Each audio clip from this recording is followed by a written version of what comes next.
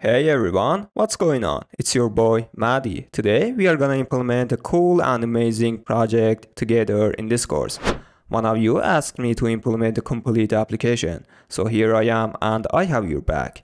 In this course, we are gonna implement a fully functionality commerce application. Let me tell you what we will have in this application. In this application, we will implement the full authentication using Firebase, that we can register an application, then we can log into the application. And even if you have forgotten your password, you can use forgot password and reset your password through the email that will be sent to you. This is so cool, right? Let's go ahead. After login, you will be directed to the home page. On the home page, we have products and categories. We will have category page where if we click on each category, we will see the products of that category. We will also have search page where we can search for any product. Wow, this is so amazing, guys. And if we click on the product, we will go to the details page, and on this page, we can add it to our cart. But hold on. Here we have something interesting. Look at this. We can choose the color, size, and quantity. Wow, this is so great. And now we can add it to our cart. We can delete the product in the cart, or we can enter our address in the checkout and finally register our order. This is so amazing.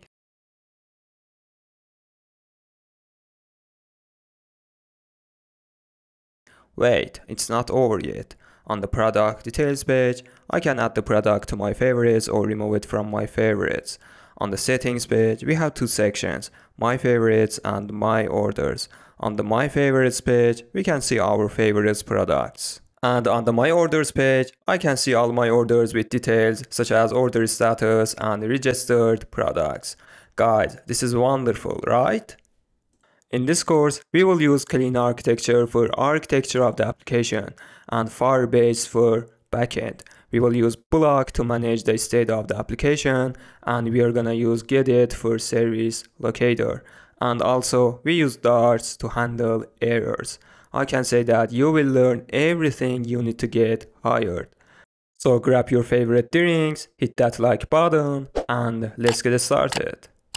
In order not to waste our time, I created project and also I set up project. I'm using Flutter last version. I also added fonts, images, vectors, and I also added in pubspec file. As you know, in this project we are going to use clean architecture. So I'm created data, domain, and presentation layers, and also common and core folders. In core folders we have app colors class, and also I created app theme. I'm sure that you know this and there is no need for me to explain because these are the basics and you can even check the source code. Okay, let's back to the project and start coding. In the first step, we are going to implement splash page. This is very simple and we can do it easily. Inside presentation folder, let's create a new folder called splash.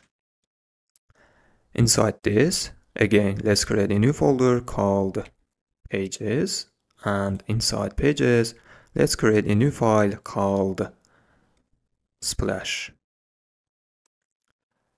Here, let's create a new stateless class called splash page. Let's import material, and here instead of returning container, we have to return scaffold. Now, in the scaffold, we have to set color of body or background color to our primary color. We can access the primary color by calling appColors.primaryColor.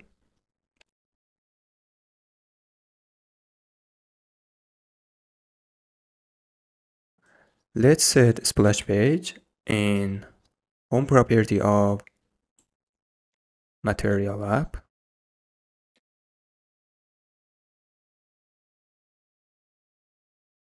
Let's add const. Great. Let's go ahead and display logo in the center of page. To display logo, we can use Flutter SVG library because format of file is SVG. I added library to project before, so now I can use it like this.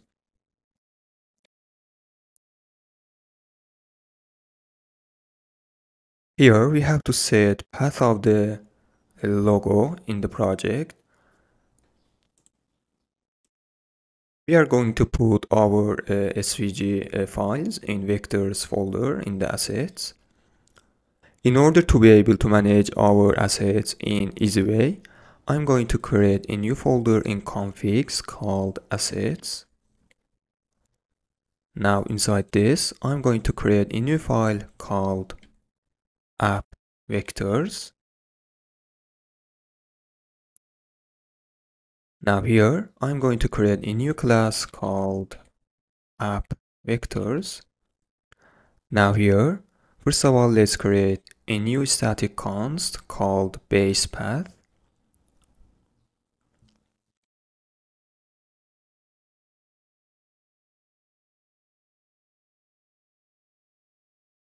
Value of this should be base path of our assets, which should be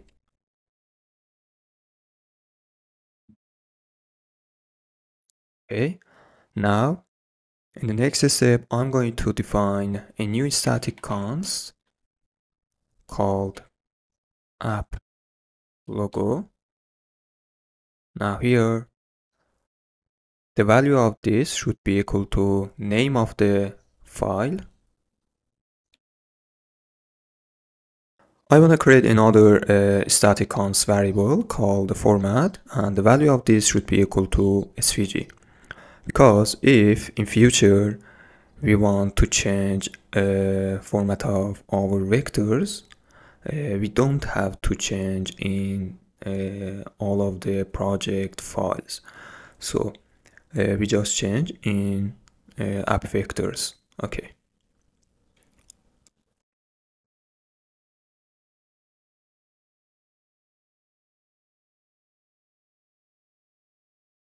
And now I'm going to add to the end of logo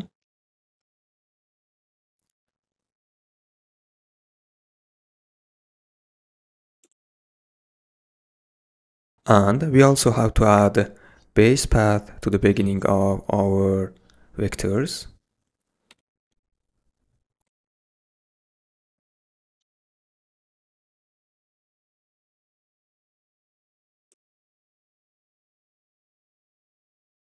Great, now let's back to the splash and use app vectors class. Great, as you can see, we display logo in the center of page and we don't have any problem here. In the next step, we are going to implement sign in and sign up pages, and also we are going to set up Firebase using Firebase CLI. And with help of Bloc, we are going to check if user is logged in or not. If user is logged in, we will redirect user to the home page, and otherwise we will redirect user to the signing page. Let's go ahead and implement signing page. So in a presentation, let's create a new folder called Authentication. Inside this, let's create a new folder called Pages. And inside this one, let's create a new file called Signin. Now here, first of all, let's create a new stateless class.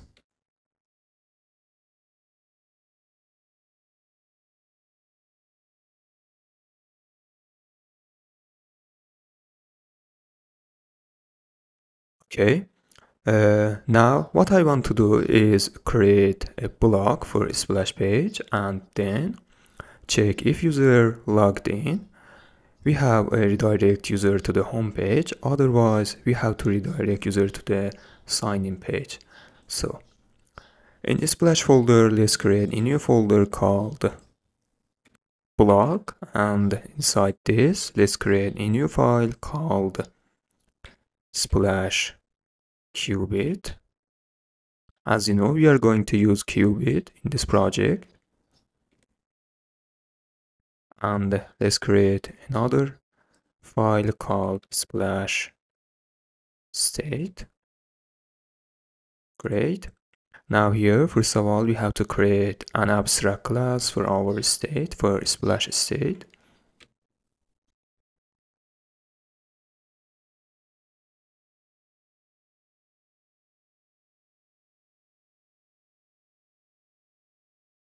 In this qubit, we have three states. The first state is display splash, and the next one is authenticated, and last one is unauthenticated. So here, let's create these three states.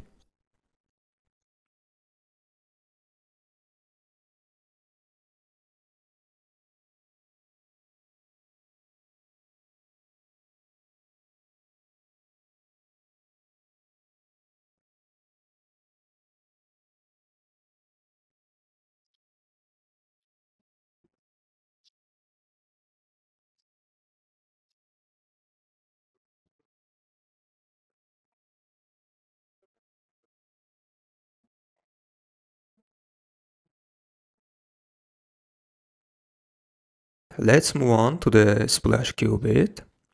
Here, let's create our qubit called splash qubit, which we have to extend qubit class, and here we have to pass our state.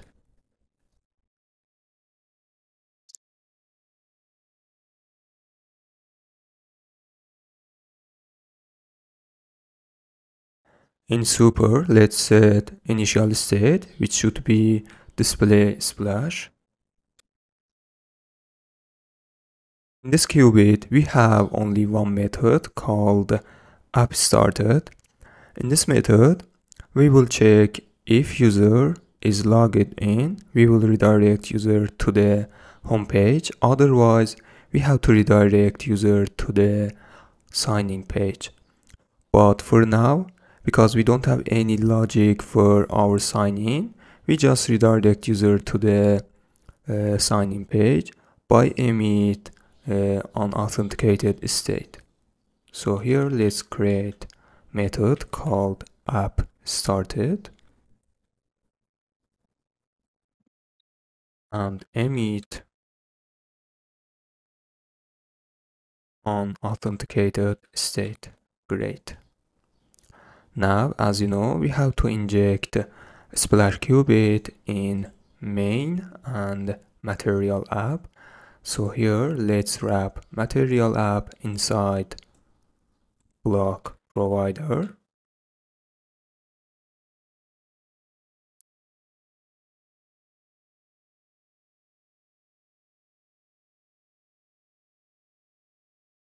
And call app_started method.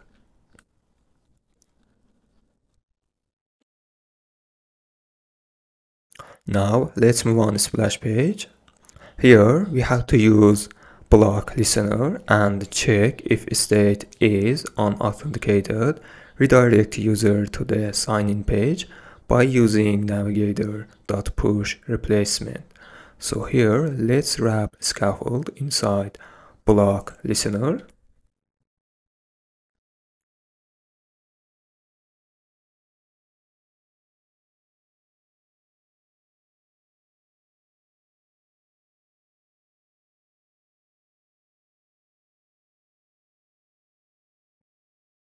And here let's check if state is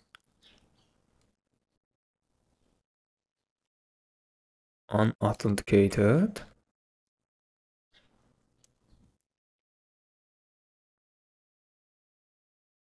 Redirect user to the sign-in page.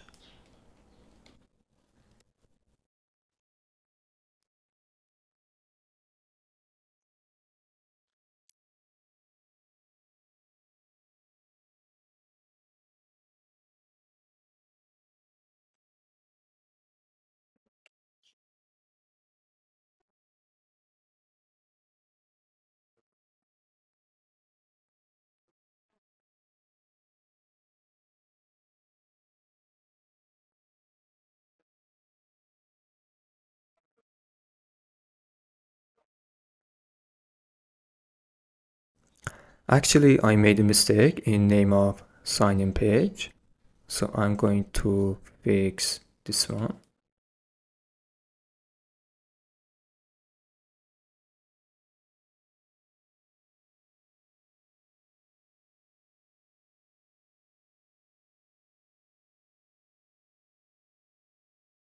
Okay, now let's restart and see the result. As you can see, we don't redirect to the sign-in page. The problem is here. Here we have to make delay between two states. I mean, between display, splash state and unauthenticated state. So here let's use await and feature.delay.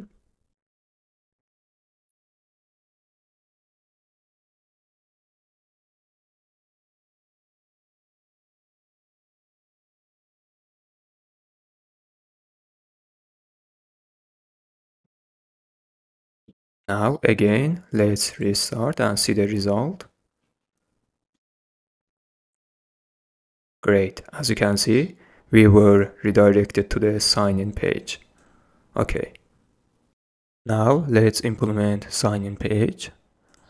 This is designed for sign-in page, and as you can see, we have text, text field, and button. And by this text, we can redirect user to the create account or sign up page. Okay. Here, instead of returning container, you have to return scaffold. So in body, we can use column. For displaying sign-in text, I'm going to create a separate widget called sign-in text.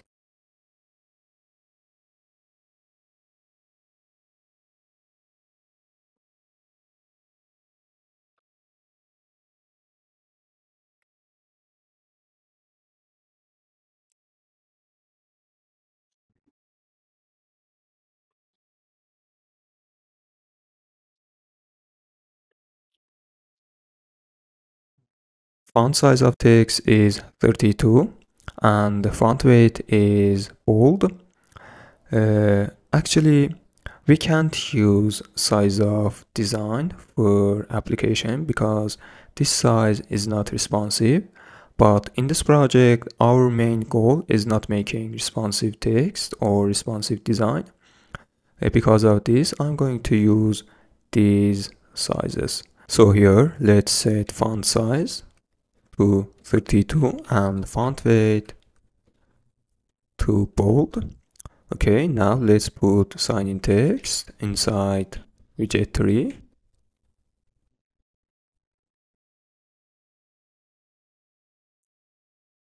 Okay, now we have to make space from left side and also from top. We can wrap column inside padding and use symmetric.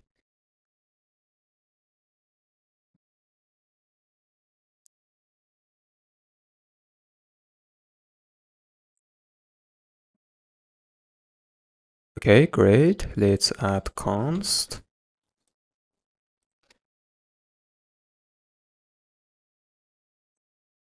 Let's go ahead and implement rest of the design. In the next step, we are going to implement text field. So here, let's create another widget called email field.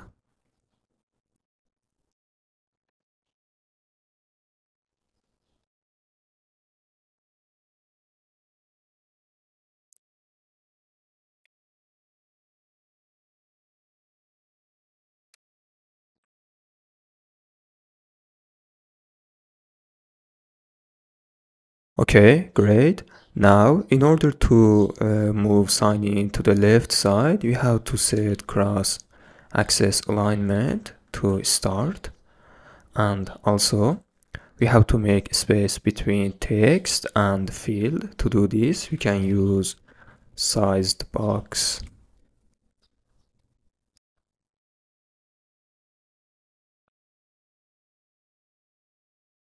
Now we have to display enter email hint text.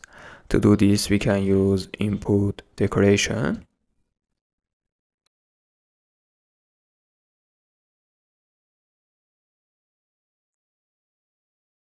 And here, let's use hint text and set enter email.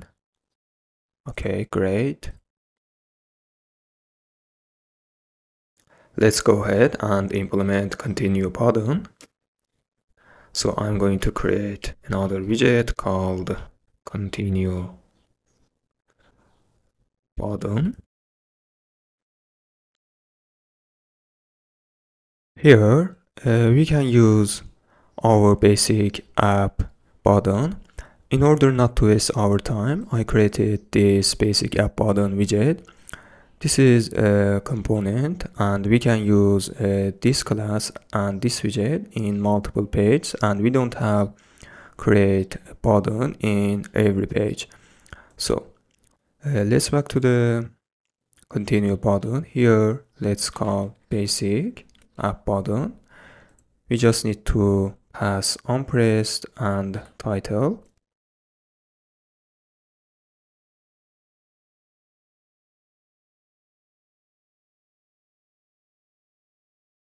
Okay, now let's put continue button inside widget 3. But first of all, let's make space.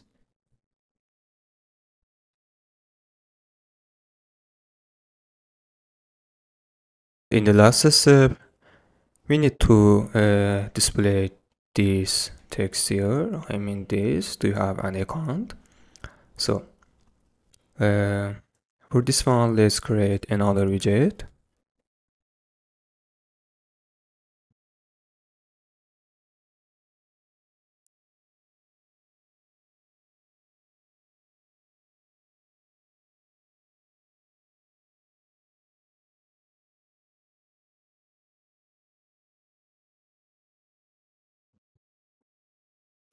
For this one, we can use rich text widget.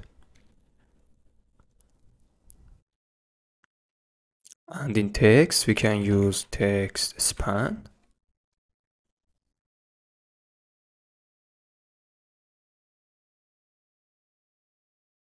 The reason why we use rich text is we have to redirect user to the sign up page when click on create one. So we need to use a rich text to be able to click on create one. So here, let's use text span. The first part is, do you have an account?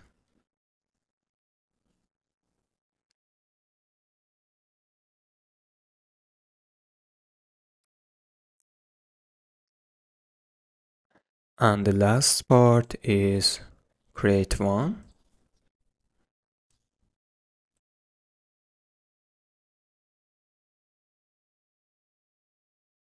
Okay, now let's put create account inside widget 3.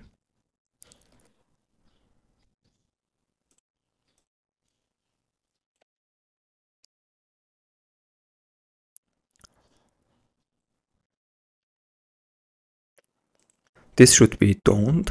I made a mistake here, so I'm going to fix this.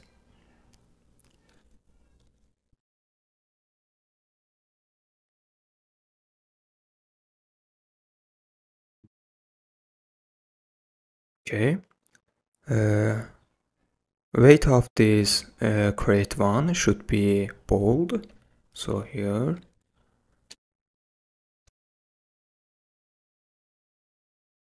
let's set font weight to bold. Okay. Now, to be able to click on create one, we have to use recognizer widget. Now here we can use tab gesture recognizer and call on tab method.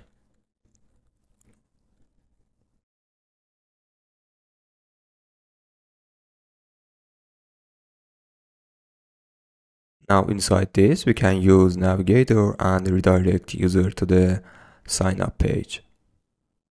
When user clicks on continue, we have to redirect user to the enter password page. I mean this page. So I'm going to create this page. In pages, let's create a new file called enter password. This is exactly like sign in page. So I'm going to copy sign in and paste here and just change sign in page to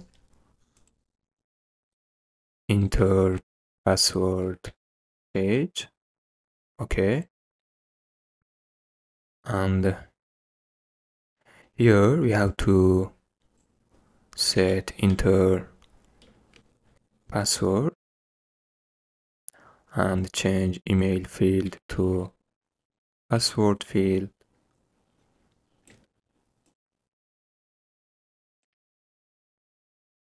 And instead of put create account, we have to put forgot password. So here, let's change create account to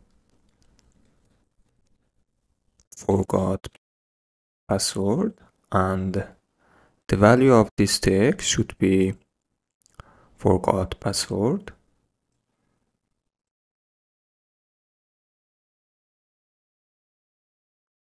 And we have to change create one to reset.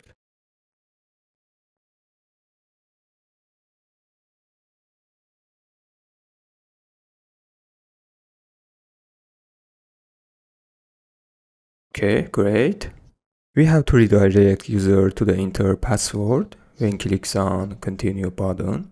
To do this, we have to use navigator inside unpressed of continue button. But first of all, I'm going to create app navigator class, and then I'm going to implement navigators method inside that class so that we will not have to write a lot of code for navigators.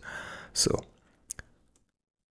in common folder, let's create another folder called helper, and inside this let's create another folder called navigator. Now here let's create another file called app navigator. Now here let's create a new class.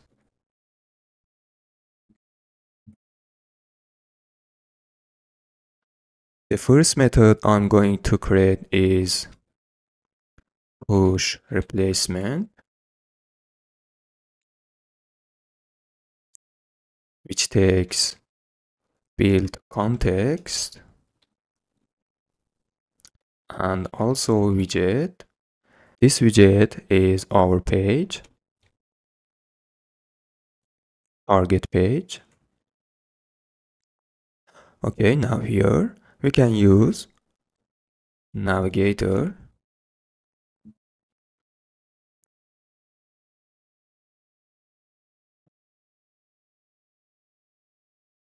dot push replacement.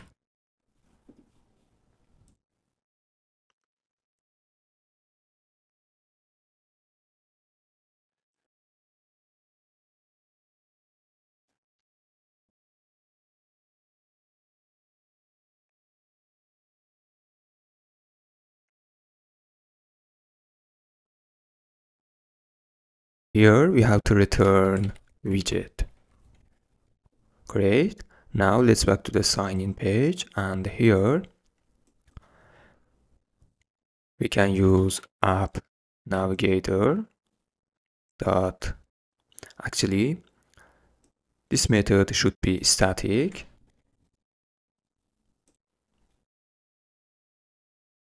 Now instead of widget, we have to pass enter password page.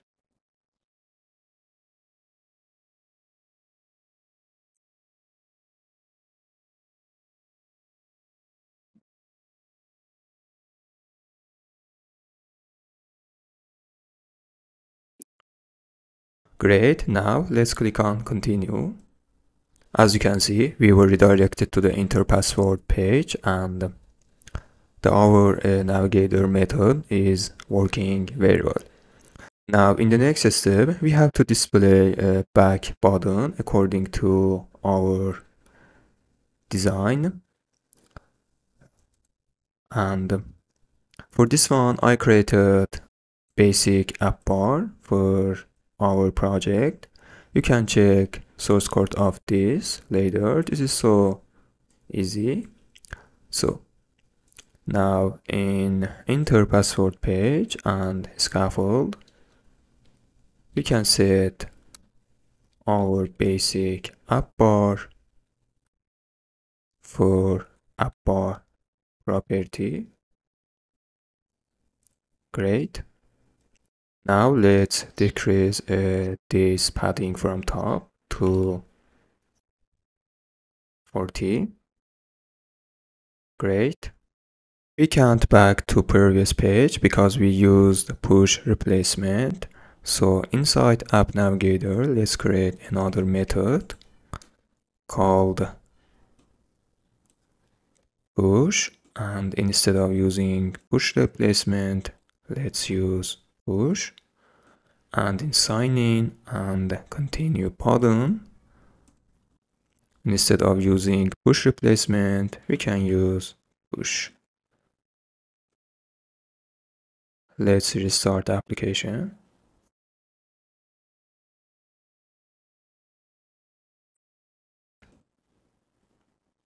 If you pay attention, the space from top in sign in page is not match with enter password page.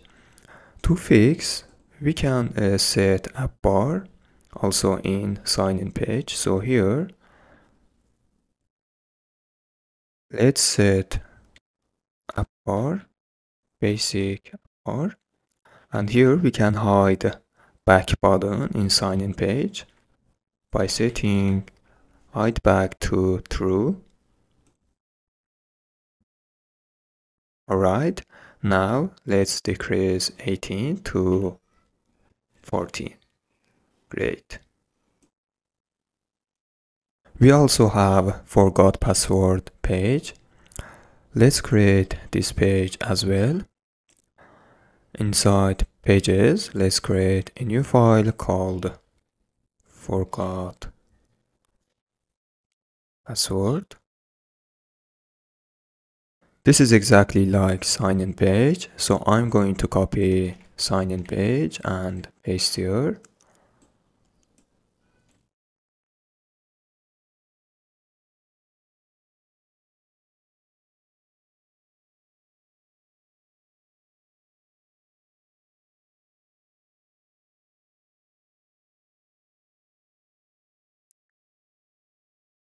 This text should be forgot password.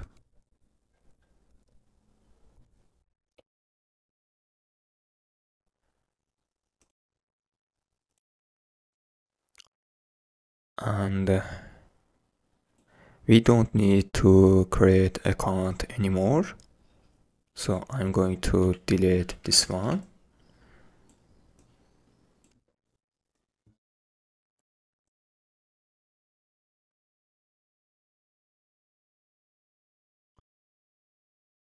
Okay, now we have to redirect user to the forgot password page when clicks on reset text. So in enter password, and here we can use navigator, actually app navigator dot push and pass forgot password page.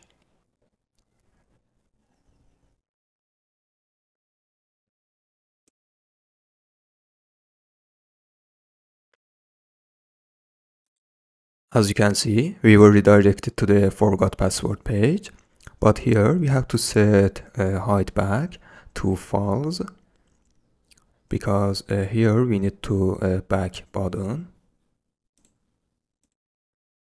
Actually, we can remove hide back, save. Okay, great. And finally, let's create a sign up page. So I'm going to create a new file inside pages called sign up. This page is exactly like sign in as well. So I'm going to copy sign in page and here paste.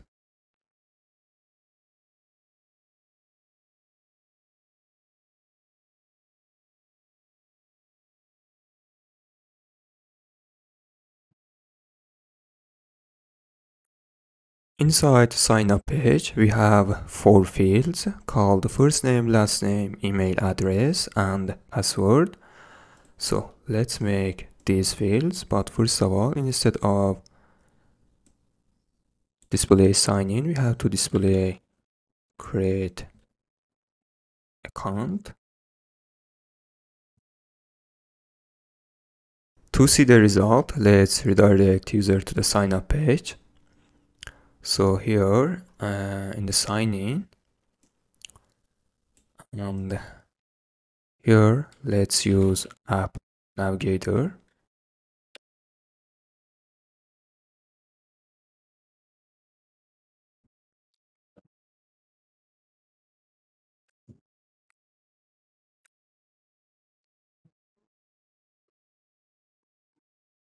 Okay, now we are inside a sign up page.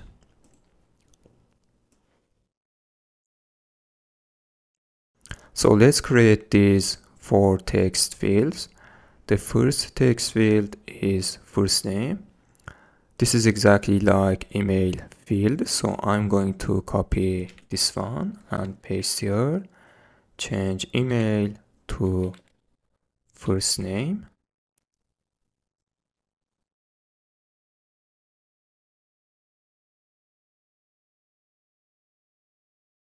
And the second one is last name.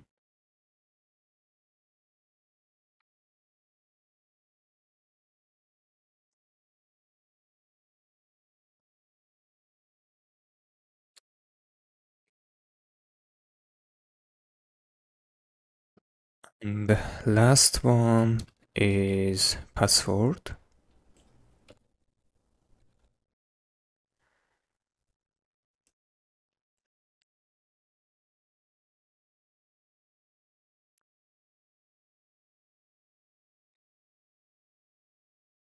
Now let's put these fields inside column.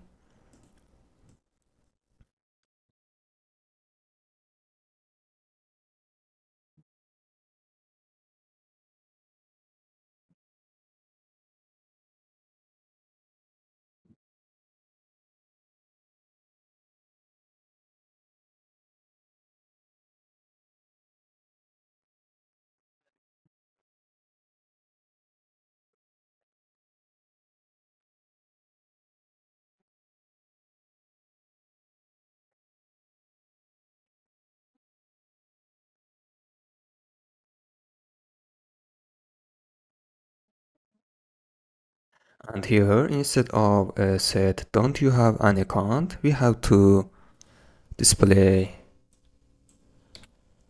do you have an account, and instead of display create one, we have to display sign in. Now inside on tab, we have to use app navigator and redirect user to the sign in page by using push replacement.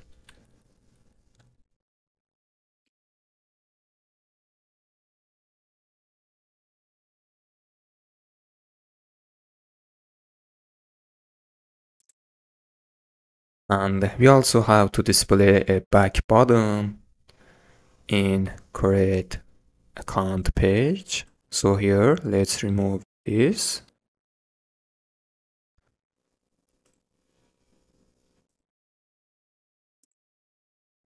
Great, well done. In the next step, we are going to set up Firebase and working on logic of authentication. For set up Firebase in our project, I'm using Firebase CLI. And as you can see, we can use npm or standalone binary. I prefer use standalone binary, so I downloaded Firebase CLI binary for Windows. You can download for Mac OS or Linux. Okay, great. Open Firebase CLI, and here let's enter yes. Now here you have to log in your account.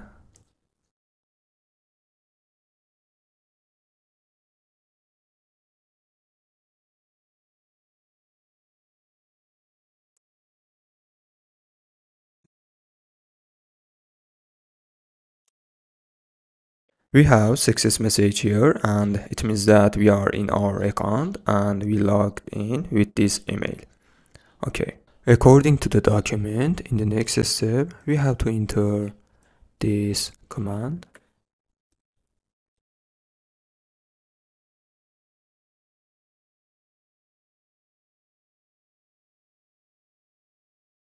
Okay, great. And in the next step, we have to run this command.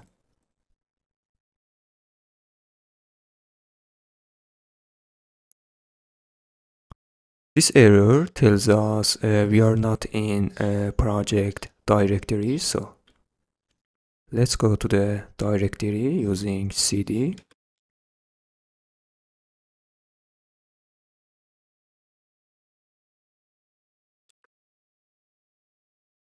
To fix this problem, we have to copy a standalone binary program and paste inside directory of our project and change its name to Firebase like this.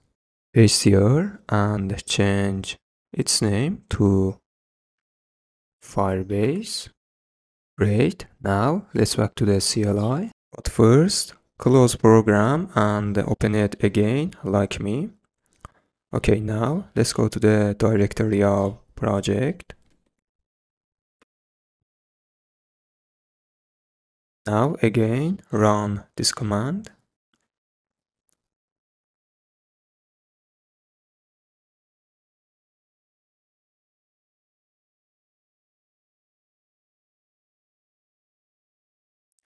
Let's move on, create a new project. Okay, now here we have to enter ID for our project, and note that this ID should be unique. So I'm going to enter, for example, e-commerce 0101.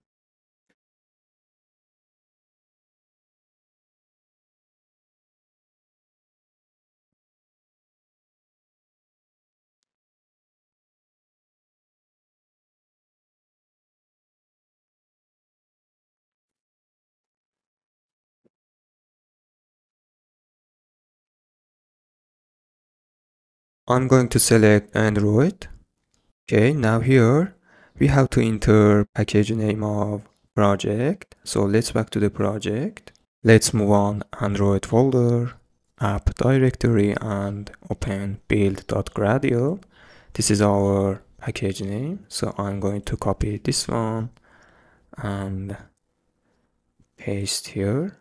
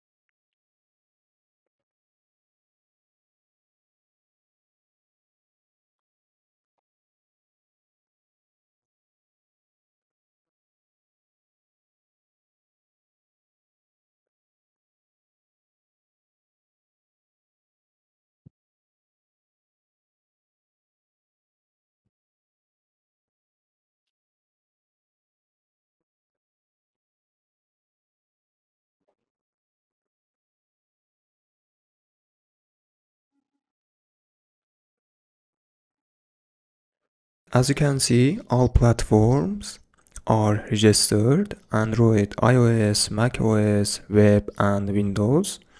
And this is so great. Now let's back to the project. In our project, we have Firebase options, and this means that Firebase setup was successfully and we registered our project in Firebase. Okay, great. As you know, we have to initialize Firebase inside our project.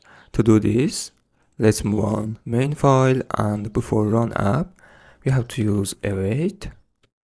But first of all, let's make this function feature and add async. Now here we have to use firebase.initialize app. Now we have to set options. Here we can get help from Firebase options and set default options.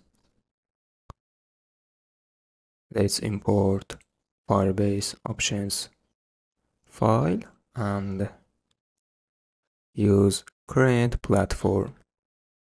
But before initialize, we have to use widgets Flutter binding dot ensure initialized. Okay, great.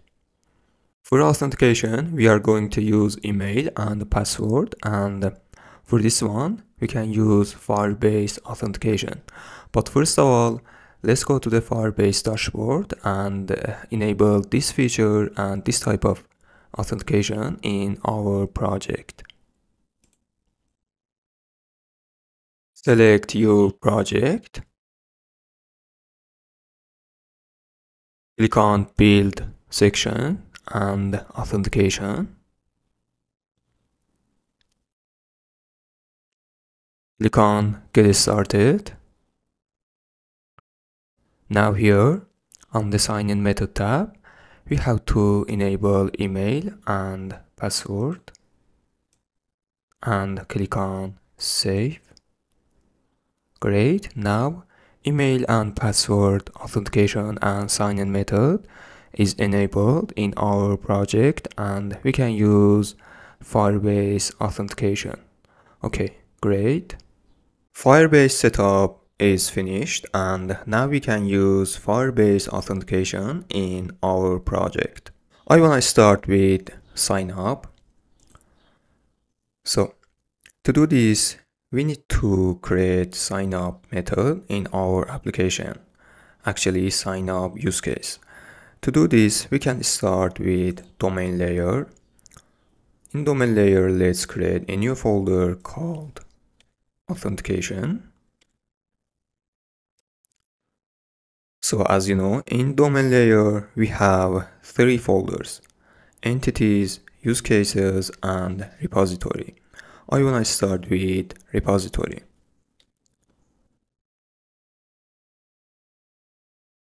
Inside the repository folder, let's create a new file called authentication.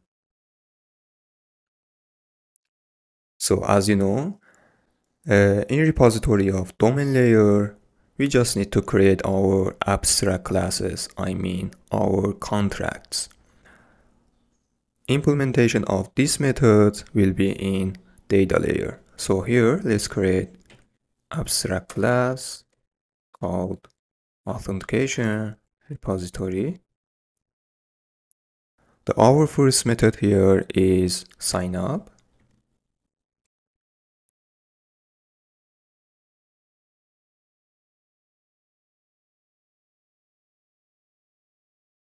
Return type of this method is void, but it should be either. Actually, for error handling, we are going to use either. If you don't know what either is or don't know how to work with either, I suggest you watch the video I made about error handling with either and then come here. So, to using either, we have to add darts library in our dependencies. So here, let's add darts.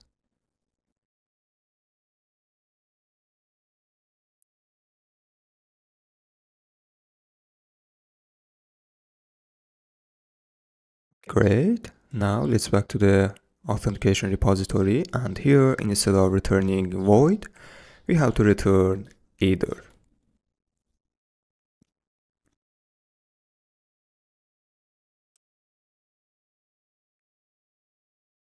We also need to pass an object to sign up. This object has 4 fields for now, called first name, last name, email, and password. Then we are going to use this object and access value of these 4 fields and create user in Firestore. So let's move on data layer and create a new folder called Authentication. Inside this, let's create models. And here, let's create a new file called user creation rec. Rec means request. Now here, let's create a new class called user creation rec. So as I said, here we have 4 fields for now.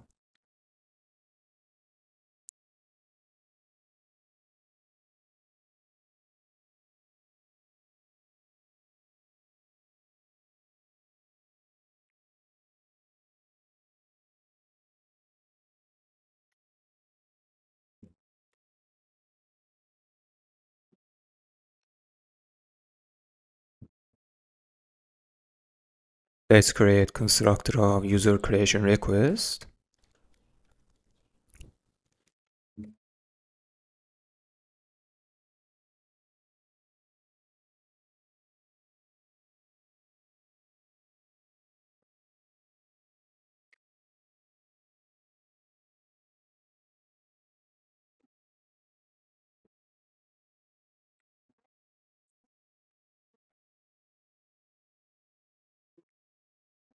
Okay, great. Now here we have to create an instance of user creation request.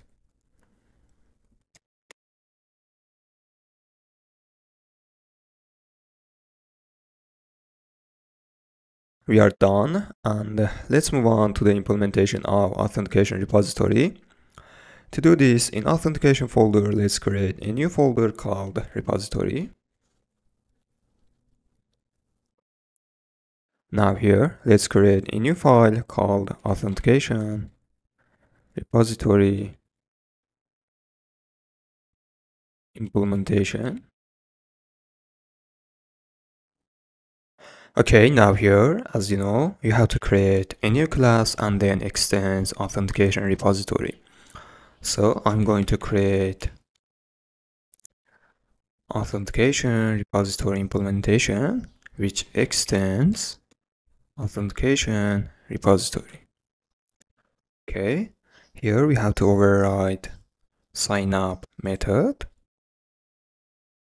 So here, as you know, in implementing our signup method, we have to call a signup method from sources.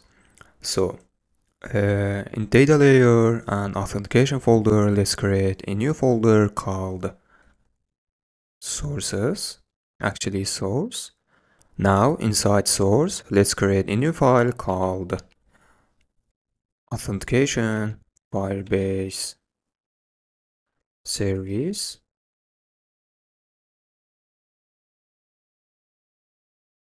Now here, as you know, first of all, we have to create abstract class, actually contract for our authentication Firebase service class.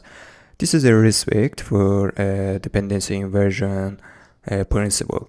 So here, let's create abstract class called authentication Firebase service.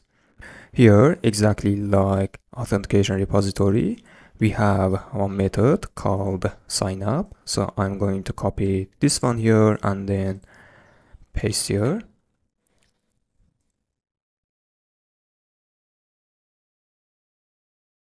Okay, now let's move on implementing of authentication Firebase service.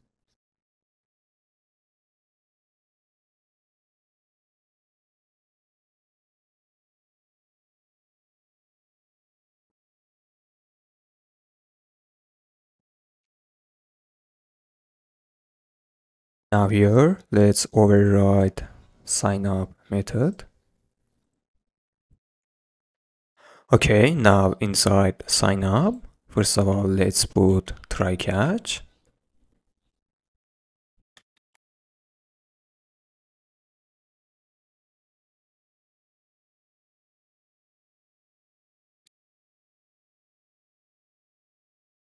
We need to use Firebase authentication and then use create user with email and password method. So here, first of all, let's define variable called data. Now let's use await and add async. Here we can use Firebase authentication dot instance dot create user with email and password. Great.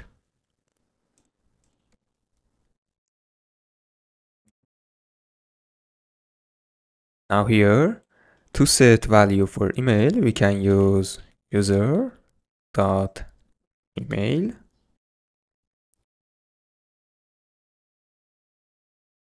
And for password, we can use user dot password.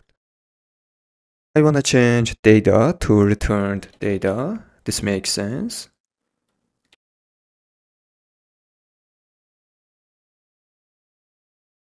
Now in the next step, we have to use Firestore and create our users collection and then register user with this value inside users collection. So to do this, we can use Firebase Firestore instance dot collection, which should be users, and then document. Here we have to pass document ID. To do this, I want to use ID of user, which returned from create user with email and password.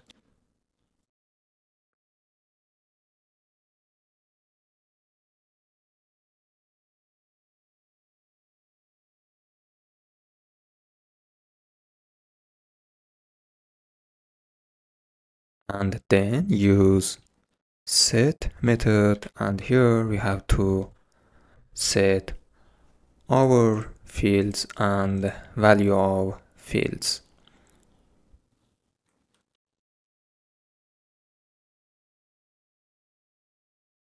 So what do we want to store in document? We want to store first name, last name, and email. So here let's put first name, which value of this should be user dot first name, and the second one is last name,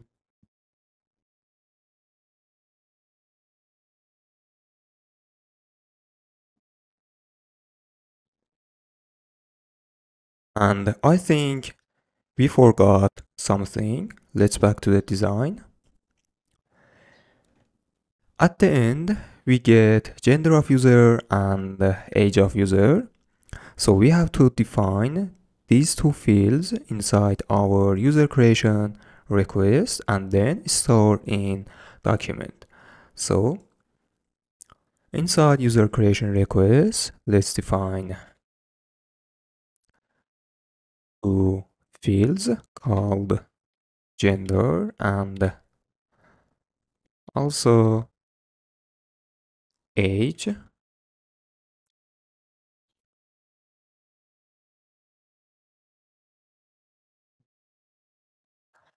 Actually, type of gender should be integer. So I'm going to change string to int. Great. And here, let's put in data.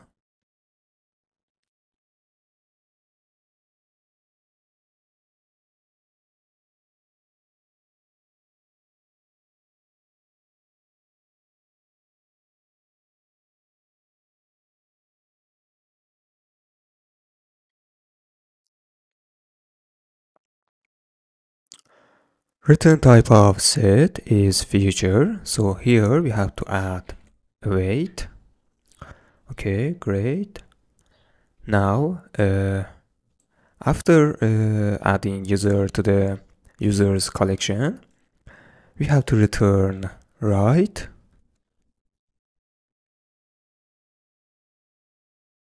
This right coming from either, and inside catch we have to return left.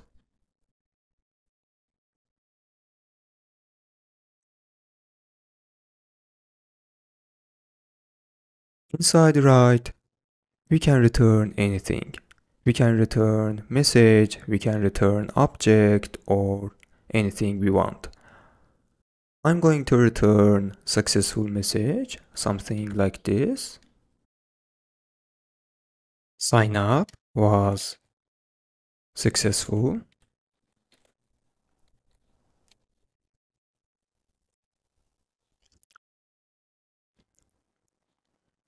And on the catch, we have to use on Firebase authentication exception. Okay, this gives us a error message from Firebase authentication. Here we can have two exceptions. The first exception is weak password, and the second one is email already in use. So here we have to check, and then we are going to display related message like this.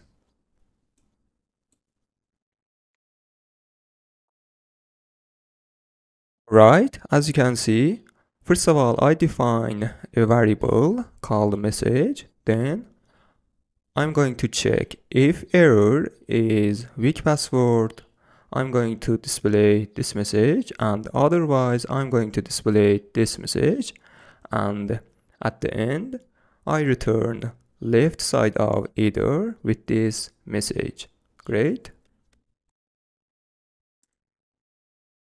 Implementing of signup method inside sources finished, and now we have to call this method inside implementation of authentication repository right here. But to do this, we have to create an instance of this class. This class inside implementation authentication repository. But this makes our project complicated. To fix this problem, we are going to use a dependency injection, actually a service locator, and get library. So let's add get inside our dependencies.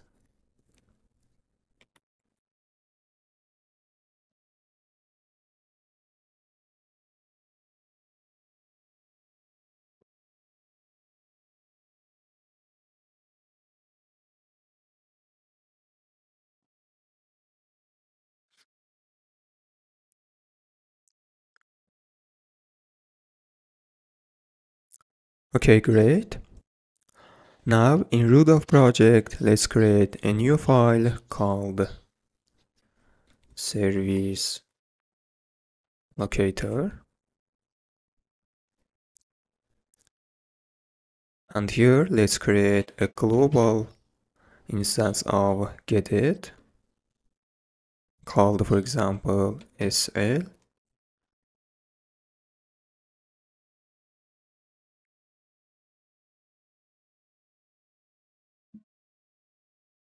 Now here, let's create a method called initialize dependencies. Inside this method, we are going to register our repositories, sources, and use cases.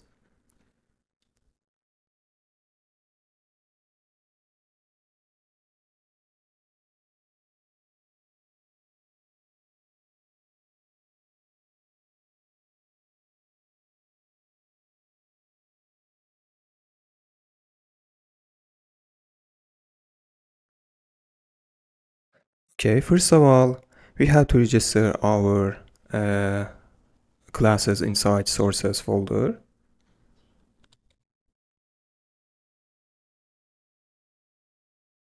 Then our repositories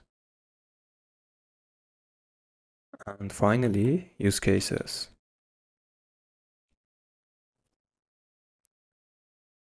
Okay, to register, we can use a register singleton. We are going to register our classes as a singleton.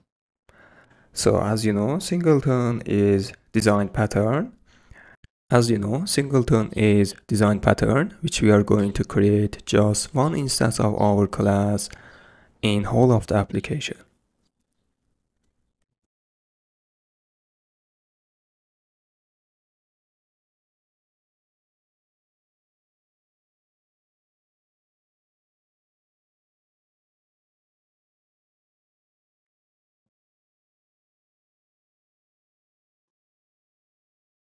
Okay, great. Now in the next step, let's register repository. I'm going to copy this one and paste here. Just change service to repository.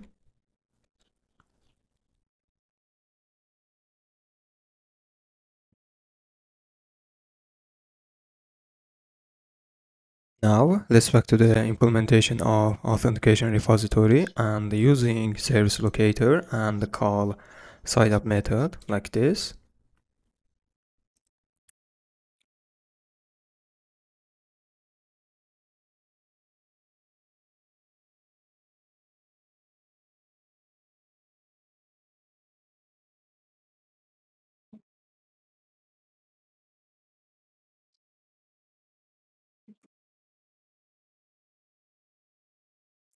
Now in the next step, we are going to create our use case for sign up. As you know, in presentation layer, we have to use use case for calling our logics and implement our logics. Okay. In core folder, I created a use case. I created abstract use case, which other use cases should implement this use case. As you can see, we have two generic types called type and params. Type is return type of a method which we are going to call, and params are coming from our presentation layer, like creation user request class. Okay. Now domain layer and authentication folder, let's create a new folder called use case. Actually, use cases. Now inside here, let's create a new file called signup. And here, let's create class called signup use case, which implements use case class, this use case class, and here we have to specify our generic types. Return type of sign up method is either, and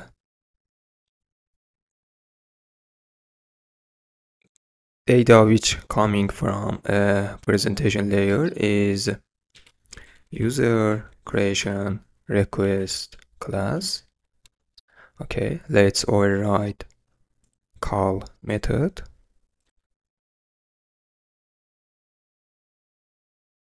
And here, let's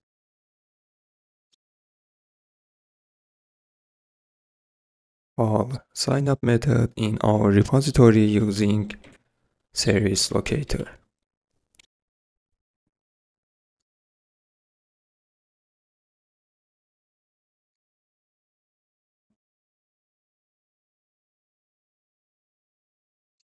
Okay, great. And finally, we have to register sign up use case inside our service locator, exactly like this one.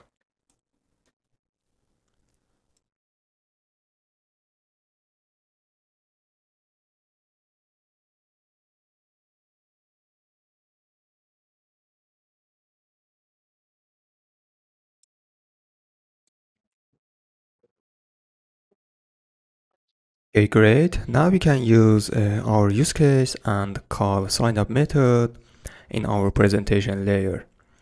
But first of all, we have to implement this page, which user can select his or her gender and age. Okay, in presentation and authentication folder and inside pages, let's create a new file. We can call gender and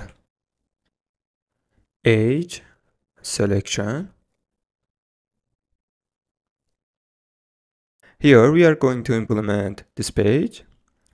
In this page, I'm going to use two blocks, one of them for gender selection and the last one for age selection. And at the end, when user clicks on a finish button, we have to call signup method and register user in our database, actually in Firestore and in our application. Okay. In order not to waste our time and not increase video time, I implemented gender and age selection. I mean this page, this is our design, and as you can see, this is a simple design and you can check source code later. Okay. When user clicks on continue button, we have to redirect user to this page, and then when user clicks on finish, we have to call sign up use case and register user in our database. Here we have two qubits, one of them for gender selection and another one for age selection. Actually, we are going to implement age selection together. This is our qubit for gender selection. As you can see, our state is integer, and here we have selected index, which default value is 1. And here we have one method called select gender, which takes index of gender and then update selected index and our UI. Okay.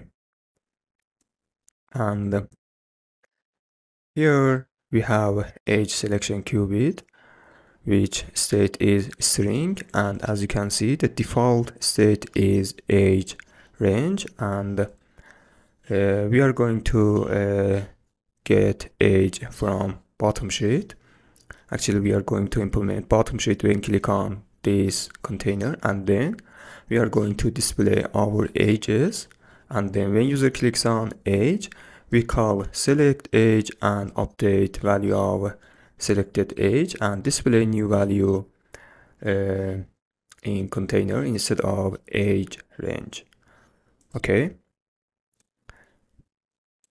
This is our widget tree. We have tell us, genders, how old, and age widgets, and at the end we have finish button. Okay, this is simple. Here we have genders, and this is our gender tile, which takes gender index and value of gender, man or woman. And when click on gender, we call select gender from gender selection qubit and pass gender index, which index of man is 1 and index of woman is 2. Okay, and here we check if value of selected index from gender selection qubit is equal to gender index, display a container with this color, and otherwise display with this color. Okay, this is very simple and you can check source code later. And here we display a value of gender, which should be man or woman. Okay, here our age container, box of age, which we display a value of age here in text, which comes from a state. And at the end we have finish button. This was an overview of what I did. Now I want to display bottom sheet when click on a box of age range, actually when click on this container. To do this, in common folder and inside helper, but first of all let's fix name of helper to this one. Okay. Here, let's create a new folder called bottom sheet.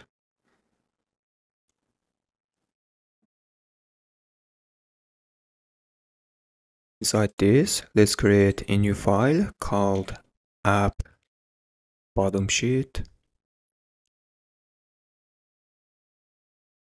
Now inside this, let's create a new class called app bottom sheet, and here we have one method called display, which takes build context and also widget, which we have display.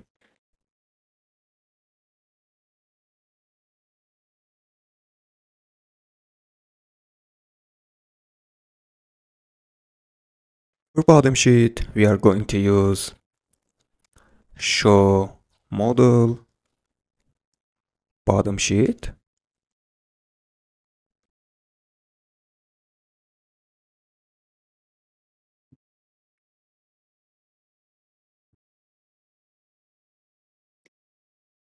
Here we have to return widget. Here we have to change void to future void.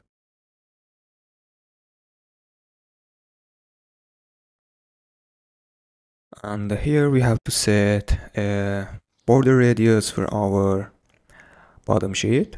To do this, we can use, I think, here we have shape. Okay. And here let's set border radius only, because we want set border radius for top right and top left.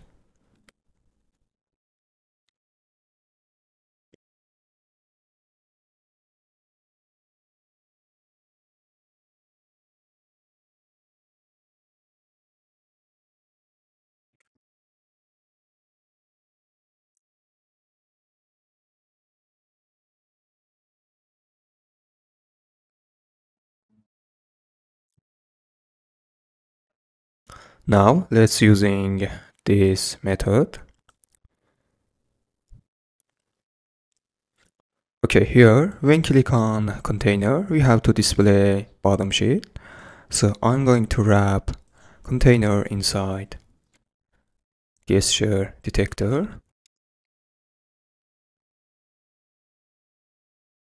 Now here we can use app bottom sheet and the call display method.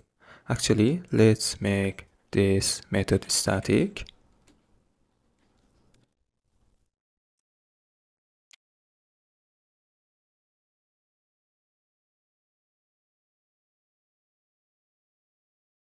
Okay, now instead of widget, we have to pass our widget, actually content of our bottom sheet. In authentication folder, I'm going to create widgets. Now inside this, let's create a new file called ages. Now here, let's create stateless class.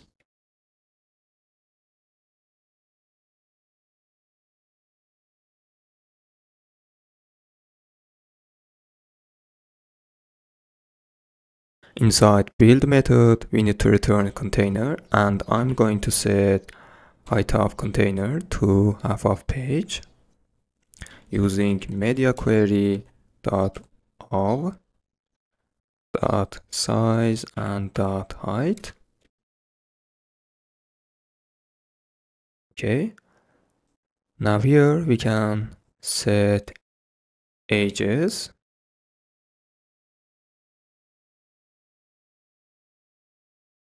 Now let's click on container. Okay, as you can see, bottom sheet is displayed and we don't have any problem. Now inside ages, we are going to display list of ages which coming from Firebase, actually Firestore. Imagine Firestore is our database and we call API and fetch list of ages and then display inside ages widget. So let's move on Firebase console.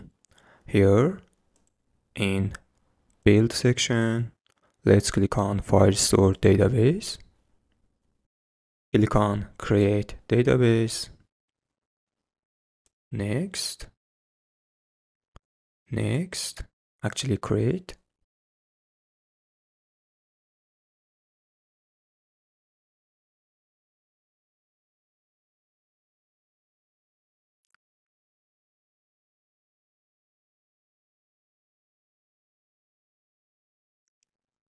Okay, now let's start collection. Our collection called ages and click on auto ID. This is a ID of our document. In ages document, we have only one field called value, and the value of this is, for example, the value of first document is 18 to 24.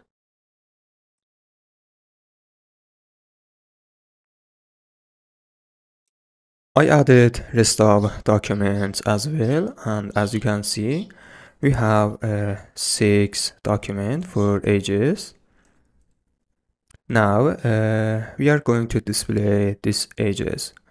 The first step is create use case for this one and then fetching ages collection from Firestore. So here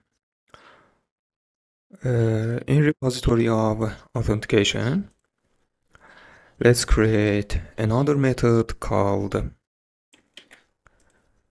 get ages.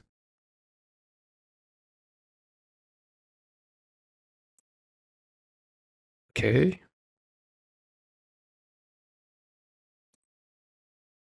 Now in sources, let's create get ages method.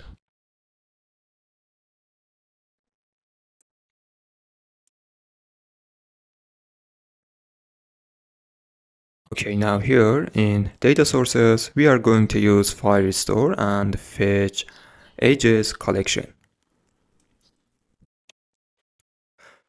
First of all, let's define variable called returned data. And here, now let's use Firebase Firestore and collection of ages. And finally, get. Okay.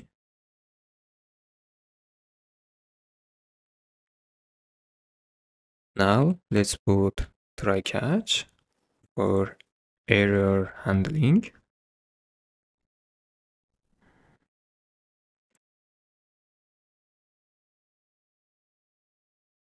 Now in the next step, we have to return right side up either because we are in try and this means that our operation is successful and we don't have any problem. So here let's return right, and inside right we have to pass returned data and specifically docs. This docs is our documents in Firestore. Actually document of ages collection. I made a mistake here. Let's change return to returned. This makes sense.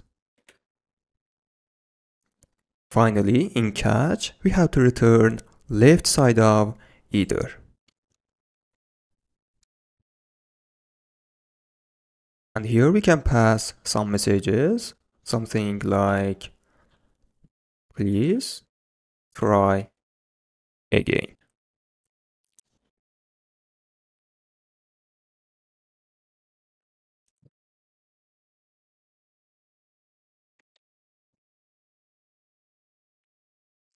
Okay, our getAges method finished, and now we can call this method inside implementation of authentication repository, exactly like signup method.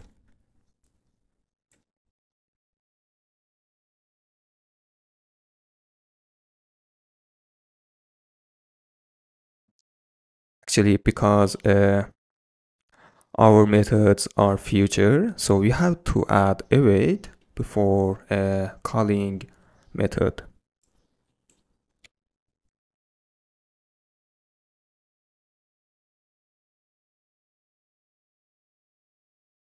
Now, what should we do? We have to create use case for getAges. So inside use cases folder, let's create a new file called getAges. This is exactly like sign up. So I'm going to copy this one and paste here and just change sign up to getAges. And here, instead of sign up, let's call getAges. We don't have pass anything, so here we can set dynamic and also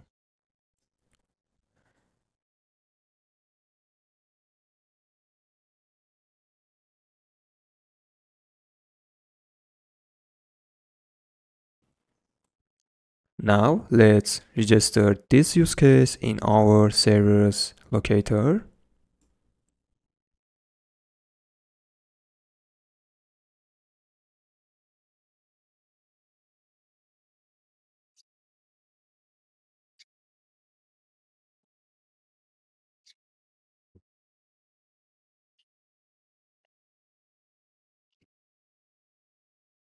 Okay, in the next step, we have to call this use case in presentation layer and fetching a list of ages. To manage state of bottom sheet, we can use Bloc. So here, let's create a new file called ages display qubit and another one for states.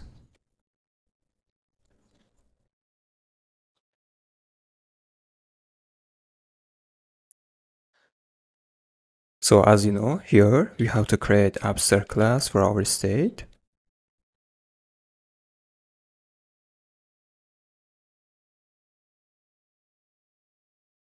We have three states. First state is loading. Second one is loaded data.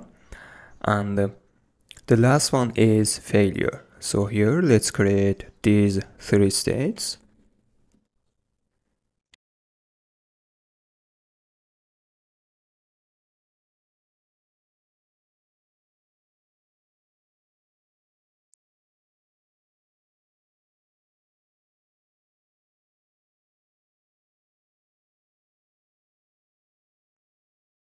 Ages loaded, we have to get data from a qubit. So here, let's define data field. The return type of get method inside Firestore is, let's check, is list of query document snapshot with map. So I'm going to copy this one and paste here called ages, and let's create constructor of ages loaded, and the last one is ages load failure.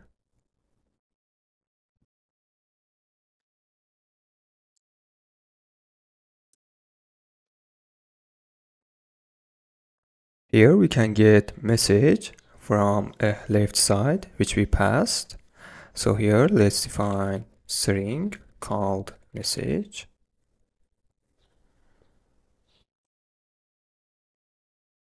Go ahead and create qubit for edge display. Okay, here let's create our qubit called edges display qubit, which extends qubit from Bloc library. Here let's set our state, and also let's define initial state, which should be loading.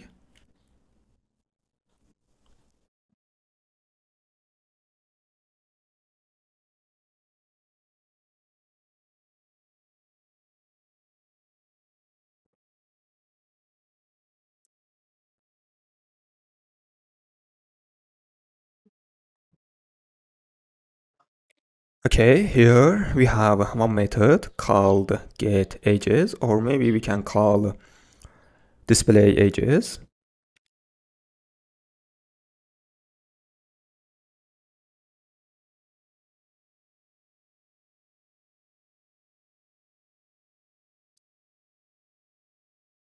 So now here we can use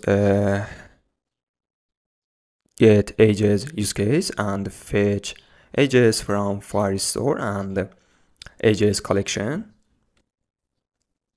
And to do this, we can use SL, it means service locator.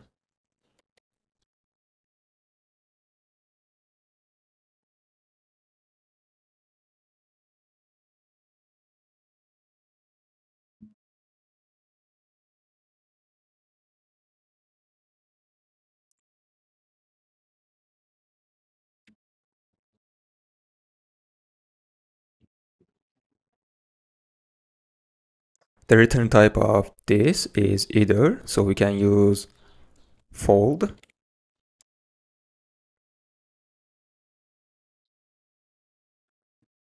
So on left we have error message, and on the right we have our data.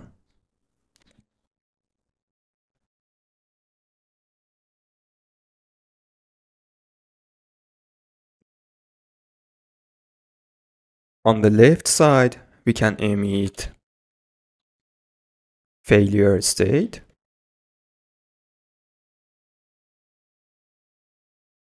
and on the right side we can emit edges loaded with our data.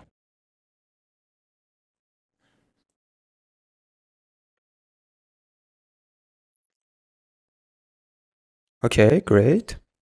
Now let's back to the edges widget, and here we can use our block and specifically our block builder to manage state of bottom sheet.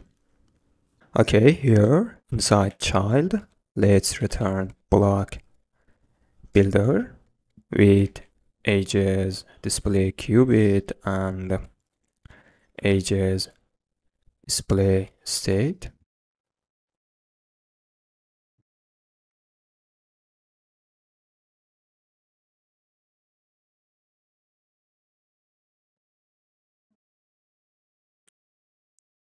Okay, now here we have to check if state is edges loading display circular progress indicator,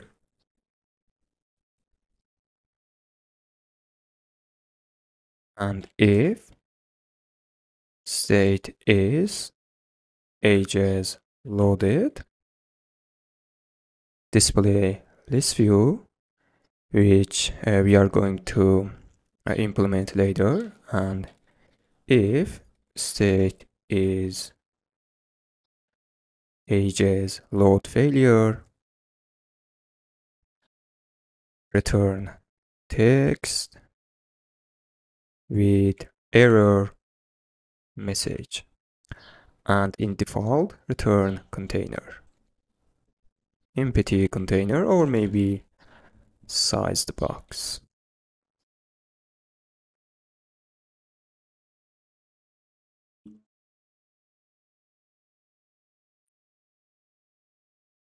Okay, now let's create this view of ages. So here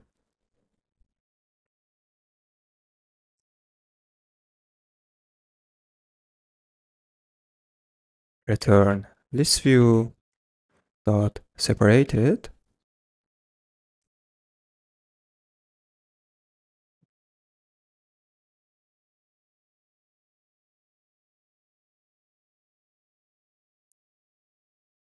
Item count should be equal length of data. So here we have to get data. The return type of ages is a list of document snapshot. So here I'm going to copy this one, and here let's define this one. Okay, item count should be equal length of ages.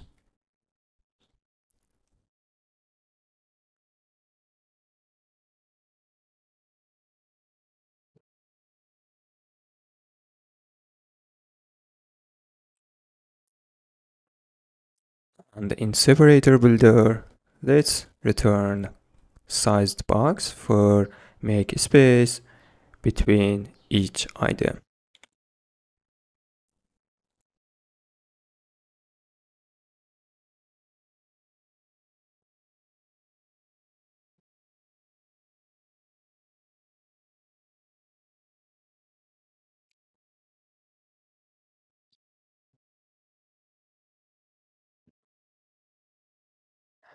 Inside item builder, we can return text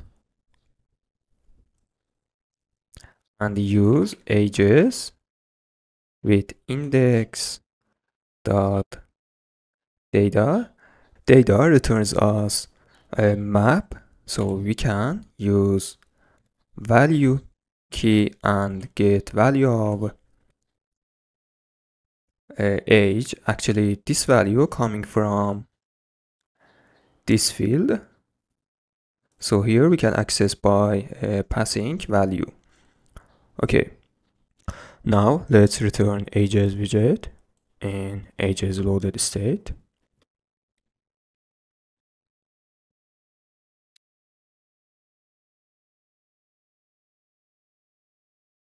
Okay, now if I restart application, we will get error because we didn't inject ages display qubit to our widget tree.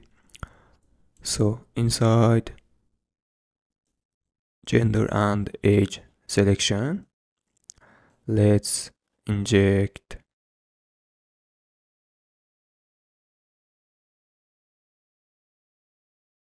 ages display qubit.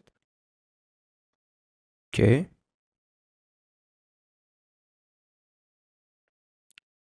now let's click on age range. As you can see, again we have error. The reason of this error is because when we open another frame using bottom sheet or dialog, we have to inject our qubits or our blocks to the target widget. So to do this, let's back to the gender and age selection, and let's copy this line of code.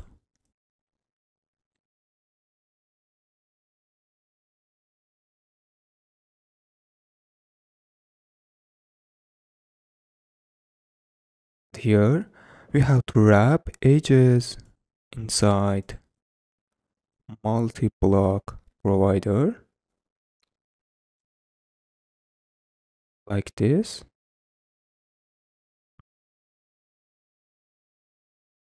We don't need to gender selection qubit, so I'm going to remove this one.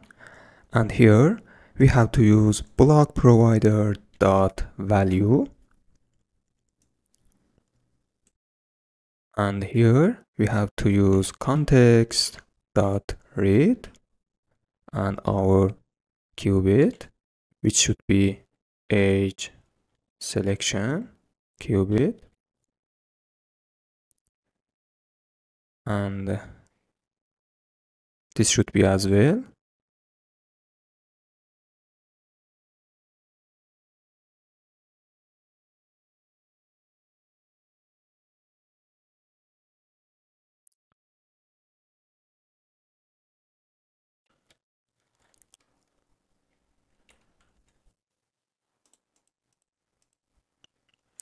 Okay, now save and try again. Let's restart and see the result.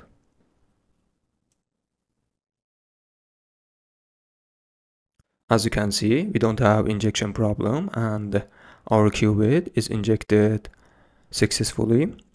To fix this problem, let's move on edges widget, and here let's wrap circular progress indicator inside container. And here let's set alignment to center. Okay, great. Now we have to change state from edges loading to edges loaded. To do this, we have to call display edges method from our qubit. Here we can call when we want inject our qubit. So here let's call display edges. We have an error about our service locator. The reason of this error, I think we didn't call initialize dependency in our main file and before run app. So here let's check. Yes, great. So here let's call initialize dependencies. Now restart application and see the result.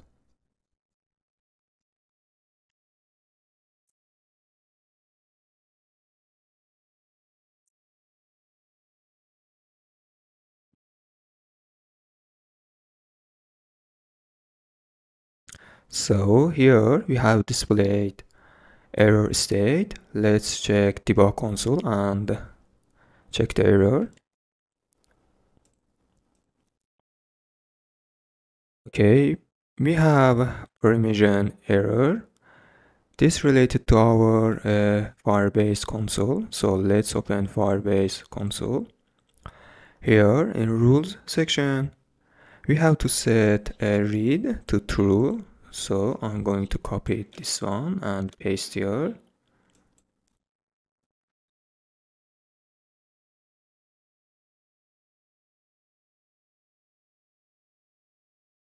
Great.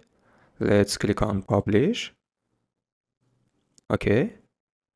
Now let's restart application.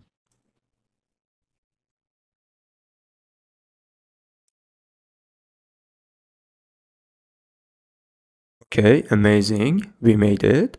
But here we have ordering problem. This problem is related to Firebase because it doesn't add document in order. Okay, great. Let it go. It doesn't matter. It is not a big problem. Let's go ahead and working on style of list.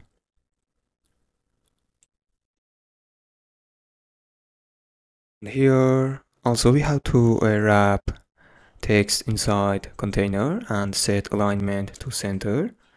If you remember, we had problem in displaying our error.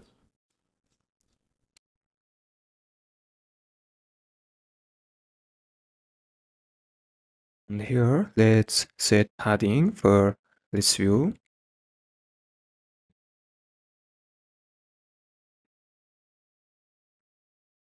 And also, let's increase size of text.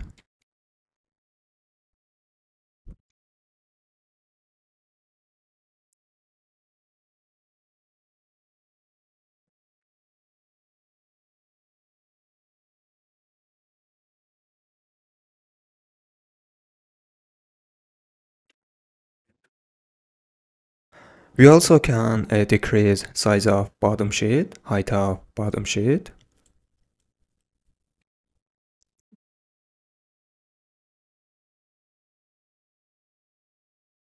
Great, I think this one is pretty good. Now here, let's use sized box instead of container. And in the last step, when we click on edge, we have to call select edge from edge selection qubit and update state of this text. Okay, to do this, let's wrap text inside gesture detector.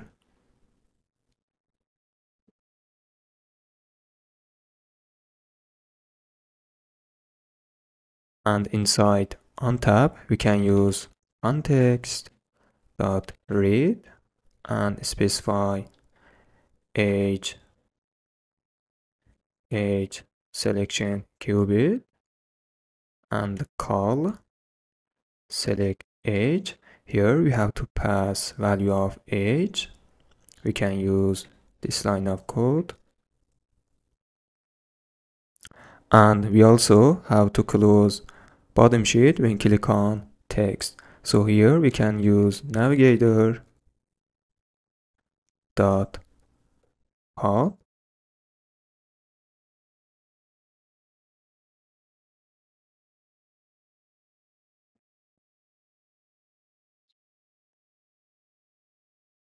So as you can see, this is working very well and we don't have any problem.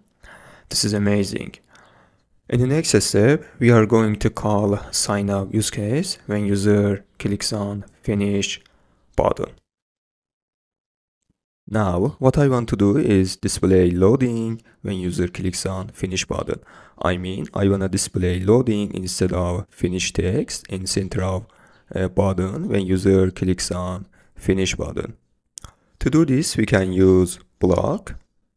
So in common folder, let's create a new folder called Bloc. And inside this, let's create a new folder called button. And again, here, let's create a new file called button state. And another one called button state qubit. We have 4 states for our button, but first of all, let's create abstract class for our state.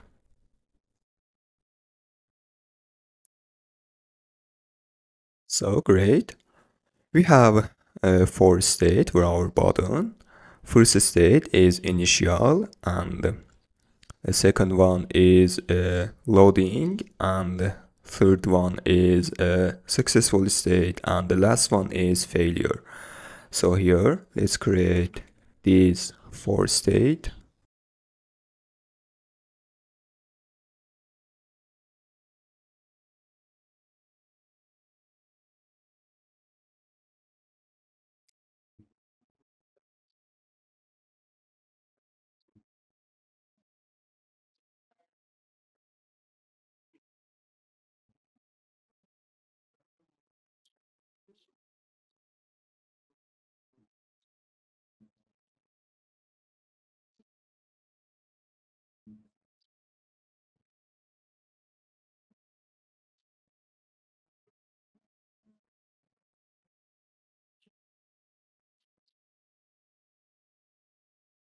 Okay, awesome. Now let's move on button state qubit and create our qubit for our custom button. So here, let's create a new class called button state qubit, which extends qubit.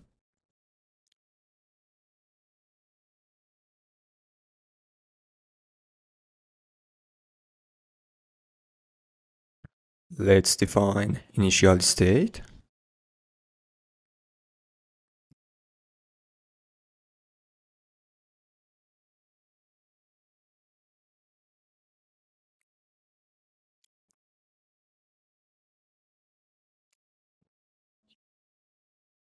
Here we have one method which we are going to execute when user clicks on finish button.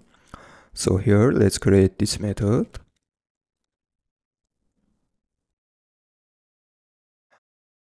Then call execute, which takes dynamic params and also our use case.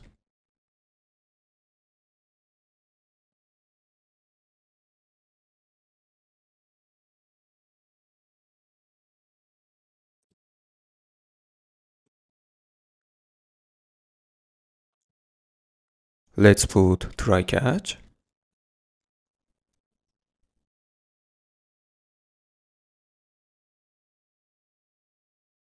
So now when user clicks on finish button, we have to change state of button.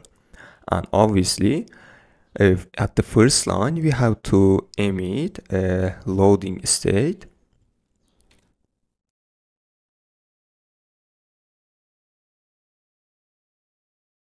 Awesome. Now inside try, we have to call use case. And as you know, return type of our use cases is either. So here, first of all, let's define a variable type of either.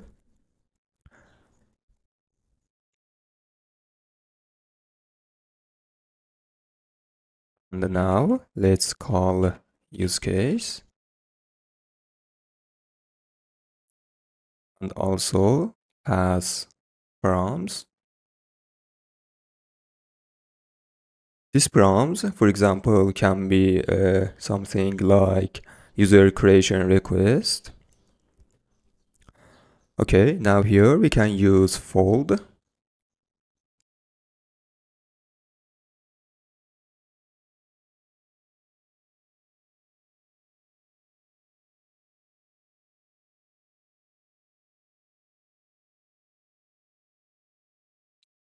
On the left side, we have to emit button state failure state.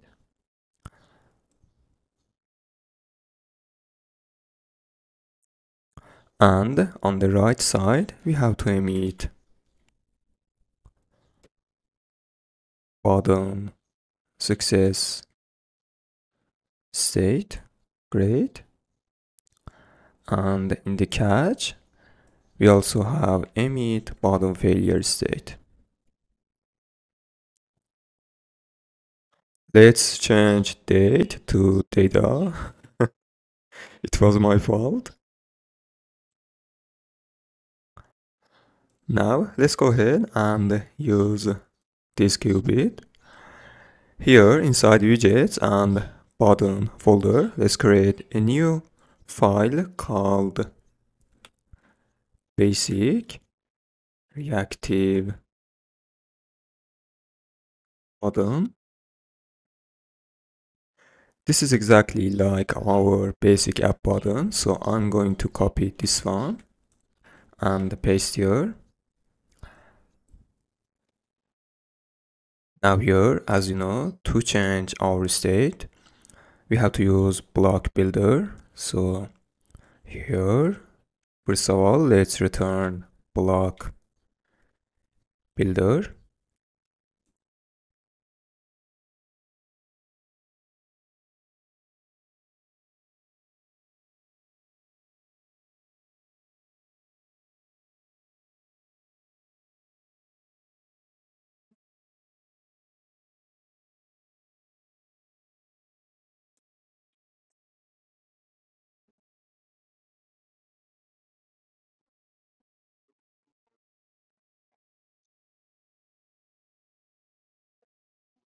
And here, first of all, we have to check if state is button loading, return something, and else return our default button. So I'm going to create separate widget for button loading and also for default. So here, let's copy this one here and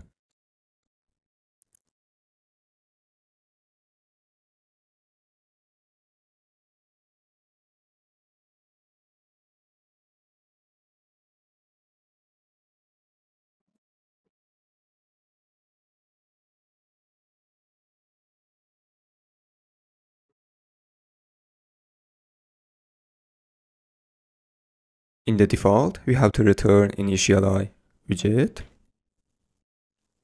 Okay. And in the loading state, we have to return loading widget.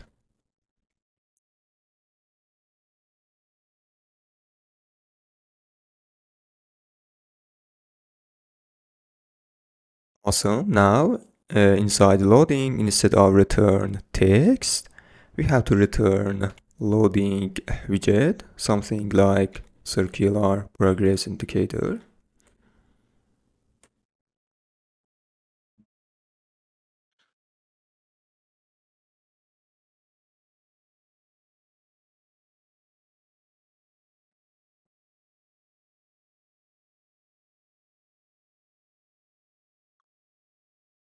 Let's move on gender and age selection page.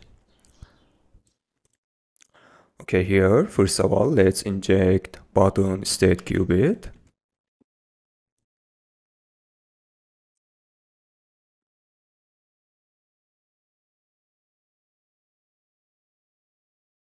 All right, now here, finish button. We have to change basic app button to the reactive. But first of all, let's change the name of basic reactive button to this one.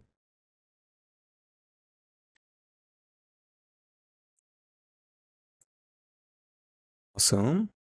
And here, let's use basic reactive button.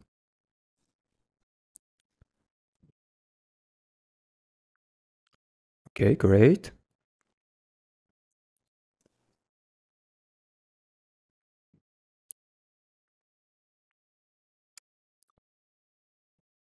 Okay, now here we have to call our sign up use case. To do this, we can use context dot read method. But first of all, we have to define context as an input. And here we have to pass context. Okay. And here we can use context.read and use button state qubit and call execute method. Okay. Now here we have to pass our use case, which should be sign up use case. Now for prompts, we have to pass our prompters like user creation request class. But first of all, we have to get object of user creation request from previous page. I mean from this page with these values. So here, let's define object of user creation request.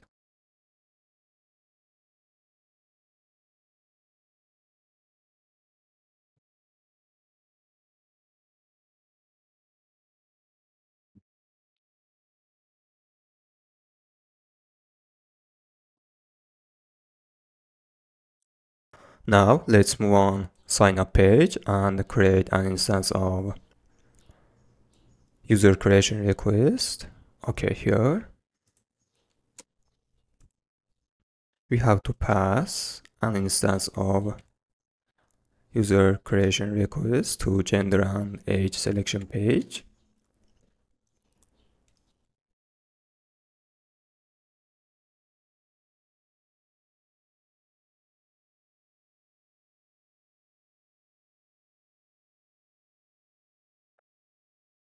So to set value for first name, we can use controller of first name text field.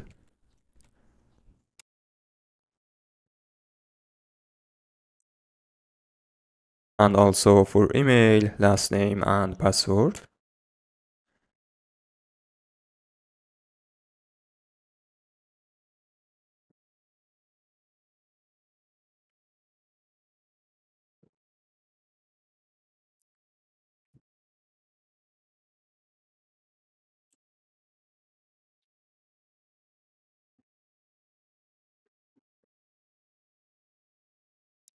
Awesome.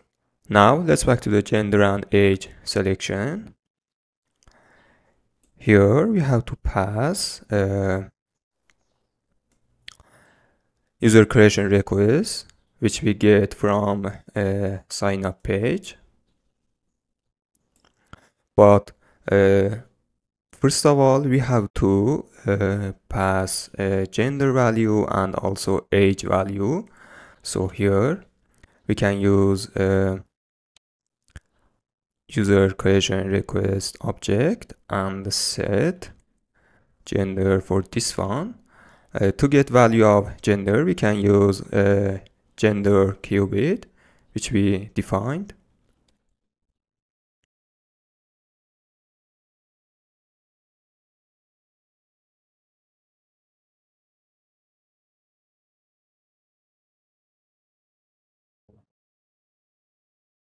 And also for age, we can do this as well.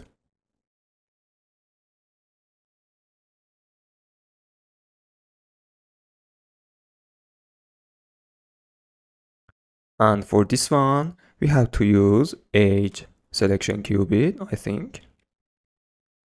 Great.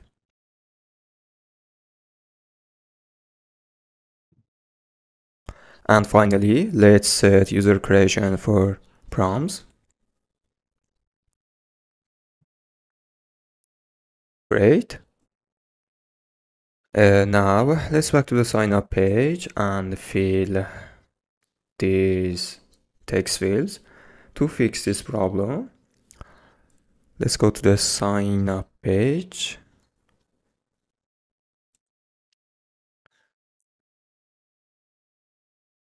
Okay, and wrap column inside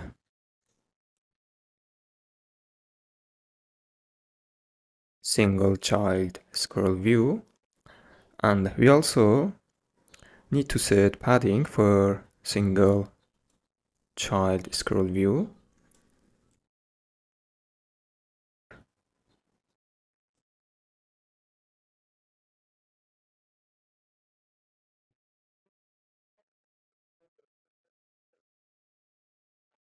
Okay, now for first name, I'm going to write something like this.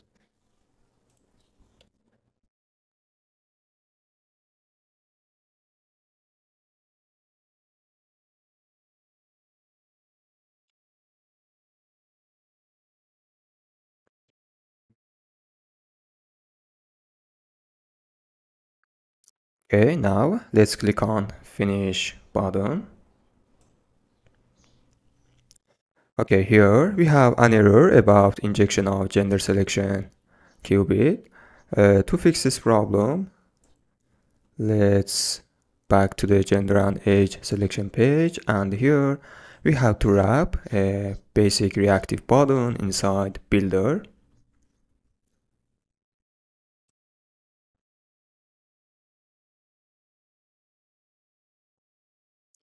Okay, as you can see, we don't have any problem in executing our function, actually our use case, but let's fix this problem. To fix this problem, we can set height for container.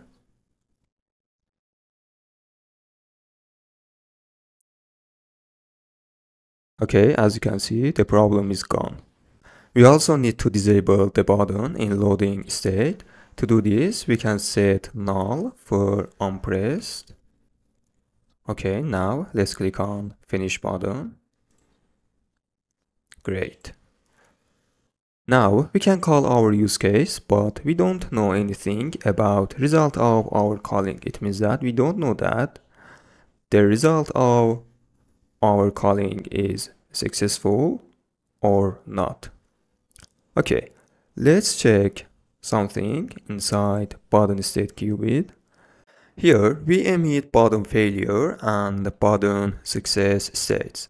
So we can use Bloc listener and listen to the state changes and check if state is failure.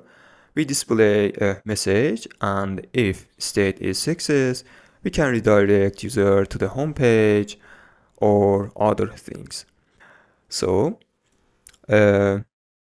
before we go back to this page, I want to define a field inside bottom failure state called error message and set value of error inside that field. So here,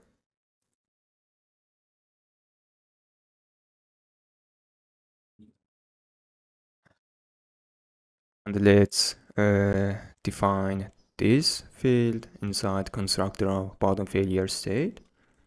Okay, and here we can pass error, and here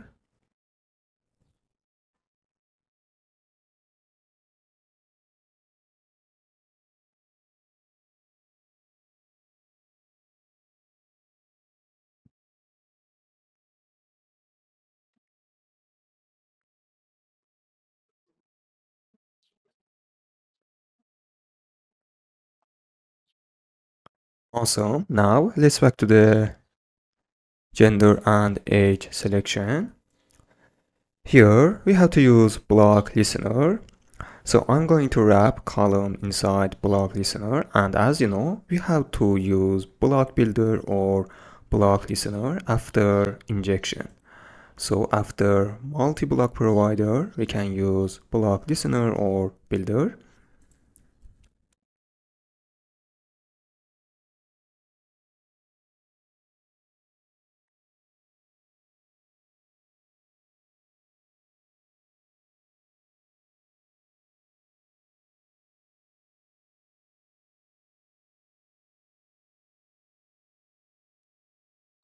Okay, now here let's check if state is bottom failure state display snack bar. So here I'm going to implement snack bar.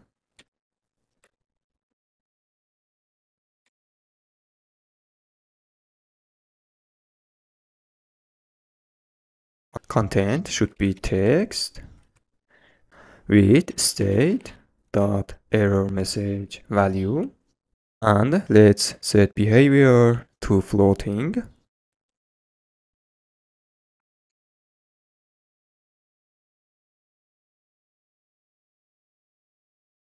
And finally, let's display snack bar using scaffold messenger.all.show snack bar and pass our snack bar.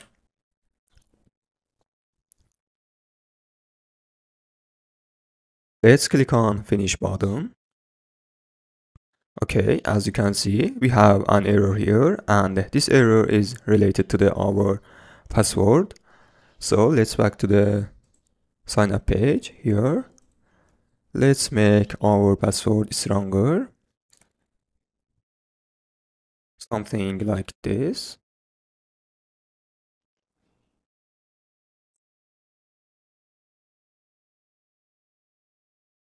Let's click on finish.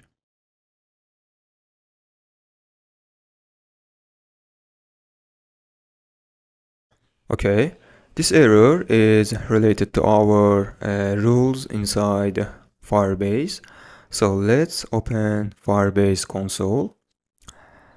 And here from a rules section, and here for right, we have to check if request dot authentication not equal to null.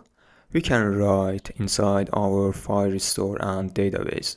Now let's click on publish, and let's back to the project. Now again, let's click on finish. Great. As you can see, this error tells us an account already exists with this email. So let's back to the sign up page, and here let's change our email to this one.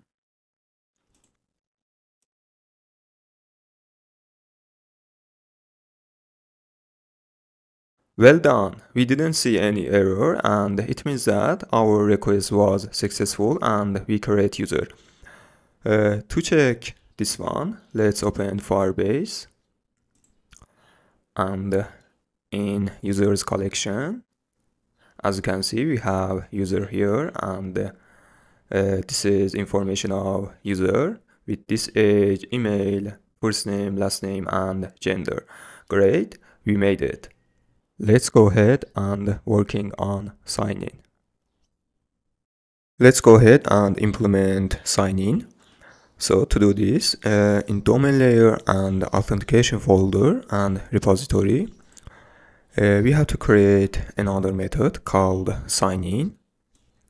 This is exactly like sign up, so I'm going to copy this one, and here let's change sign up to sign in. And we also need to create something like user creation request for sign in. So here I'm going to copy this one, and in models folder, let's create a new file called user sign in request. Here we just need to email and password, so let's remove other fields.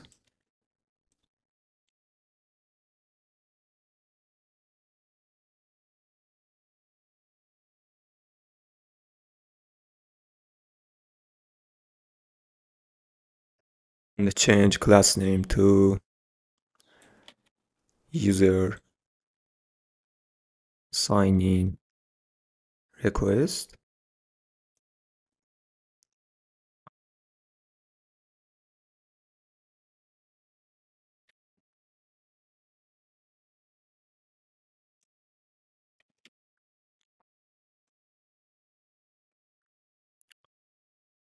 Okay, great. Now inside implementation of authentication repository, let's override sign in method.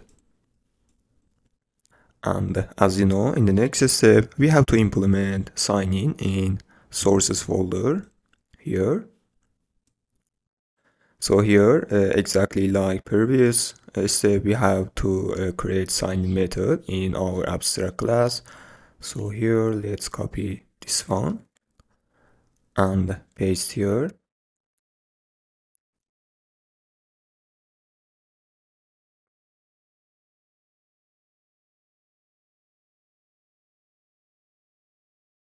Before implementing sign-in method, let's fix name of user sign-in request. Here we forgot n.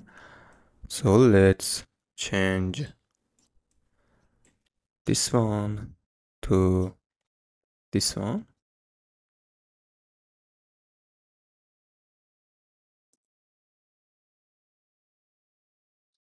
We also need to change name of file.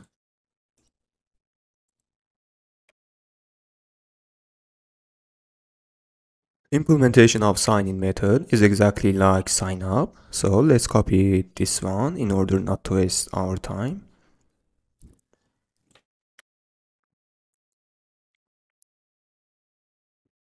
Let's add async.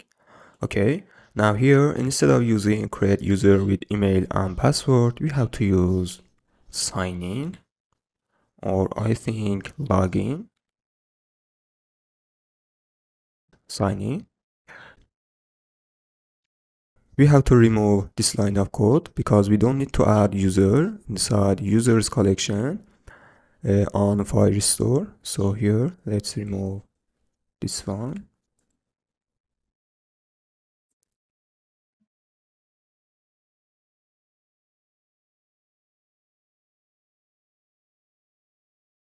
And change message of right side to sign in was successful.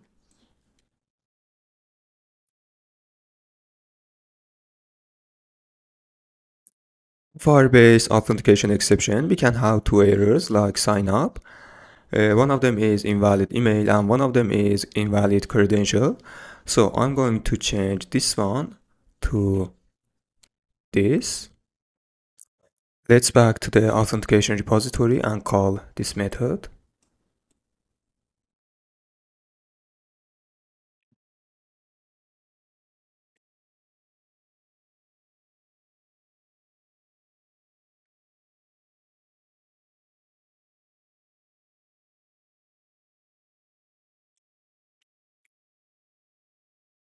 Okay, in the last step for signing, we have to create use case. So inside use case folder, let's create a new file called signin.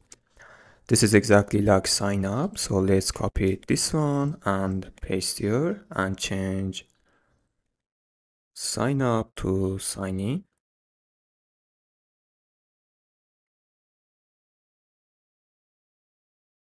And here we have to change user creation request to sign in, user sign in request.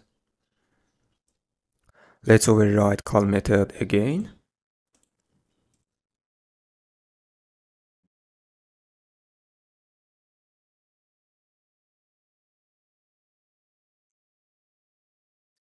And here, as you know, we have to use service locator and authentication repository.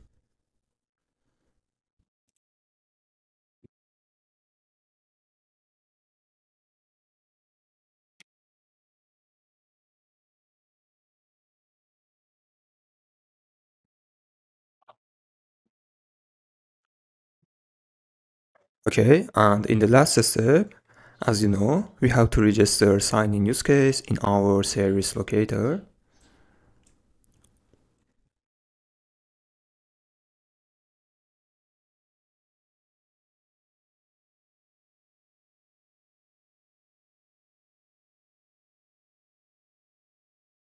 Awesome. Now we can use this use case in our presentation. Um, but first of all, we have to pass an instance of user sign-in request to the password page because our final step in sign-in is enter password, and when user clicks on continue, we have to redirect user to the home page. Okay, here in enter email page, actually in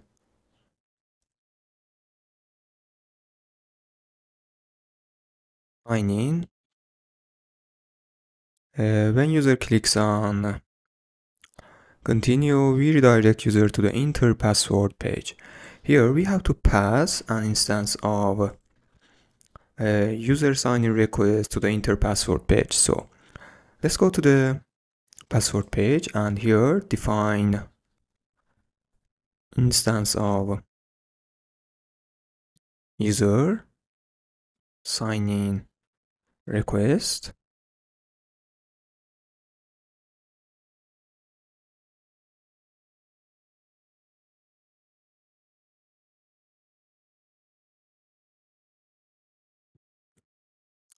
Okay, and here you have to pass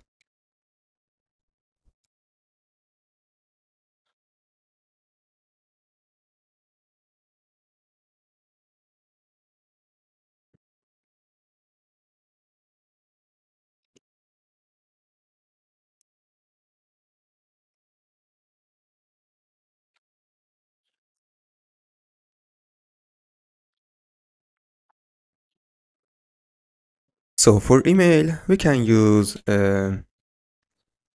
email controller,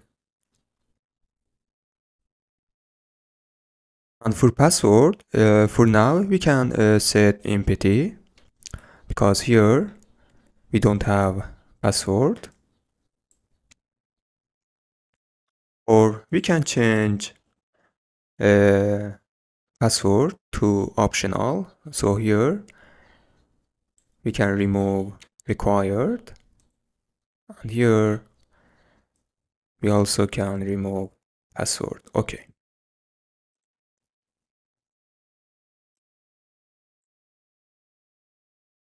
great. Now here inside enter password page, first of all let's define a text edition controller for password.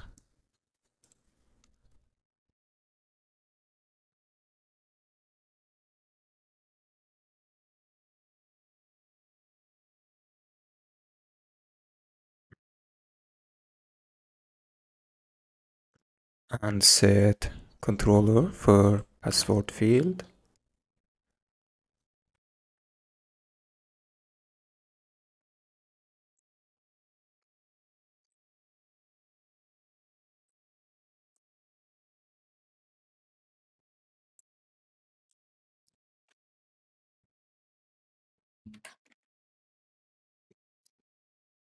And here, instead of using basic app button, we have to use a reactive button because we want to change state of button when user clicks on continue button. Okay, to do this, let's change basic app button to reactive. I think basic reactive button. Okay, so inside basic reactive button, we used block. So we need to inject a button state qubit to our widget tree. So here, let's wrap column inside block provider. And here we can use button state qubit. Okay. We also need to use block listener to listen to the changes. So if a state is successful, it means our request is successful. We have to redirect user to the home page. Otherwise, we have to display message exactly like sign up. Here we can use this line of code. This is for gender and age selection page. This is exactly like sign in. So here, let's copy this one.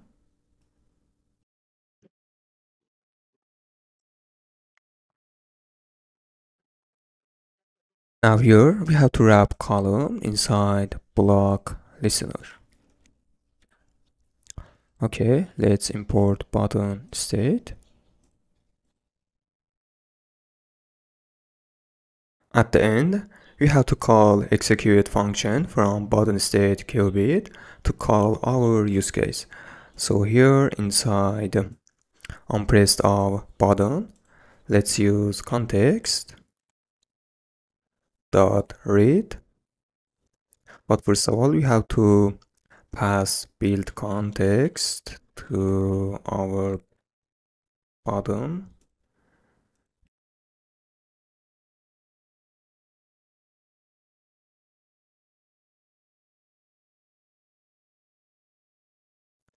The call execute function.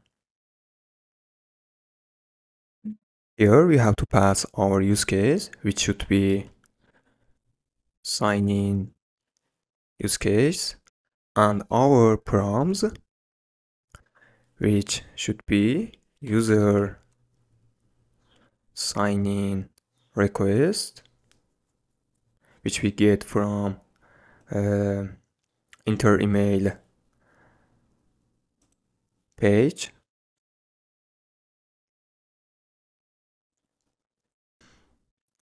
But before calling our use case and execute function, we have to set a password for sign-in request.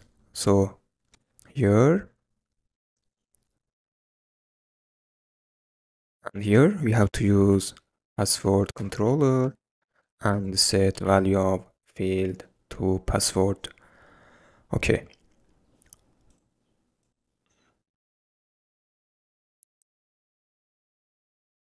Now here, first of all, let's enter email.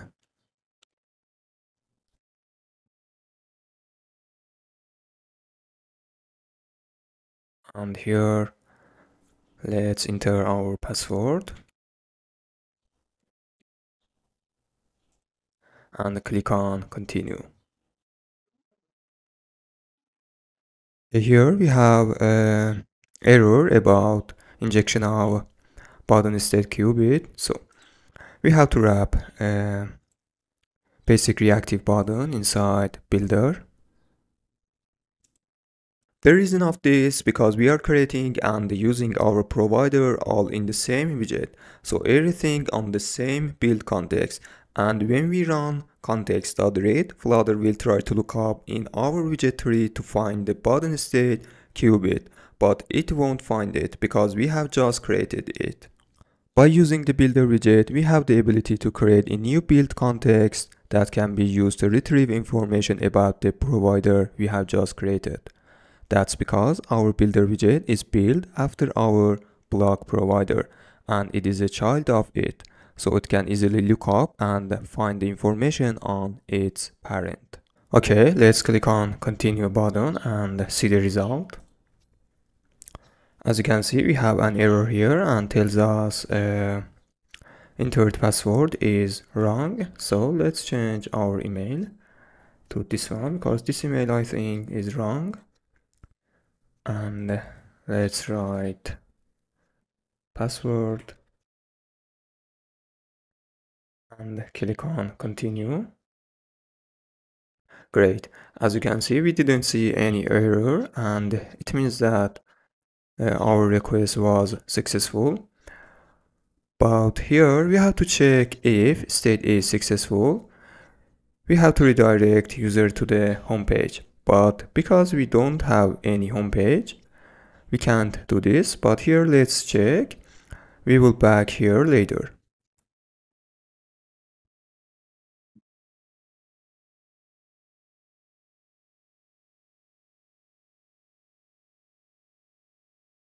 Great. Here we will redirect user to the home page if state is successful. Implementation of signing finished, and now we can move on to the forgot password. This is the page where we redirect user when password reset email is sent. Now what I want to do, I want to create use case for send a password reset email. Okay. This is our page for forgot password that user can enter email, and when user clicks on continue, we will call our use case. Okay, let's create a send password reset email use case. To create this one, first of all, let's move on domain layer and authentication repository. Here, let's create another method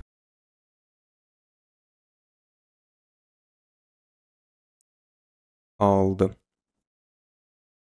send password reset email, which takes string as an email.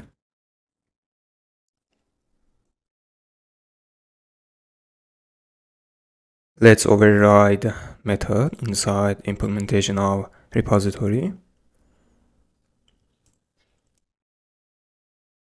Okay, now we have to create another method inside data sources. So here, let's create this method, and inside implementation, let's override. Okay, first of all, let's put try catch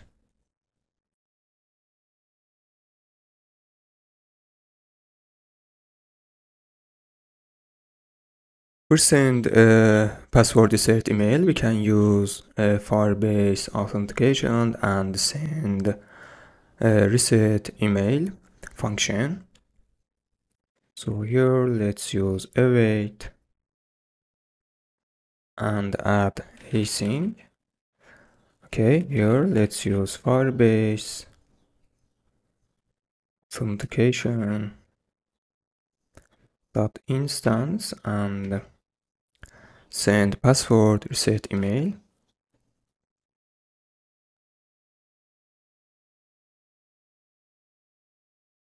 Alright, okay, as you can see, the return type of function is either. So we have to use right and left. So after send password reset email and inside try, we have to use right. So here let's return right with successful message, something like this.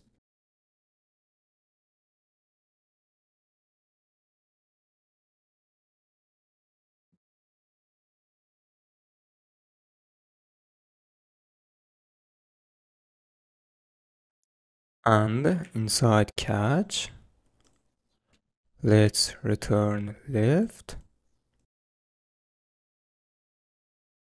with this message.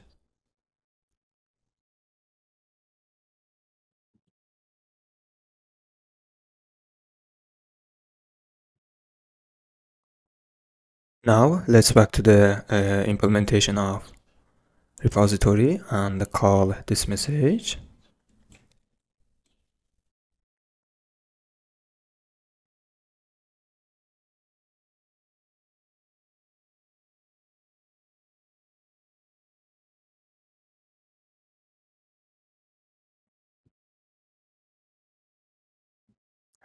And in the last step, as you probably know, we have to register use case. Actually, first of all, we have to create use case. Then we have to register our use case inside service locator.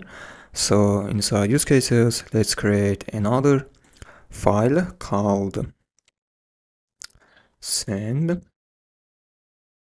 password reset email. This is exactly like sign in or sign up. So let's copy one of them and paste here and change this one to this.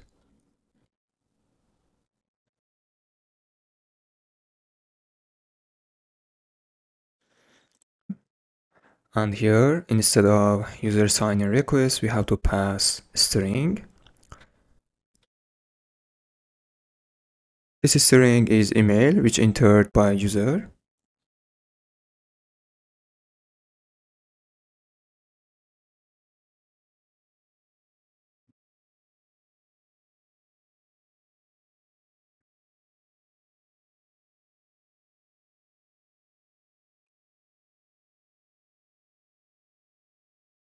Okay, great. And in the last step, let's register our use case.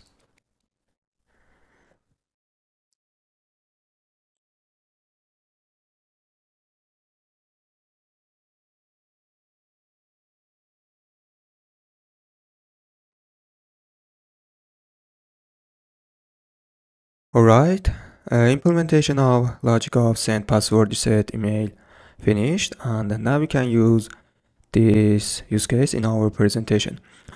Okay, let's move on forgot password page. Here, exactly like sign in or sign up, we have to change state of button when users clicks on continue button. So to do this, we have to inject our Bloc button state qubit. So here, let's wrap padding inside Bloc provider.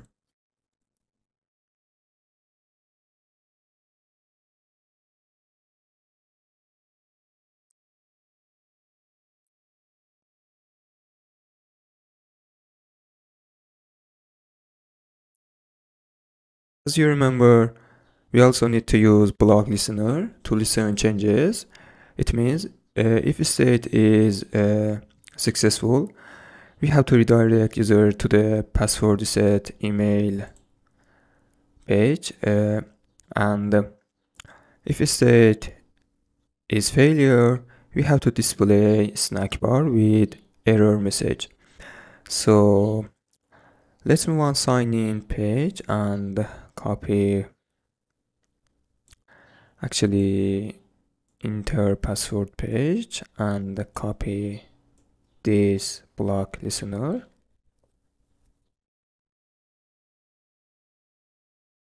and paste here.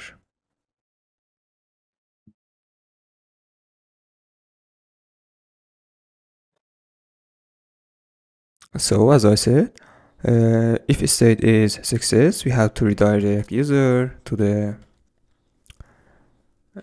password reset email is send page.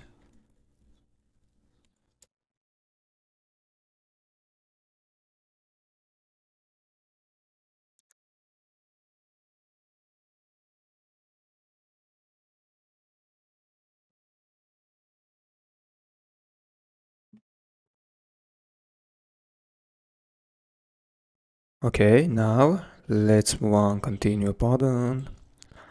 Here, first of all, let's use builder for create a new build context.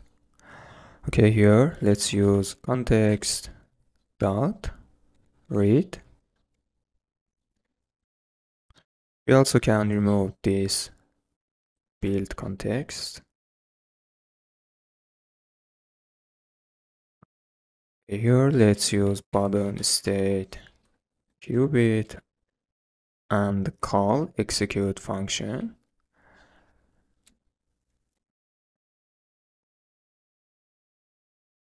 So here we have to pass our use case, which should be send password set email use case, and for prompts we have to set a value of email. So let's define controller for text field.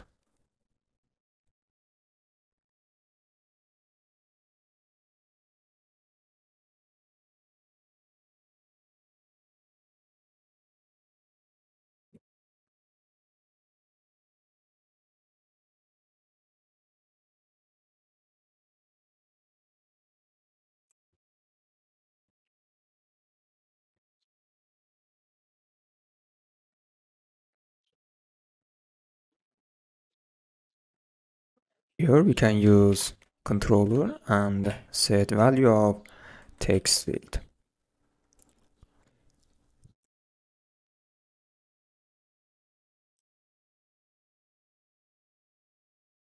Awesome, here we forgot something. Instead of using basic app button, we have to use reactive app button.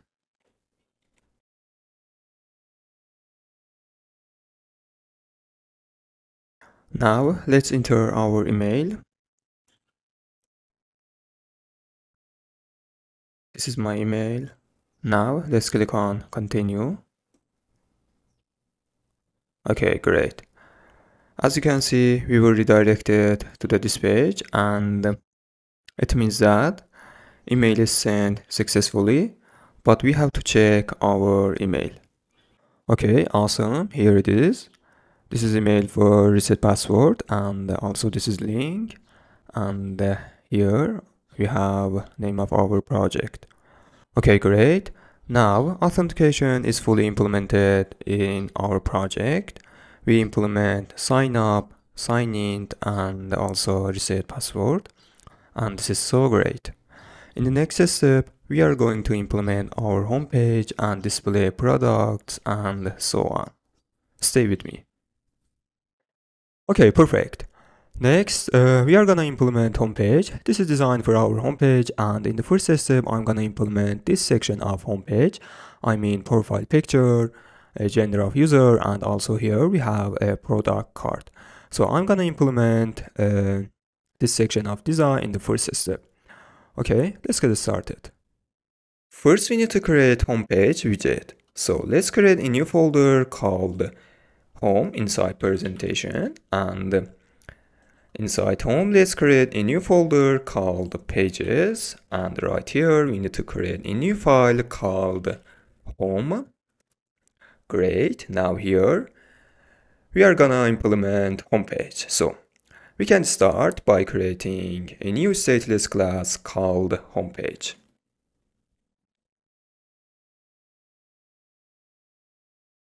Great, now let's import material to fix these errors. Okay, now inside build method, instead of returning container, we need to return scaffold. If you remember in Splash, we are checking to redirect to the home page if user was authenticated. So now we can redirect user to this page. Okay, let's open Splash. As you can see here, we are checking if state is unauthenticated, redirect user to the sign-in page. Okay, now we need to check if state is authenticated, redirect user to the home page. Okay, here let's check if state is authenticated, redirect user to the home page. We can navigate by using app navigator class, which we created before, and the use push replacement method. Here we need to pass home page.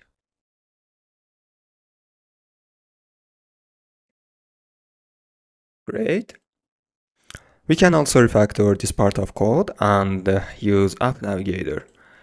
Okay, here, let's use App Navigator and push replacement method. And now instead of widget, we need to set sign-in page.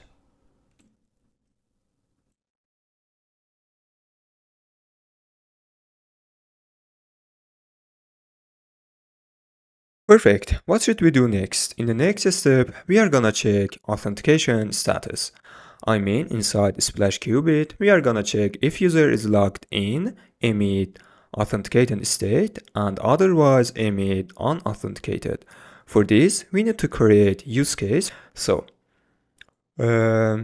inside repository of authentication, let's create new method called, for example, is logged in or not. We can call it is logged in. Okay, here let's create new future method which returns boolean. If user is logged in, we are gonna return true, and otherwise we are gonna return false. So here let's call it, for example, is logged in. Let's override inside implementation. Great. Now inside service class, again we need to create this method. So I'm gonna copy this one and paste here. Also override this method. This is very simple. We just need to check the value of current user. If it's not equal to null, it means that the user is authenticated, and otherwise user is unauthenticated. So let's do this.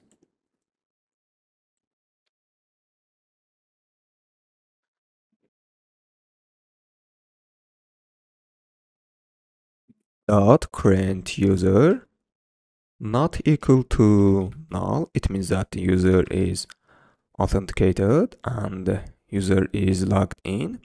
So here we have to return true, and otherwise we have to return false, and let's add async keyword.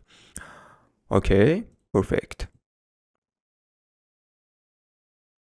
And in the last step, we are gonna create use case for this one and call use case in Splash Qubit. So inside domain layer and use cases folder, let's create a new file. Let's call it, for example, is logged in. Let's copy one of the use cases and paste here. Let's change its name to is logged in use case. And here, instead of returning either, we need to return boolean. Let's override call method again.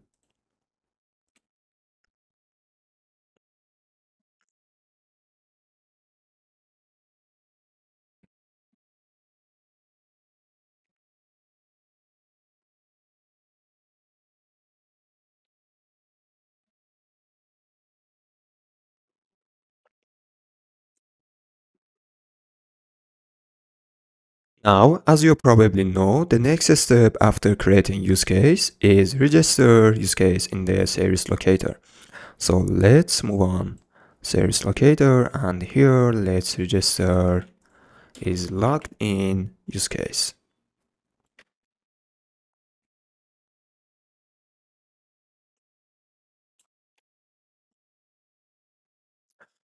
Perfect.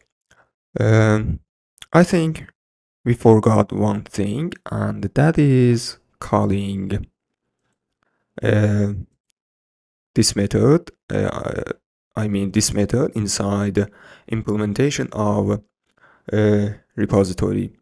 So here let's call is logged in method from service class. So let's copy one of them and paste here, and let's change method to is logged in.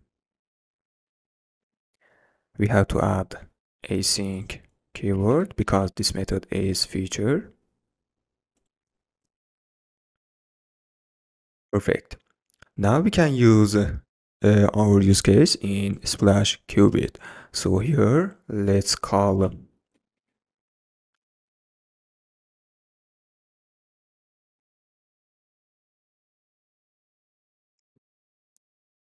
is logged in use case.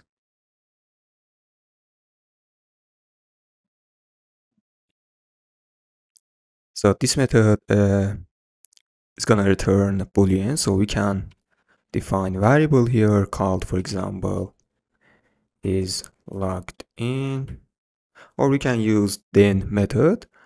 There is no difference. And here we are gonna check if is logged in is equal to true, emit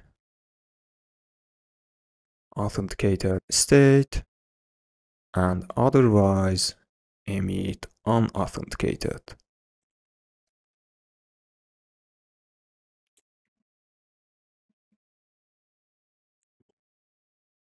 Perfect. Okay, now let's run application and see the result.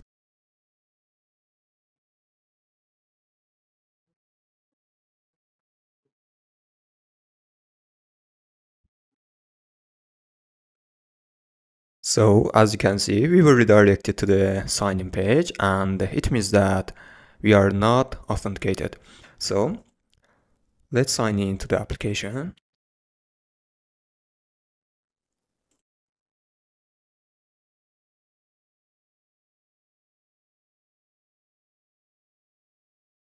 Okay, as you can see, we didn't redirect to the home page, and let's check enter password page and fix our problem. Okay, as you can see, we didn't implement inside of this condition. So here, if state is equal to button success state, we are gonna redirect to the home page. So here, let's use app navigator. Inside app navigator, I created new method called push and remove, and inside this method, we are gonna call push and remove until method. So here, let's call this method and set home page here.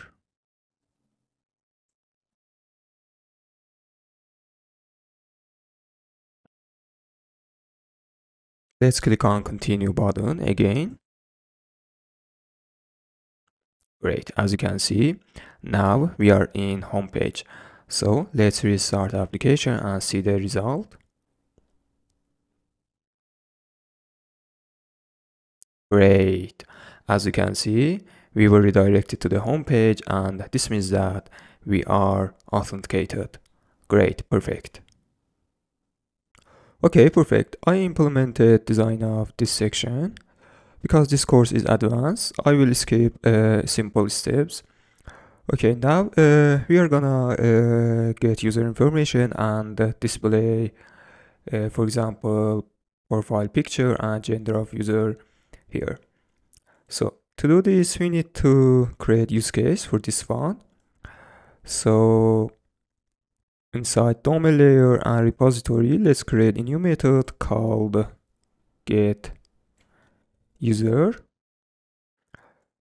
The return type of this method should be either.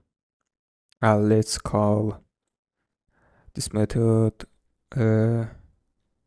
get user, and inside implementation, let's override this method. Perfect.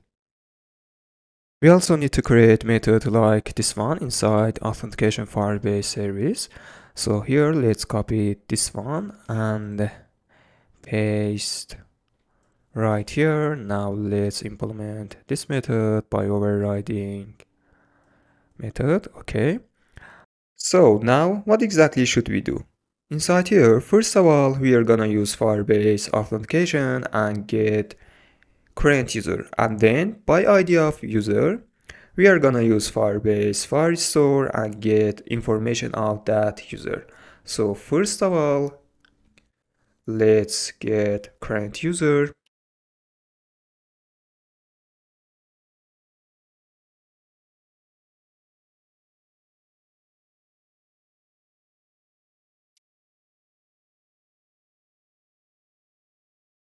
Great, let's add AC. Okay,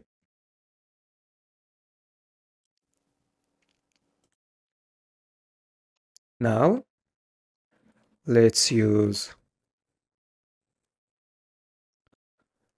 Firebase Firestore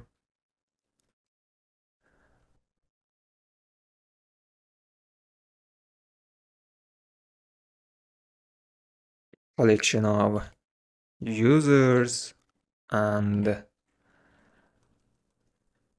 document of current user ID.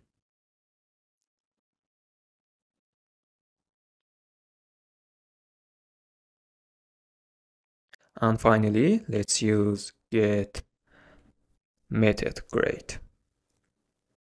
And finally, let's use right side of either and return user data.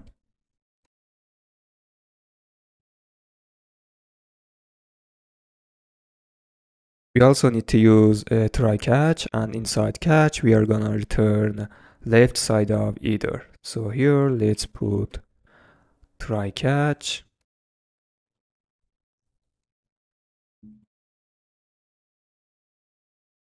And inside catch, let's return left side of either with this error message, for example,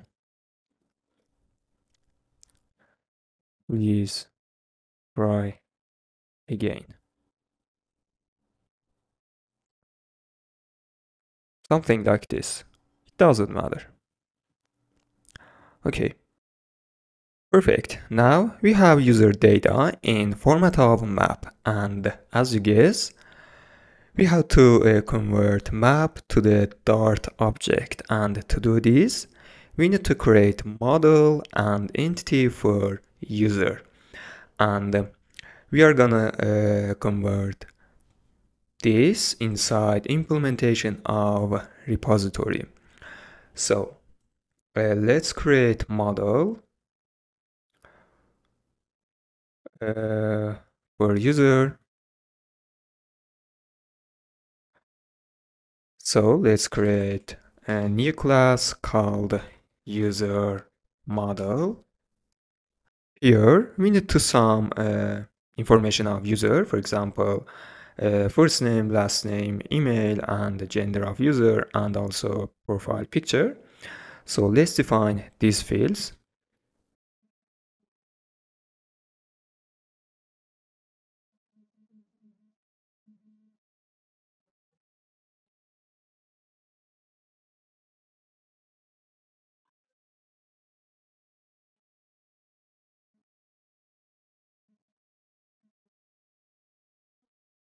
It is also better to define a field for user ID. So here, let's define new field named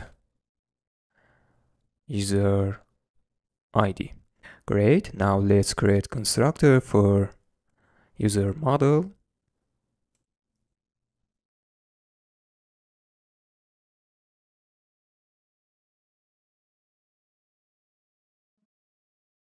Perfect. Next, as you can guess, we need to create from JSON method for our model. To do this, let's click on light button here and select generate JSON serialization. If you can't see this one, you have to upgrade your Dart version to the last version. Okay, now let's select this one, and there we go. As you can see here, we have three methods: toMap, fromMap, and fromJSON.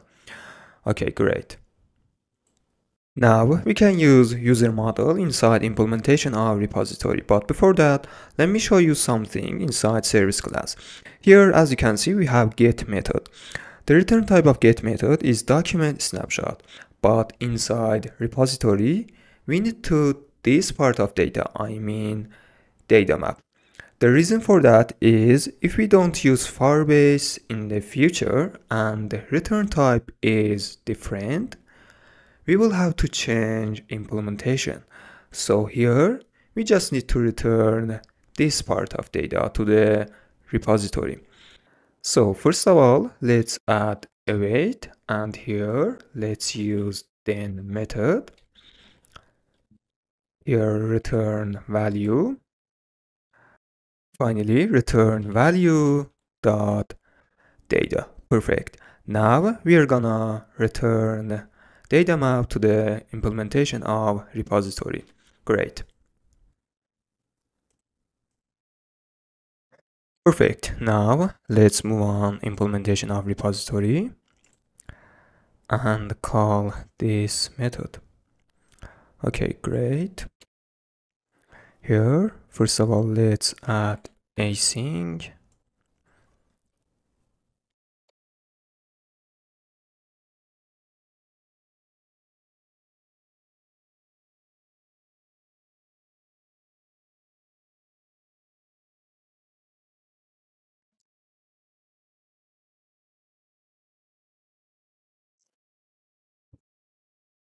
Great. The return type of this method is either. So here we need to use fold.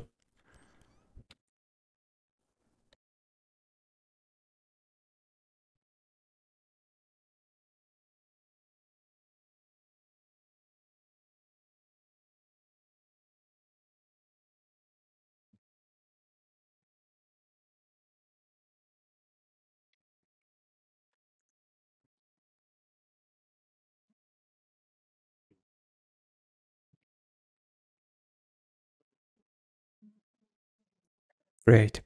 Inside left side, we need to return left because return type of this method is either as well. So here we need to return left with error message. And for the right side, we are gonna return user model. So here, let's return right side. And inside of this, first of all, we need to create an instance of user model and then use from JSON method. And here we have to pass data. Perfect, but we forgot one thing, and that is user entity. As you know, the result of this is gonna return to the use case. And where is use case? Use case is in domain layer. So as you know, domain layer should be independent. This is a rule in clean architecture. And as you know, model can change multiple times in during development. So we can't use a model inside domain layer. So here we need to convert user model to the user entity and then return to the use case. Great. So let's create user entity. This is exactly like user model, but we don't have a from JSON or from map or toMap methods. So I'm gonna copy user model, and inside domain layer, let's create new folder called entity. Actually, inside authentication.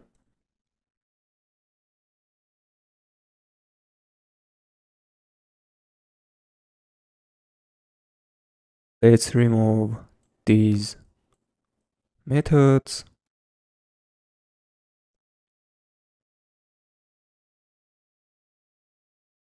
And also let's change user model to user entity. Perfect. Now, inside user model, we need to create another method called, for example, toEntity. This can be a extension. We can create an extension like this by using extension keyword.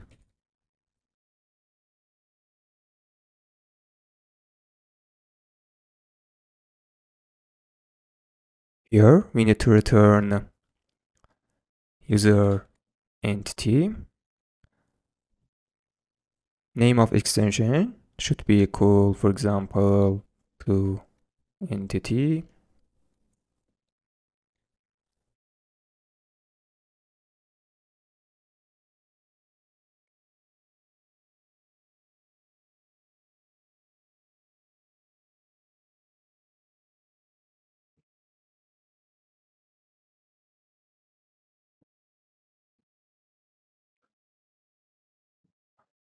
Okay, perfect. Now let's move on implementation. And here we just need to use dot to entity. Great. And here to fix this error, we just need to return this one. Perfect.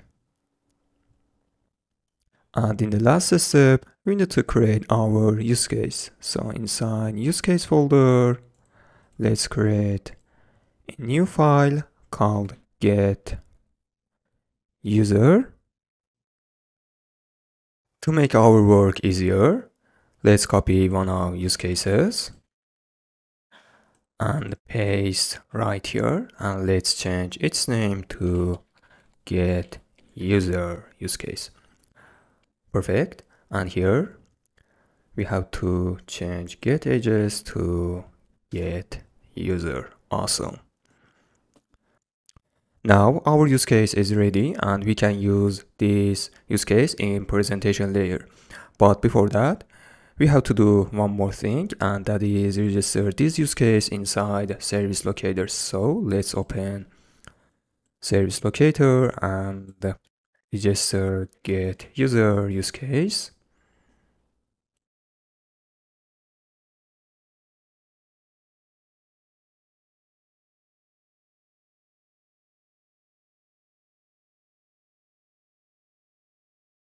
Let's go ahead and implement this section of home page. So as you can see here, we need to display some information of user. And for this one, we need to manage state of this part of home page. So let's create a new block for this one. Inside presentation layer and home folder, let's create a new folder called Bloc. Inside this, let's create a new file called user info display qubit, and we need to create another file called user info display state. Perfect. Now here, let's create our status. First of all, we need to create an abstract class for this one. So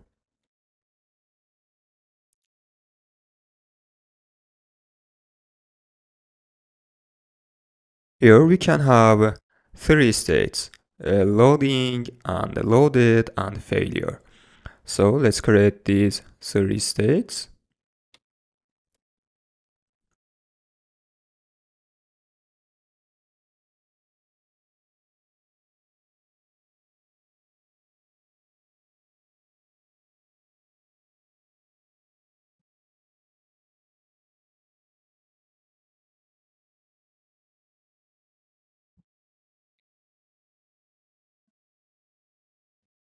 And the last one is failure.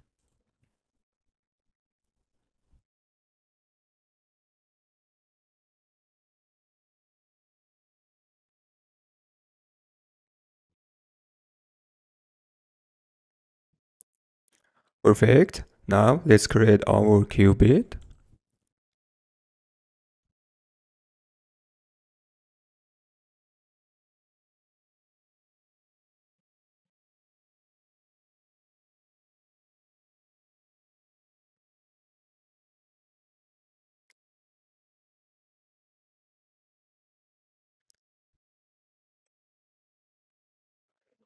Here we need to set our initial state by using super.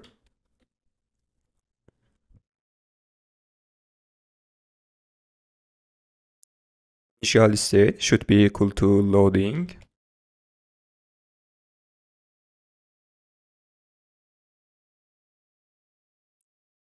Here we just have one method named, for example, display user info. So let's create this method.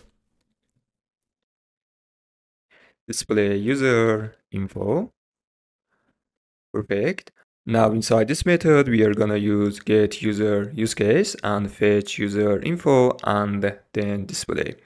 So let's use get user use case, which we created before. These steps is like previous steps, so I won't explain much. So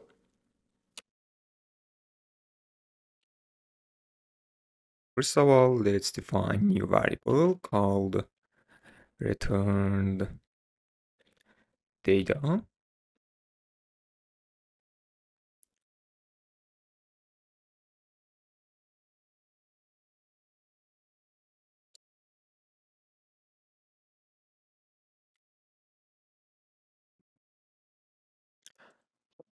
The return type of this method is either, so we can use fold. On the left side, we are gonna emit a load user info failure, and on the right side, we are gonna emit a user info loaded. So let's implement left side and right side.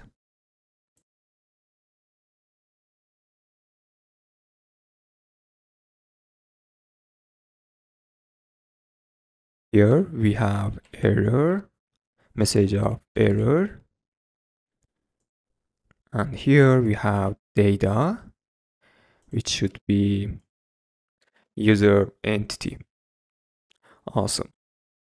So here let's emit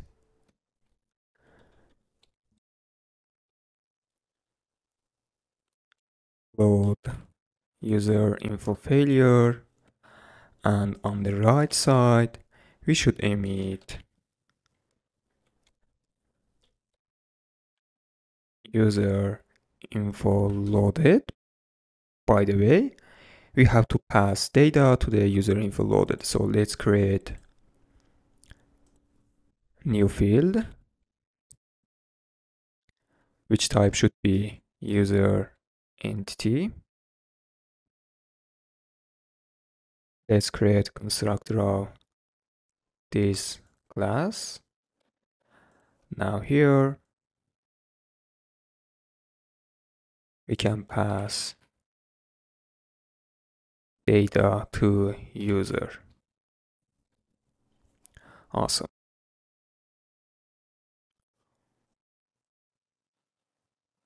We are done here, and now we can use user info display qubit to manage state of this part of application. So let's move on header widget.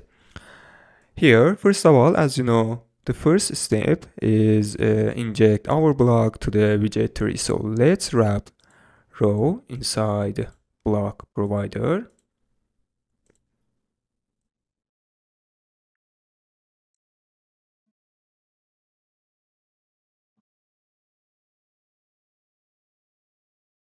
So here we need to use user info display qubit, and in the injection stage we can call display user info method like this. Okay. Next, we are going to use block builder to building widgets in response to new states. So let's wrap row inside block builder.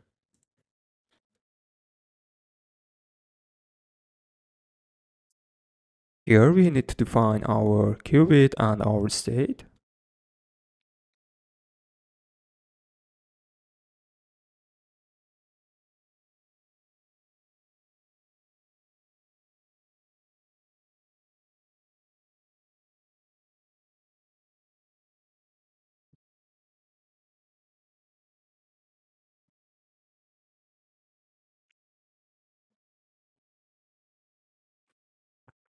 Okay, now here we need to check if state is loading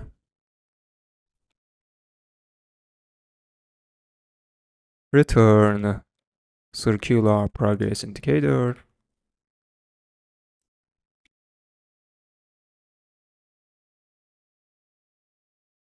And if state is user info loaded, return this row.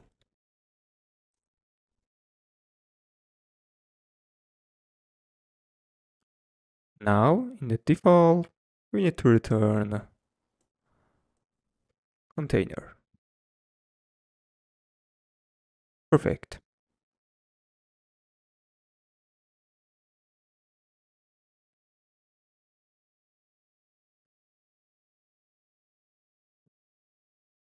Let's restart the application and see the result.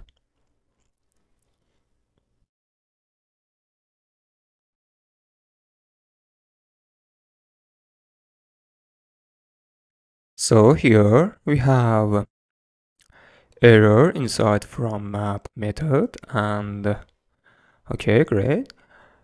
This error tells us URL of image is null, so value of image is null, and here we can fix this error by checking if value of image is null. Put empty value like this. Now let's restart again.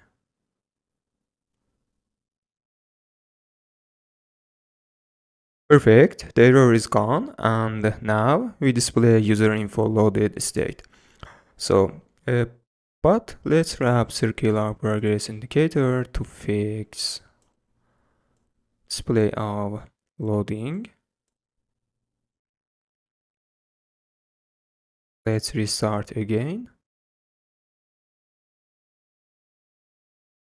Okay, perfect. Now we can display information of user. To do this, let's define an instance of user entity inside gender and also profile image, because we need to display information inside profile image and gender. So let's open profile image, and here let's define user entity. Okay. Here we can pass user entity by using state.user. So here we are gonna display profile image. We can do this inside box decoration by using image property. Here, first of all, we need to check if value of image is equal to empty.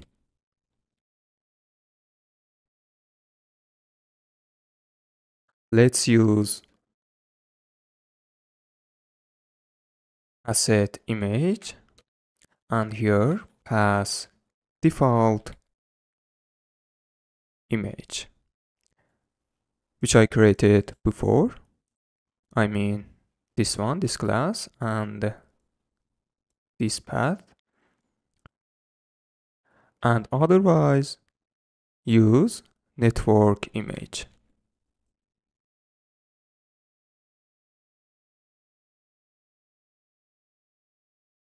And pass user dot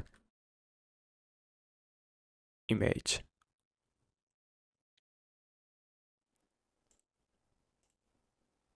Great, awesome. Now, as you can see, here we have a profile image. Perfect. Now inside this box, we are gonna display gender of user. So let's move on gender widget, and here let's use child and use text widget. Okay. But here we need to access to the gender field from user entity. So let's define an instance of user entity here.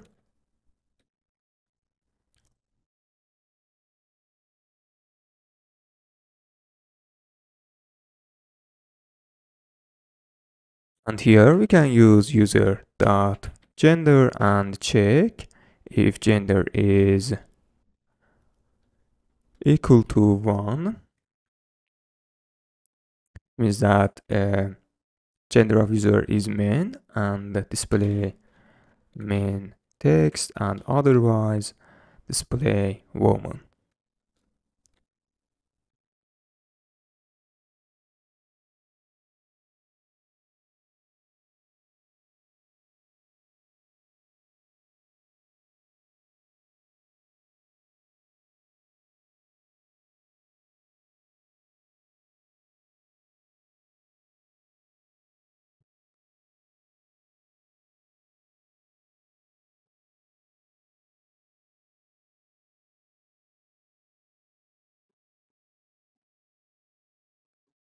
We can also remove without container. This makes container takes size of its child. Okay, now we need to add padding.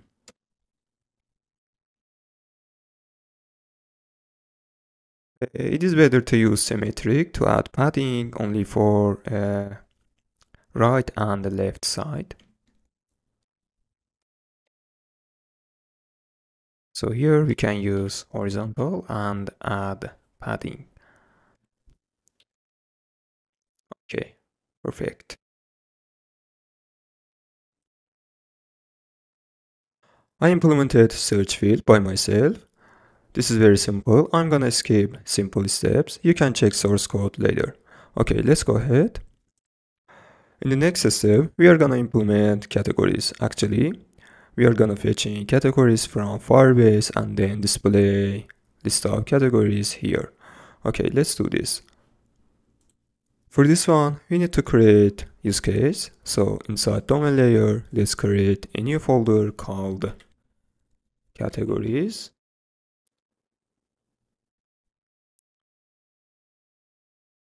Actually, this is better to call category. Inside this, as you can guess, we have 3 folders called entity, repository, use cases. So let's create these 3 folders.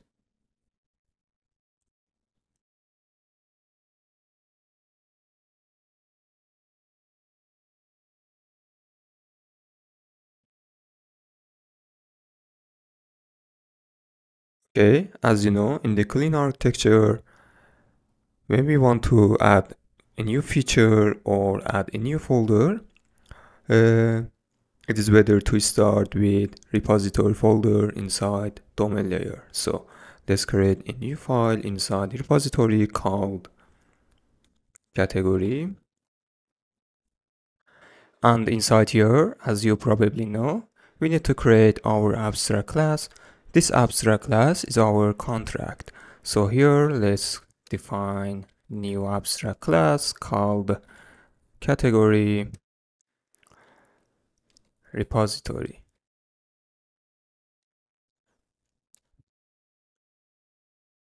Perfect. Now inside this, we are gonna define our methods. So the first method is get categories. So let's define a new feature method which return type is either. Let's call it, for example, get categories.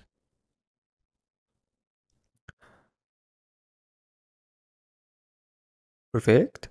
Now we need to move on to the data layer. So here, let's create a new folder called category. And inside here, we have 3 folders called models, repository, and source. So let's create these 3 folders.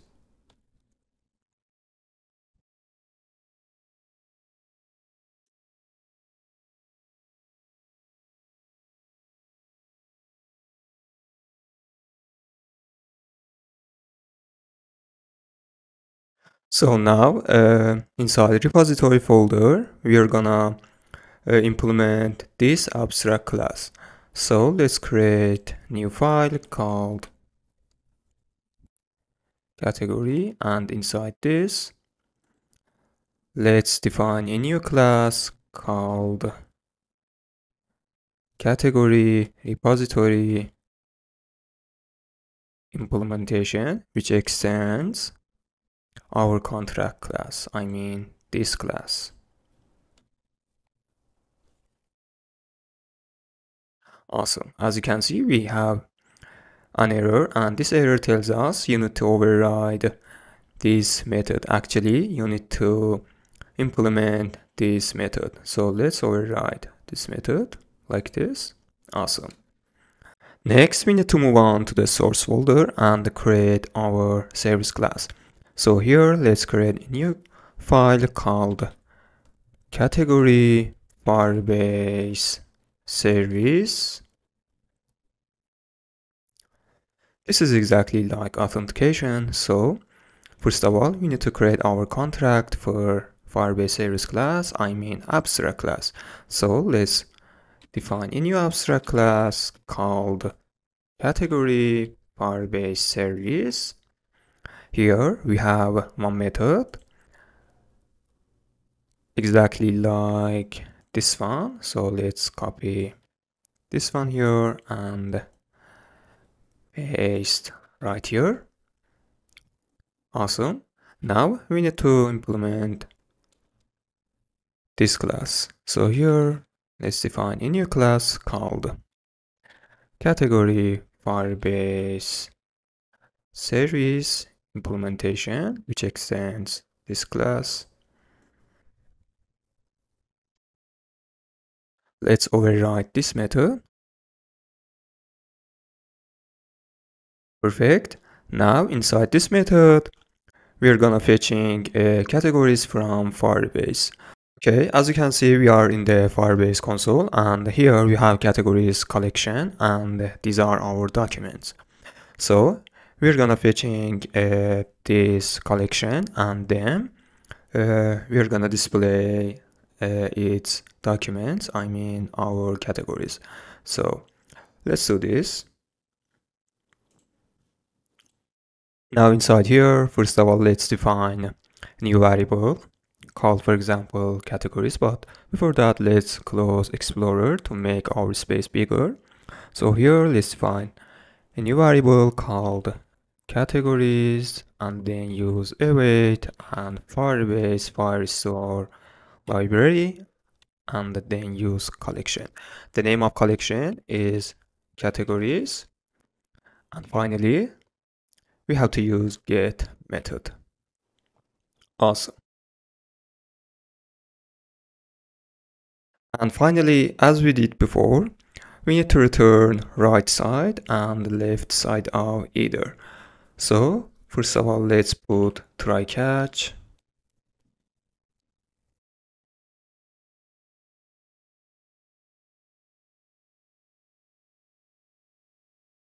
So here we need to return right side with categories, and on the catch we need to return left side with this error message, something like this.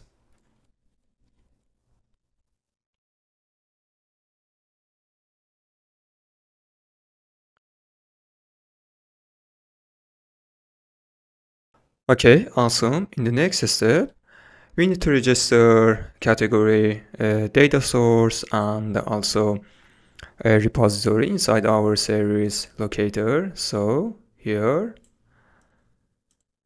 let's define, first of all, category Firebase service.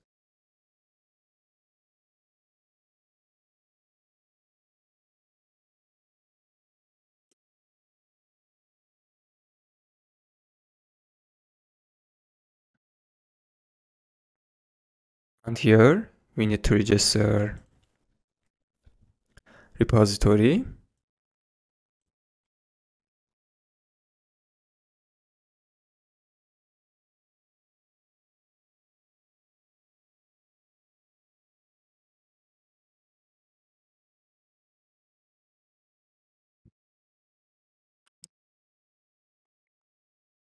Great. Now let's back to the service class. Okay, perfect. In the next step, we need to call this method from implementation of repository. Actually, implementation of get categories inside repository. So here, first of all, we need to call this method using service locator.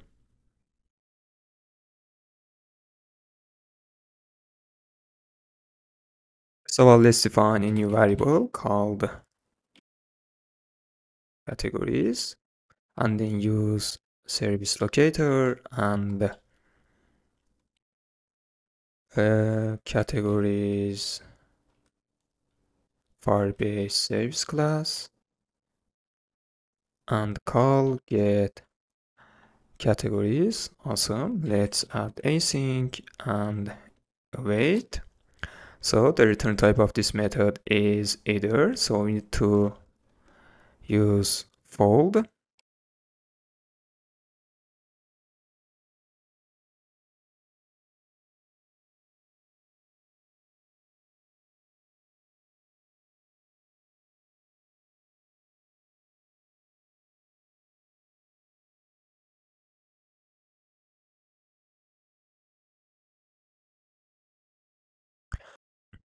So return type of this method is either as well. So here on the left side we have error message, and we need to return left with this error message.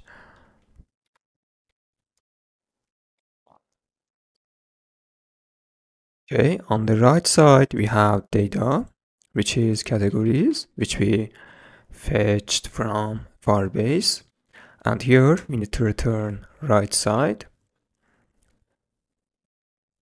But as you know, and as you learned in the authentication, we need to convert data map to model and then convert it to the entity and return to the use case. So here we need to convert data map to Dart object. Dart object is model.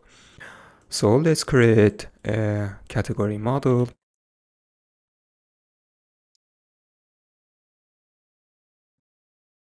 Here, let's create a new class called category model. Awesome. Here we have some fields. For example, title of category, category ID, and also image. Let's create constructor of this class. Here we need to create from map method. We can do this by using generate JSON serialization. Okay. Now here we can use category model and from map method and pass data inside here, and at the end we need to convert model to entity. I explained why we should do this in the creation of get user use case. Okay, let's go ahead and create an extension for convert model to entity. I'm gonna copy this one. This is for user model, and then change it to category.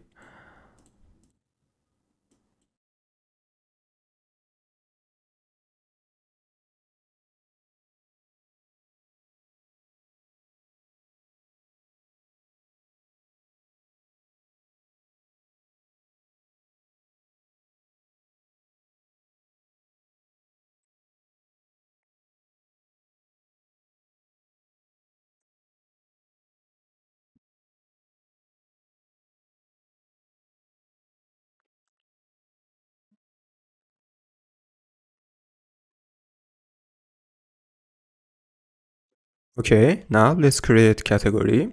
This is exactly like a category model, but we don't have these methods. So I'm gonna copy model and then Here, let's create new file called category and paste it right here. And next, let's remove these methods. And finally, change category model to category entity.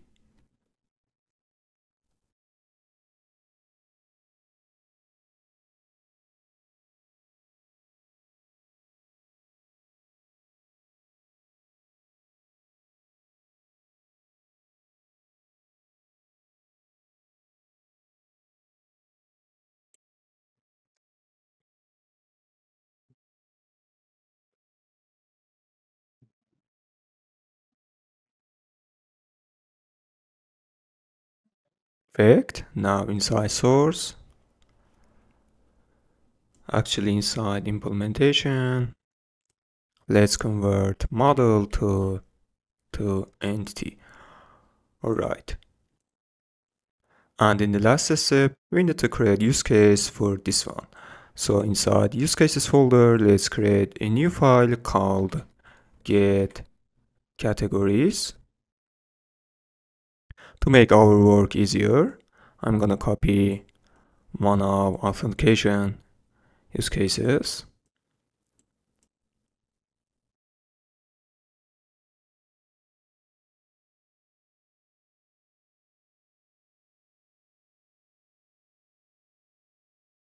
Let's change its name to get categories use case. And here, instead of using authentication repository, we need to use category repository, and here we need to use get categories. And in the last step, as you can guess, we need to register our use case inside service locator. So here, let's register.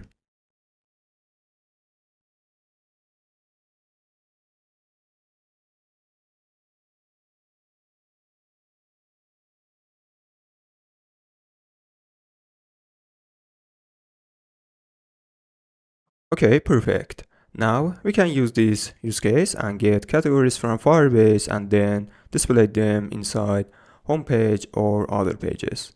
Great. Next, we are gonna implement this part of application. Actually, we are gonna display categories inside homepage. So, as you know, to do this, we need to create Bloc and manage state of this part of application, this part of homepage. But before creating Bloc, I wanna say something. Because we are gonna use Bloc in multiple pages, for example, in this page or inside homepage, it is better to create Bloc in common folder. So let's do this. Inside common folder, let's create Bloc. Actually, we created before, and inside Bloc, let's create a new folder called categories.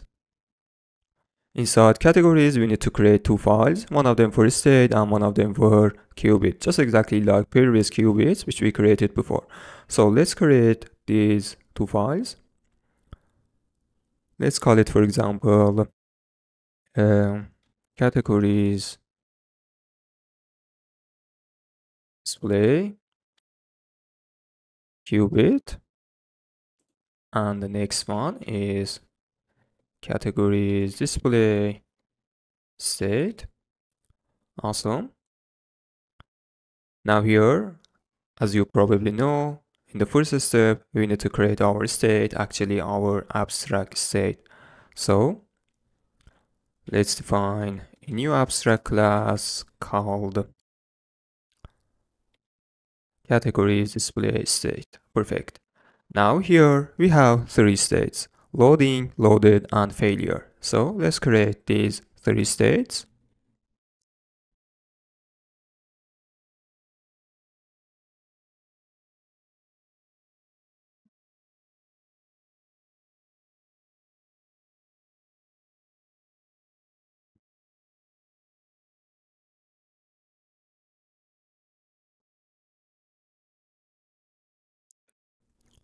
Okay, perfect. Now, when the status category is loaded, we need to define list of category.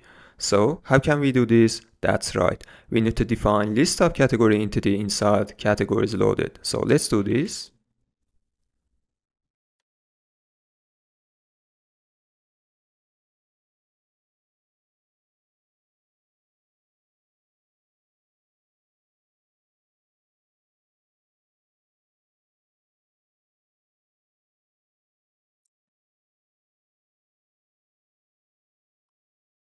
Okay, and last state is load category failure.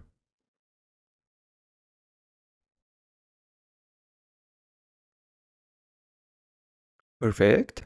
Now let's create qubit. Let's call it categories display qubit, which extends qubit from Bloc library. Here we need to set our state, which should be categories display state. And now we need to set our initial state, which should be a loading. So we can do this by super.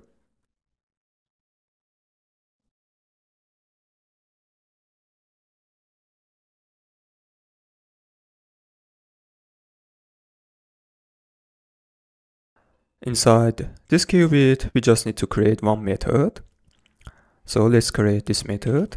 Let's call it display categories.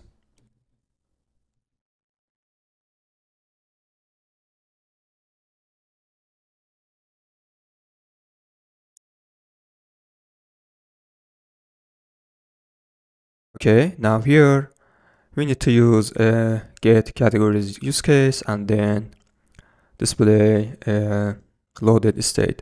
So first of all, let's define new variable called returned data. Now let's call get categories use case by using service locator.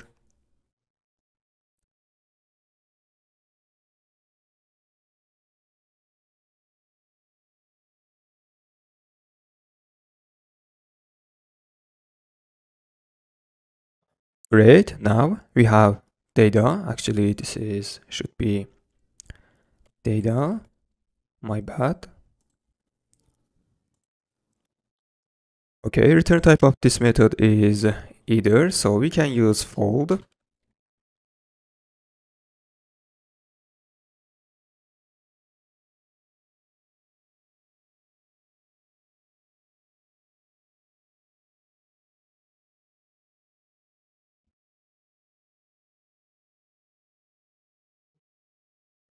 On the left side, obviously our request has failed, so we need to emit failure state. So here, let's emit load category failure. Let's change its name to load categories.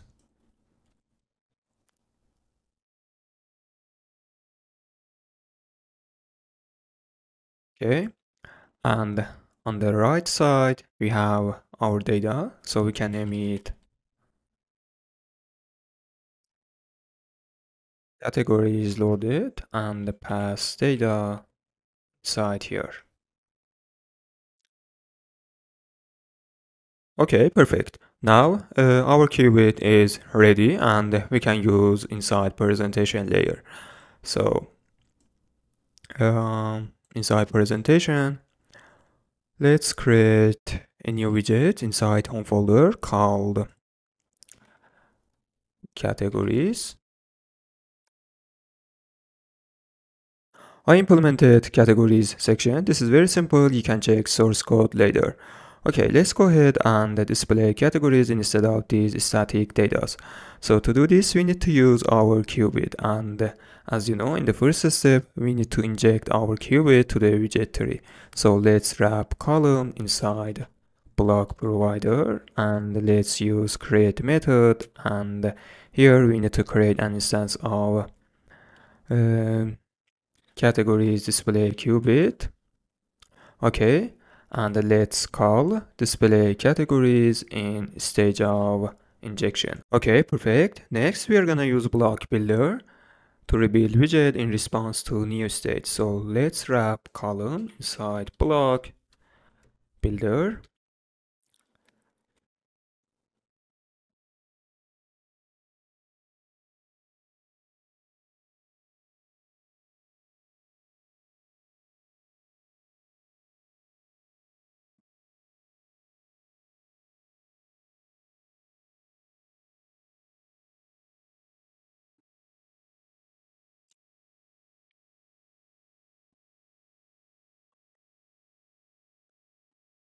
Okay, now here we need to check if state is loading.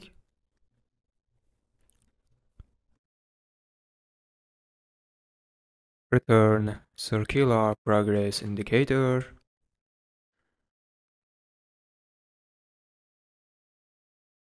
And if state is categories loaded, let's return this column here.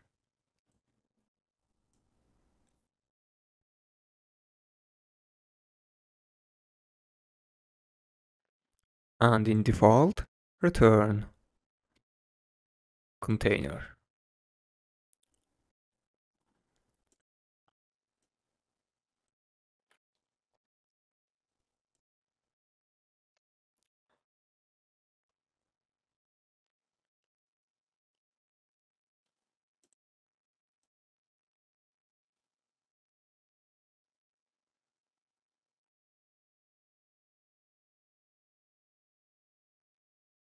Okay, I think we have error. Let's check debug console. This is our error, and this is related to type of category. Okay, let's check data sources. Okay, that's right. Here we return query snapshot, and this is list of query snapshots. So here we need to return data. I mean this part of data to the implementation of repository. So let's use docs, and here we need to use map, and let's convert item to data. Great, right? And finally we need to convert to list. Okay, now we return list of map to implementation of repository. That's right. Now let's restart the application and see the result.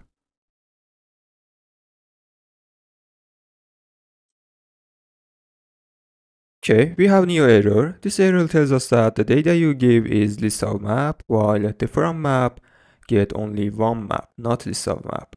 So let's fix this error.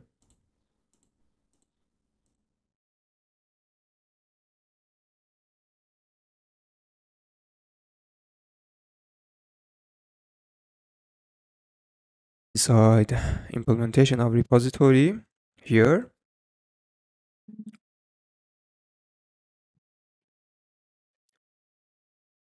instead of return this, we can do this. First of all, we need to create list of map. So let's use list from and set data, and then use map, and here we have to convert item of map to category model, and then convert model to entity, and finally convert list to list of entity like this. Okay, now let's try again.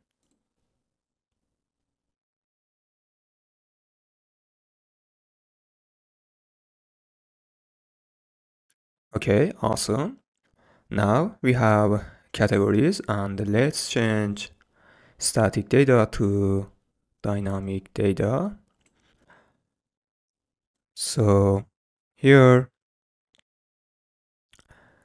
we need to access list of category entity. So here let's define list of category entity.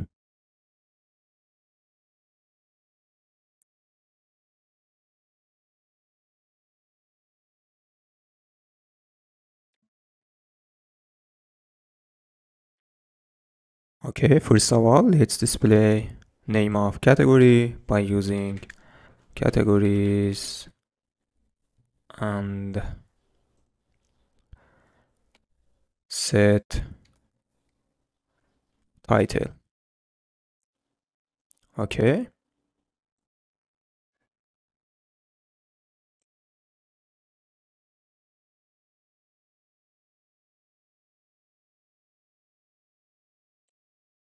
Okay, awesome. And in the last step, we need to display image of category. Okay, perfect. This is our storage in Firebase console, and this is our images for categories. Let's open one of them.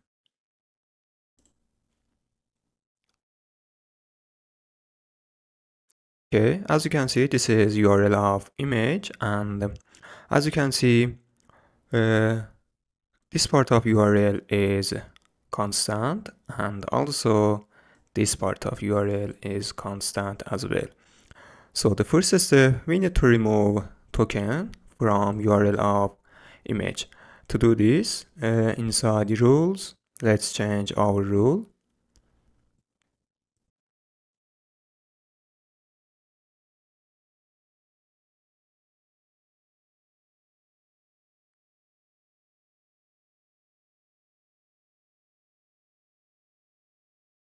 Here we need to set read to true and write to false. So let's do this.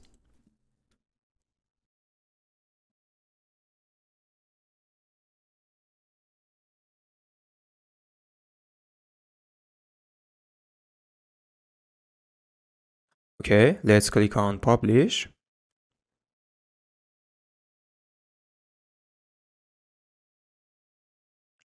Alright, now let's check URL of image.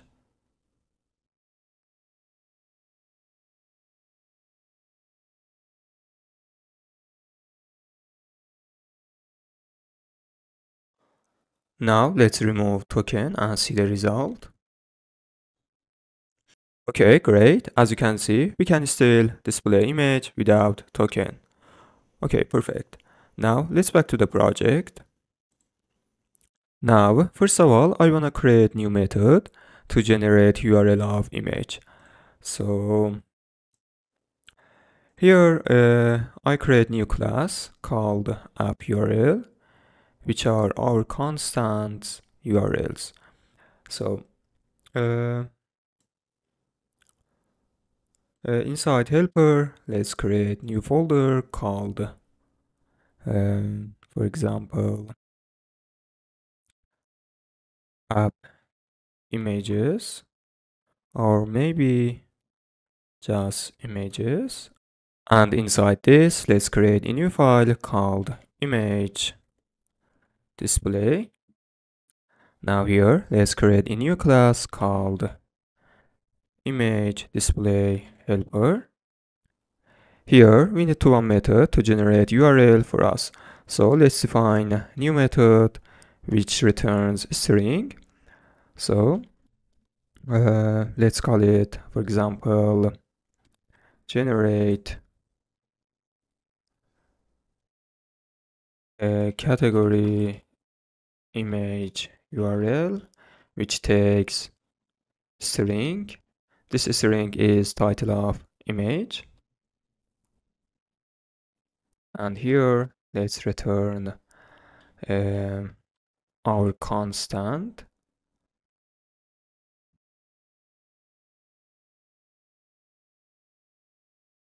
After this, we need to put title, and at the end, we need to put alt.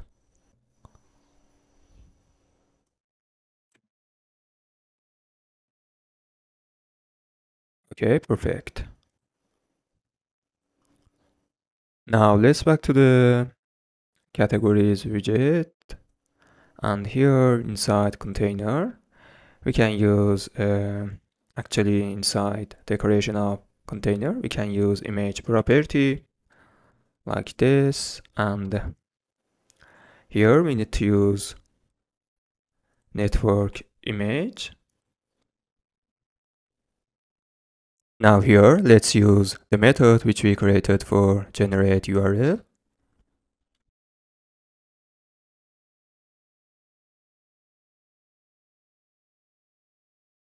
Okay, let's back to the image display helper. First of all, let's fix this. Okay, and also let's make this method static.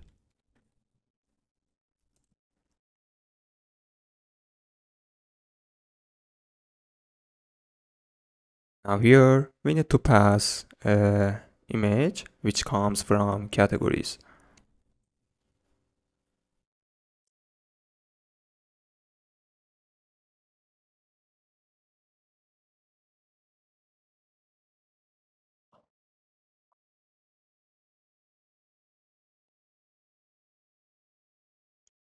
Now let's restart and see the result. Okay, perfect. And in the last step, let's set box width to fill. Awesome. The implementation of displaying categories is finished, and now we can move on to the next step and display products. On the homepage, the next section that we are going to implement is products. I mean, this part of homepage. Here we are going to display some products, for example, TopSelling or NewIn. Okay, perfect. Let's get started. Like always, to create new feature or new section, or it is better to say to work with new entity, the best place to start is domain layer. So inside domain layer, let's create new folder called product. Now inside this folder, as you know, we have three folders called entity, use cases, and repository. So let's create these three folders.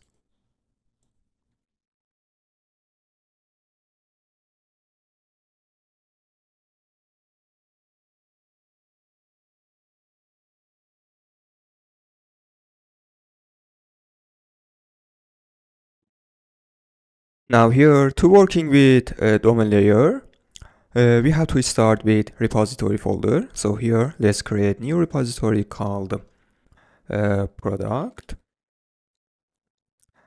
And inside here, we need to create our contract class. Actually, I mean by contract is abstract class. This means that here we just need to define our methods, and the implementation of these methods is gonna be inside data layer. So here, let's create new abstract class. Let's call it a product repository.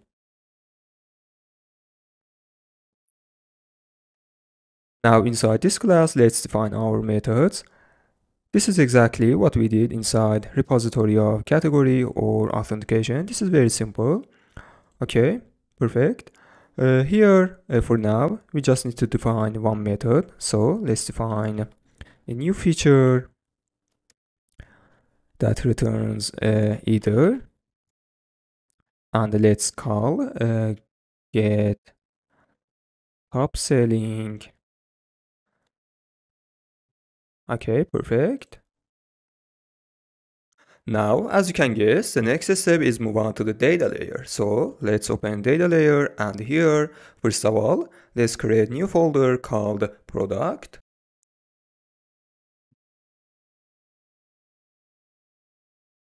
Right, and now inside this, we have three folders like category, models, repository, source. So let's create these three folders.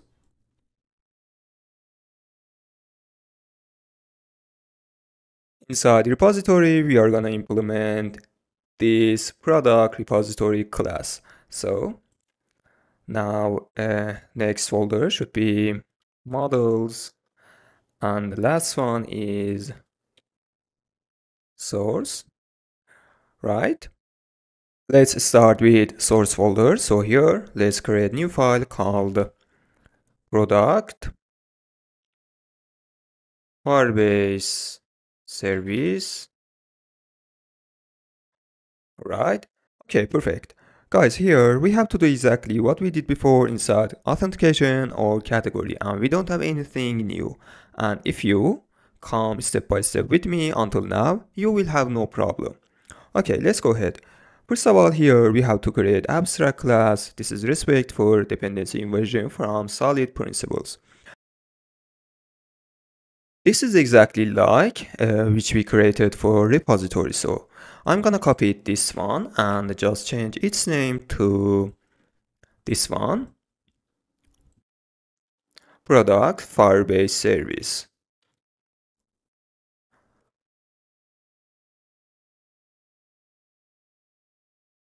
Awesome. Now let's create class to implement this one. Let's call it product Firebase service implementation, which extends product Firebase service. Great. And let's override this method and implement inside of this method. Perfect. What are we going to do inside this method? That's right. We are gonna using Firebase Firestore and fetch products from Firebase console. So let's check Firebase console. Okay, this is our database, and here we have products collections, and as you can see here we have these products. Okay, this is data of product, and as you can see we have several fields such as gender of product, price, category ID, colors, and also images. Okay, uh, so as you can guess, first of all we need to create model for product and also entity. So let's do this. Perfect. Here we have sizes, which is list of string, and images, which is list of string as well. But here we have colors, which is list of objects. So as you can guess, we need to create model and entity for color. So what should we do? That's right. We need to create model and entity for product and also model and entity for color. Okay, let's do this. Okay, inside models folder, let's create new file called color. I want to start with color model and entity. Okay. So here let's create a new class called product color. Here we have two fields named title and oops a hex code. Let's create constructor.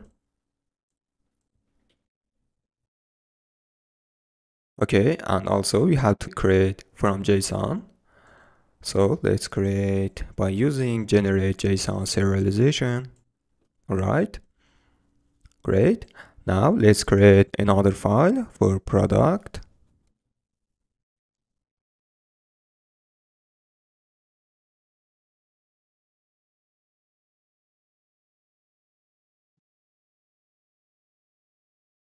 Okay, here we also need to create a new class. Let's call it product model, and let's change product color to product color model.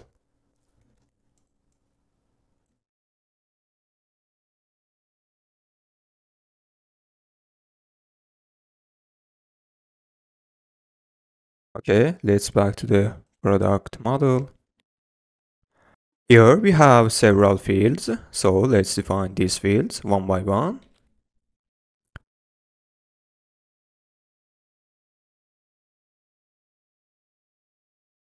The next one is colors, created date and discounted price.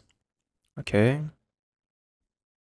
So for color, we have to define list of color model.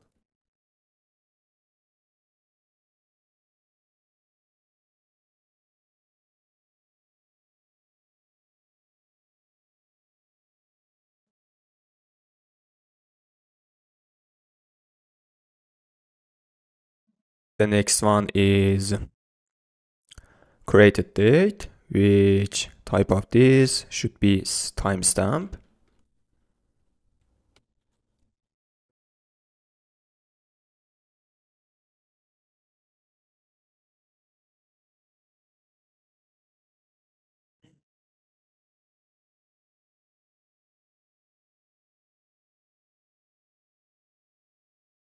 And also we have gender, images, price.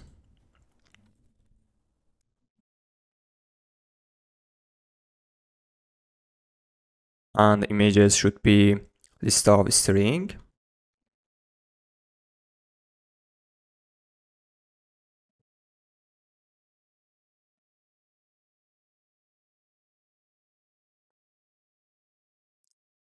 And the next one is sizes.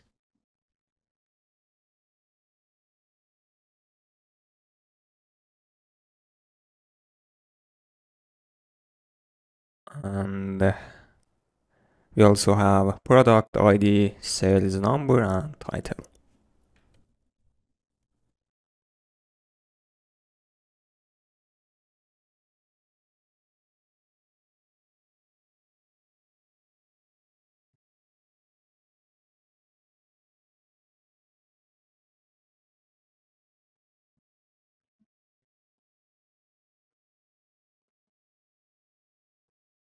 Perfect. Now let's create constructor of this class.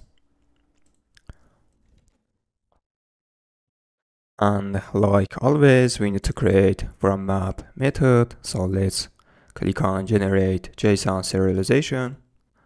Okay, perfect. Here we have some errors. Let's fix these errors. But first of all, let's remove extra methods. We don't need to map or these methods. Okay. Okay, these errors related to Dart and it doesn't generate very well because this is first version of Dart which this feature is implemented. Anyway, let's fix these errors by ourselves. Okay, for colors we can do this. First of all, let's define list of product color model and use from method. Inside this we can use map and set colors key and then use map method.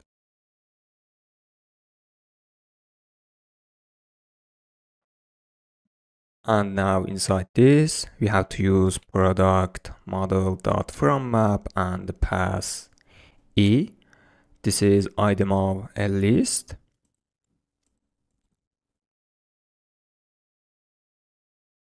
And for created date we can just and for created date we just need to pass created. And for created date we just need to pass created date like for example category ID, but instead of using as string we need to use as timestamp. So let's do this.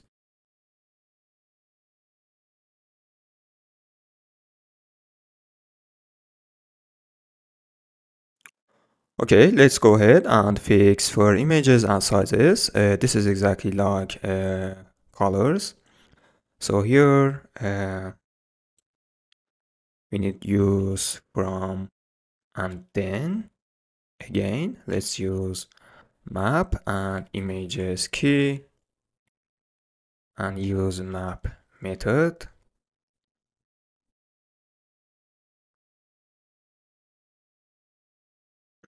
So perfect. And let's do this for sizes as well. So I want to copy this one and paste right here and just change images to sizes. Perfect. Product model is ready and now we can use this one inside data layer. But before that, we need to create product entity and product color entity as well, because we will need these entities inside implementation of repository later. Okay, let's do this. Okay, perfect. Product model is ready and we created this one. In the next step, we have to create a product and product color entity. As you know, entity is very important in clean architecture, and we need to use entity inside presentation and domain layer, and this is rule. Okay, let's go ahead and create entity for product and product color. This is exactly like a model, but we don't have some methods, for example, from JSON, from map to map, or so on. So inside domain layer and the product folder and entities, let's create two files named color and product.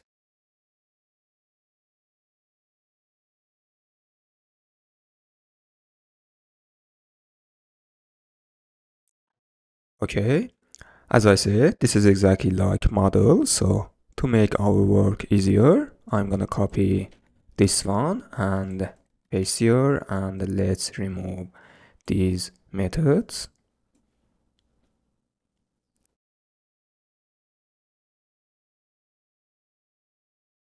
And let's change product color model to product color entity.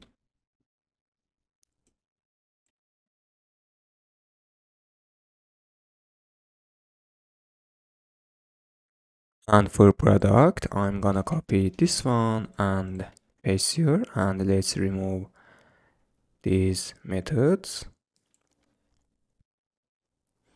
And let's change model to entity.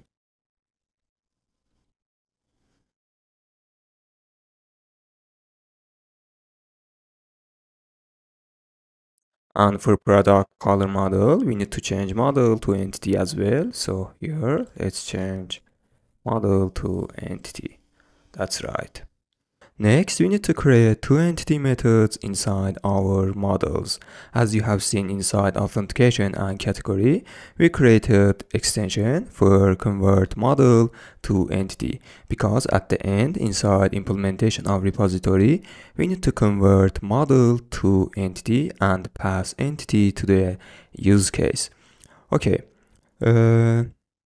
Inside product color model, let's create an extension. Let's use extension keyword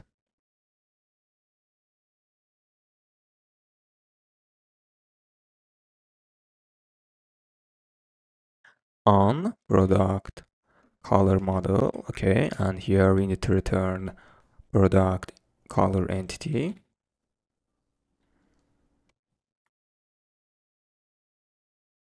Let's call name of this extension to entity.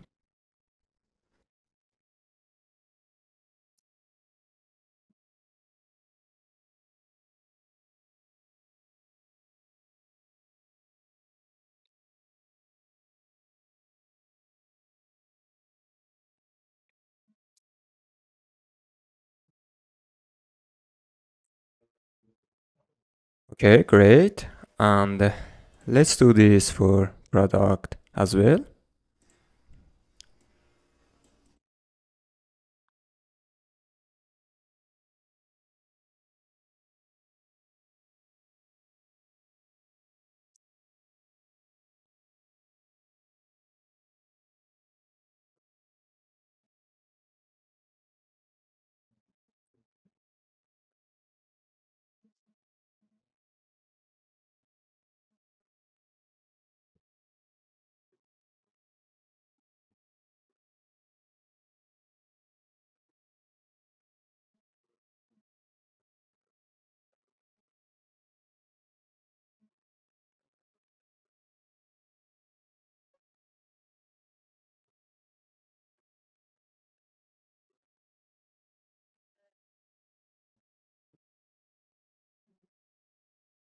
For colors, we need to convert each item of a list of product color model to entity and then pass list of entity like this.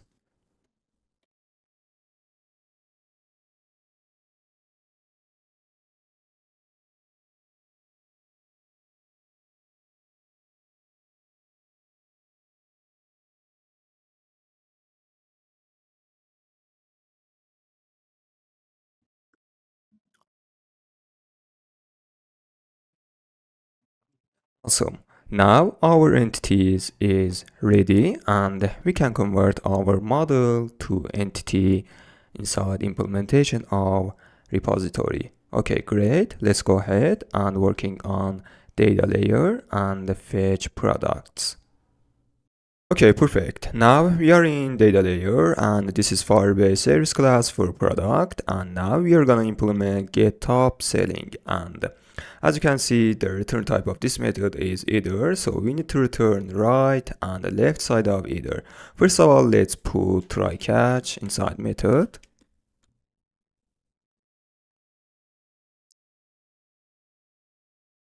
On the try, we need to return right side of either, and inside catch, we need to return left side. Let's start with try. Okay, here, as you know, we need to use Firebase Firestore. So let's use Firebase. First of all, let's add async. Okay, here, let's use Firebase Firestore, and let's use instance and also collection. Okay, our collection is products.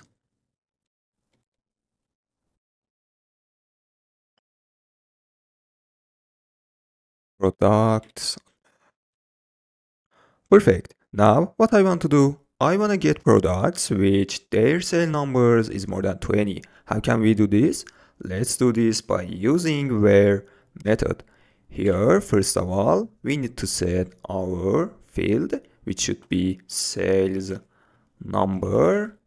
Okay, and here we need to set our condition. So our condition should be is greater than or equal to 20. Great. And finally, we need to use get method to fetch products with this condition. Okay, now we need to return a result of this on the right side. So first of all, let's put result inside a variable. For example, let's call it returned data. Now let's return right side of either and put returned data. Actually, this should be data. My bad. Okay. And inside catch, we need to return left side. That's right. And let's put, for example, this message.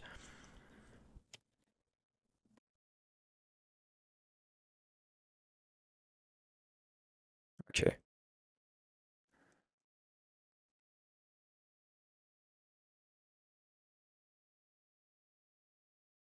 Awesome. We are done here, and next we are gonna using this method inside implementation of repository. So let's move on repository folder and create new file called product. And inside this, let's create a new class called product repository implementation. And here we need to extend product repository, which we created before. Okay, now here we need to override get TopSelling method. Okay, now inside this, we are gonna call this method and then map from JSON and convert JSON to model and then convert model to entity. Okay. Okay, now we need to access to this class and call get TopSelling method. But how can we do this? That's right, we need to use service locator as a dependency injection. Okay, we did it in authentication and category before, so this is very easy. Let's move on service locator and register our classes. Here, exactly like category Firebase service, we need to register product Firebase service like this. Let's import file. Okay, and here we need to set implementation of this class.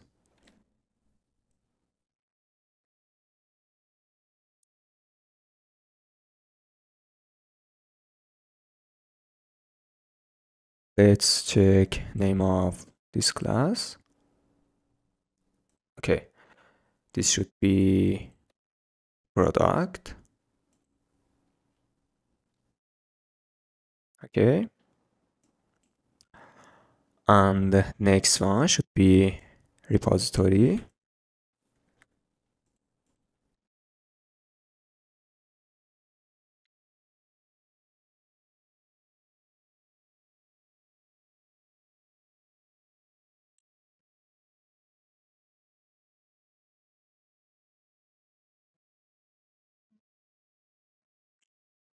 All right, and at the end, we will register our use case for get top selling.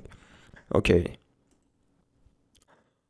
So now here, let's use a service locator like this. First of all, let's define new variable called returned data, or we can call this one products.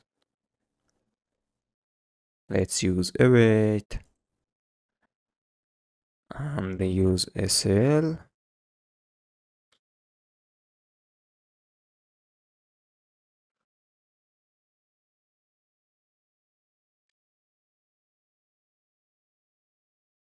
And call get top selling method. Okay, now here return type of this is either, so we need to use fold. It is better to change the name of variable from products to returned data. Okay, now let's use fold.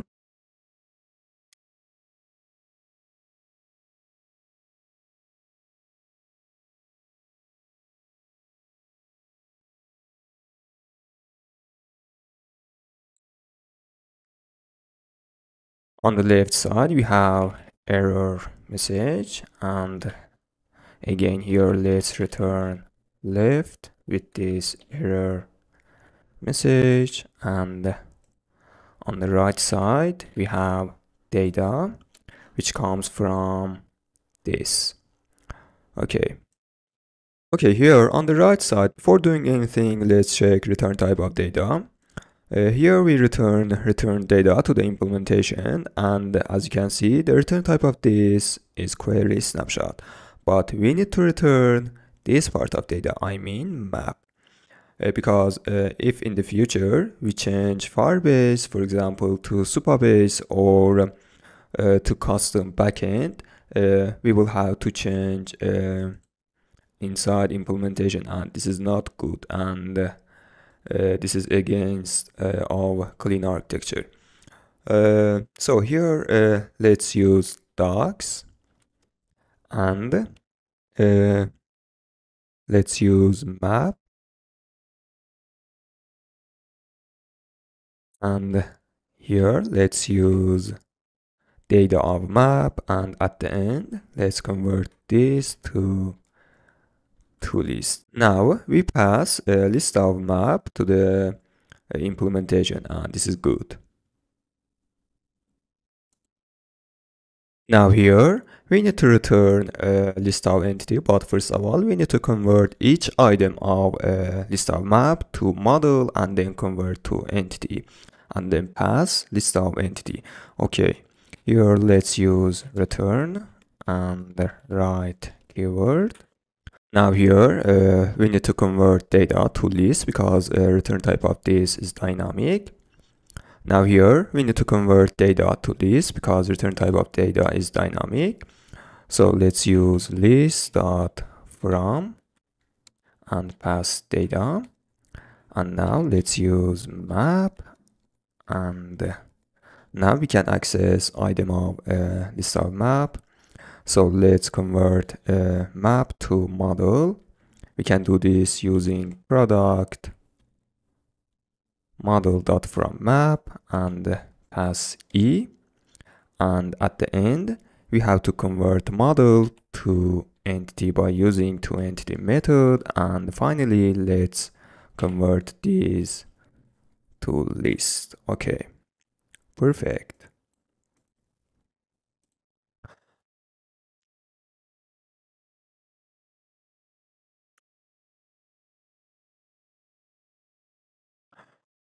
Okay guys, great. Now implementation of get TopSelling is finished, and at the end we need to create use case for this one and call use case in presentation layer.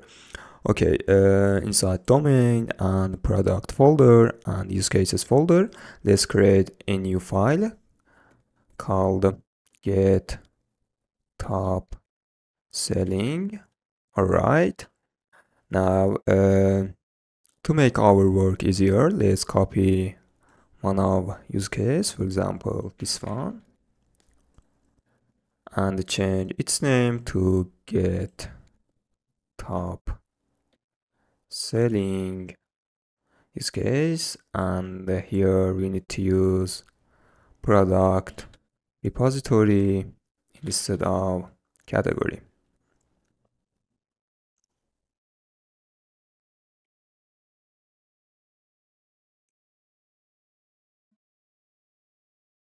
Awesome. And finally, we have to register our use case in service locator.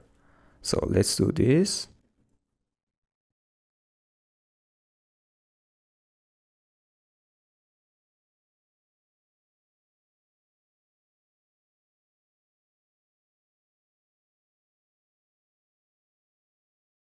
Okay guys, awesome. Now everything is ready to call get top selling use case and fetch top selling products from Firebase and then display them inside homepage. Okay, great. Let's go ahead.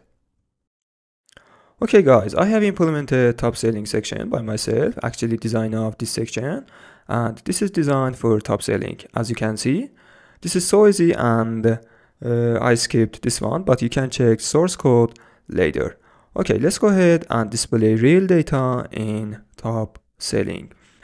As you can see, we need to manage state of this part of homepage, and like always, to manage state, we need to use Bloc. We did it before inside categories or display information of user, and this is so easy. Okay, in presentation layer and home folder and inside Bloc, let's create new file called upselling display qubit, and another one for state.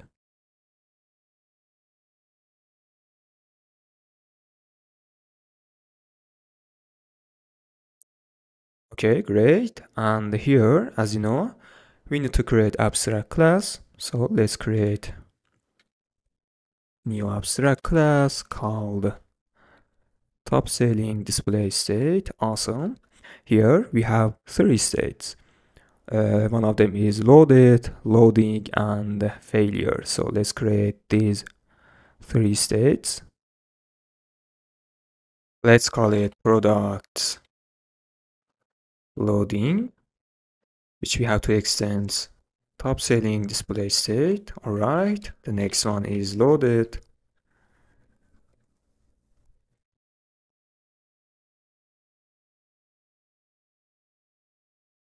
And the last one is failure.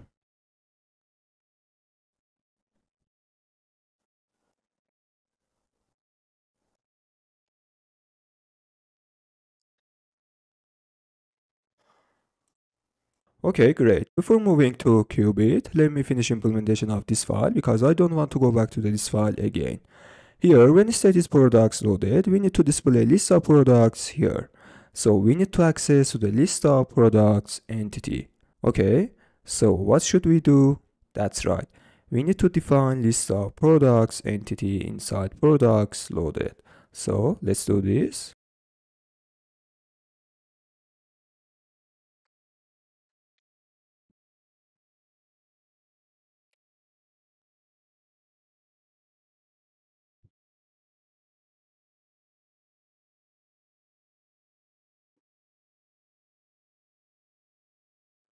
Now let's go to the qubit file and create our qubit class. So here, let's create a new class called the TopSelling display qubit, which we have to extend qubit from Bloc library. And here we need to set our state. And let's define our initial state using super.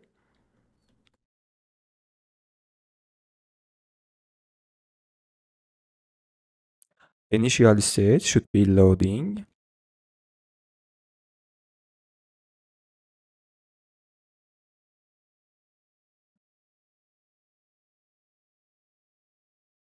Alright guys, here we have one method and we can call this method, for example, let's call it display top selling products, or maybe we can call display products.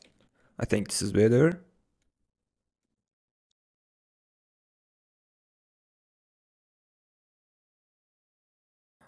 Here we need to call our use case, and obviously this use case is get top selling.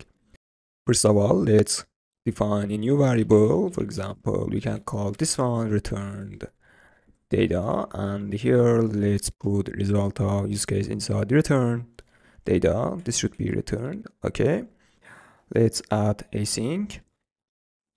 All right, and here let's use service locator and call our use case.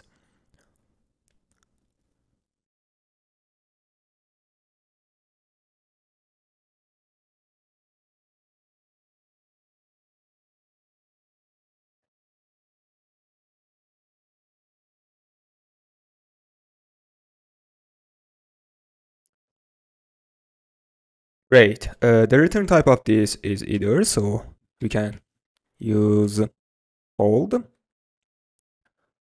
On the left side, we have error, and on the right side, we have data. And this data is gonna be list of products. Great. On the left side, we can emit failure state.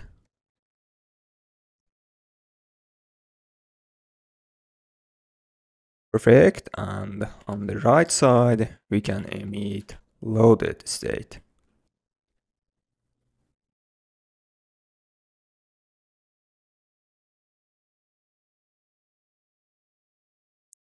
Okay, great. And instead of products, we have to pass data. Awesome.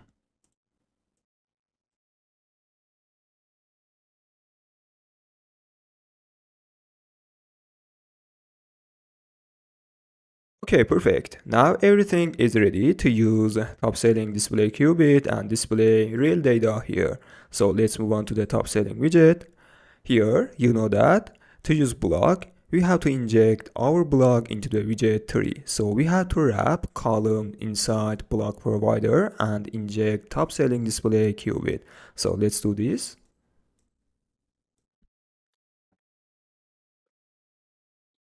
And here we need to use create method and inject our Bloc like this.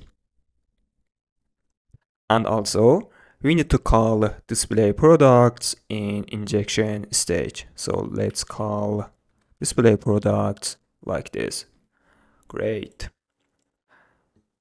Now we have to do one more thing, and that is use block builder to rebuild our widget in response to new states. So here let's wrap column inside block builder.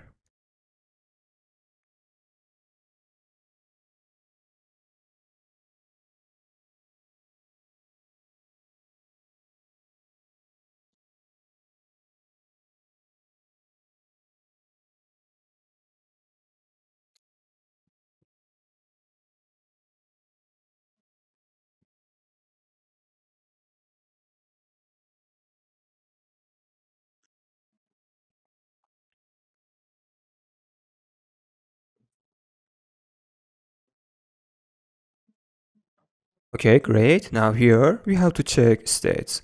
So let's check if state is products loading, return circular progress indicator widget like this to display loading inside homepage. So let's return this one.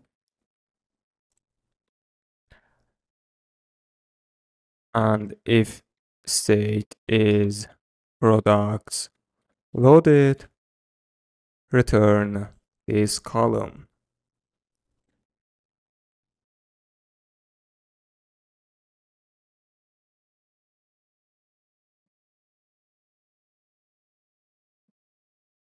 And in default, return container.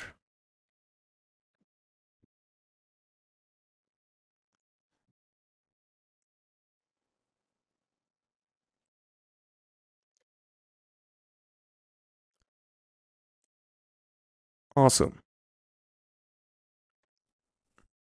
Okay, here we have an error, and this error tells us type of discounted price is not true. So let's use num instead of double. I think this will solve problem. I don't know. Let's try this one. And also we need to change inside entity. Great. Let's restart application and see the result. Okay, we have a same error for price. So let's change price to num, type of price to num. And also inside entity.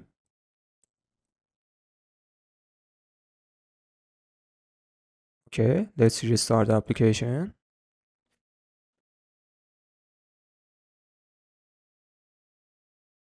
We need also to change as double to as num.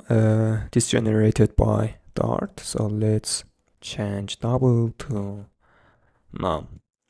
Okay, let's restart again.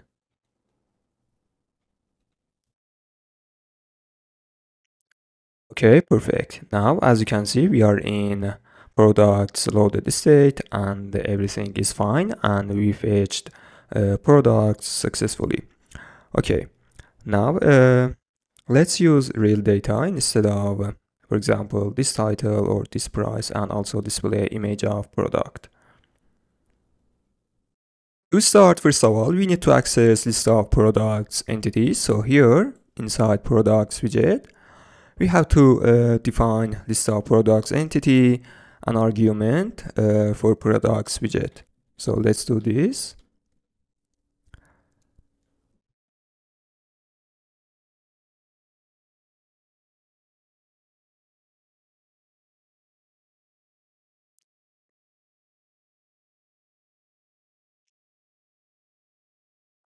Let's import product entity. Great, and here we need to pass list of product entity like this. Now let's back to the products widget, and first of all, let's display title of product using products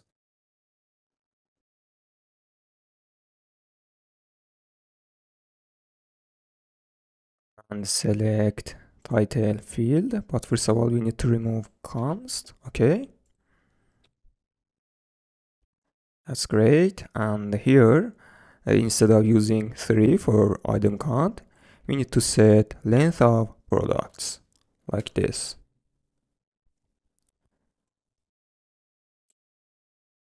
Okay, awesome. Here we have overflow error. To fix this, let's increase width of container from this one to 180.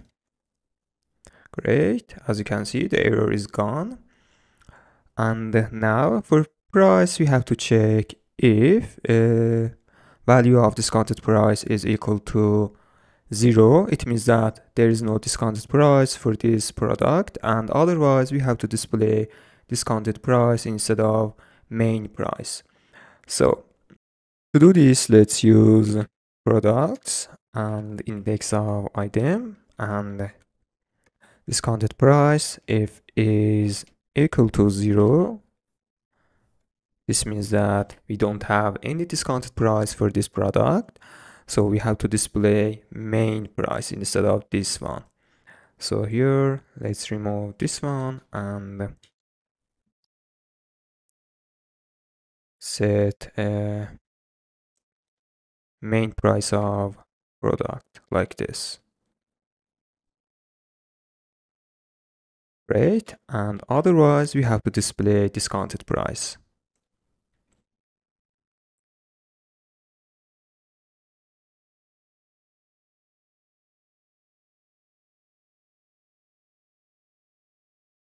Okay, awesome. And we also need to remove this decoration. This is my mistake. So I'm gonna remove this one here. Okay, great. And here we also need to check if discounted price is equal to 0. This means that there is no discounted price and we have to display empty, and otherwise we have to display main price which is discounted. So let's use this condition.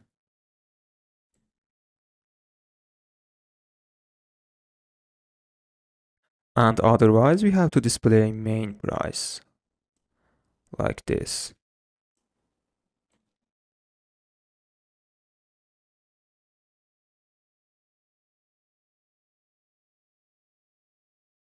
Okay, awesome, great.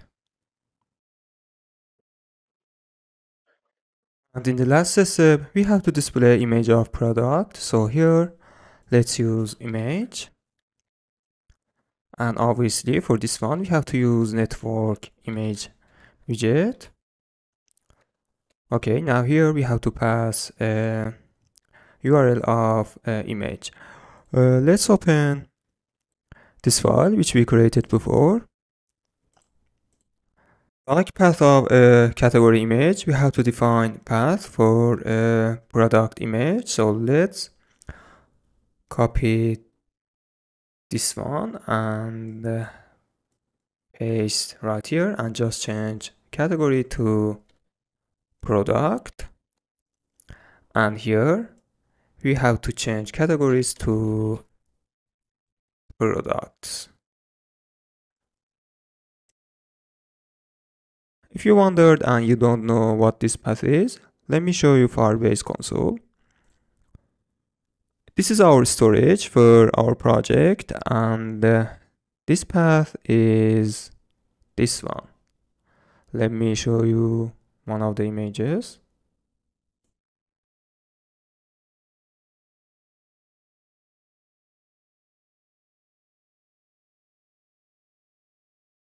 This path is here, and this is a name of image for product, and we have to pass this one to the our URL. Okay, and inside common and helper, let's create another method for generate a product image URL inside image display helper. Let's change its name to generate product image URL, and instead of category image for base URL, we have to use product image. Okay, great. Now let's back to the top selling, and here let's use this method.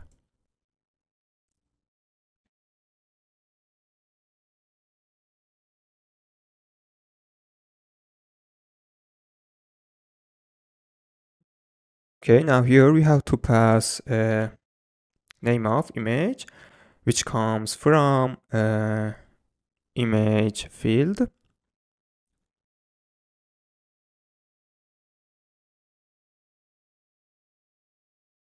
Here we have a list of images, but we need to display index of 0.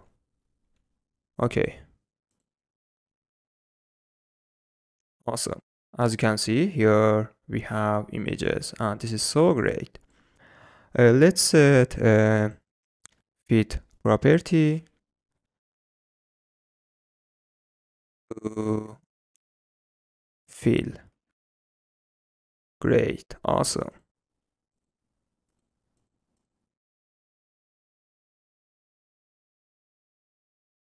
Implementing of TopSelling is finished, and now we can go ahead and implement NewIn section. So let's do this. Okay, perfect. Let's go ahead and implement NewIn section. This is exactly like TopSelling section, so we don't need to do much work, and this is so easy. Okay, perfect. Let's go ahead and implement NewIn section. We don't need to do much work to implement this section because this is exactly like. Okay, perfect. Let's go ahead and implement new section. We don't need to do much work to implement this section because this is exactly like top selling section, and this is so easy. Okay, let's back to the editor, and here inside domain layer and product folder and repository, let's create a new method called get NewIn.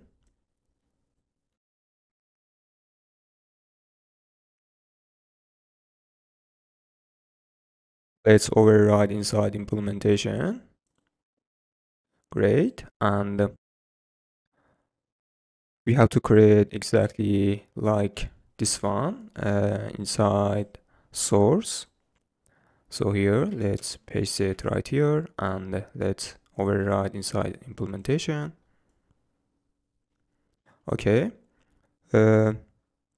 As I said, implementation of get NewIn is exactly like get TopSelling. So I wanna copy this code here and paste right here. And let's add async. Okay, here instead of set sales number, we have to pass created date. Awesome. And here we have to set timestamp because type of created date is a timestamp. So here let's set timestamp dot from date, and here we need to set date, and I wanna set this date.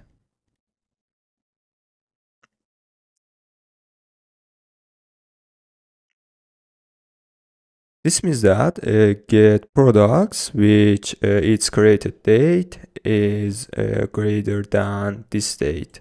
Okay. And okay, implementation of get NewIn is finished, and now we can use inside implementation of repository. So let's copy this code here and paste here and add async. Okay. And here instead of call get TopSelling, we have to call get NewIn. That's right. And at the end, we just need to create use case. So inside use cases, let's create a new file called get NewIn. So this is exactly like get TopSelling use case. So let's copy this one and paste here, and let's change get TopSelling use case to get NewIn use case. And here let's call get NewIn. All right. And finally, we have to register our use case inside service locator. So let's do it.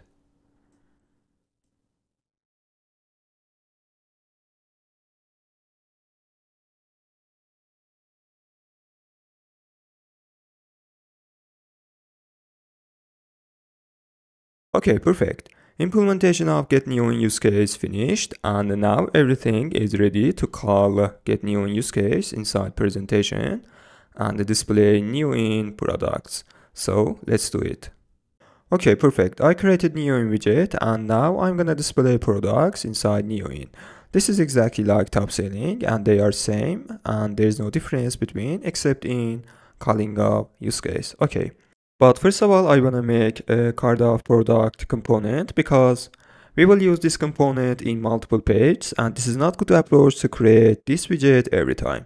So let's move on to the TopSelling widget and copy this container here. This is our card, and now let's move on to the common folder And widgets folder here inside this widgets, let's create a new folder called product. And inside this, let's create a new file called product card. And here, let's create new stateless class. Let's call it product card. Let's import material. Great. Now we have to define parameter, and this parameter should be type of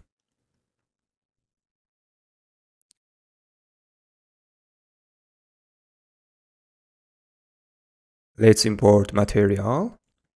Okay, great. Now inside this class, we need to access to the product information, for example, to the image of product, title, or price. And to do this, we need to define parameter, an instance of product entity. And let's define inside constructor.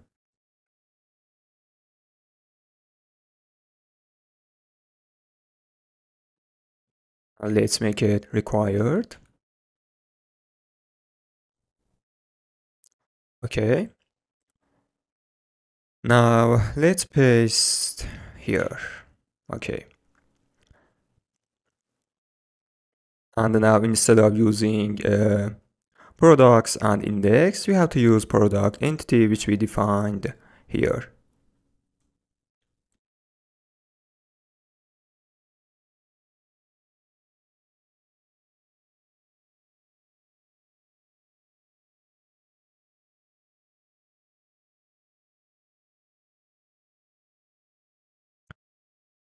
So now we can use this widget inside TopSelling. So here, let's remove this container.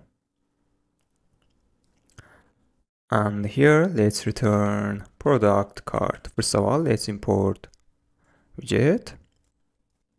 And here we have to pass an instance of product entity, and we can use products and index of item. Awesome. Great.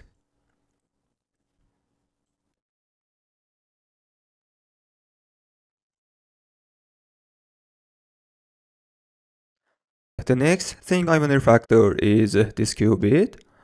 I want to make this qubit inside common folder because we will use this one to fetch products in other pages. And now, for example, inside NewIn section, and I don't want to create another file or another qubit because they are same and there is no difference.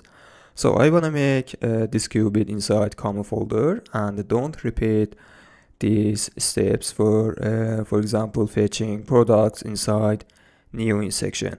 So I'm gonna copy these two files and let's move on Bloc folder inside common and create new folder called product and paste here. And let's change file name to products display qubit, and let's change this one to products display state. And inside the state, let's change TopSelling display state to products display state. Okay. And let's change also inside qubit.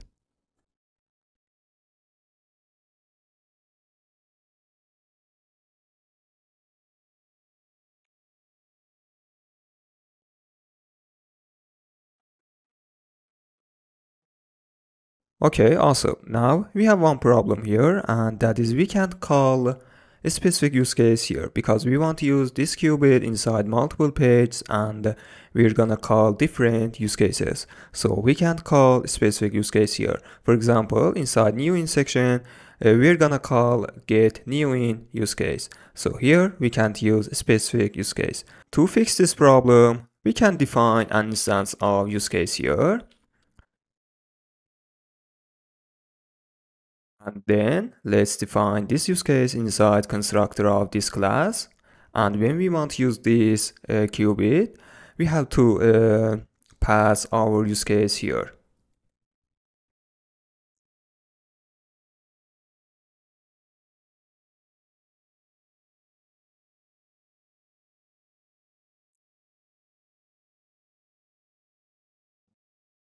Okay, great. And here we have to call use case. Great.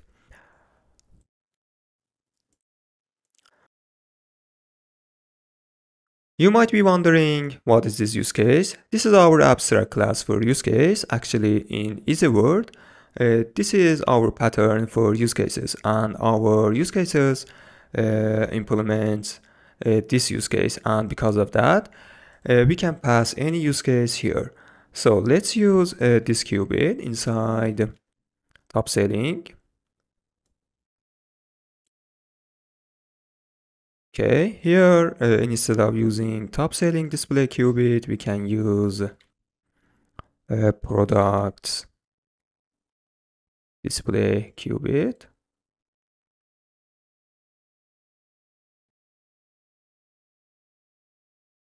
Okay, this asks us a use case. We can pass our use case like this using service locator. Get a top selling use case. Great. And here, instead of using top selling display qubit, we need to use products display qubit like this, and also for state.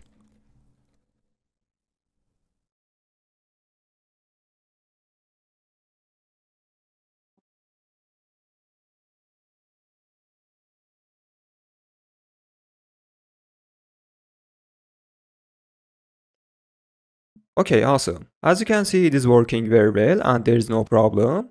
And now we can use products display qubit wherever we need to display some products. For example, we will use in a NewIn section. Okay, let's go ahead and display products of NewIn. But first of all, let's remove these two files. We don't need them anymore.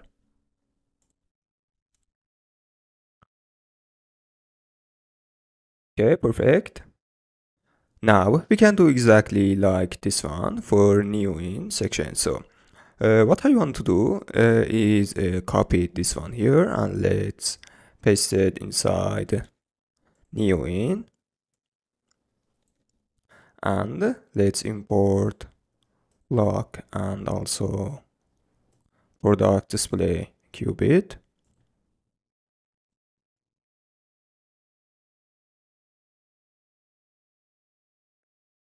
Okay, here instead of calling get top selling use case, we need to call get NewIn use case, and instead of top selling we have to use NewIn. That's right. And let's copy products from top selling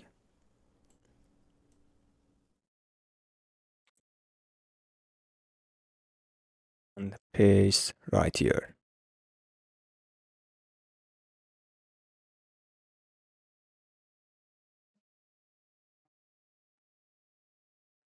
As you can see here, we have NewIn products and everything is working well, and there is no problem for get NewIn use case, and this is working very well. Great. Okay guys, awesome. Next we are gonna working on display products by using category ID. I mean we are gonna implement this page, and here we're gonna display categories, and when user clicks on category we will display products inside that category. Okay, awesome. Let's go ahead. So we have to redirect user to this page when user clicks on see all and display categories here. Okay guys, we went halfway because we created use case for fetching categories, and also we created Bloc for display categories. So we are good to go. And now let's back to the project. Now, if I click on see all, we will redirect it to this page. Here is all categories page, and I implemented some basic widgets here. And because this is so simple, I skipped this step. And in order not to waste our time, I'm gonna skip simple steps, but you can check source code later. Okay, now here we have a basic design. Now we are gonna display real data here. I mean data of categories. We are gonna display image and title of category. And to do this, we can use Bloc, which we created before. I mean categories display qubit, which we created before and used in this part of homepage. Let's move on to the all categories page and display categories using this qubit. So here, first of all, I'm sure you know that we have to inject our qubit into the widget 3. And I'm sure you know that. If you come this far in the video, then you know that for sure. So to do this, first of all, we have to wrap padding inside block provider. Actually, the first widget of body. So here, let's use block provider, and here you have to create an instance of categories display qubit and call display categories in stage of injection. Okay, now inside categories we can use block builder. So let's wrap list view inside block builder.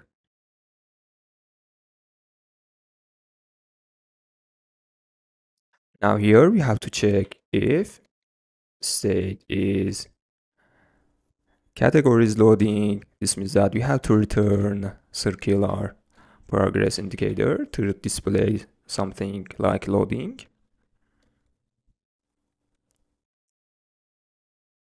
If state is category is loaded, we have to return this list view.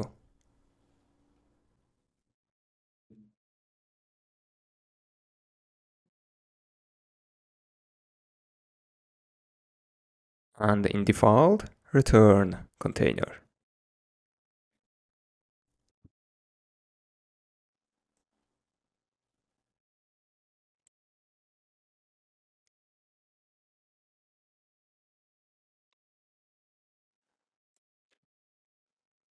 Okay, here we have an exception, and please don't afraid. I think this exception is related to block builder, and yeah, that's right. Here we have forgotten something, and that is specifying our block for the block builder. So let's do this by setting generic parameters, just exactly like previous block builders. We did it before, and this is not new thing.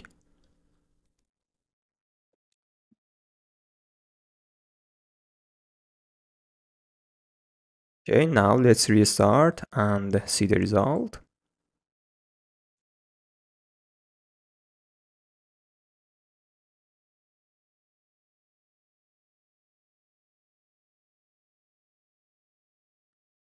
Okay, as you can see, the categories is displayed and there is no problem. Let's wrap circular progress indicator into the center widget to display in center of page.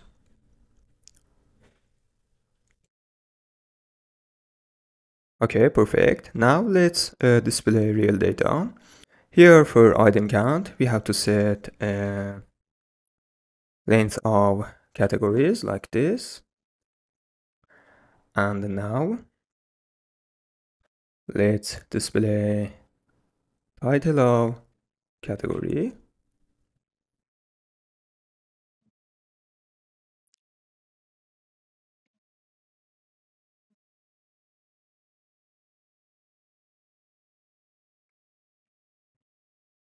And for image, we need to use image property inside decoration of container.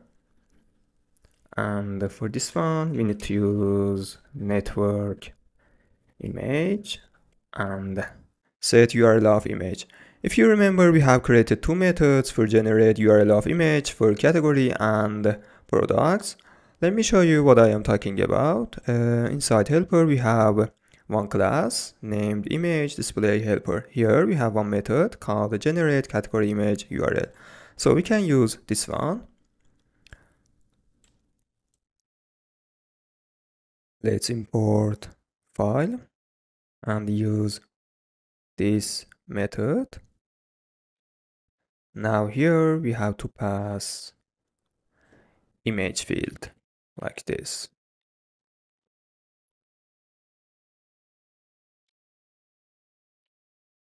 Okay guys, awesome. Now as you can see, the images of categories are displayed and we don't have any problem. So we are good to go.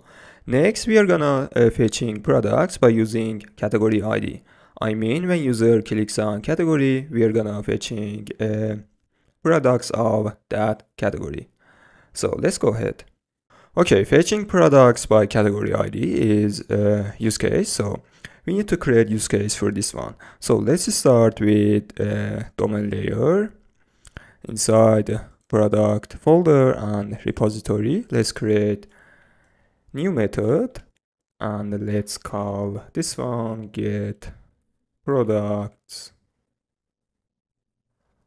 by category ID. Okay, and we also need to pass a category ID as an argument to this method. So here we need to define an argument. For example, let's call this one category ID. We are going to pass a category ID when user clicks on category to this method. So now let's move on to the data layer, and first of all let's override method. Okay, now exactly this one we need to create inside source and right here. Okay, let's override this method.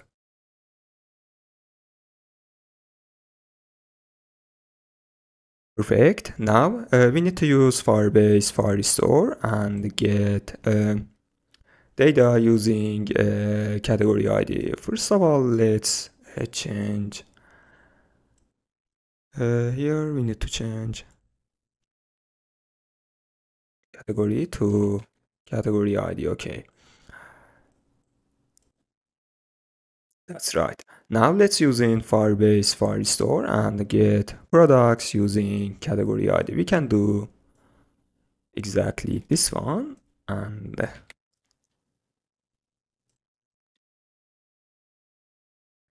here instead of using created date inside our condition, we need to use a category ID, and here we need to change this one to is equal to, and here we have to set category ID.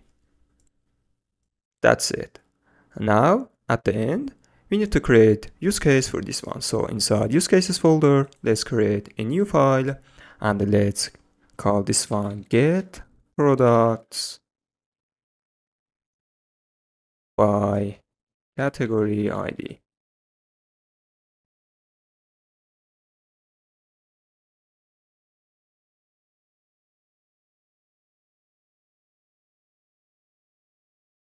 Great. Now in order to make our work easier, let's copy one of the use cases and paste here, and let's change its name to get products by category ID use case. Okay, and here instead of set dynamic, we need to set string, but dynamic is okay as well, but it is better to change dynamic to string, and this string will be our category ID. Okay, and finally, instead of calling get TopSelling, we need to call get products by category ID, and here we have to set category ID. I mean, we have to pass category ID to this method. So here category ID is this params. So let's pass. All right. Now at the end, let's register our use case like always.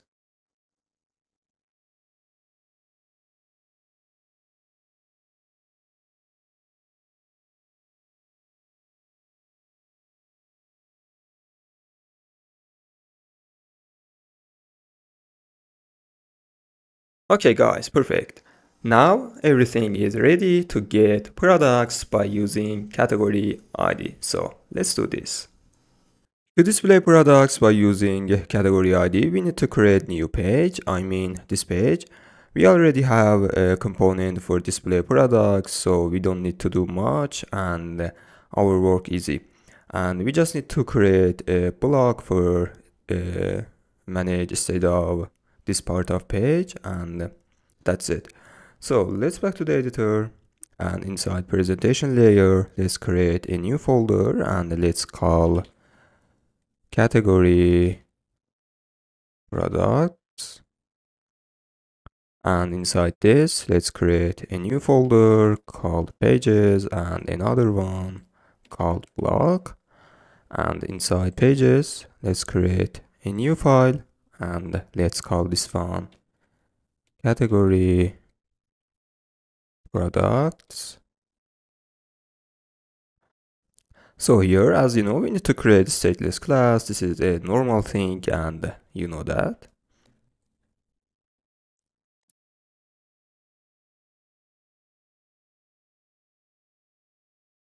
And I want to call category products page. Let's import material, and here we need to return scaffold. Okay, and first of all, we need to get a category ID from previous page. I mean, when we click on this category, we need to pass category ID to this page. So let's call prompter here, final prompter, and let's call category ID. Okay, let's define inside constructor.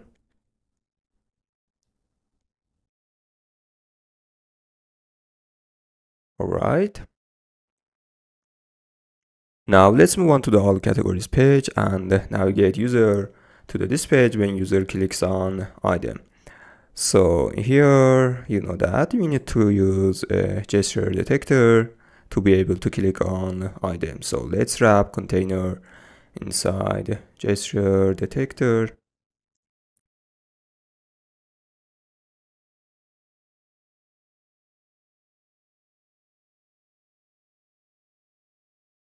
And let's use app navigator class and call push. Here we need to pass category products page, and here we need to set category ID. So we can use state dot categories and index of item and pass category ID. That's right. Okay. Okay, great. Now inside the scaffold, let's use body. Okay.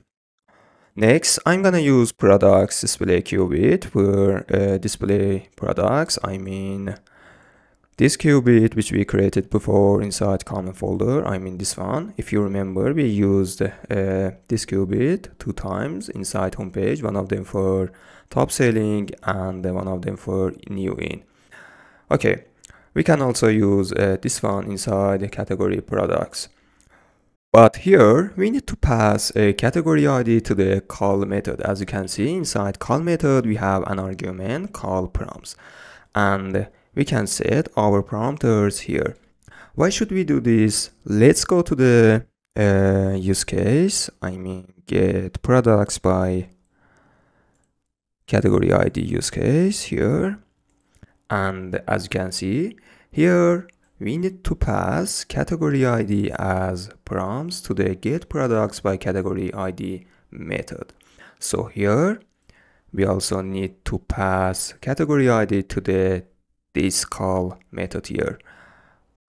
But how we can pass our parameters here? That's right. We need to define an argument for display products, and the type of this argument should be dynamic and also optional.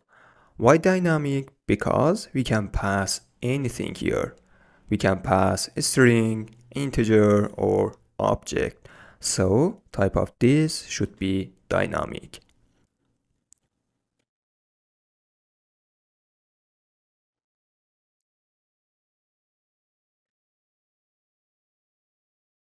And why did we make this? And why did we make this optional? And why did we make this optional? Because we may not have anything to pass in some pages or some use cases. So here we should make this optional. Okay, let's back to our page and use this block. Here, as you know, first of all, we need to inject our qubit, and you know this, we do it always. So let's use block provider. Okay.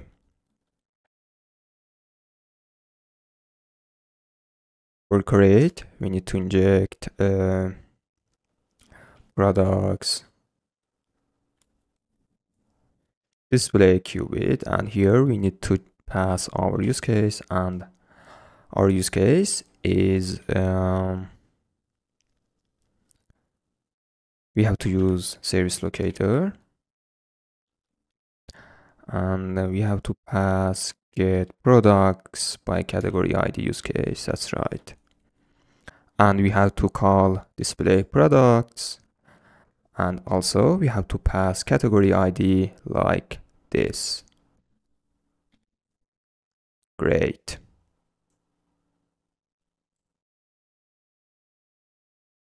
And for child, we are gonna use block builder to rebuild widgets in response new states. And let's specify which block it is, and also state.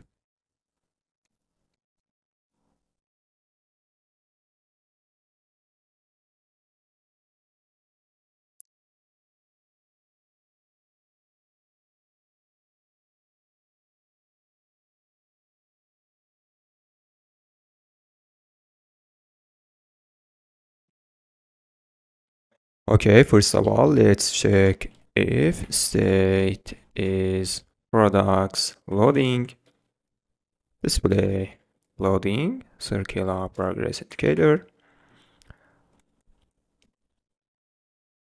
and if state is products loaded,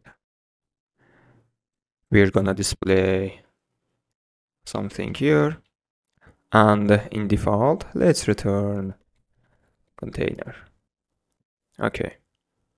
And let's go ahead and implement widgets for products loaded. First of all, let's put column here because we are gonna display length of products and also name of category. And here, products, list of products. Okay, let's put column.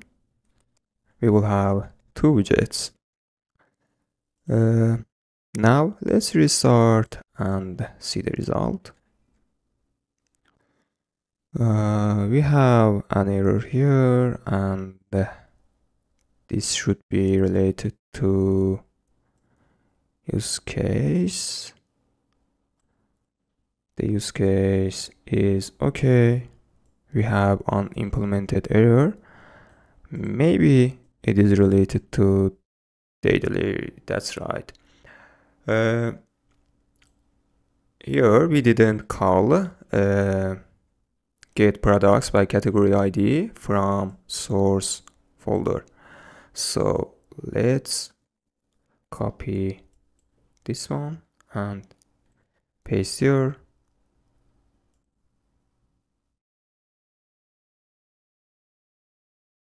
And let's change method from this one to this one, and also pass category ID. Okay.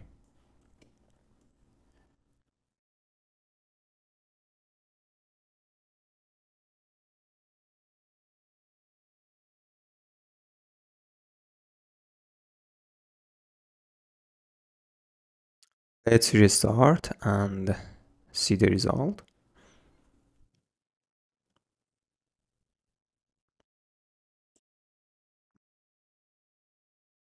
Okay, that's right. And also let's wrap a circular progress indicator into the center.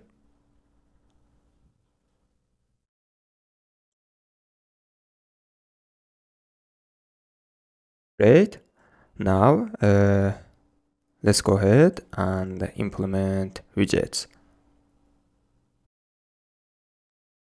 First thing first, we need to display back button. We can do this by using basic app bar, which we created before. Awesome.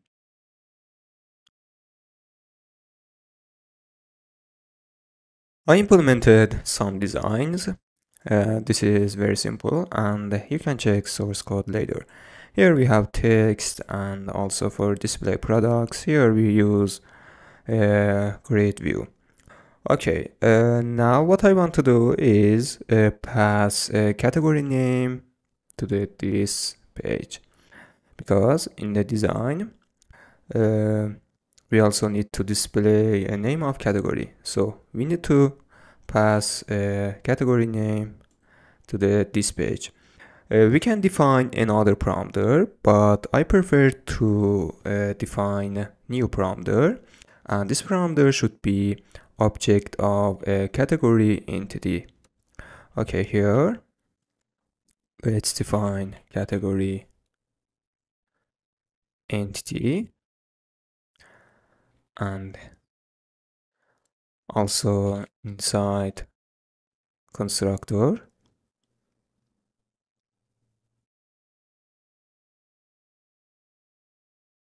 Okay, now we don't need to the category ID anymore, and we can remove this one.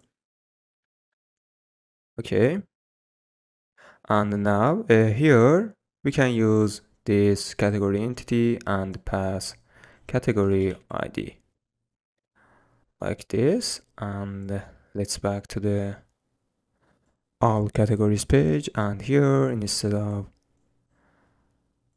pass a category ID, we need to pass object of an object of category entity.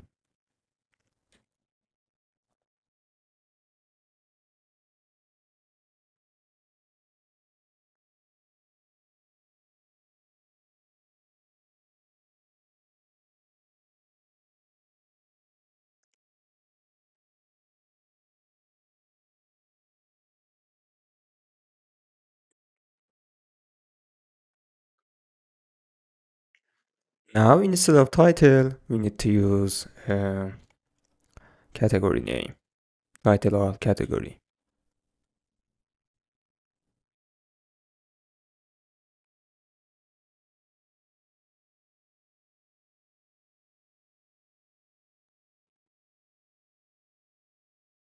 Okay,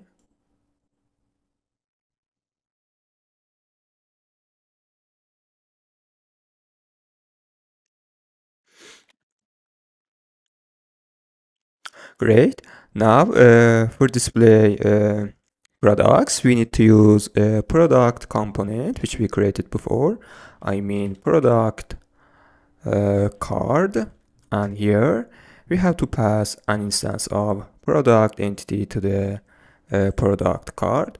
So to do this, we need to pass a list of product entities to the this widget. So here let's define list of product entity,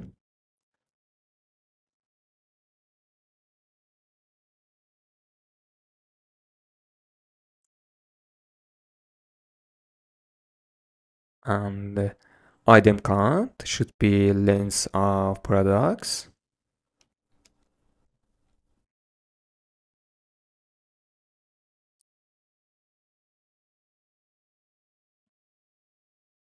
We also have to pass a list of products to the category info, because here we need to display length of products. So let's copy this one and paste here, and here let's use products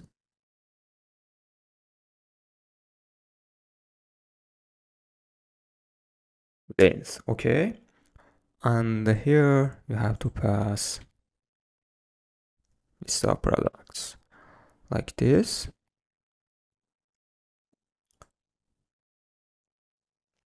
Great. As you can see, in this category we only have one product, and for example in hoodies we have two products, and inside bags we don't have anything, and for shorts we don't have anything. Okay, for shoes we have one product, and for jacket we have, I think we will have two products. Great, awesome. Now everything is fine and working very well. Perfect. We can move forward and working on the rest of the application. Next, we are gonna working on search. So stay with me. Okay guys, I implemented some design of search page. As you can see, this is very simple. On the home page, we have search text field, and when user clicks on this one, we redirect user to this page. Okay, great. This is design for a search page, and we are gonna implement rest of the design together. In the first step, I'm gonna create a new method, actually a new use case for searching product. So let's do this. So like the previous use cases, first of all, let's move on to the domain layer, and inside product and inside repository, let's create a new method. This is exactly like get products by category ID, but instead of using a category ID, we need to use a title of product. So let's copy this one and paste right here. Let's change its name to get products by title, and here let's use title. Okay, great. Now here let's override inside implementation of repository. Great. Now let's move on to the source folder, and here let's create exactly this method inside product Firebase service. Great. Let's override. Okay. As I said, this is exactly like get products by category ID. So I want to copy this part of code and paste here.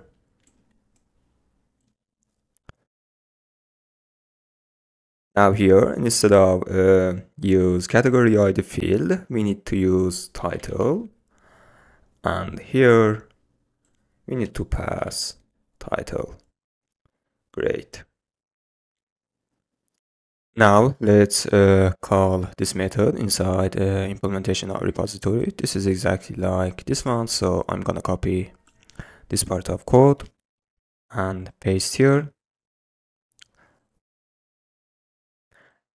And instead of calling get products by category ID, we need to call by title and pass title here.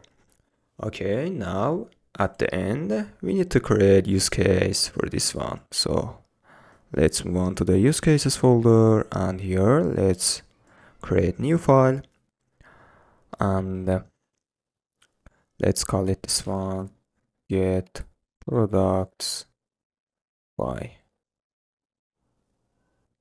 title. Okay, let's copy this one and paste here to make our work easier, and let's change its name to get products by title.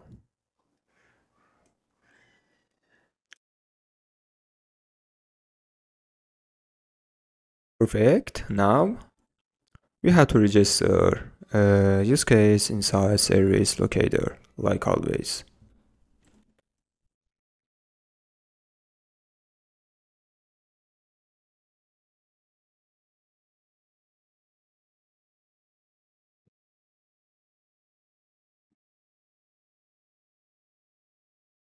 Awesome. Now we can use this use case in our presentation.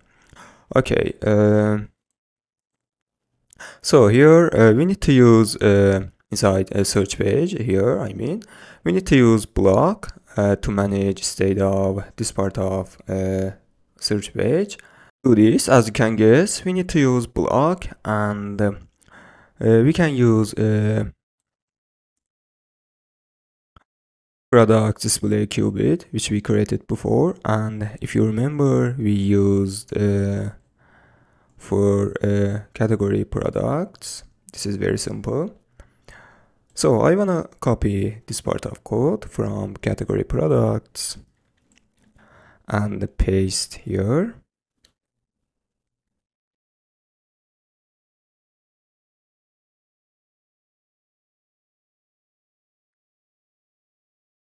Let's import Bloc and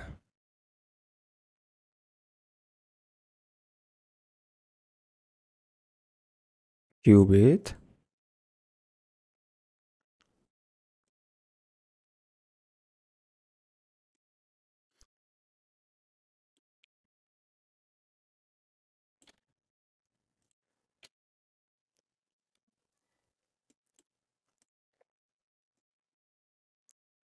And here we don't need to call this one, display products, at the injection of our block. So I remove this one, and here we need to pass our use case, which should be get products by title use case. That's right.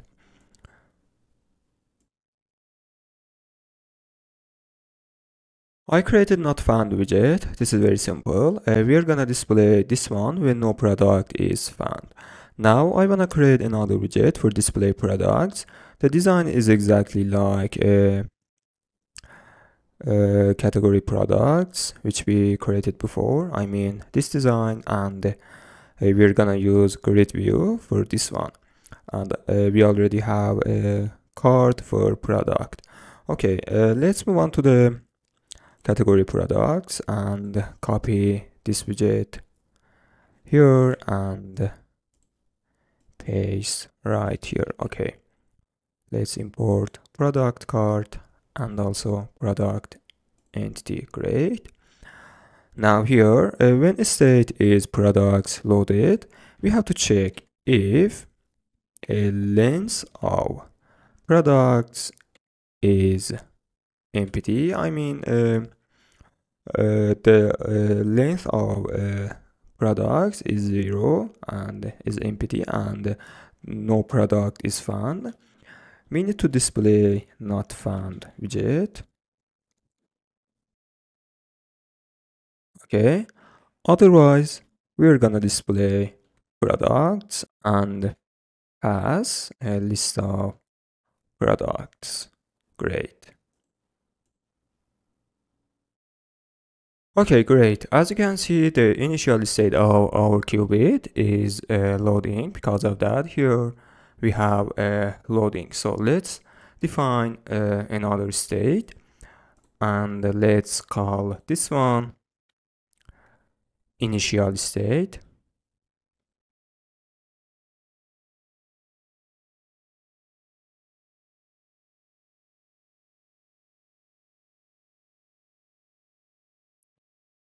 Okay, and now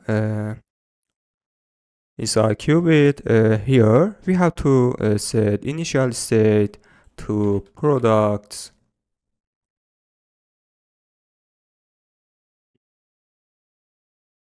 initial state, and here when we want to display products, we need to emit loading to display loading in the page. Okay,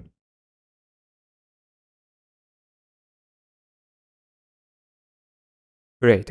As you can see, uh, the circular progress indicator is not displayed.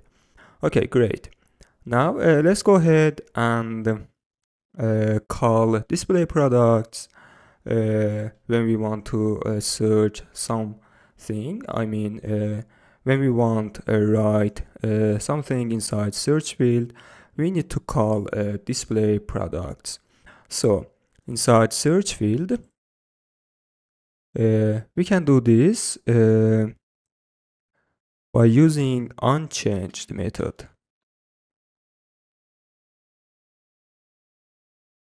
Okay, now here we can use a context.read and access to the our qubit products display qubit and call display products and pass a value to the params. All right, now let's type something like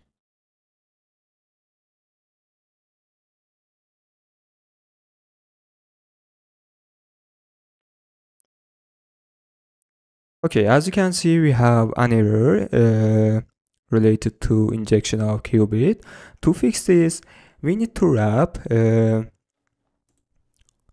block provider above the scaffold. So here let's copy this one and wrap scaffold inside block provider, and let's remove this one. Okay, now let's back to the previous page and navigate to the search page again. Okay, now here let's type, for example, jacket. Okay, great. As you can see, no product is found, and I think we have problem because we have a product with this title. So let's fix the problem. Okay guys, I searched a lot about this problem and I noticed that Firestore doesn't support a search for text field in documents, and this related to the Firestore. But to make this action closer to our goal, we can do this instead of this one. Here we can use is greater than or equal to. Okay, now let's search again, for example, jacket.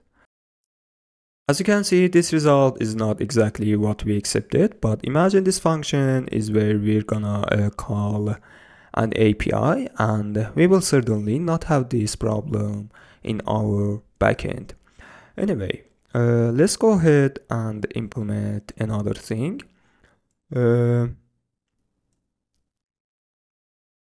Here, as you can see, when we want to remove our text, the all products will be displayed. Okay, to fix this problem, we need to emit initial state. So inside qubit, let's create another method and called this one display initial, and here emit products initial state. And now let's call this function here. Inside search field, we have to check if length of value is 0 or empty. Call this method, and else call display products. Okay,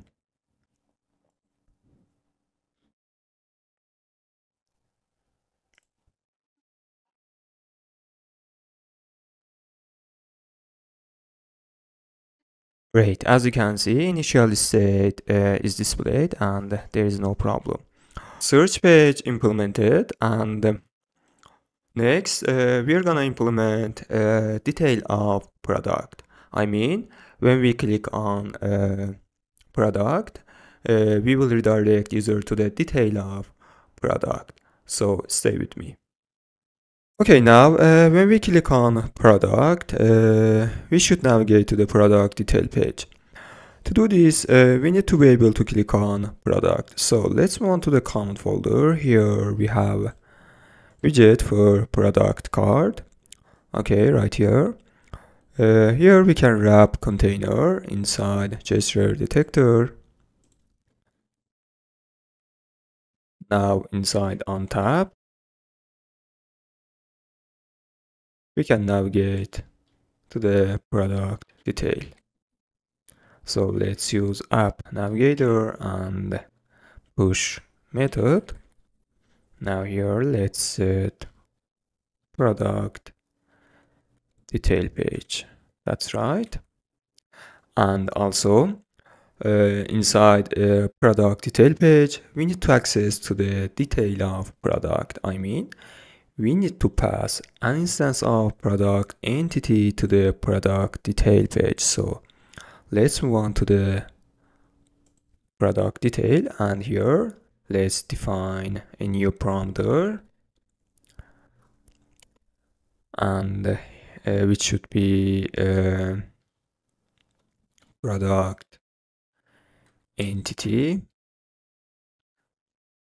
right? Let's define inside constructor. Okay. Now here we can pass product entity to the product detail page. That's right. Okay. As you can see, when we click on product, we navigate to the detail page. Great. Now let's go ahead and implement detail of product. At the first step, we need to create something like this. This is a list view, and scroll direction should be horizontal, and display list of images here. So let's define a new folder inside product detail, and let's call widgets here. Let's create a new file called product images. Okay. Here we need to create a stateless class. Let's import material. That's right. And first of all, let's set height for container. For example, 200. Okay, now here we need to use list view separated for child.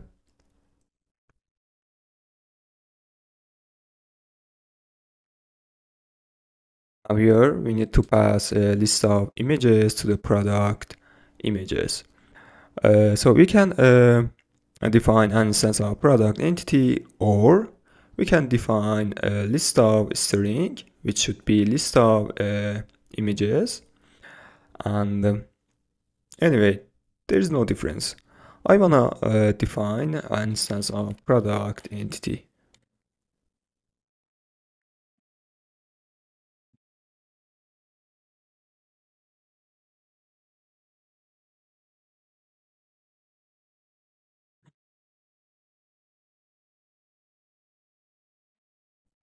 Okay, now item count should be equal to the length of images inside product entity.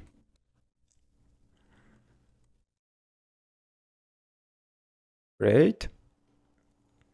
Okay, perfect. I implemented a list view for display images. This is very simple. That's why I skipped this step, but you can check source code later. But again, this is very simple. And if you have come this far in the video, surely you know this, and this is very simple for you.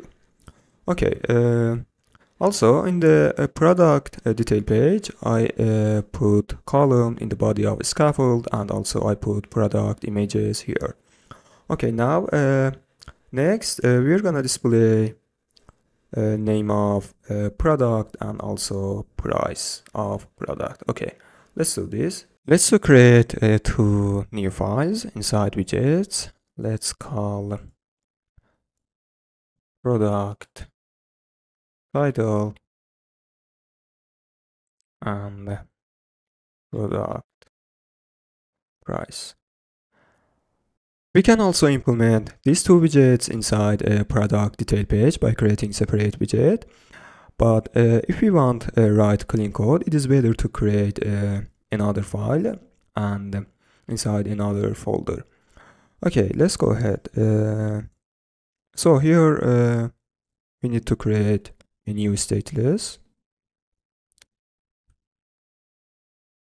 Let's call product price import material. I think it is better to start with product title. So let's copy this one and paste here and change price to title. Okay, like product images, we need to access to the detail of product. So let's define new parameter inside product title. Let's import and also define inside constructor. Let's put product title inside widget 3.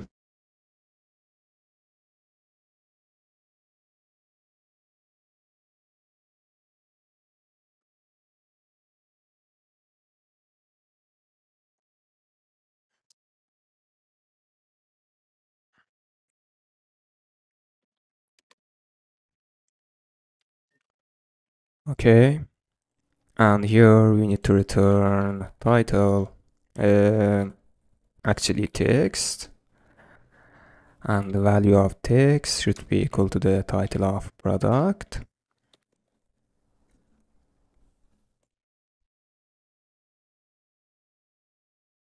Okay, and so let's set cross access alignment to star to the move title to the left side of the page. Okay, and we also need to set padding. So let's wrap column inside padding and set symmetric with horizontal value. Okay, let's set style.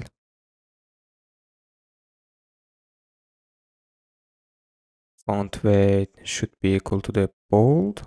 I think that's right.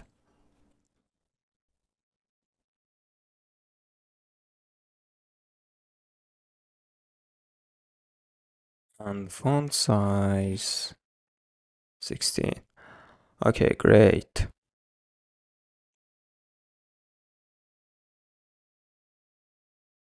Okay, let's do this exactly for price.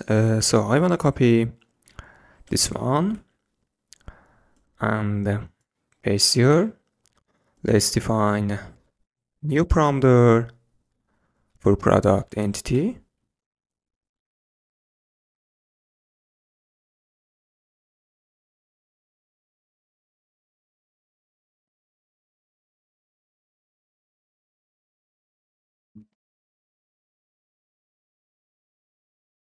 Okay, and instead of title, you need to use price. So a type of price is num, but here we need to set string. And we also need to check if discounted price not 0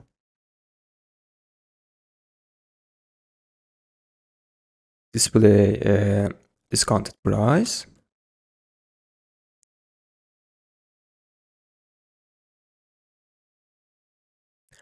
Otherwise, we need to display a original price.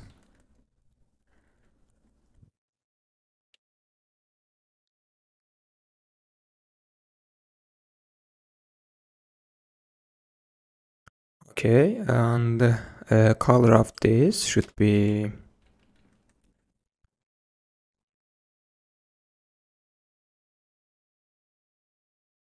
primary, right? And let's reduce font size to 14. Okay, now let's put product price inside widget 3.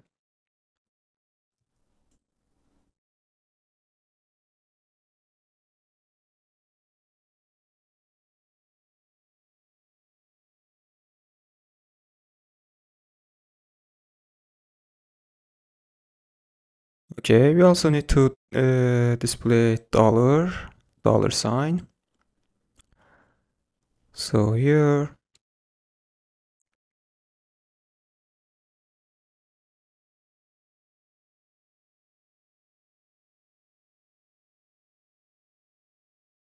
let's display dollar sign like this.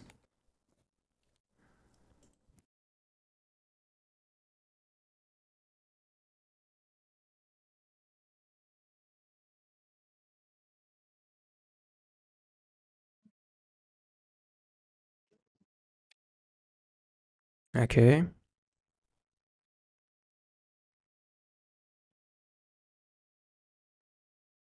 great.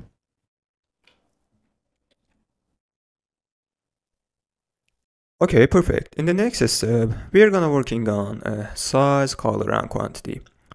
Uh, First of all, I wanna implement design now these three widgets, and then we are gonna working on logic of these three widgets.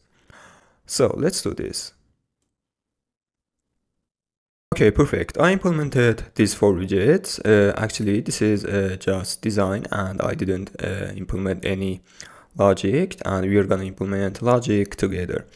So here, as you can see, is selected size, this box here, and I display uh, index of 0 from sizes inside product entity.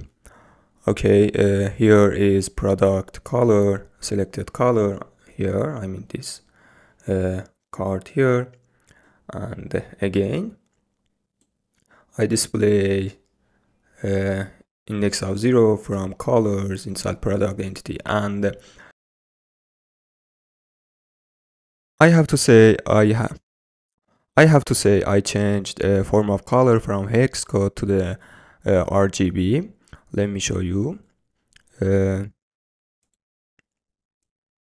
Here, as you can see, inside product color entity, we have a new field called RGB, and type of this is list of integer, and first index is R, second is G, and third is B, as you can see here. And let me show you dashboard. Okay, great. As you can see, here we have RGB field, and the first index is R, second is G, and the third one is B. Okay, great. And the next is quantity. Here, as you can see, this is very simple, and here we have two button, and we are gonna implement logic of these two buttons together. Okay, and the last one is this add to bag. Here I used a basic app button component which we created before for display buttons inside application. Okay, and then I put add to bag widget inside bottom navigation bar to display in the bottom of the screen. Okay guys, perfect. Let's working on logic. The first thing I want to implement is logic of quantity. I mean, when we click on plus, we have to increase this number, and when we click on minus, we have to decrease this number.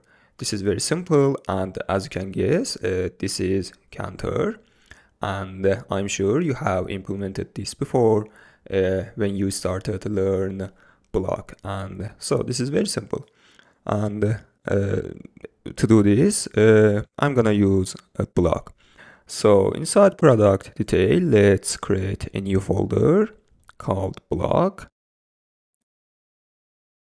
So inside this, let's create a new file called quantity product quantity qubit.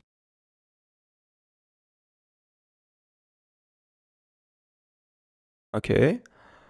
For this one, we don't need to the state, and our state is this number. So here let's create a new qubit called product quantity qubit, which we have to extend qubit. Okay, and let's set state integer, right? And let's define our initial state by using super.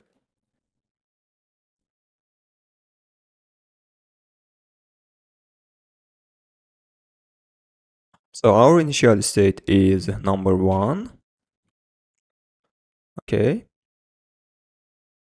Well, here we have two methods, increment and decrement, and we're gonna call increment when we click on plus and decrement when we click on minus. Okay, let's create these two methods.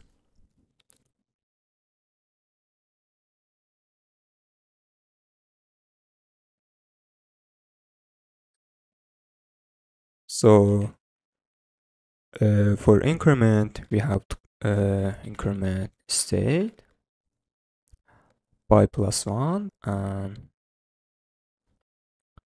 in decrement, we have to decrease state by -1. But here we have to check if value of current number is 1, we shouldn't allow it to decrease. Otherwise, the value of number will be 0, which is not true. So here, instead of returning, let's use bracket and check if state is not 1. This means that the value of number is not equal to 1. Let's emit and decrease number. Okay. And also here we have to use emit.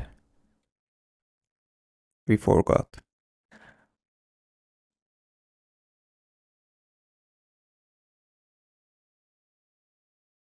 Okay, awesome. So let's use this qubit. As you know, the first thing we have to do is inject our qubit to the widget tree.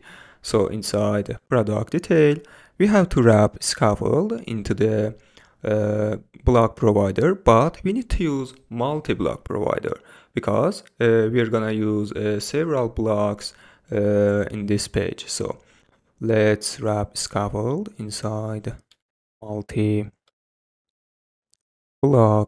provider.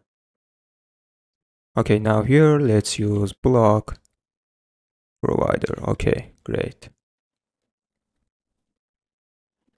And use product quantity qubit. Great. Now let's move on to the quantity widget. Okay.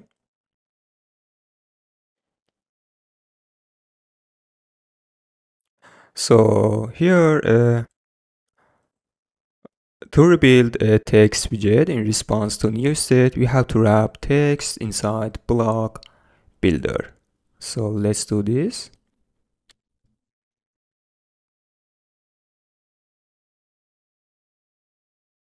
Let's specify our qubit.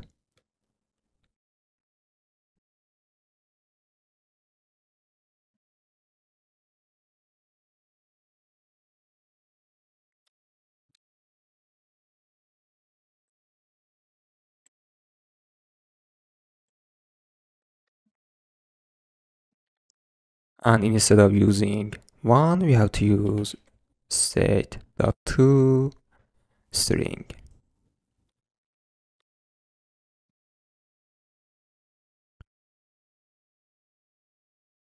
Awesome.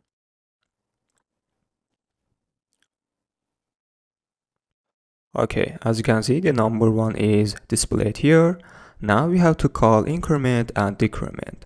So inside unpressed of plus button, actually minus button, let's use context dot read and specify our qubit and call decrement. Let's call increment for plus button. Okay.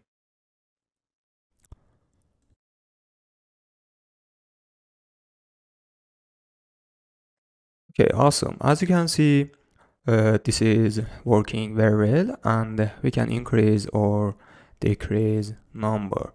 Great, awesome. We also need to increase and decrease price of product. I mean, when we click on plus, we have to increase this number here and decrease when we click on minus button.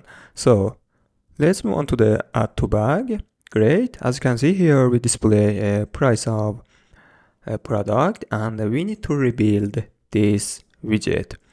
But first of all, I want to make a new method to return us current uh, price of product. I mean, if one product has a discounted price, they return us discounted, and otherwise return us the price. I mean, I want to make this condition inside that method. Okay. Site helper, let's create a new folder called product, and inside this let's create a new file called product price, and inside this let's create a new class called product price helper. Okay, and here let's create new method which return us actually this method is gonna turn double. Let's call provide current price.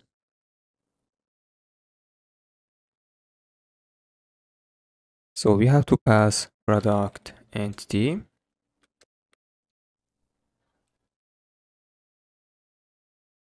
Okay. Now here we have to check if product discounted price is not equal to 0. This means that the product has a discounted price. So let's return us, actually here we have to return. Okay, return us product discounted price. Otherwise, return product main price.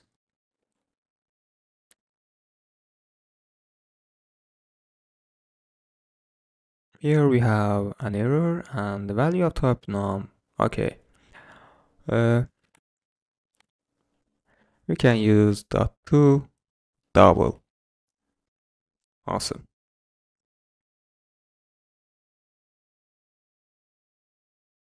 Also, let's make a method static. So we can access to the method without creating an instance of product price helper. Okay, let's back to the add to bag, and here, as you know, we need to use Bloc builder to rebuild this text in response new state. So let's use Bloc builder. Actually, we need to wrap text inside Bloc builder. Let's specify qubit.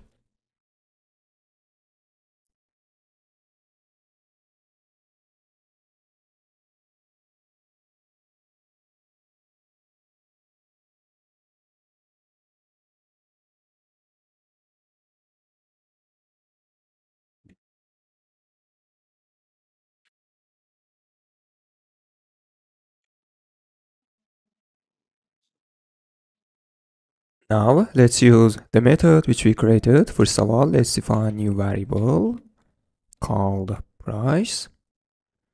Now let's use product price helper and call provide current price. Let's pass product entity, and here we need to use multiplication. So now current price times to state. This state is number of this quantity. Okay. And here we need to display price dot to string. Okay. Now let's click on plus button. Great. As you can see, the number of quantity and also the price is increased. Great.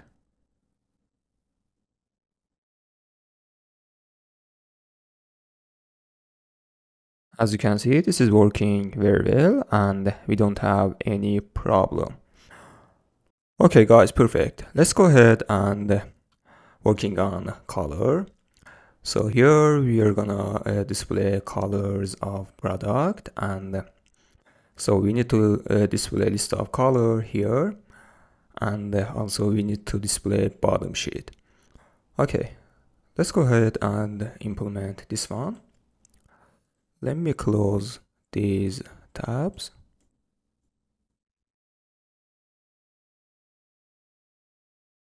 Perfect. Now the first thing we have to do is display bottom sheet. So I mean, when we click on color box, we have to display bottom sheet.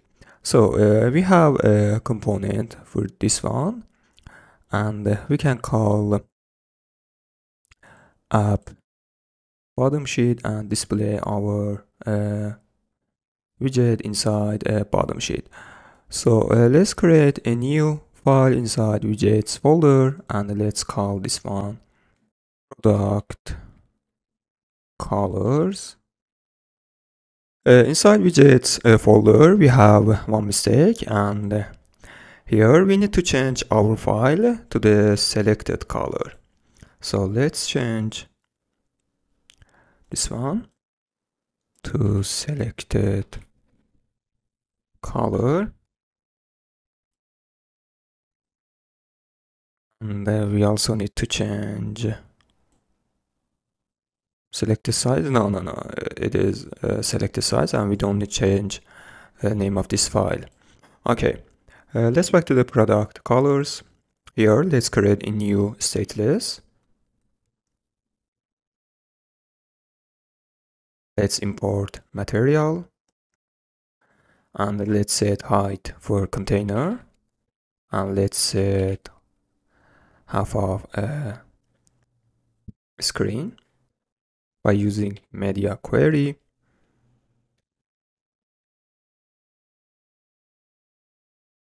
Height divide 2.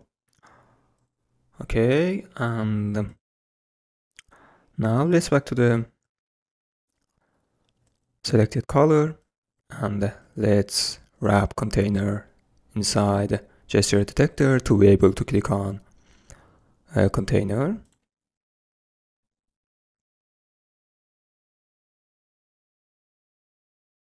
So now let's use app bottom sheet and call display method.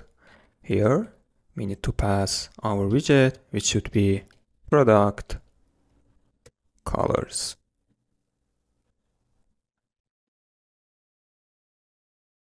Okay, great. As you can see, the bottom sheet is displayed.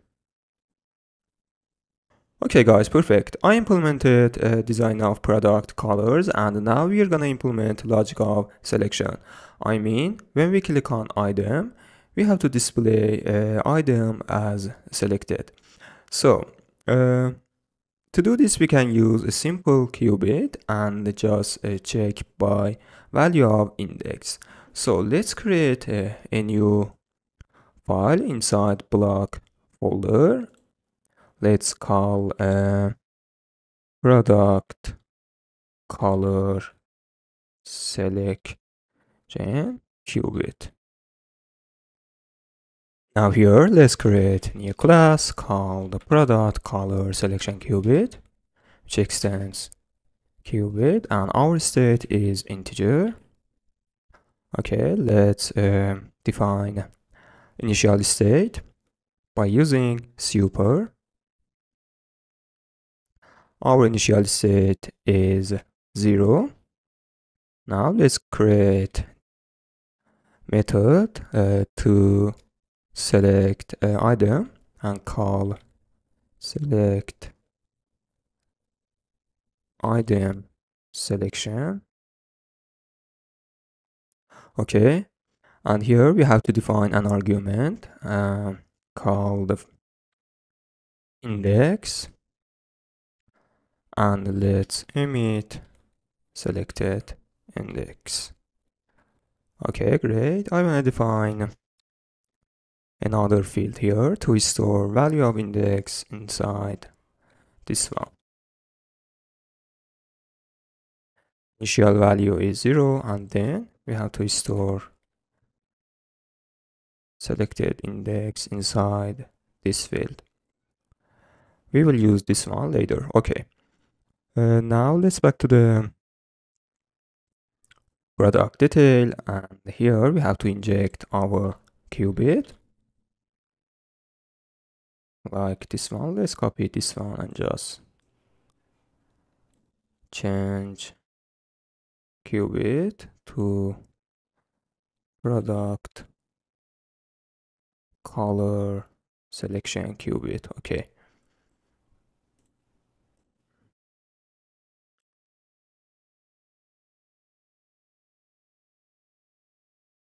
Now here we can use our qubit and listen to the changes. So as you know, we have to wrap a container inside block builder to rebuild the widget in response new states. So let's wrap container inside block builder. Let's specify our qubit.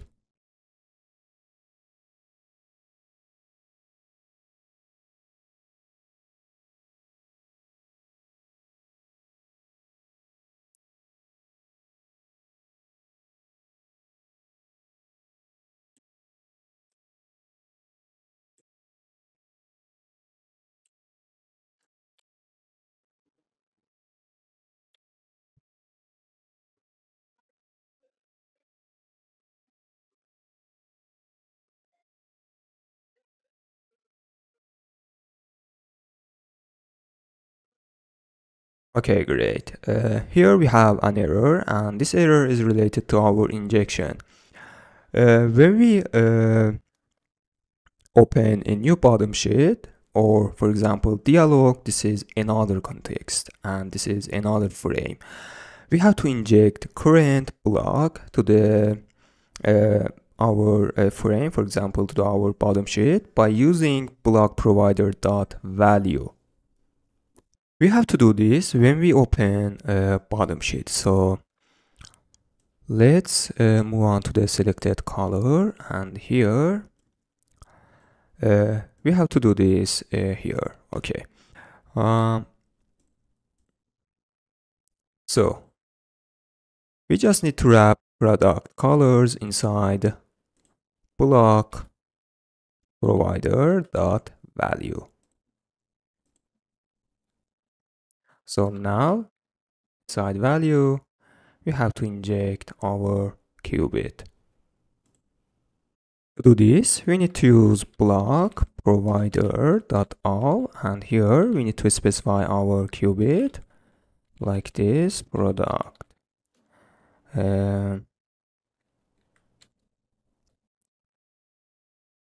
Color selection qubit, and then pass context. Okay.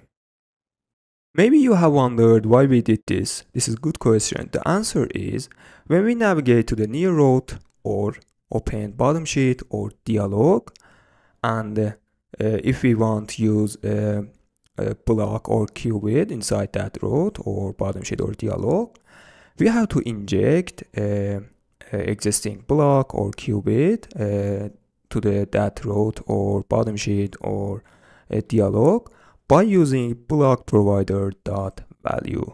Okay, this is the answer. Let's go ahead. I restarted the application, and as you can see, we can open a bottom sheet easily and we don't have any problem. Now let's go to the product colors, and here we have to wrap container inside gesture detector to be able to click on container.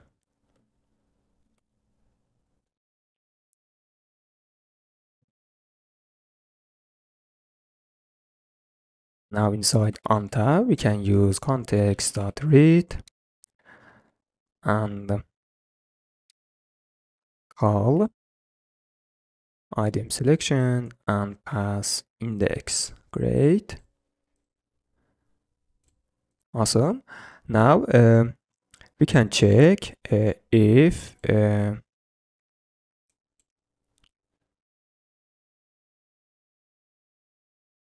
state is equal to index. It means that the item is selected, and change a container color to app colors primary. Okay. As you can see, everything is fine and we don't have any problem. And here we just need to display a check icon when item is selected. So let's check if state is equal to index, display icon, otherwise display container. Okay, and we need to set width for container to align widgets. Let's set, for example, 30. Okay, awesome. Now we have to change this color to the selected color. How we can do this? We can use block builder here. So let's copy this block builder and let's move on to the product, to the selected color. And here let's wrap container side block builder. Okay, and here we just need to use state instead of index of 0.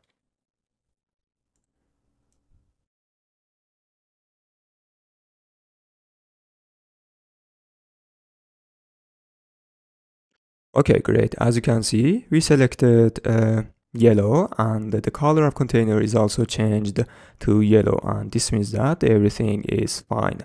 Now I wanna make user experience better. What I want to do, I wanna close bottom sheet when we click on item. To do this, we can use navigator.pop. Okay, here inside product colors, after item selection, we can use navigator dot pop. Awesome. Great. Now let's go ahead and implement this logic for size. Okay guys, perfect. I implemented a size selection, and as you can see, we can select medium, large, small or X large. It is exactly like color selection, and there is no difference, and it is very simple. You can check source code later, but again, it is exactly like color selection which we implemented before together. Okay, great.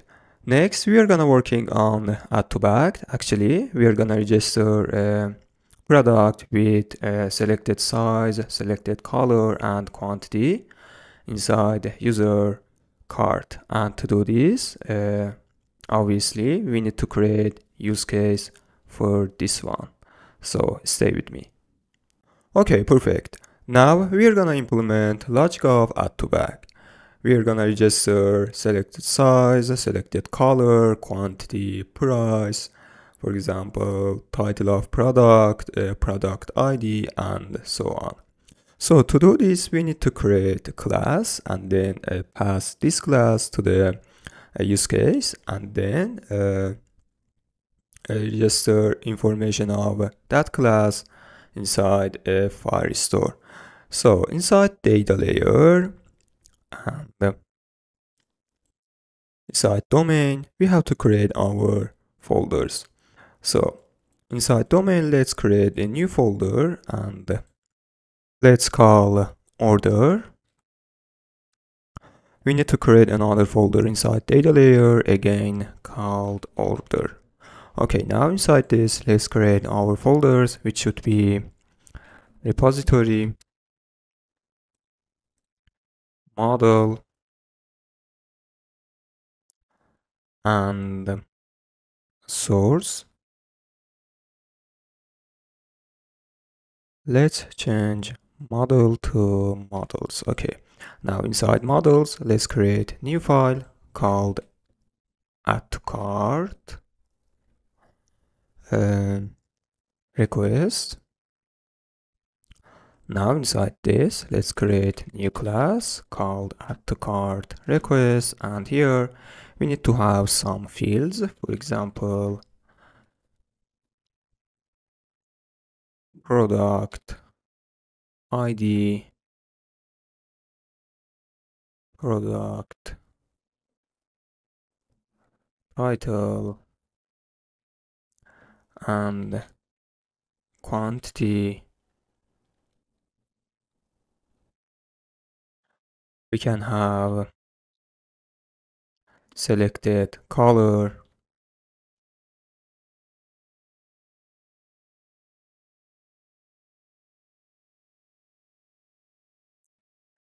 we can have selected size,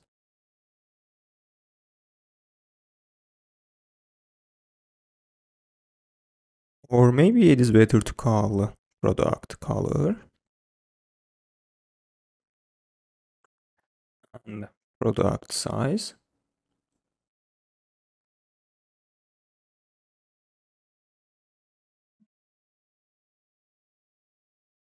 Okay, and let's change this product quantity. Okay, and we can have another field called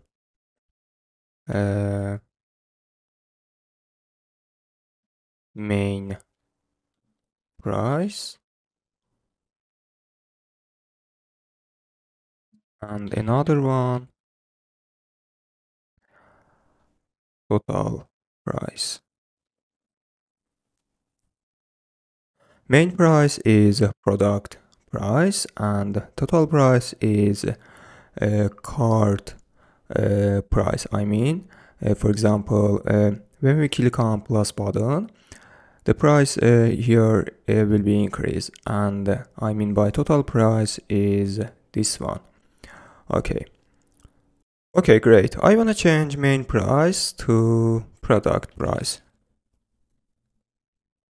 This is better.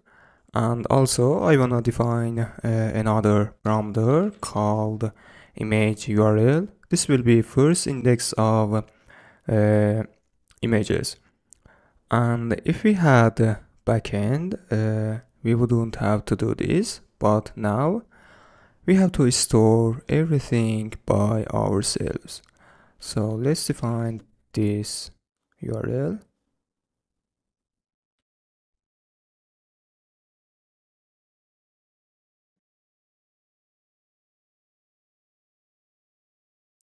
Okay, let's create constructor of this class. I forgot one thing. We need to define another field called created date. Okay.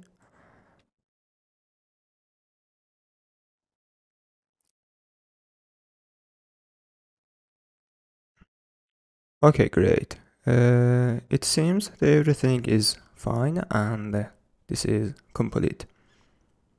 And here we need to create a method for convert a Dart object to a JSON format. So to generate this one, let's click on light button and click on generate JSON serialization. Okay, now we don't need to from map or to JSON or from JSON, and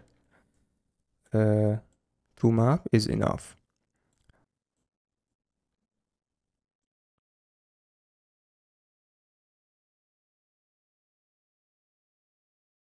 Okay, now let's move on to the domain layer, and here let's create our folders, which should be repository, use cases, and entities. Great. Inside the repository, let's create a new file called order. Now here let's create our contract. I mean by contract is abstract class, which we're gonna implement later inside data layer. So let's create new abstract class and let's call order repository. Okay. For now we have just one method, and as always, this method should be feature and return type of this should be either. Okay, let's call add to cart, and here we need to define an argument, and this argument should be type of add to cart request. Oops.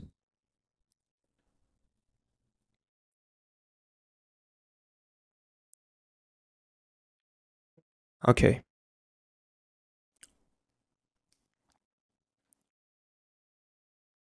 Now let's move on data layer, and inside the repository let's create new class, actually new file called order. So here we're gonna implement this class. So let's create new class called order repository implementation, which we have to extend order repository. Let's override method. Okay, now inside source, let's create new class, actually new file called order Firebase service. Now here, like previous sources, we need to create an abstract class and then implemented abstract class. This is respect for a dependency inversion from solid principles. So let's copy this one and paste here and just change order repository to order Firebase service.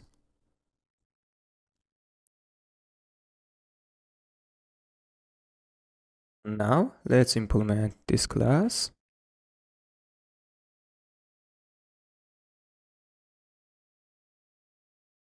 Actually, order Firebase service implementation, which extends order Firebase service.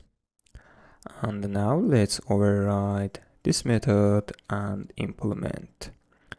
Now here we are gonna implement our logic. First of all, let's put try catch.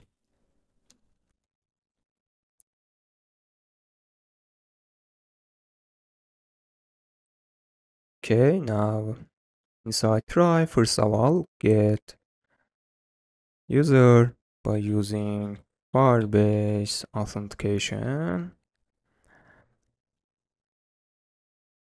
Okay. Okay. Now here we are gonna register card inside document of card for user. So let's use Firebase Firestore instance, then collection of users,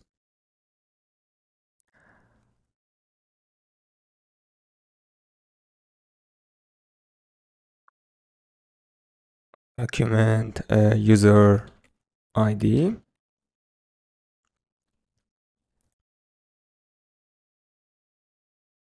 okay, then we have to use collection again, and here we need to set card, and then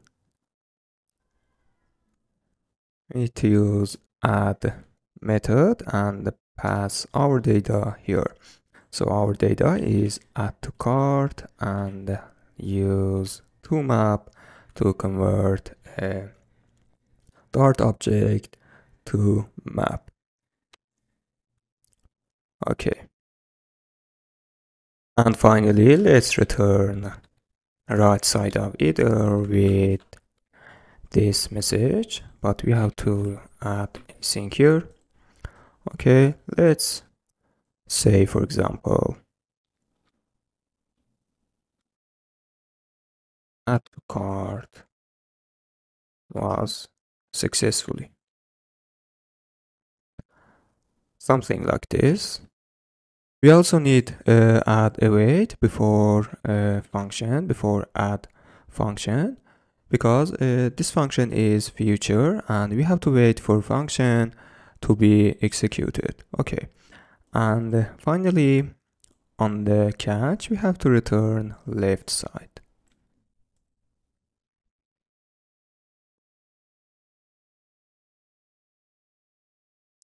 And let's say please try again.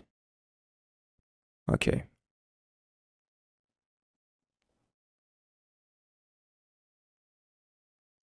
Now logic of add to cart is implemented and we can move to the implementation of repository and call this function. But as you know, we have to register our repository source class and finally our use cases inside a service locator. So let's move on service locator, and inside services section let's add new service, and this should be order Firebase service, and here we have to add implementation. Okay, and another one is repository.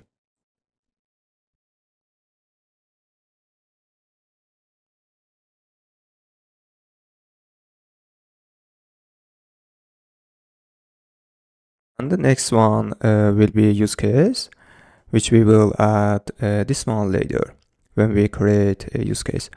Okay, now inside implementation of repository, let's call this method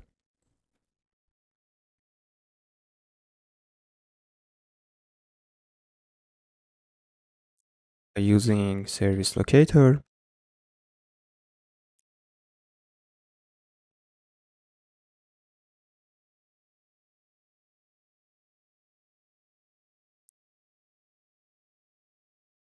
Okay, now let's create use case.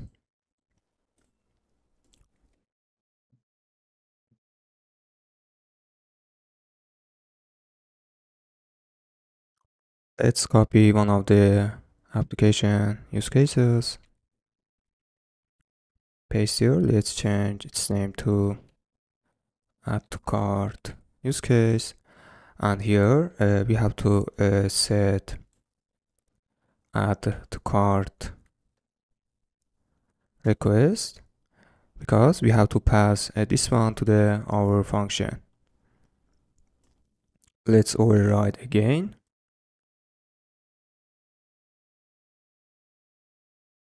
Now here let's return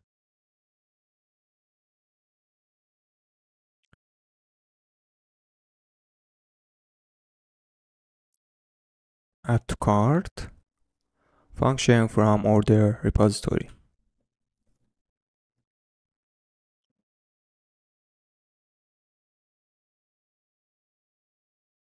Okay.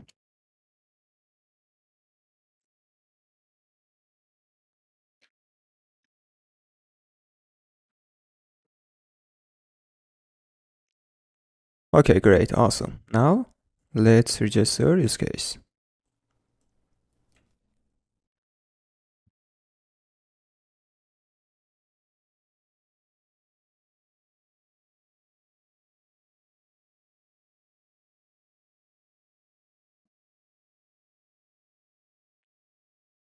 Okay, awesome. Now everything is ready to use add to cart use case and register card inside card collection. Okay, great. Let's go ahead and use this use case in presentation.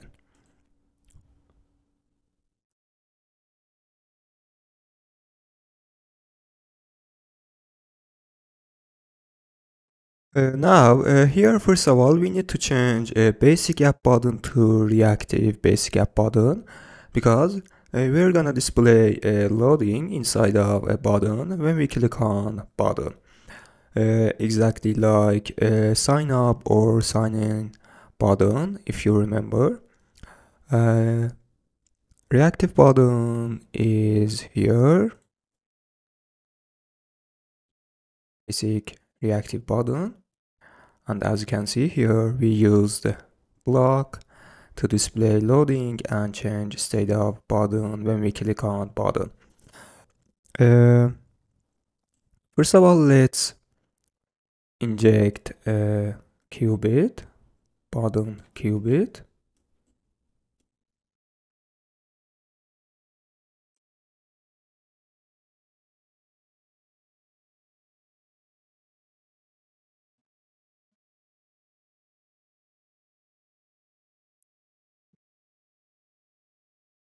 Okay, now let's change uh, basic app button to reactive,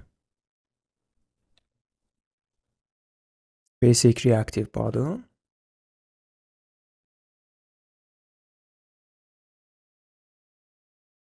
Okay.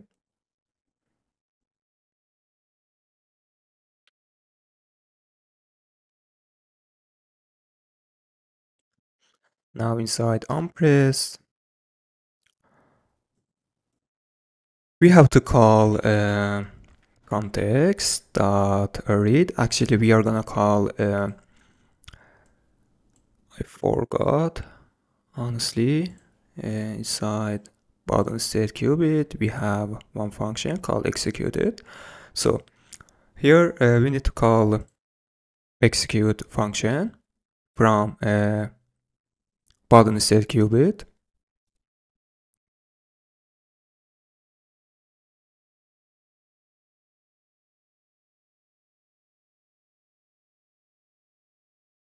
So here we need to pass our use case.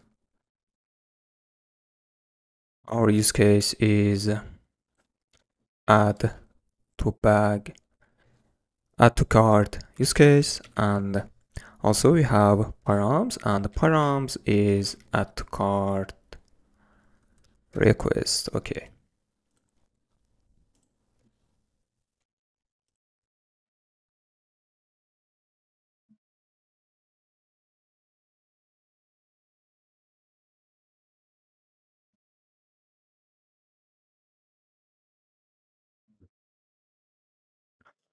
So let's set these values. For product ID, we can use product entity and set product ID field.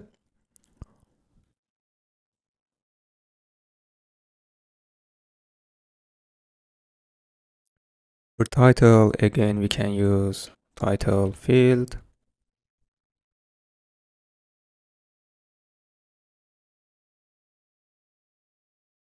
For quantity, we can use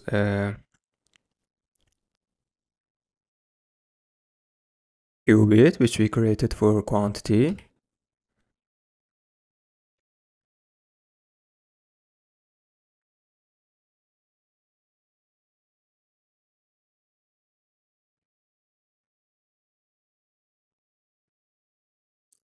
Okay, for color, again, we can use product entity and colors, but we have to set index of colors from product colors selection qubit. So here let's use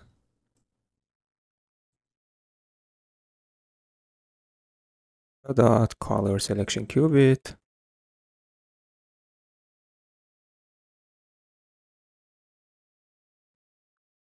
Okay.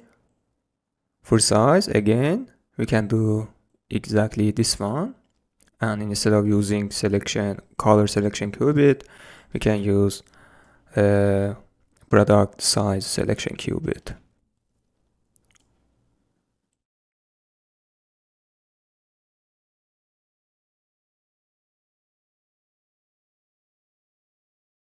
For price, we can use product entity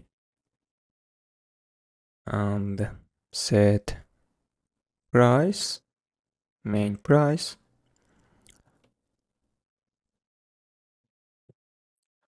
Total price should be at this one, this price here. We can do this.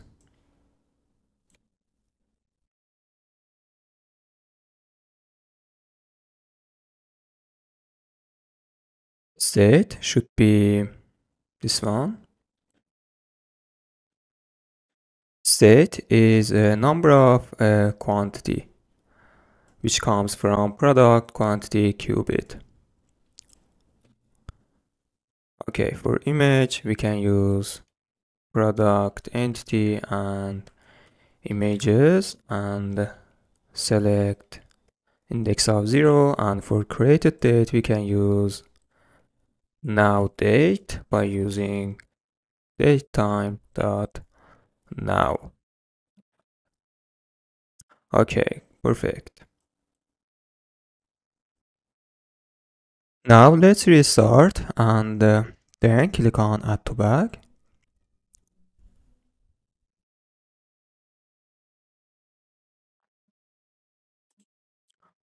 Okay, let's select size for medium, color blue, and also let's increase quantity. Okay, now let's click on add to bag.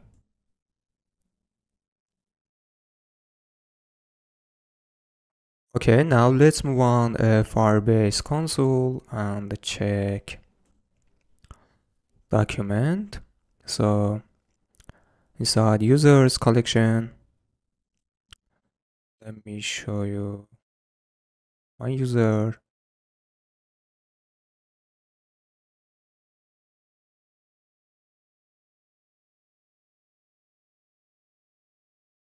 Okay, this is my user and I have a cart collection, and this is document, and that's right. Great, awesome. As you can see here, we registered a cart with this information with a for quantity and this color. Here we have one mistake, and this is product size is equal to white, which is wrong. Let's check our code. Great. Here, instead of using sizes, we used colors. Our mistake is here. So let's change colors to sizes. Great.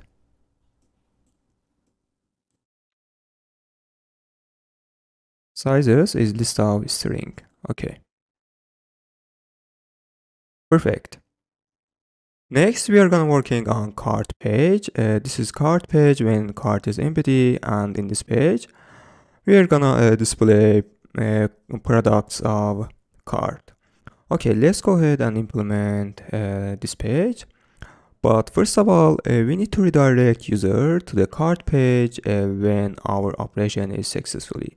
I mean, when we click on button and operation of add to cart was successfully, we have to redirect user to the cart page immediately. So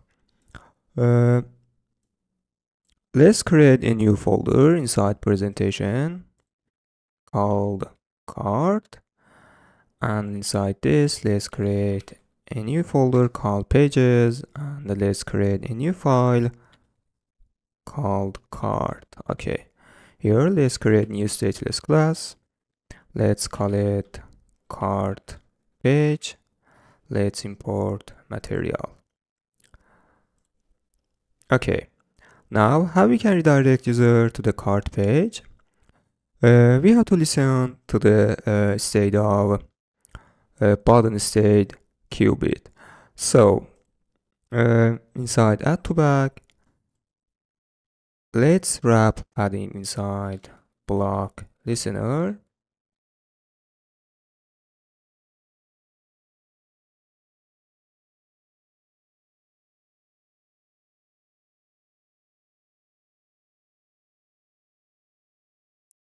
Okay, now here we have to check if state is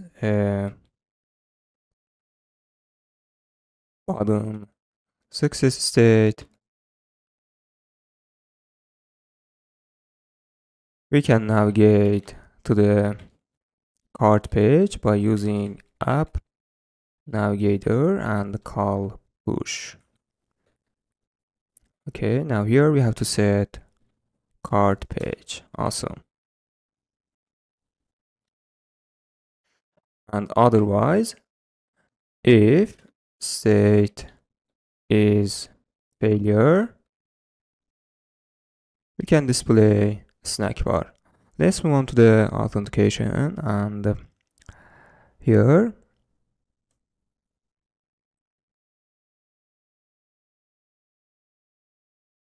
we can copy this one, this snack bar, to display error message.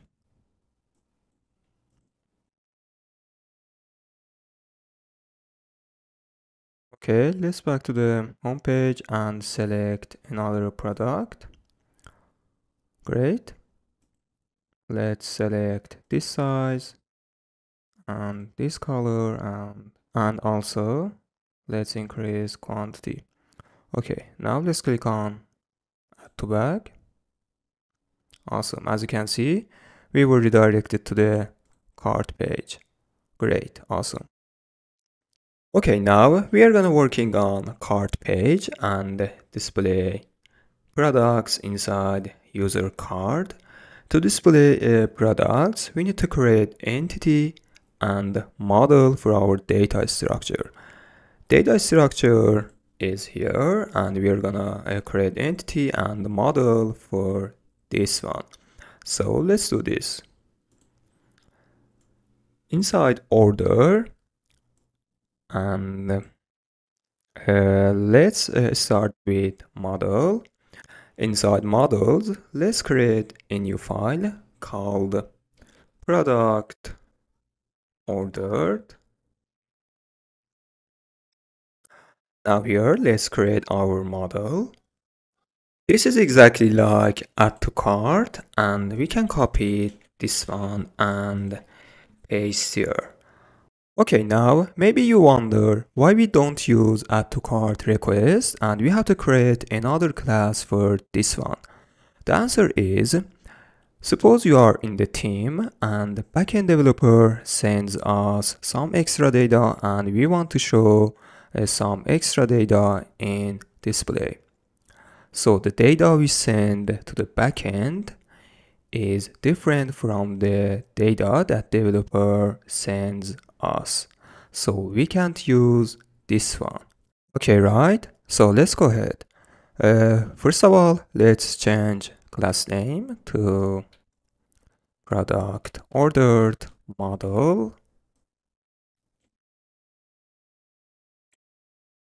Here we don't need to use toMap, so I'm gonna remove this one. But we have to use from map, so let's generate this one by generate JSON serialization feature. Okay, so we don't need to use toMap, and also from JSON. Okay.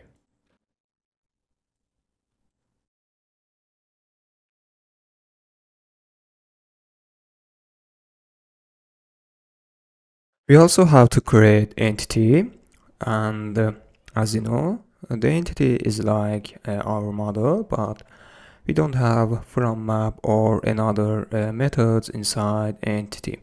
So let's copy this one and let's move on to the entities and let's create a new file called product ordered.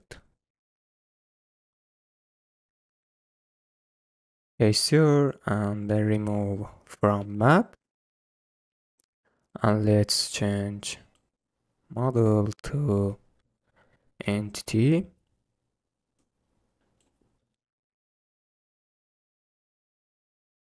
Okay.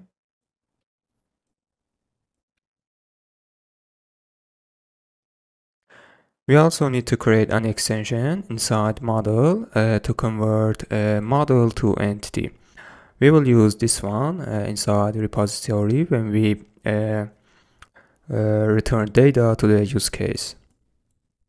Okay, let's create an extension here.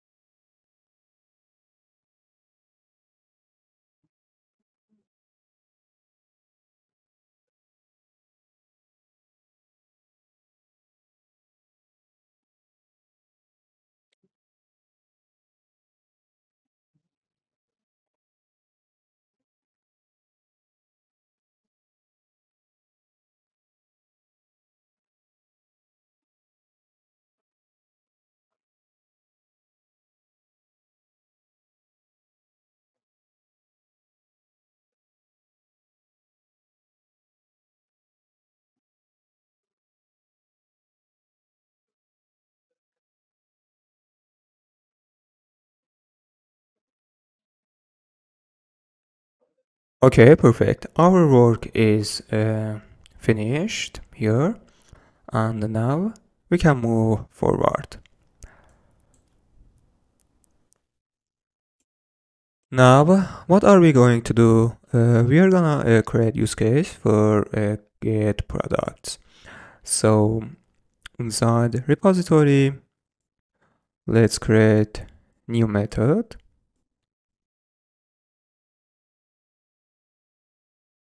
Let's call this one get cart products. Okay, we don't need to pass anything. Let's override inside implementation, and also we need to create exactly like this method inside source.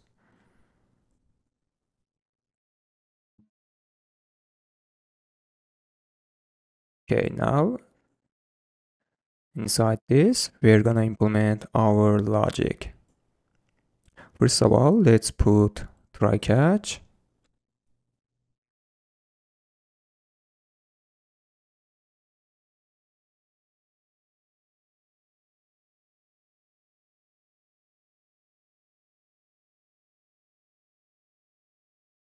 This is exactly like fetching products. So in order to make our work easier, let's copy one of the functions.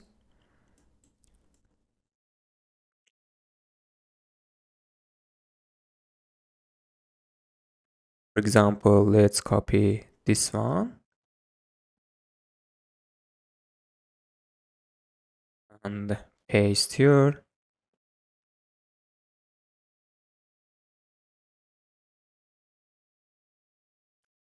Okay. Now here we need to change products to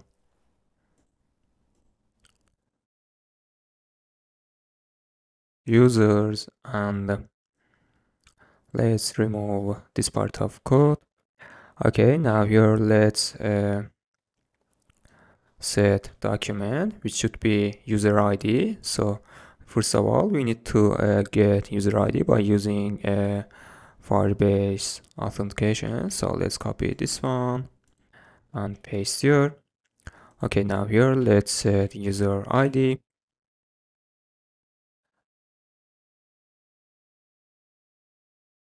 Then we need to access to the card collection.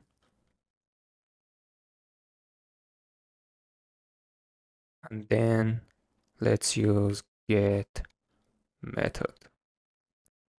Okay, awesome.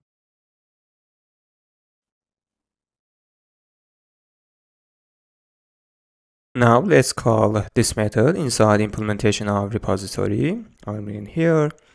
So again, this is exactly like fetching products. So let's copy one of the functions. Okay, for example, this one, and paste here. Instead of product Firebase service, we need to use order Firebase service and call get card products. Awesome. And here, instead of using product model, we need to use product ordered model. Awesome. Okay, and at the end, we need to register use case, and also before that, we need to create use case for this one. So let's create new file called get art products. Okay, let's copy one of the use cases and paste here. And let's change its name to get card products use case.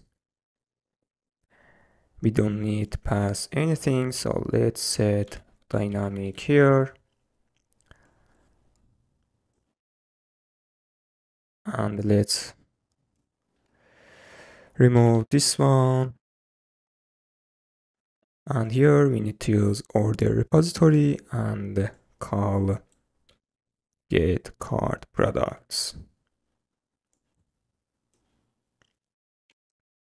And now let's register our use case inside service locator. Okay.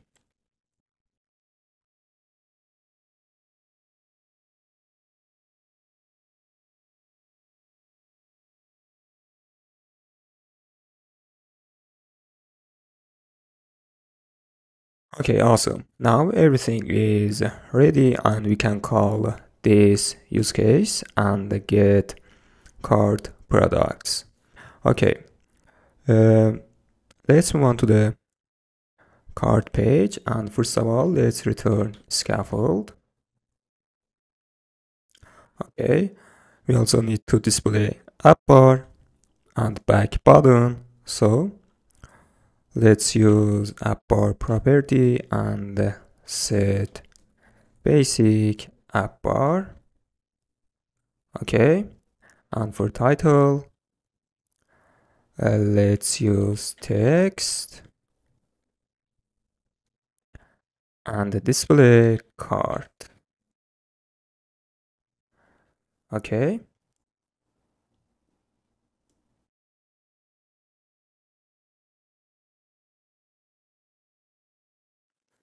Now, as you can guess, we need to use a block for display products here because we need to manage state of this part of cart page and display loading and then display products. So to do this, let's create new folder called block, and inside this, let's create new file called cart products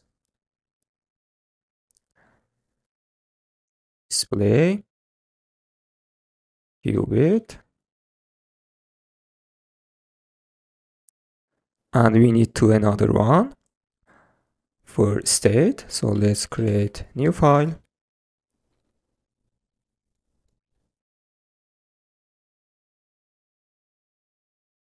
This time should be state. Okay, now here, as you know, we need to create our abstract class.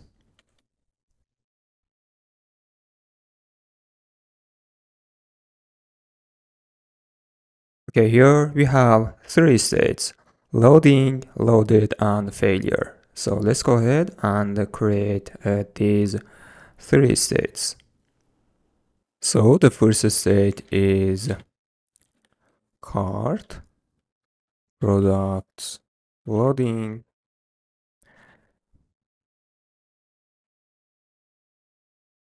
and the second one is cart products loaded.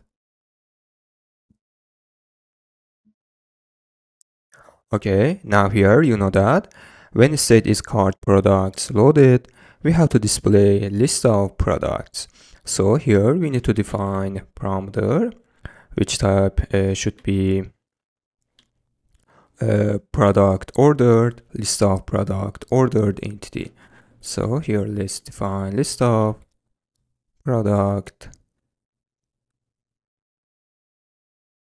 ordered entity.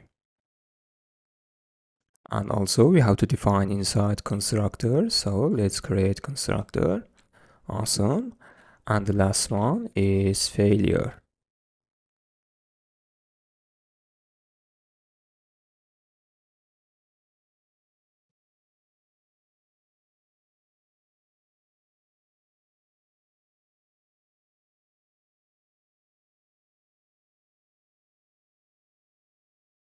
Okay, now let's move on to the qubit and create our qubit class. So here we need to extend qubit from Flutter block library, and here we need to define our state, which should be cart products state. Awesome. Now let's define our initial state by super.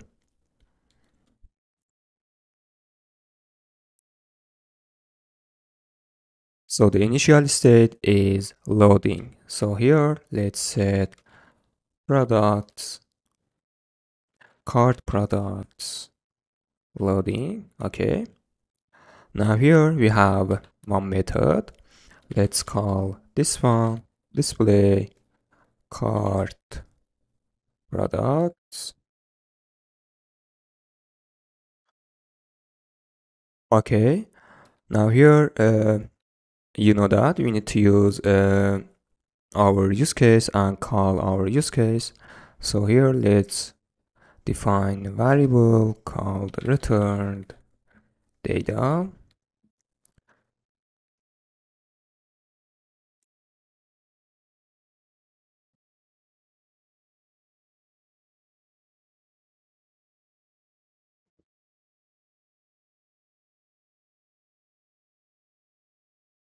Okay, the return type of this is either, so we can use fold.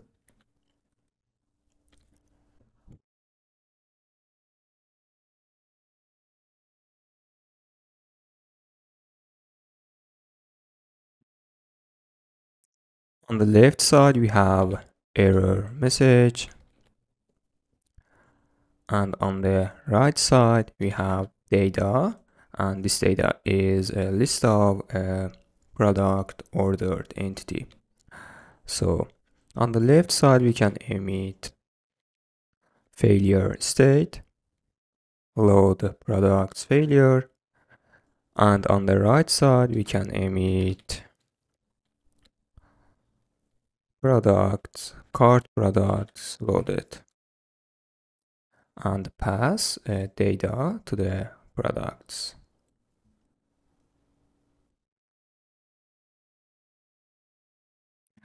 like this.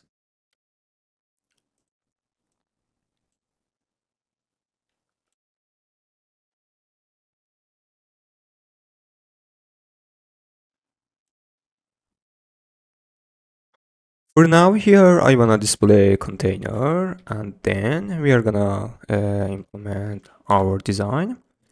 And also here inside home page we have cart icon here, and when user clicks on this widget, we have to redirect user to the cart page. So let's do this. Let's move on home page, and let's open header. Okay, here let's move container into the gesture detector to be able to click on container. Here let's use app navigator and push method. Here we have to pass a cart page, and we also need to pass context to the cart widget. Okay, great. And to fix this problem, let's wrap circular progress indicator into the center.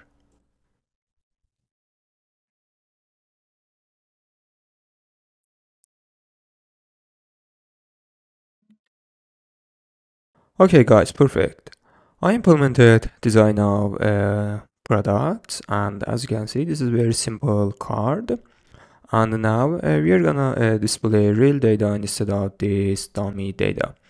So here I created a product ordered card, and here as you can see I returned container and so on. This is very simple, and you can check source code later.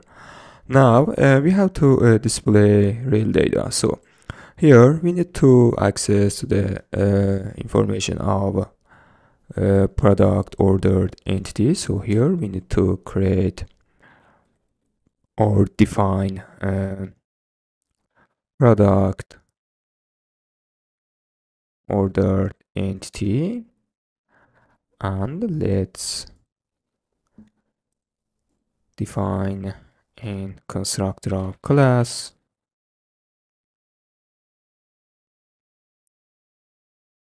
Okay, now here inside cart page we have to pass an instance of product ordered entity. So here we need to pass a list of product ordered entity to the products widget.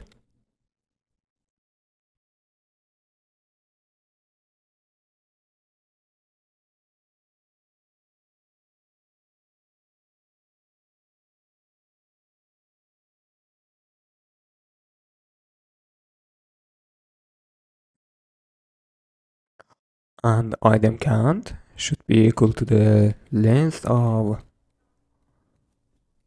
products. Okay, now let's pass list of products ordered entity by using state dot products. Okay, and here we can use products and index of item.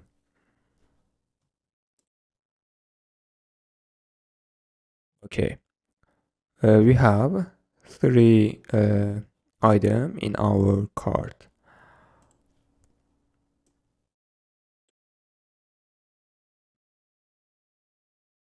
And here instead of title, we can use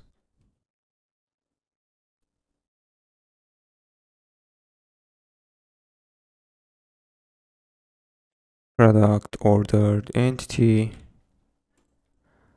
and set title field, but we have to remove const product title. Okay, fix this problem. We can set overflow to ellipse, and also we need to set width to this widget. Let me show you later.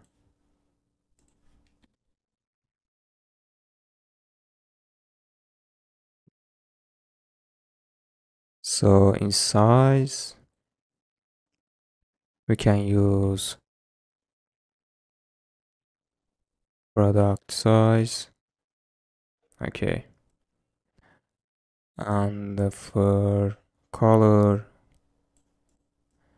again, we can use product color. And for quantity, can use product quantity. And for price, we can use total price.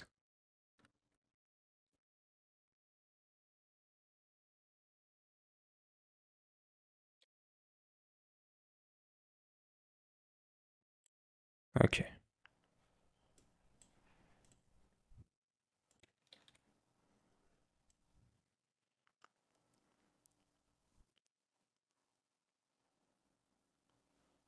Let's wrap row inside expanded and set flex to, for example, 3. And here we also need to wrap column to expand it.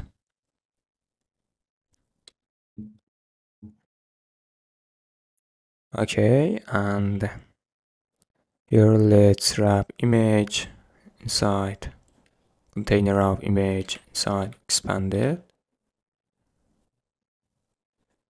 Set flex to 2. And here let's wrap column again inside expanded and set its value to 4. So as you can see, we can't display quantity because we don't have enough space and we have to remove quantity. This problem is related to our designer, and the designer should be fix this problem and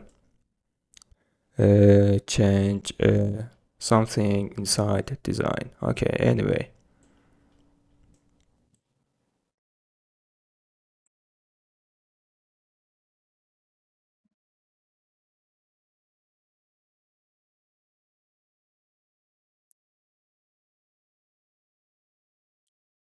Okay, and now let's wrap this row inside expanded.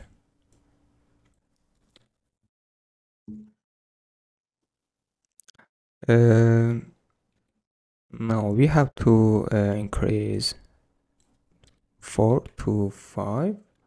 Great. And let's change this one to 4. Okay, and also this one to 3. And let's change 5 to 6. Okay, great. Now, as you can see, everything is fine and we don't have any problem. And let's display image. So here, let's use image. So to do this, we can use network image. And if you remember, we created a method for generate URL of image, so we can use this one. Display image. Maybe it is image display helper, and use generate product image URL, and here we have to pass title of image. So we can access to this field by using product image. And also let's set field to box fit.fill. Okay, awesome. We are done here, and in the next step we are gonna implement this part of a cart page. This is very simple, and let's do this. Here we need to wrap products inside stack.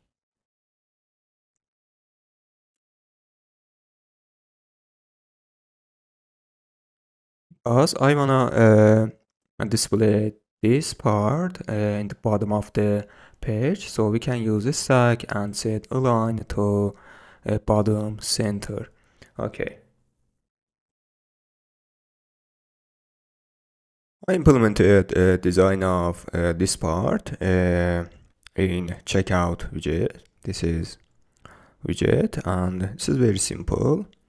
And now we are gonna display real data here. So let's pass instance of, actually we have to pass list of product ordered entity to this widget, and then use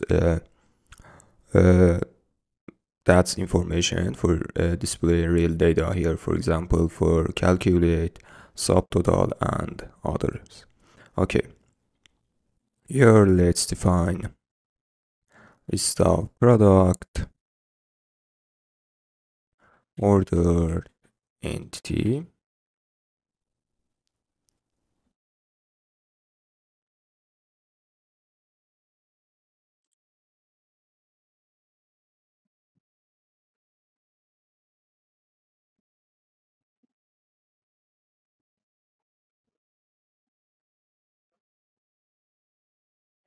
Okay, now inside cart page, let's pass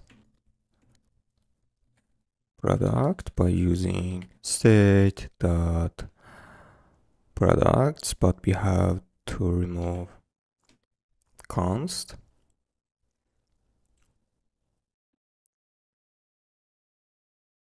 Okay, great. Awesome. Now let's calculate subtotal. For this one, I'm gonna create method.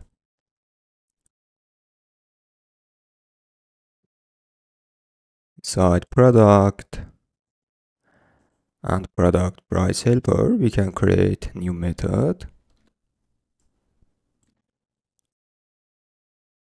Or we can create another folder called, for example, cart. And inside this, let's create a new file. And here, let's create a new class called cart helper. Okay, now here let's create new method which returns a double, and let's call this one, for example, calculate cart price, total price, for example, subtotal. Okay, but we have to pass a list of product, ordered entity, an argument to this method.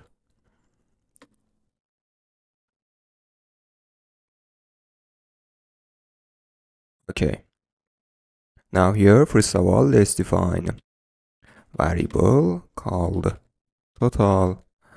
This should be double, for example. Let's call subtotal price, and initial value should be 0. Okay, now let's use for.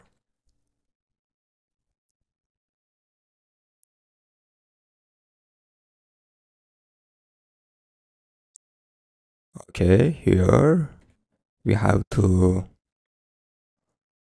plus subtotal price to item dot total price. Okay, and at the end we have to return subtotal price. Awesome. Now inside checkout widget we can use this one here, for example. Let's use this method which we created.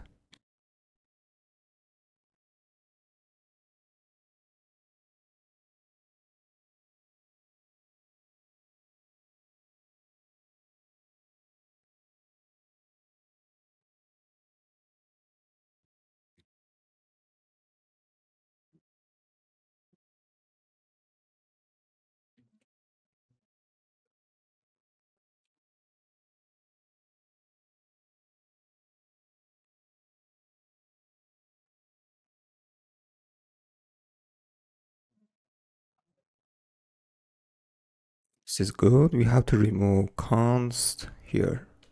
Okay.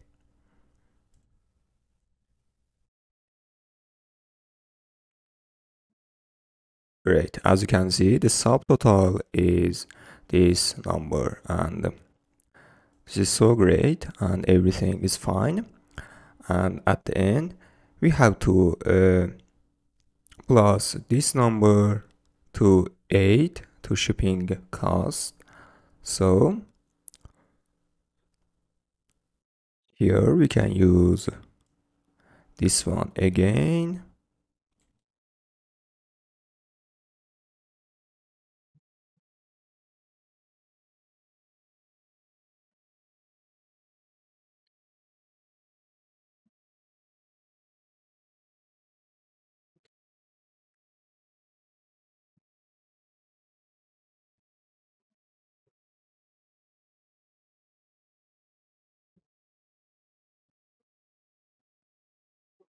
Okay. Okay, great. As you can see, value of total is equal to subtotal price shipping cost. Okay, great. We are done here, and now let's working on remove item from cart. So to do this, we need to create use case for this one to remove our product ordered inside user cart and inside Firestore. So inside domain and order and repository, let's create new method called remove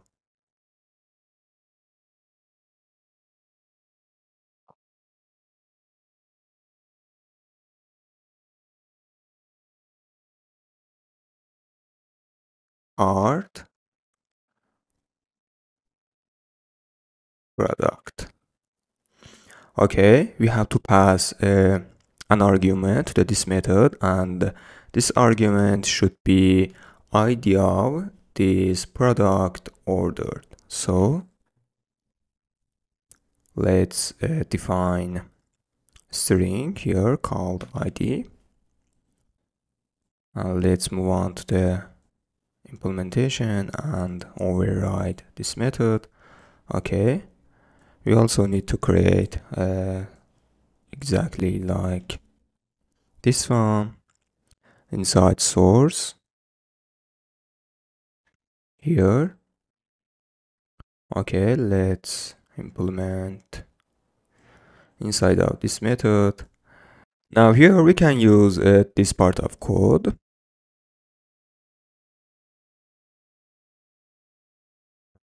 Instead of get, we have to use document, and here we have to pass ID which we get from UI. Okay, this is ID of document, and then we have to remove this document by using delete method. Okay, awesome. Now on the right side we can return a message, for example product deleted successfully, removed.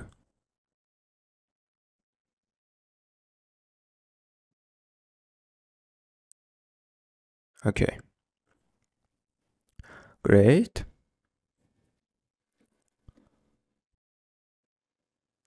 Now let's create use case for this one, but before that we have to call this method inside implementation of repository. So here let's use this one, and let's use remove card product, and we have to pass ID here.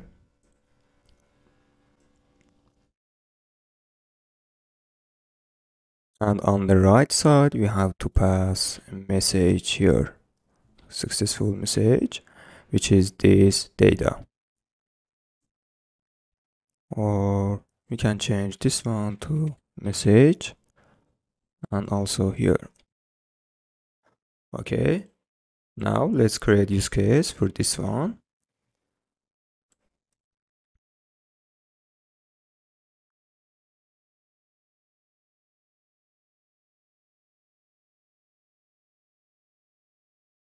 Let's copy this use case and paste here, and change its name to remove card product use case. Here, instead of set add to cart request, we have to set string, which is gonna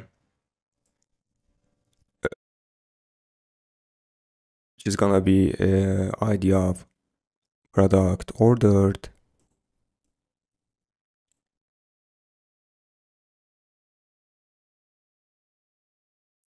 and let's call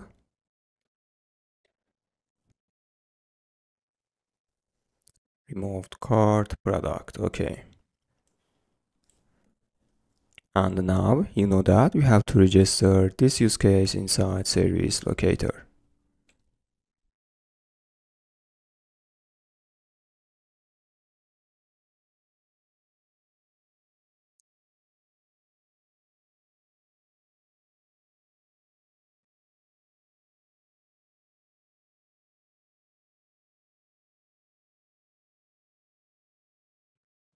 Okay, now we can use this use case. So inside a presentation, we have to create another method inside Bloc.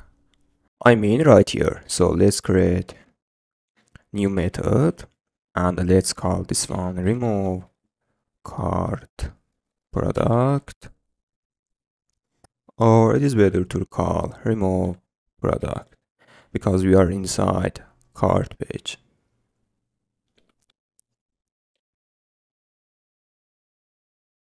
This method should take an argument, which type of this argument should be product ordered entity.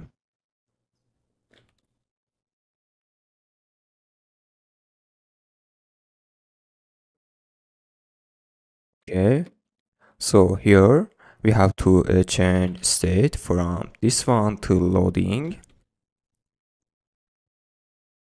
So let's emit cart products loading, and then let's use a use case.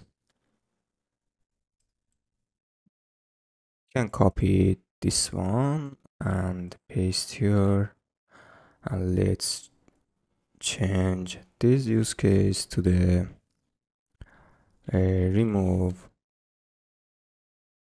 cart product use case. Okay.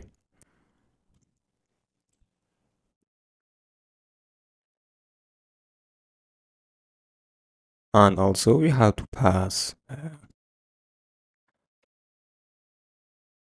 product ordered ID to the prompts, but we don't have ID, and we have to extract ID from here and set ID of document inside our model.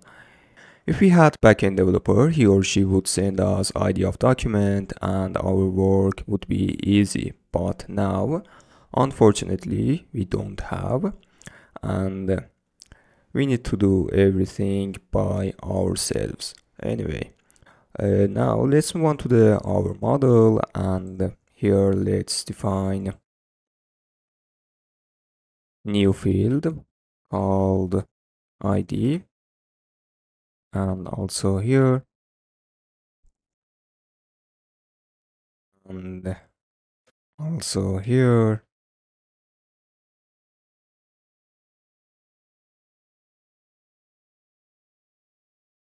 We also need to define inside product ordered entity.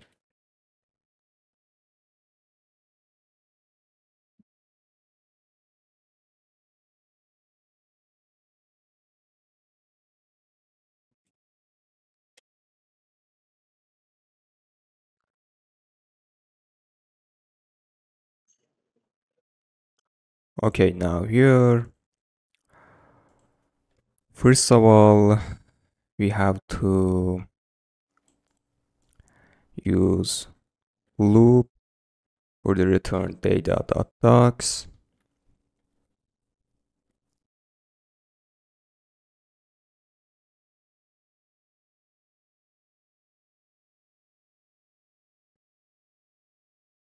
Now here, let's define new variable called data, and the value of this should be item dot data. Okay, now here we have to add ID of document to this data, so we can do like this.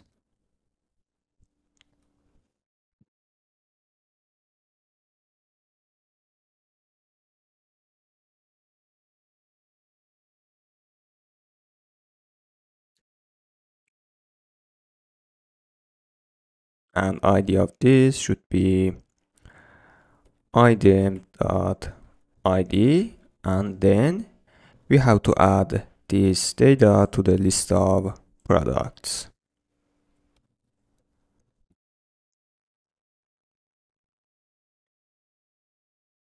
Okay, and then here we need to return products on the right side. Okay.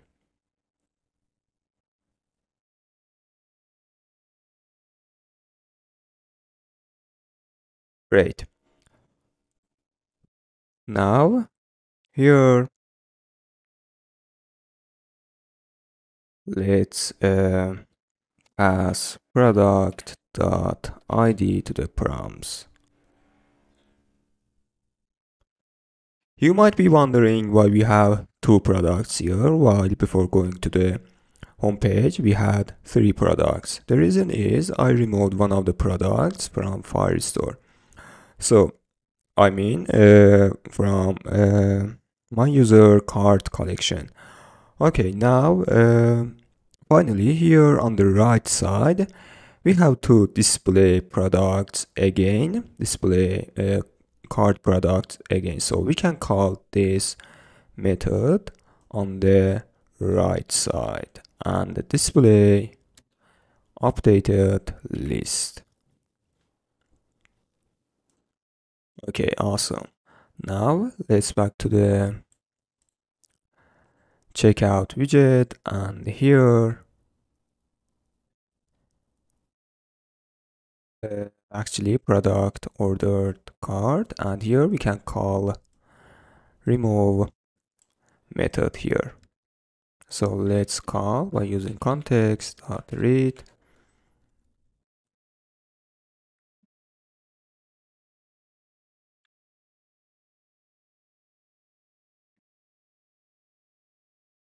Art products display qubit and call remove product, and here we have to pass ID of product.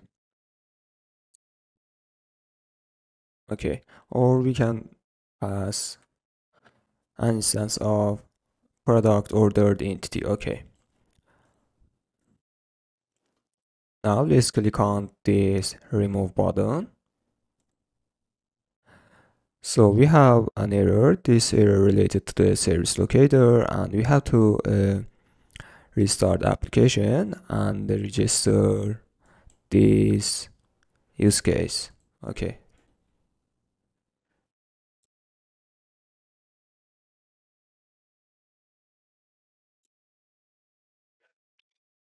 Okay, now let's click on this button. So great. As you can see, the product is removed, and now here we have only one product in our cart. Great, awesome. Okay guys, perfect. I implemented checkout page, and when we click on checkout, okay guys, perfect. I implemented checkout page, and when user clicks on checkout button here, we are redirecting to the. Okay guys, perfect. I implemented checkout page, and here on the cart page, when user clicks on checkout button, we are redirecting user to the checkout page, and this is our page, and I implemented some design here. This is so simple. We have text field. Let's change its name to address because I copied this one from the authentication page. Okay.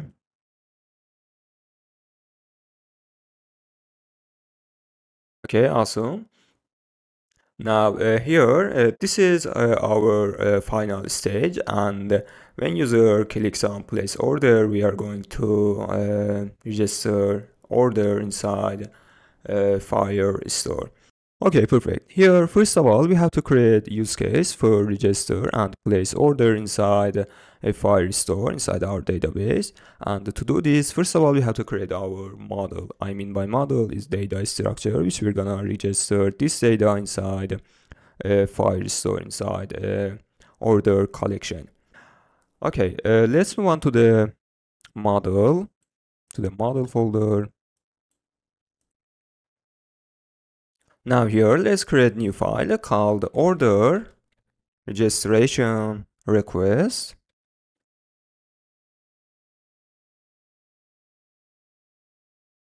Okay. So here, as you know, we have to create class,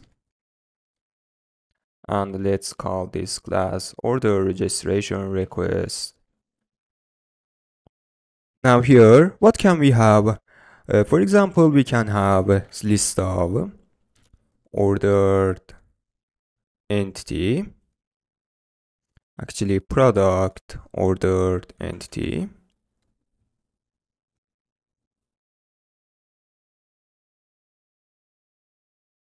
Okay.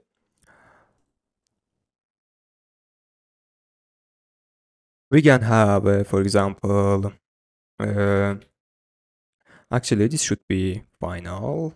So let's change this one to final. Okay, and next we can have, for example, uh, created date. We can have item count.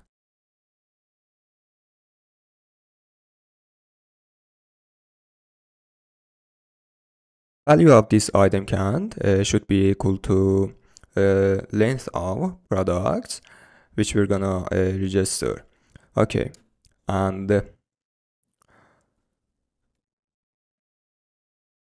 we can also have, for example, total price.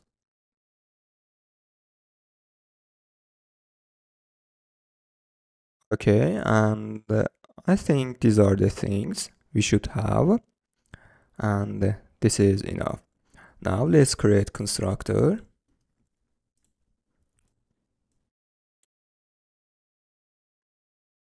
Okay, so you know that we are gonna register in map format in our database in the Firestore. So we have to create toMap method inside this class. To do this, let's click on light here, and here we can use generate JSON serialization. So let's click on this one. Great. We don't need to from map or to JSON, so let's remove these methods, and here we have to fix this problem. Here we can use map and convert each item of products to map by using toMap method. But here is a product ordered entity, and we don't have the toMap inside of this class, and we should convert this one to the model, product ordered model. So let's move on to the product ordered model, and let's create an extension for convert entity to model. We can use a factory, or we can create extension. Let's create extension. This is simple and easy.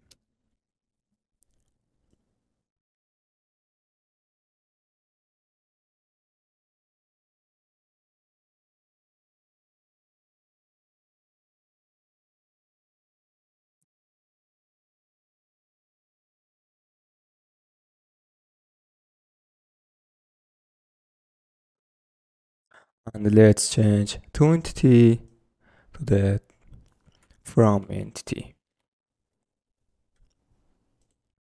And here let's use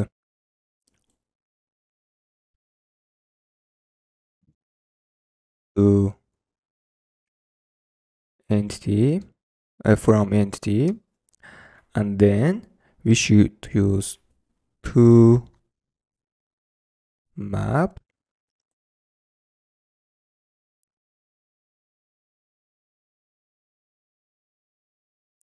Let's check our model. Okay, we don't have the to map inside our model, so let's generate this one by using generate JSON serialization.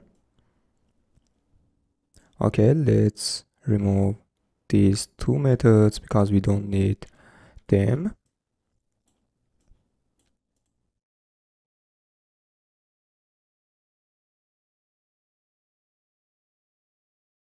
Okay, now here let's use the to map, and then we have to convert this one to list. So now we have list of map, and the value of this map is model, our model. Okay, so what we did here, let me explain one more. Here, first of all, we converted our entity, which comes from presentation layer, to a model by using from entity inside product ordered model. and then we convert our model to map, and then by using .toList we convert our products to list of map. Okay, great. Let's go ahead and use this order registration class. So we have to create a use case for this one, for place order. So let's move on domain layer, and inside ordered and repository, let's create new method.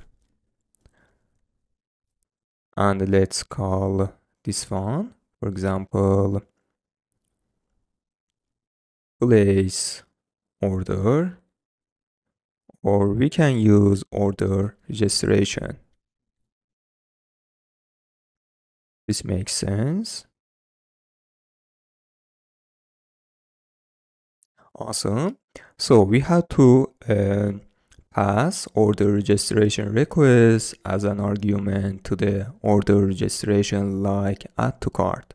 So here let's remove this one and pass order registration request.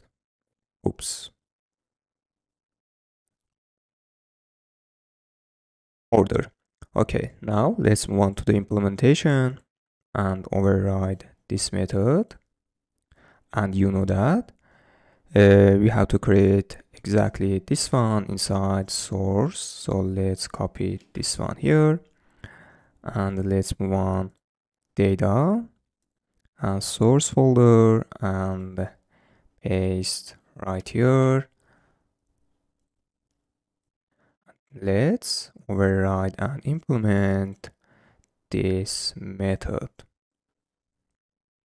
So here we have to use Firebase Firestore. So let's copy this one to make our work easier. Let's add async. Okay, now here instead of using a cart collection, we have to use order collection or orders. This makes sense. And we have to add. So let's remove this part of code.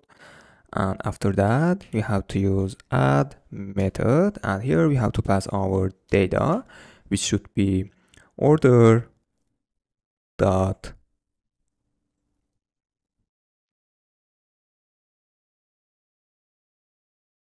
to map. Okay. And let's change success message to order registered successfully. Okay. Now here, what we did, we get user by using user ID from users collection, and then we are gonna register order inside orders collection. This orders collection is users collection. Okay, great, awesome. Let's go ahead and now let's call this inside implementation, but we have to change our method name from this one to order. And also inside domain layer,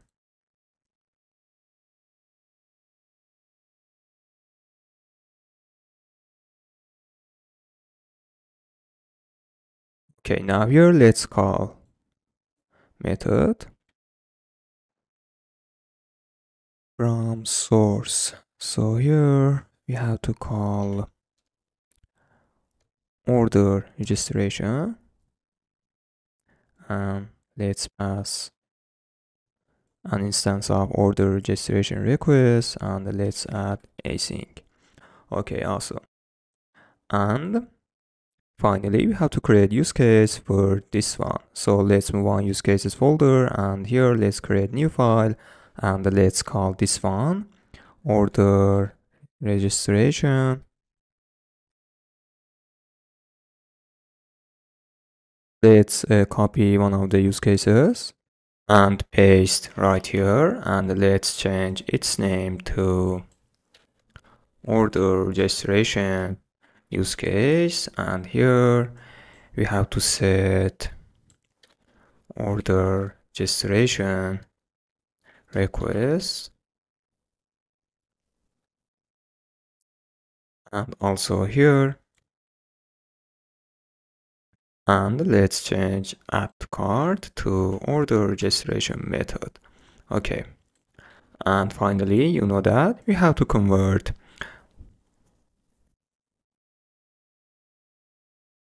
And finally, you know that we have to register this use case inside service locator. So let's copy one of the registration and change this one to order registration use case.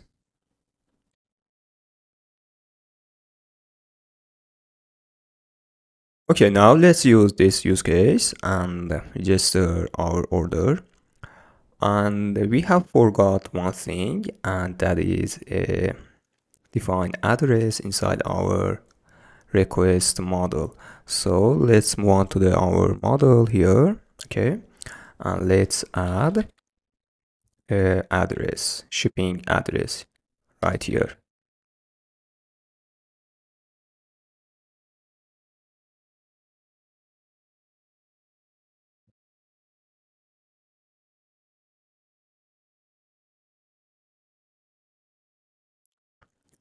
Now let's add inside to map.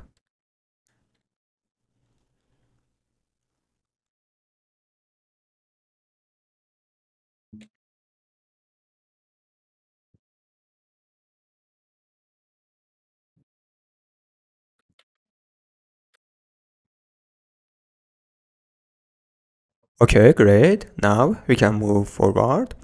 So let's call our use case when we click on button. So let's move on to the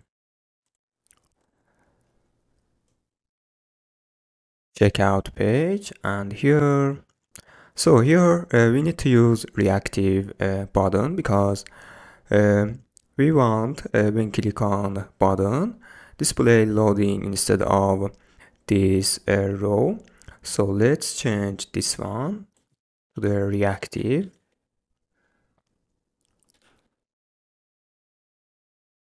Basic reactive button, and you know that we have to inject our qubit because we used qubit to manage state of button. So we have to inject a button state qubit into the widget tree. To do this, let's wrap padding into the block provider, you know that. And here we have to use create, and let's use button state qubit. Awesome. Okay, now inside onPress, we have to call execute function from button state qubit. So let's use context dot read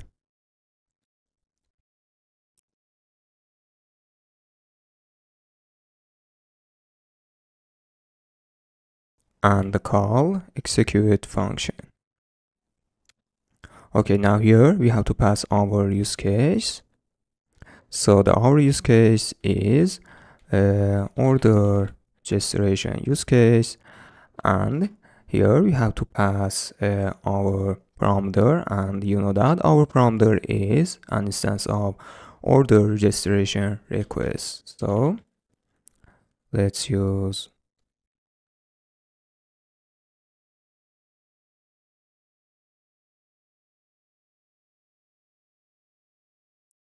uh, uh, that's right, we have to pass our parameters to the prompts argument from execute function. So let's use order registration request. We have products, which comes from previous page.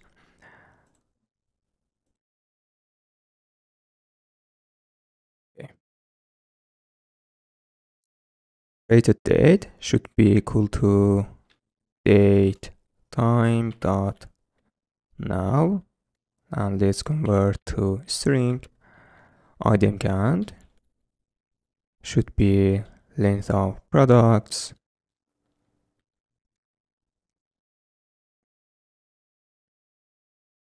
and the total price should be this one, and we can access to this one by using this method.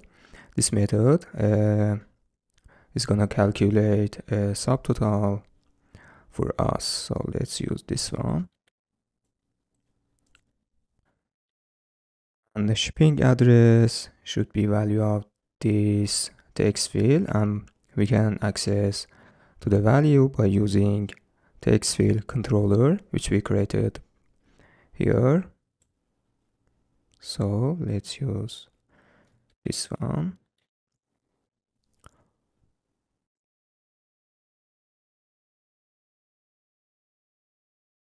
Okay, great. Now let's write something here. For example, this is best.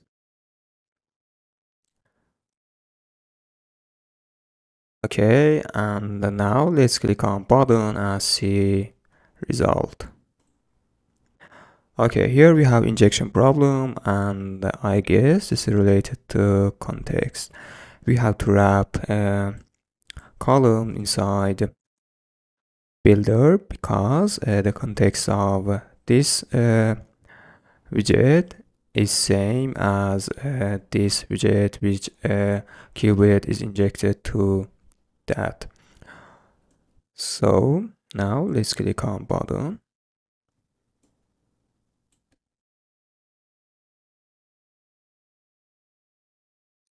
Okay, now let's check Firebase console.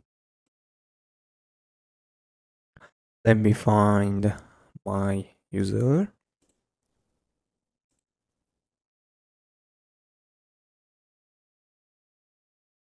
Okay, as you can see here, I have orders collection, and we have one document, and this is our document. Okay, as you can see, everything is fine and the data is correct, but we have one problem, and that is we have to remove documents of cart collection when we register latest order. So let's do this inside data layer and inside implementation of order Firebase service. And here after order registration, we have to remove documents inside cart collection. So after this one, let's use again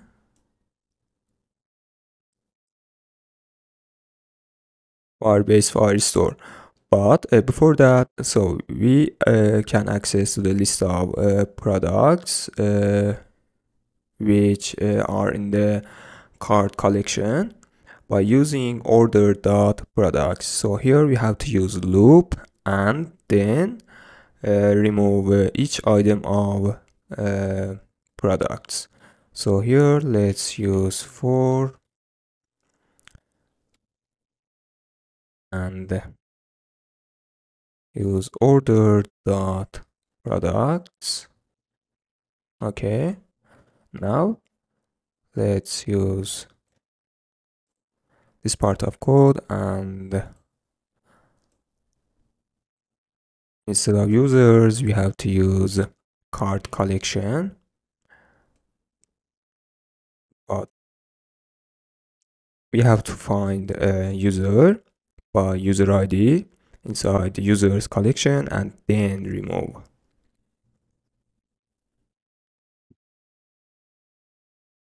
So the collection should be cart and then is document, and ID of document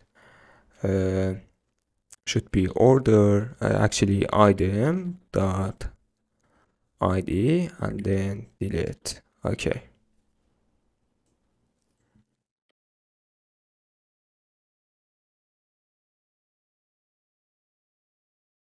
Now let's back to the previous page, and here let's add, for example, this one to our cart.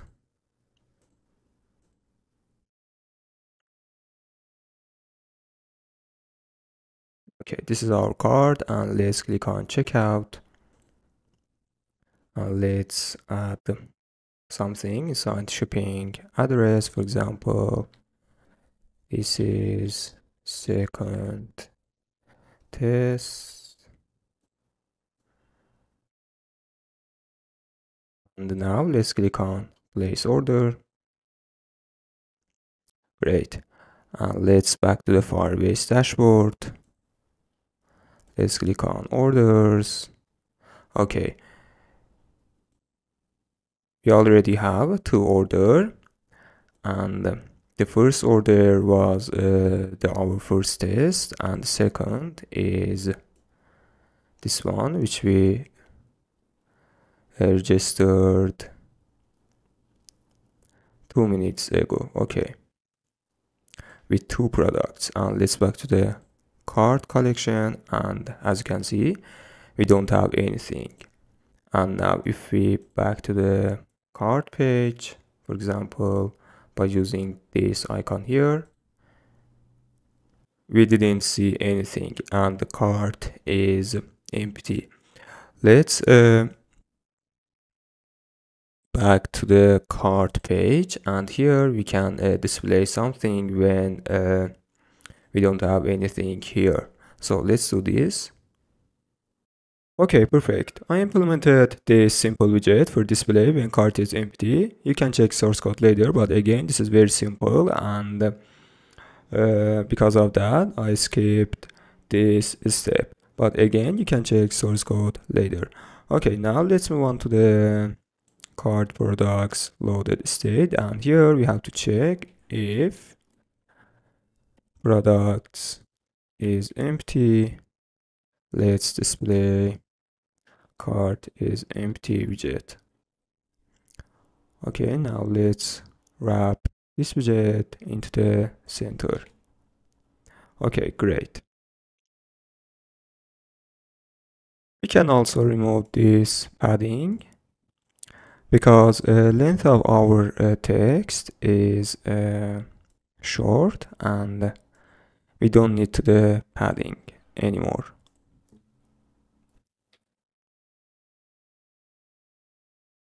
Okay, let's make space between text and SVG.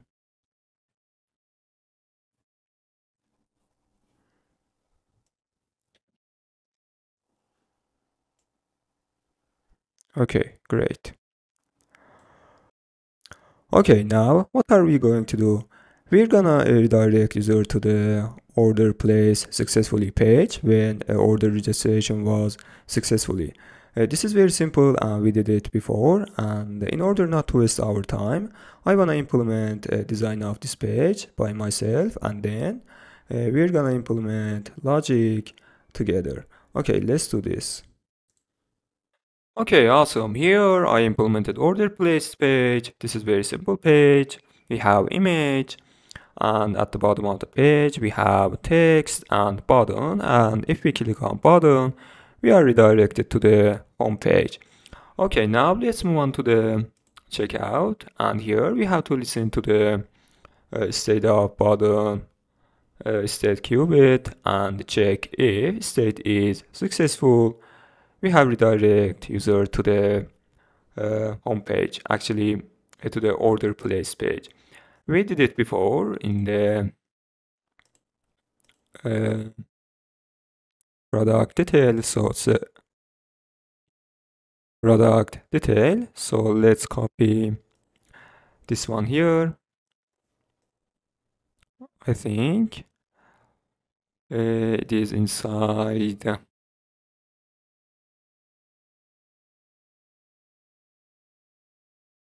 add to bag, and okay, I mean this part of code. So let's copy this one here,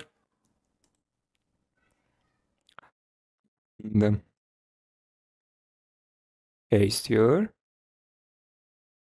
After injection, let's import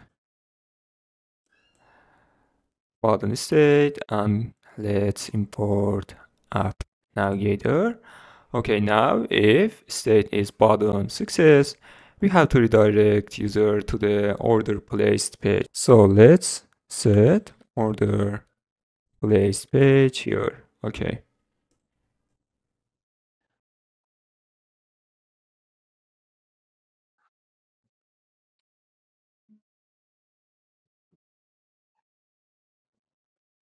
Okay, awesome. Now let's add a product into our cart and test this listener.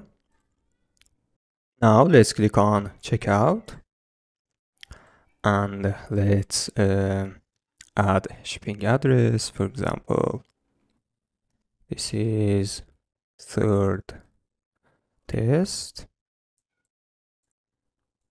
Now let's click on place order. Great, as you can see, we were redirected to the order placed successfully, but here I forgot one thing, and here we have to use push and remove, and this page will be last page. Okay, now let's click on finish and move to the home page. Great, awesome.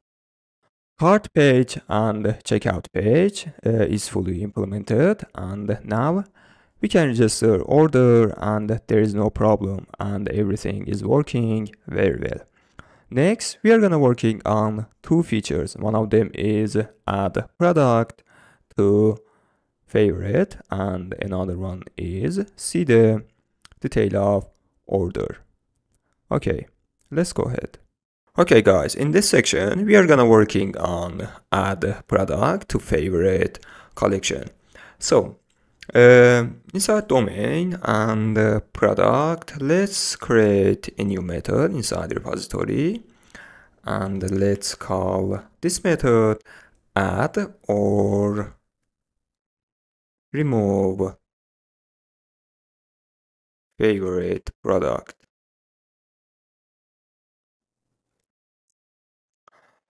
Why remove? Because when we click on favorite product, we have to remove this one from favorite collection, and if one product is not favorite, when we click on, we have to add that product to the favorite collection.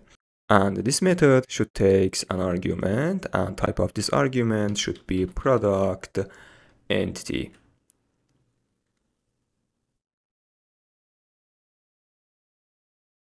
Okay.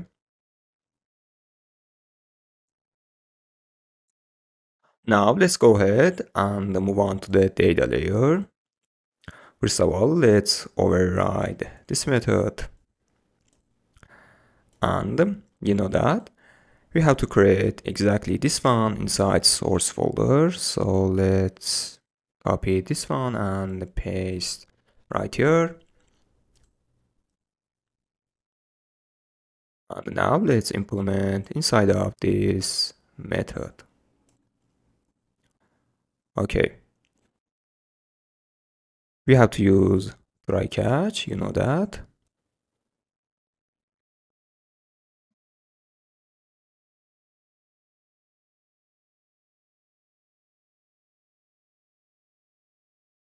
And we have to convert this one to async. Okay.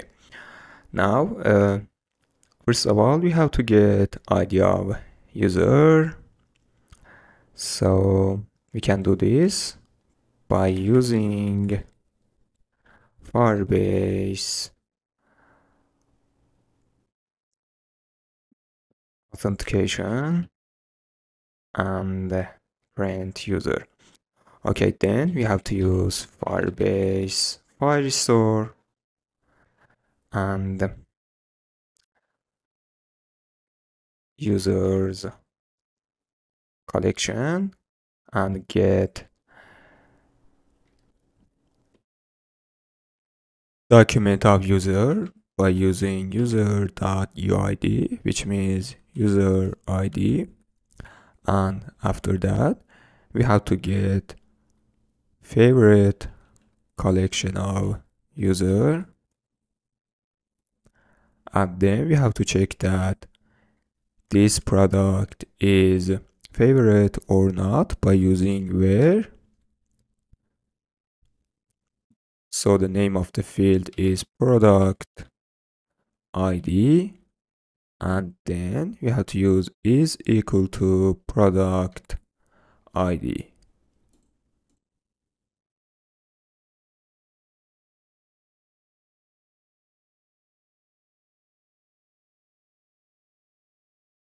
And finally, we need to use get method and fetch products with this product ID. So what did we do here? We get user by using user ID, and then we get favorites collection of that user, and then we fetch products with this product ID. Okay, now let's put result of this function inside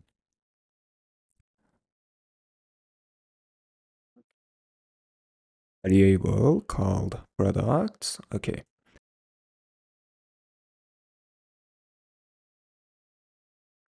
and we need to check if documents of products is not empty. It means that we have a product with this product ID inside favorites collection, and it means that this product is favorite of user, and we have to remove this product from favorite collection.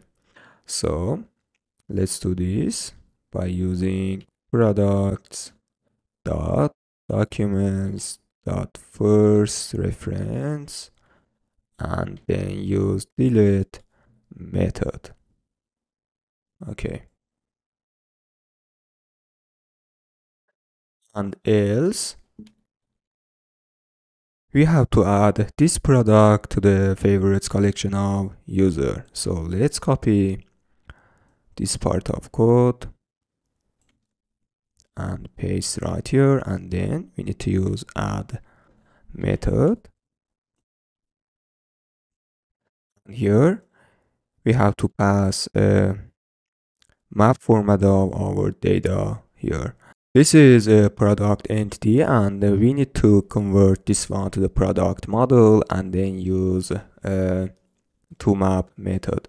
Okay, I created a from entity method extension inside product model, and also I generate a toMap method for product model. This is, and this is extension for convert entity to model. You can check source code later and check detail of this conversion. Okay, now let's go ahead. Okay, now here we need to convert entity to model by using from entity, and then convert this to map. Okay,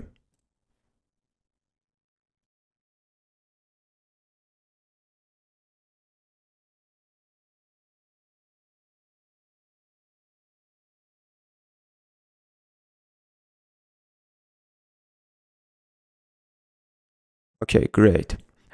Now here we have to return right side to fix this error inside if and else. Here we can return right side and with false value. This false means this product from now is not favorite, and here we can return true, and it means that from now on this product is favorite. And inside catch we can return left side with this error.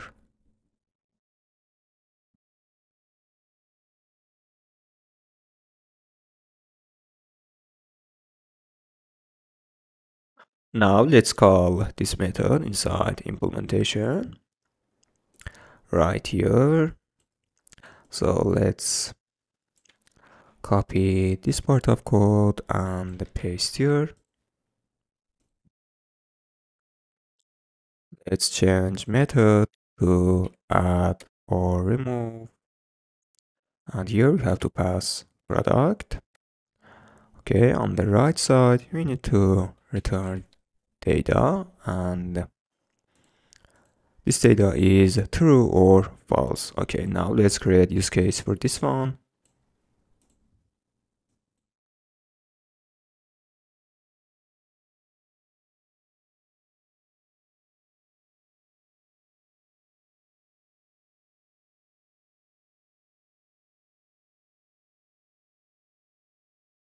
Let's copy one of the use cases and paste here. Let's change its name to add or remove favorite product use case. And here instead of string, we have to set product entity, which comes from presentation layer.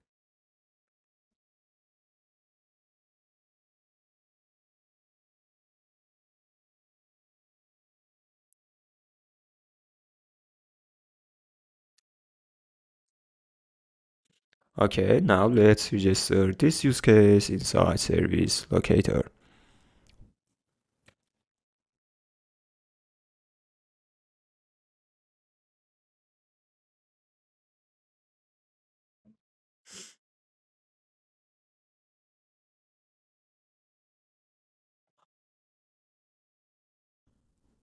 We need to create two more use cases. One of them is that check this product is a favorite or not, and another one is fetching user favorites products.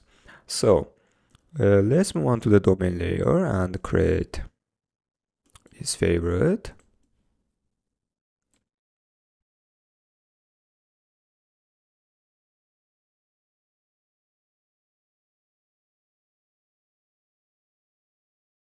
Here we need to return boolean, and this method should take string, and this string is ideal product.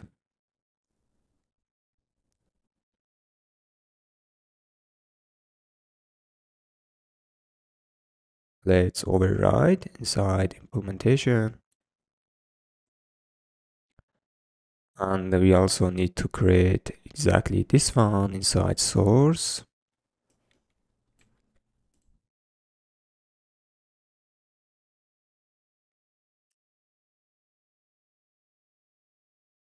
Now let's override and implement. This is exactly like this one, and instead of delete or add, we just need to return true or false. So let's copy this one here and paste here. Okay, now let's return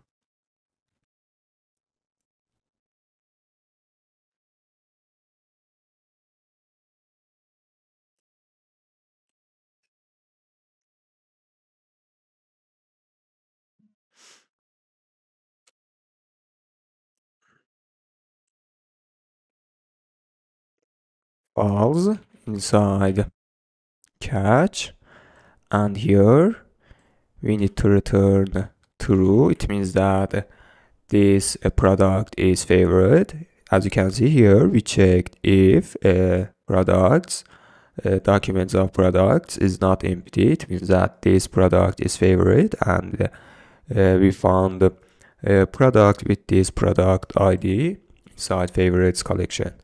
And else we need to return false, and this means that this product is not favorite.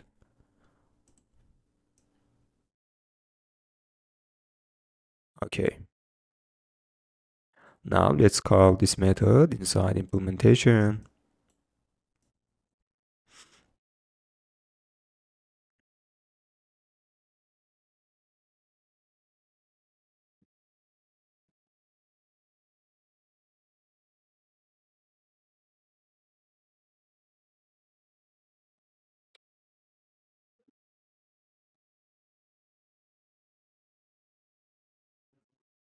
Okay, and let's create use case for this one.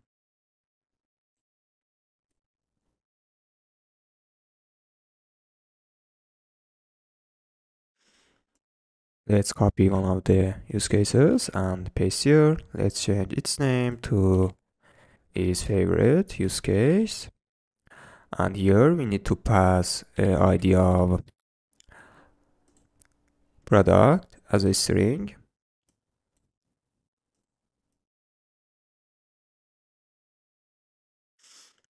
And here, instead of using this method, we need to use get actually is favorite.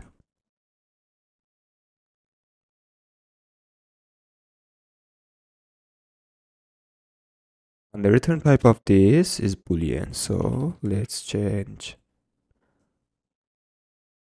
either to Boolean. Okay.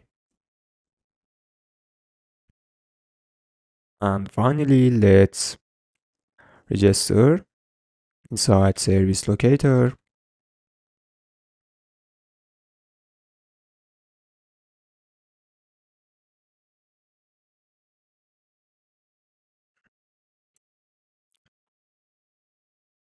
Okay, great. And another one is fetching user favorites product. So let's create new method inside repository. Let's copy one of the methods and let's change its name to get favorites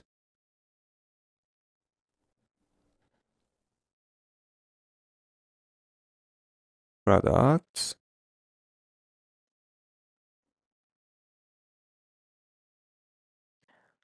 We will need this method inside a source, so I copied this one. Let's override inside implementation and let's create inside source. And now let's implement this one. This is exactly like for example, get TopSelling or get NewIn. So I want to copy one of them and paste here. Let's add async. Okay, and we also need to change logic of this one to this one.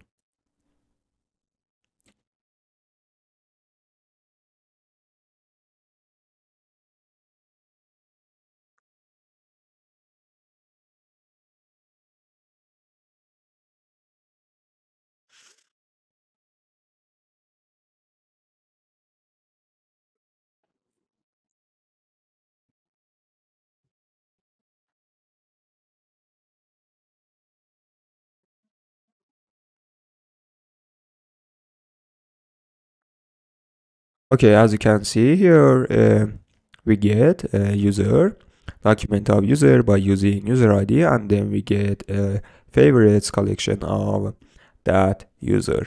Okay, now let's move on to the implementation of repository and call this method. Let's copy one of the methods and paste here and change method to get favorites products. Okay, now let's create use case for this one.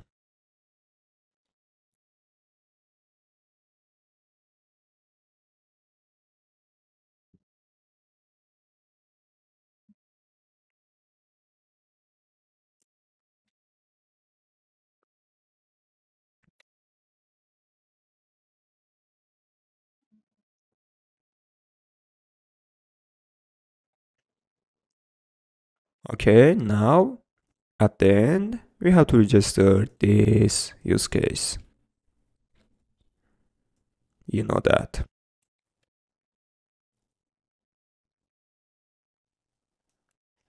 Actually, we need to change use case name to get favorites products use case. We forgot use case word here.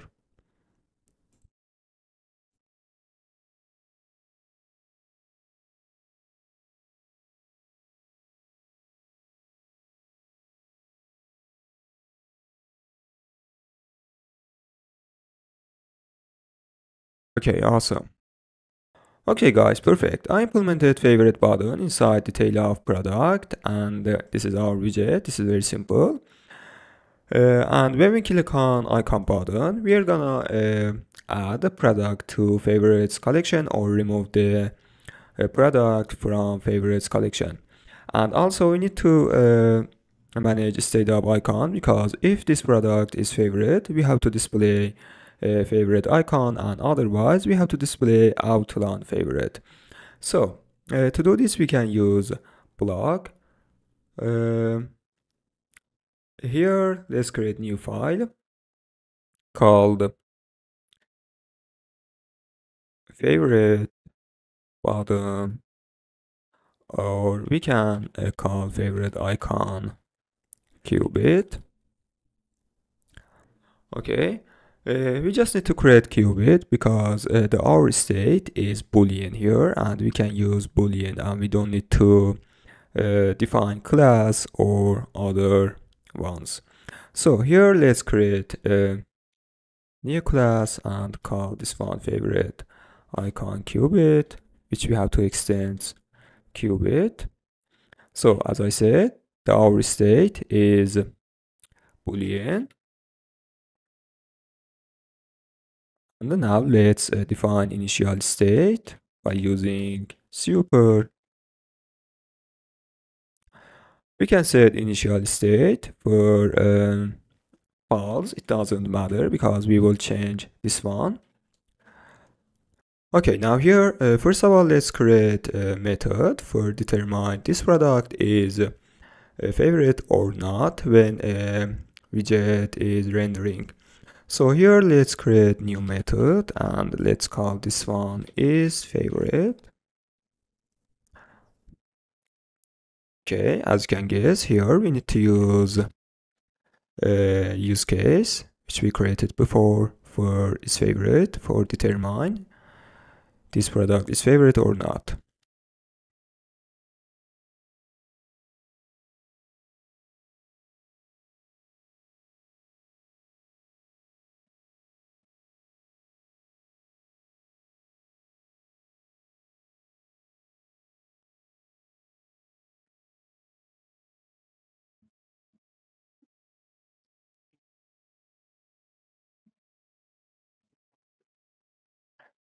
And for prompts, we have to set ID of product. So here, this method should take an argument called product ID. Okay. The return type of this use case is Boolean. So we can emit result of this calling. Okay.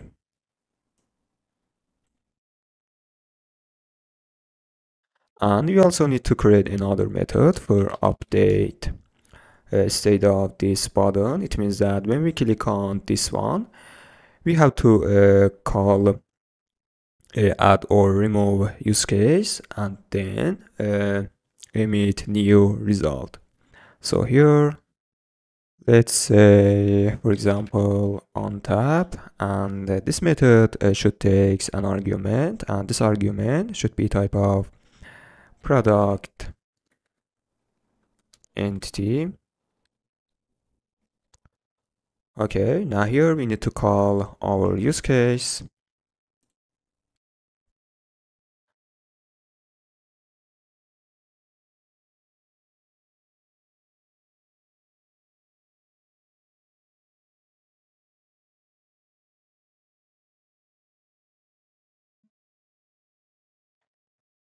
Okay, and let's call add or remove favorite product use case. And here we have to pass product entity. Okay. The result of this use case is either. So let's use fold.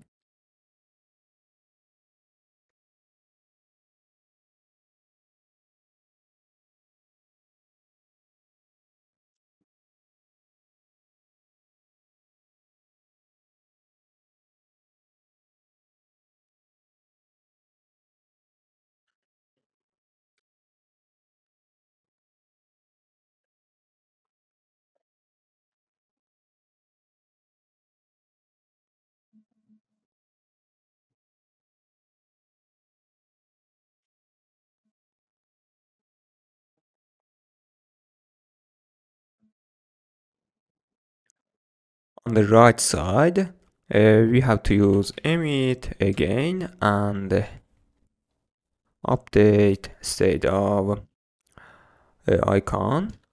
This data can be true or false. So we just need to emit this data. And on the left side, we don't need to do anything.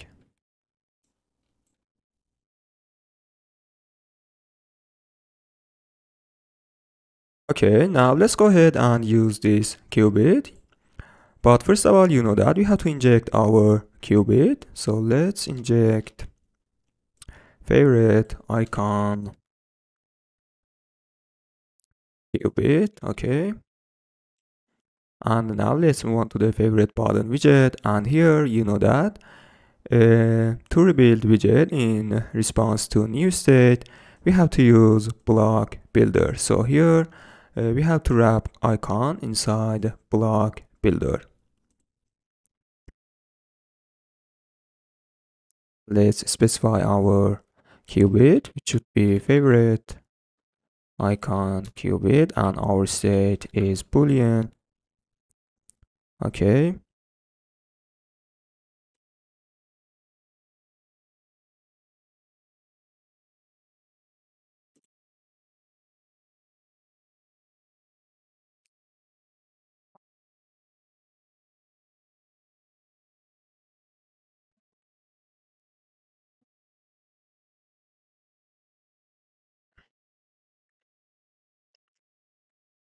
And here we have to check if state is true. It means that this product is favorite, and we have to display this icon, and otherwise we have to display this type of icon, which should be outline.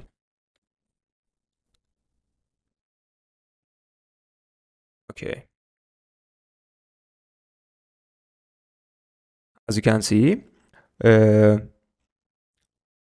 the icon is changed to favorite outline, and it means that this product is not favorite. Now inside onPress, we have to call this method onTap method. So let's use context.read and use favorite icon qubit and call onTap. So here we have to pass a product entity. So let's define prompter here.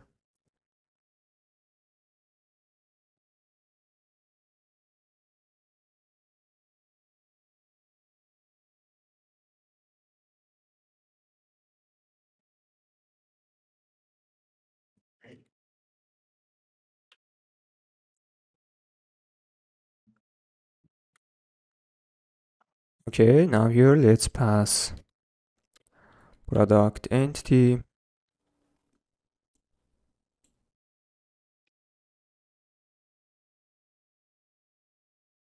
Great. And we forgot one thing, and that is a call its favorite function at injection stage.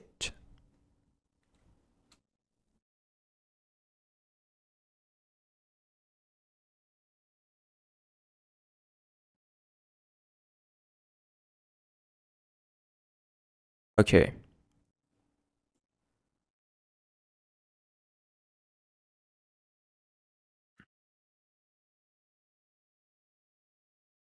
I think we have an error.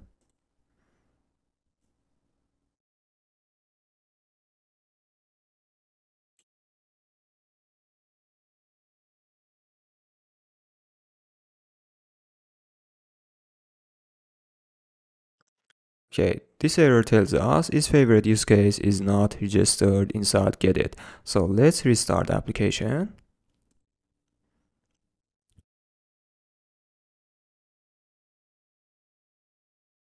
Now let's try again.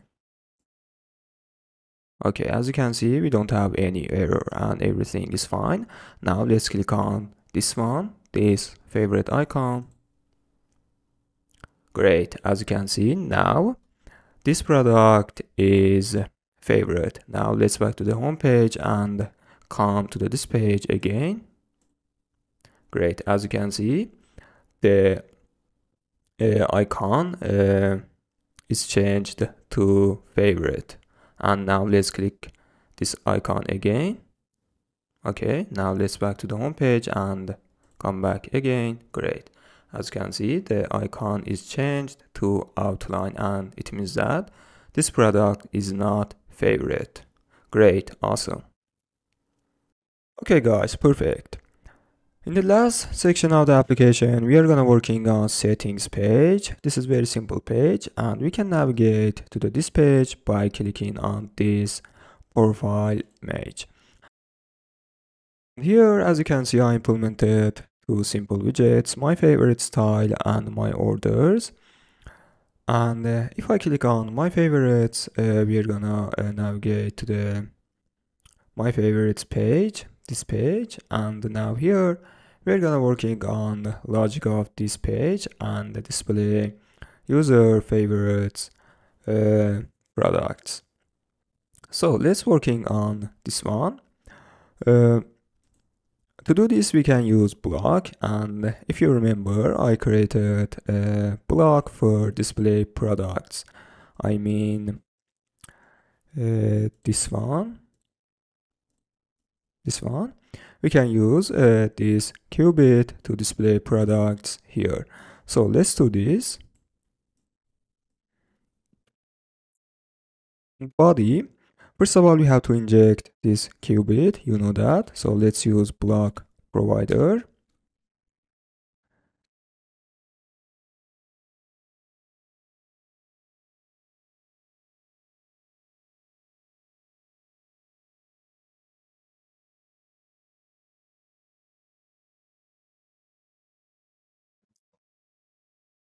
Products display qubit.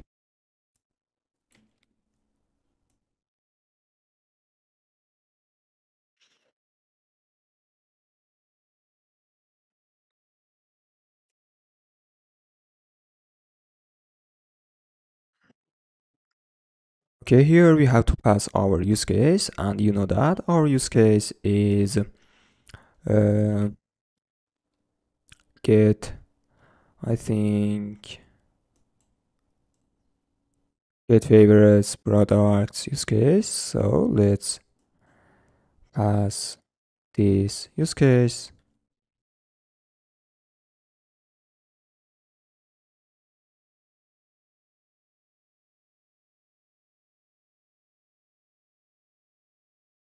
Okay, and let's display products at the injection stage.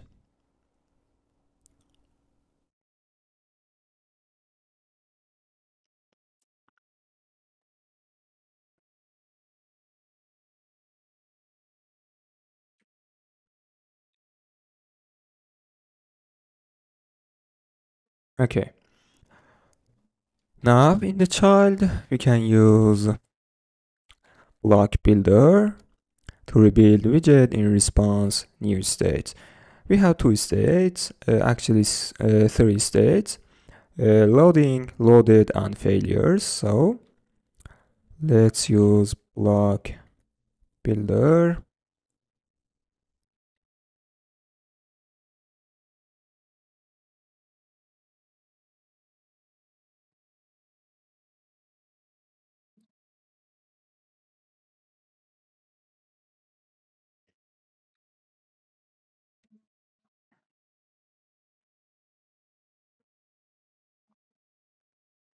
Okay, here let's check if state is products loading. Let's display in the center of the page circular progress indicator.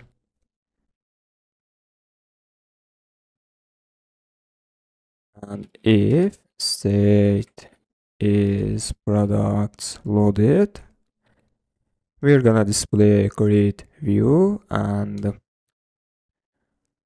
in the default, let's return container.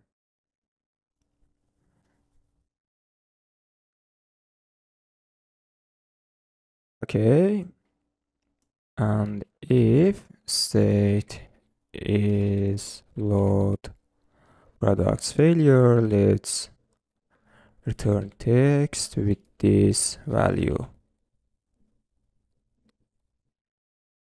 Okay.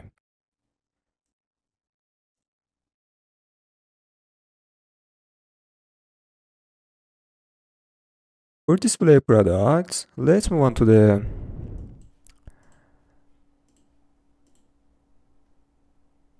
categories. As you can see, when we click on hoodies, for example, we display products in grid view. So I want to copy this part of code. So here we can use this widget here.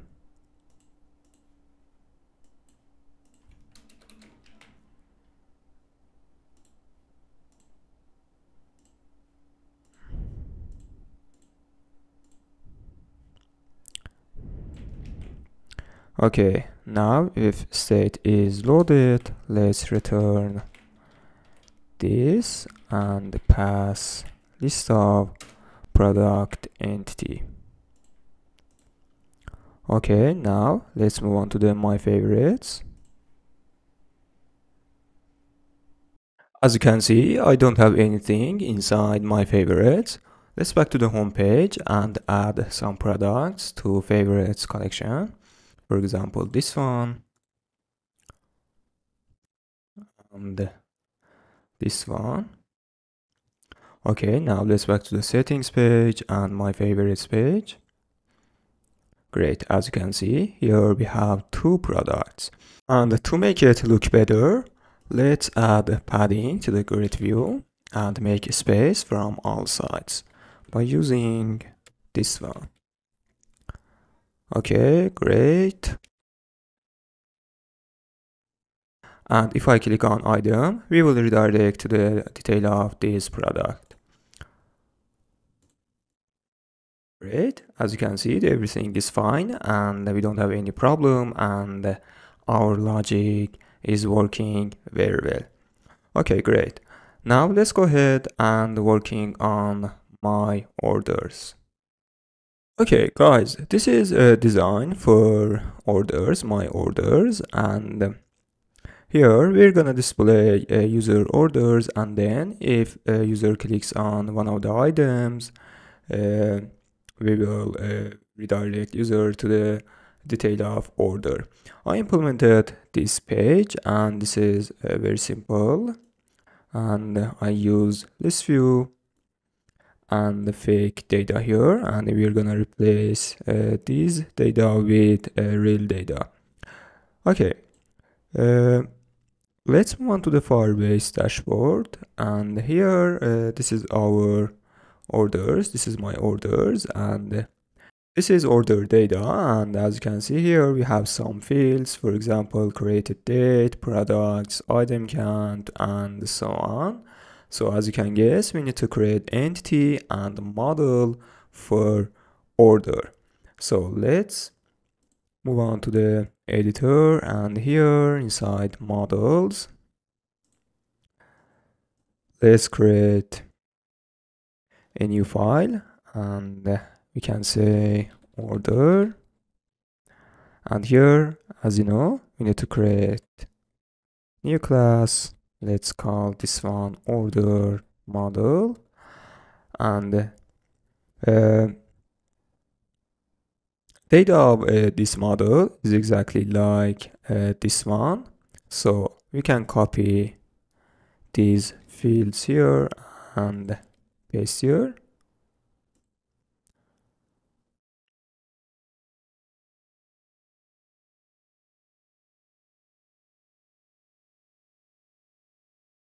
Here, instead of using entity, we need to use model.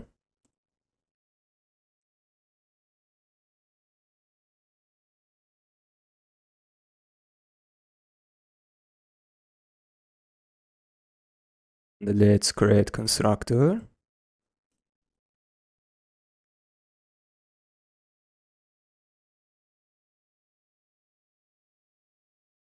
Okay, now maybe you wondered why I didn't use order registration requests while the parameters are exactly the same.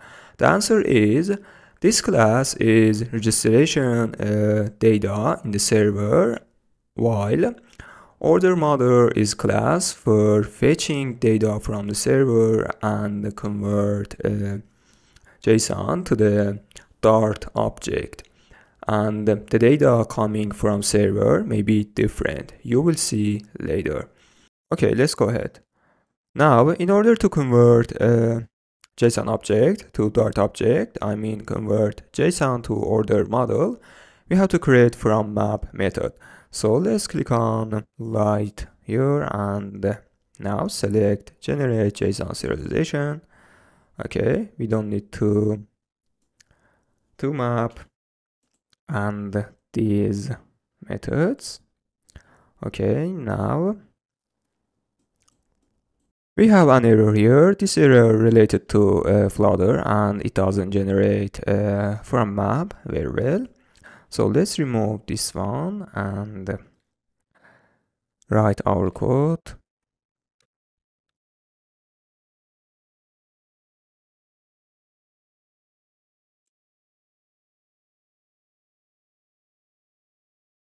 I think the name of field is products. Let's check again. Yeah, great.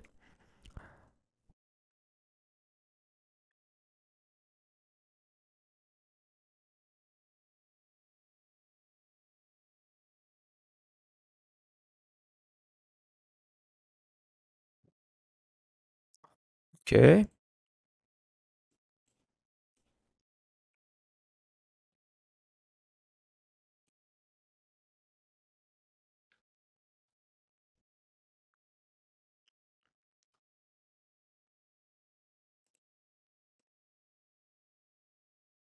Now let's create order entity. So let's copy these parameters here because the parameters are same, and inside entities let's create new file called order, and here let's create first of all new class called order entity and paste parameters here. Here we have to use entity instead of model.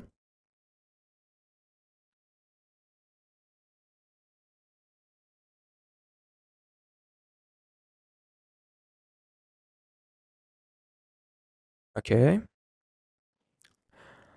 now if we check design, we will see that here we have code of order, and also here we have a history of status changes, but we don't have like this inside our data, I mean here. And we have to add these two fields manually to our orders. If we had our own backend, we wouldn't need to do this manually, but now we have to do this by ourselves. And also you have, okay, let's do this. Let's click on add field, and here let's write our name of field. And here let's set value, for example, something like this. It doesn't matter. And we also need to add order status. Type of this should be array, and inside this type of items should be map. Okay, the first field can be title of status, for example, order placed, order confirmed, and shipped.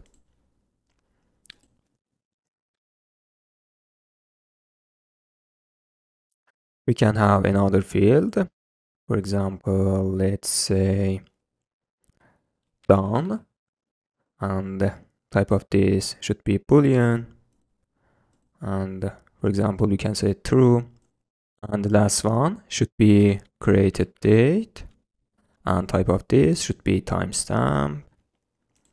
Let's select, for example, today.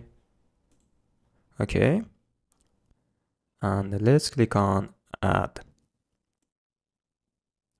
Okay guys, I added code and order status to the rest of the orders as well, and now we can move forward.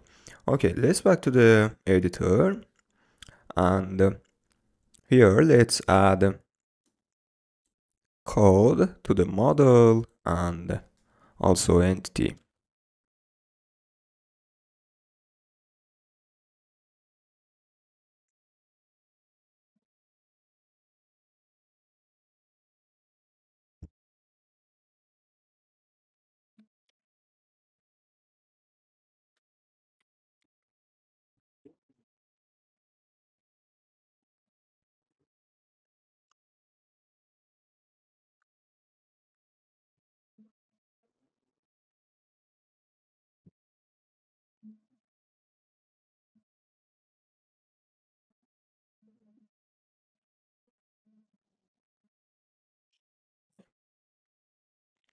And we also have to add order status. As you can see, order status is object.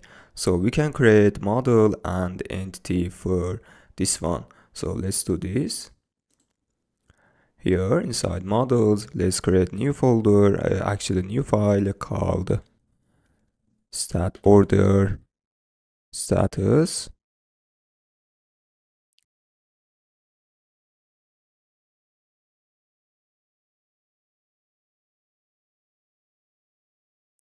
We have title, we have boolean,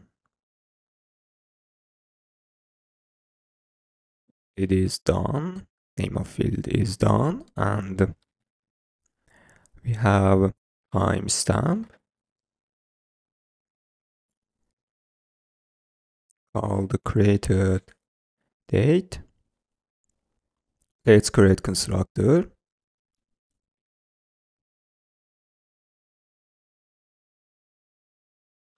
And also we have to create from map.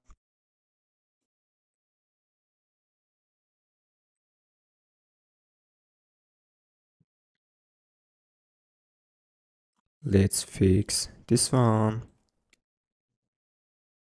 like this.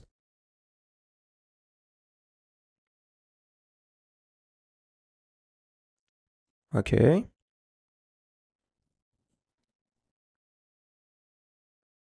Now let's create entity for order status.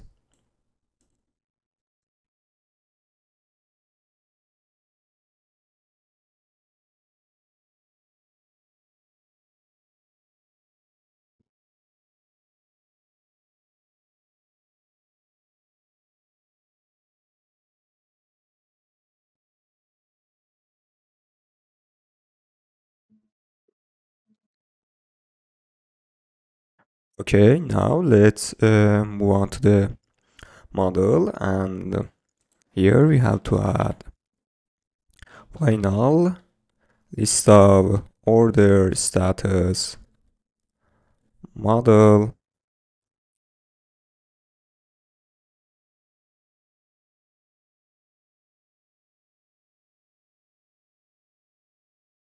Okay, and we also need to add inside from map.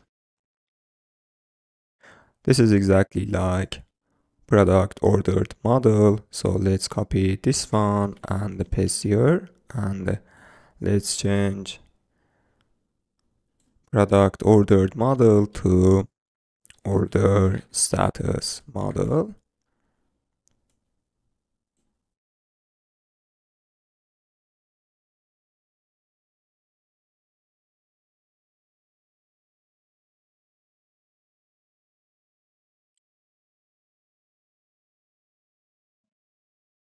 Okay, awesome.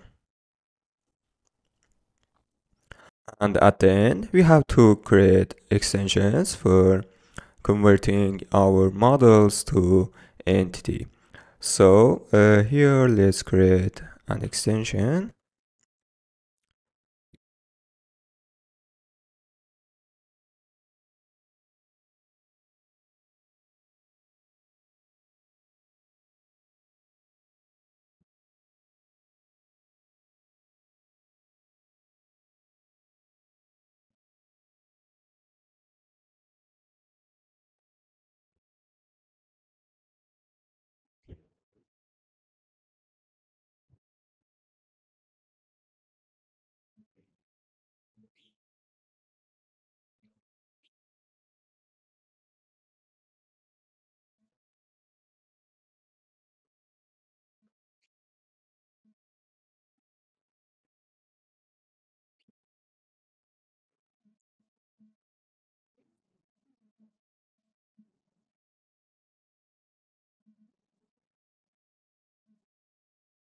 Okay, we forgot one thing to add inside order entity, and that is a list of order status model. Actually, this should be order status entity. So let's do this.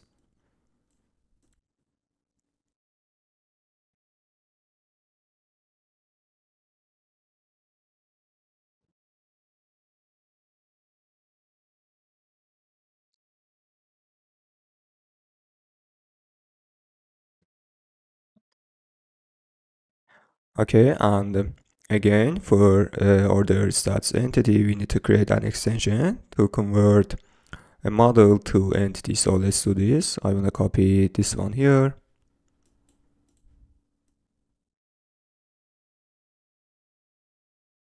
And paste here. Let's change its name.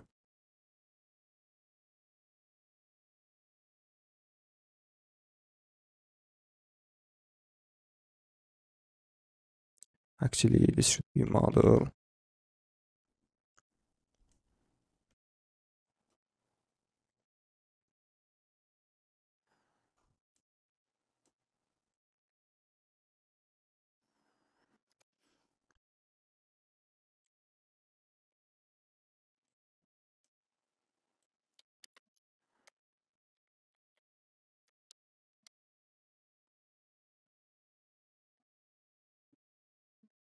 Okay, now here,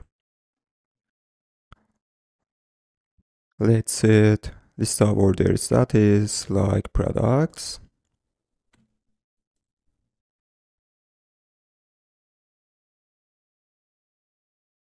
Okay, great. Now let's create use case for fetching orders, user orders. So inside domain and order, let's open repository, and here let's create new method.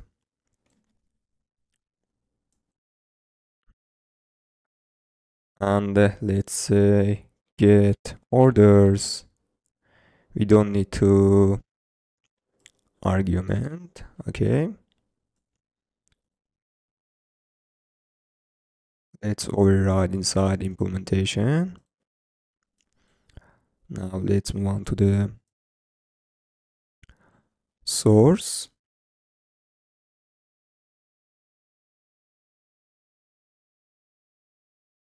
Okay, now let's implement inside our get orders. This is exactly like fetching a favorite product. So I want to copy that part of code and then paste here. In this way, our work will be easier. So let's move on to the product, and here let's copy inside of get favorites products, paste here. Let's change favorites to orders, and that's it. Okay, now let's move on to the implementation. Again, this is exactly like get favorites, so I want to copy again this one inside implementation of repository, and then paste here. Let's change product Firebase service to order Firebase service, and get orders. And here, instead of using product model, we need to use order model. Okay, awesome. And finally, let's create use case for this one.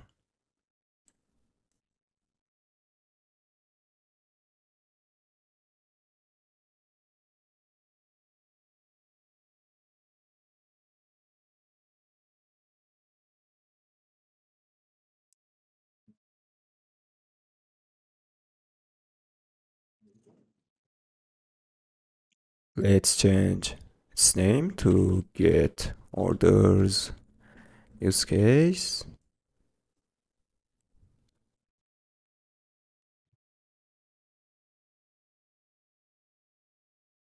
And finally, you know that we have to register our use case like this.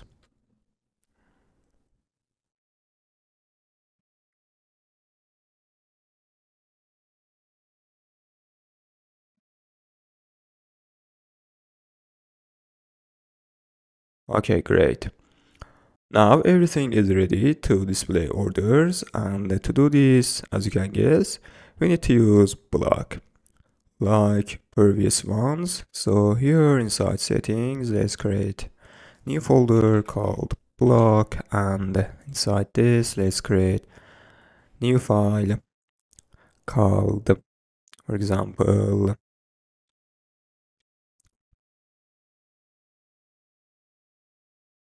order display qubit.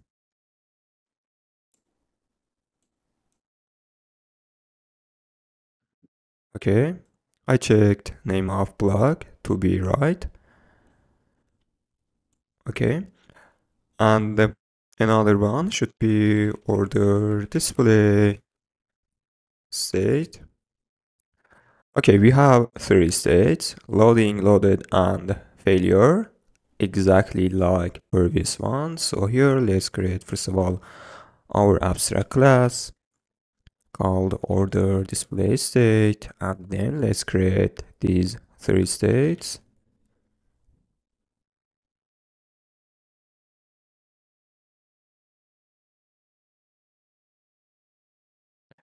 We have to change order to orders. Okay.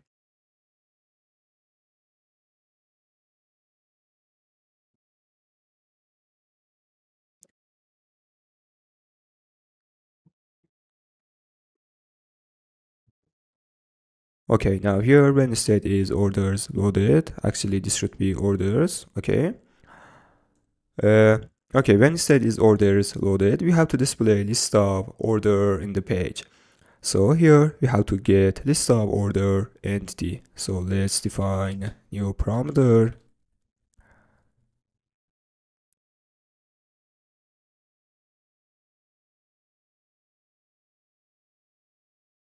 And also let's create constructor.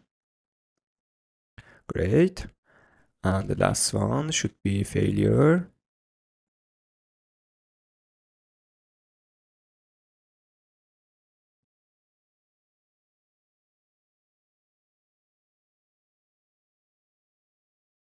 Great. We can also get error message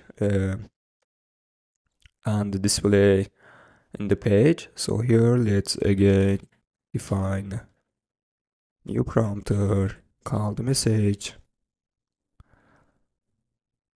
error message, and let's create constructor.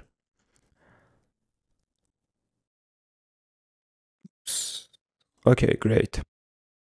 Now let's move on to the qubit.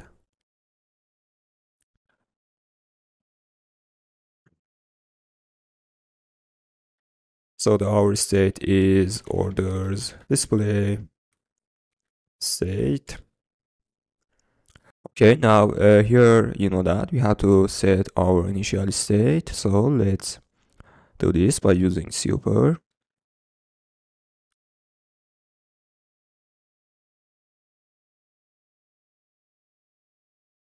Now here we have to set initial state, and our initial state is loading.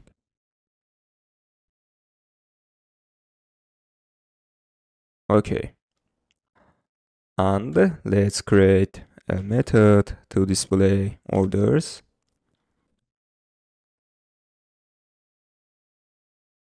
So we need to use case. So here, first of all, let's define new variable.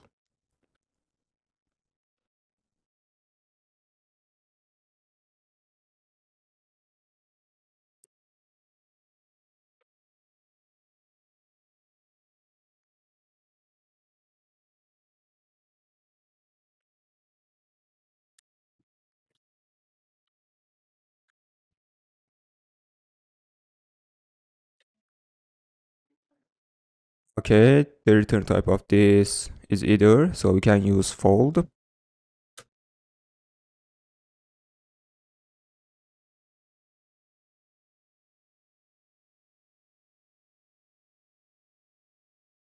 Here we have error, so we can emit load failure.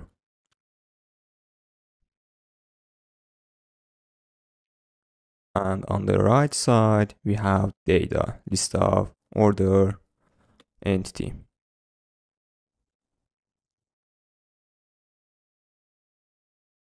So we can emit orders loaded.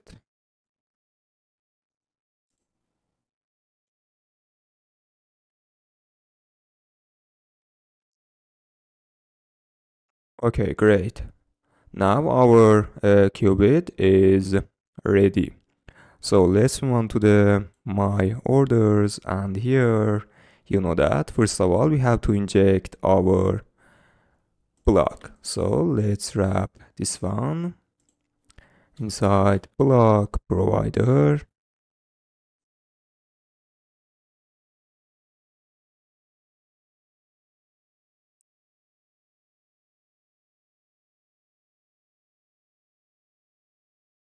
Orders display qubit, and let's call display orders. Okay, and here you know that we have to use block builder to rebuild widgets in response new states.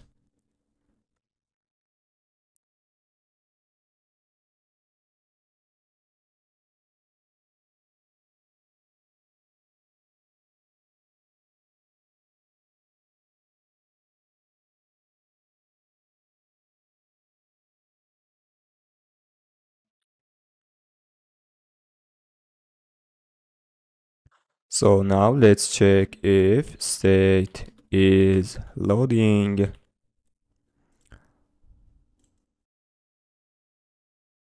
Orders loading. Let's display circular progress indicator in the center of the page.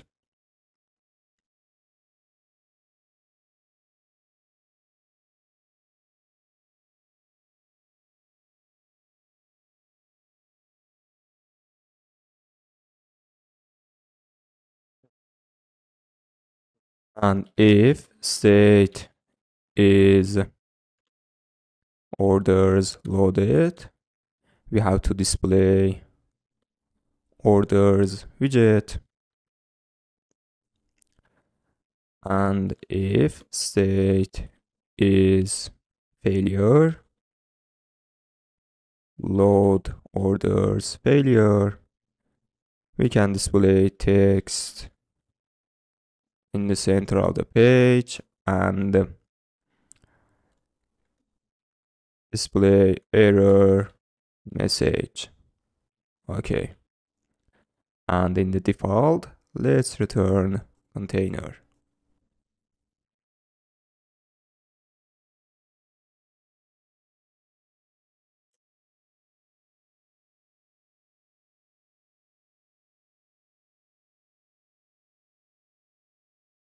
Okay,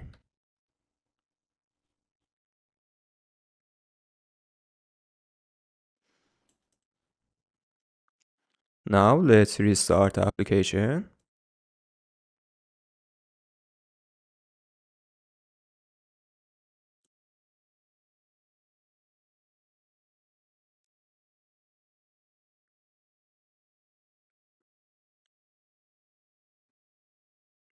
Great, as you can see here, we have orders, and now let's display real data instead of this fake data. So here we have to get list of order entity.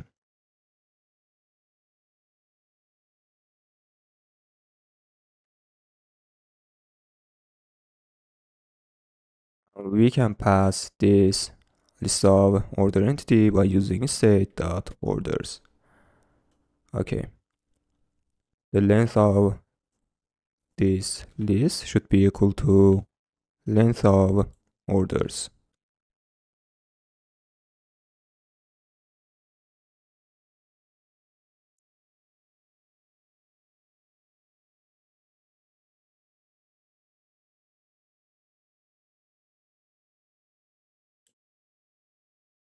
I think we have a problem.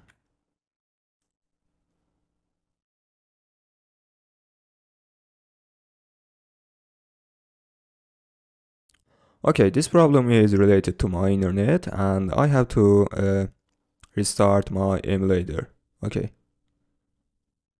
Okay, here as you can see we have my orders, and now let's display real data instead of this fake data. Okay, first of all we have to display code of orders, so let's do this like this.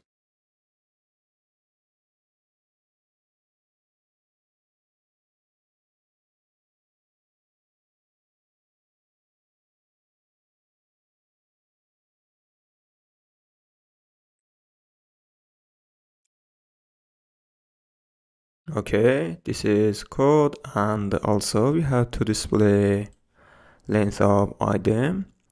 This length is a length of products which we registered.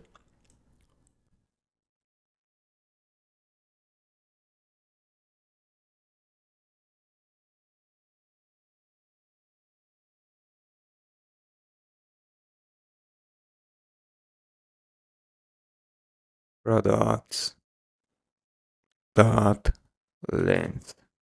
Okay, great. Okay, our work inside my orders is done, and now we're gonna working on this page, detail of order. Actually, when we click on item, we will be directed to the detail of order. I wanna working on design by myself, and then we're gonna display data together. Okay, so let's do this. Okay guys, I implemented design of order detail page, and as you can see, this is a very simple design. Now we have to display real data here. So to do this, we need to access to the order entity. So here, let's define parameter, which type of this parameter should be order entity. Okay, now let's define inside constructor as well.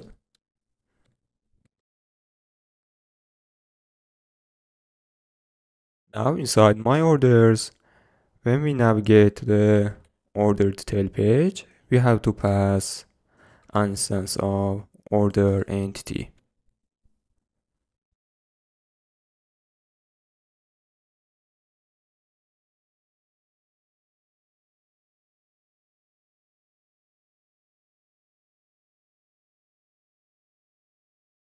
Okay, now let's display real data. Here we have to display code.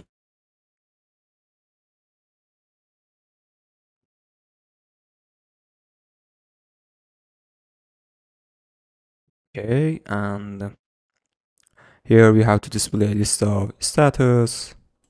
So item count should be equal to length of order status, like this.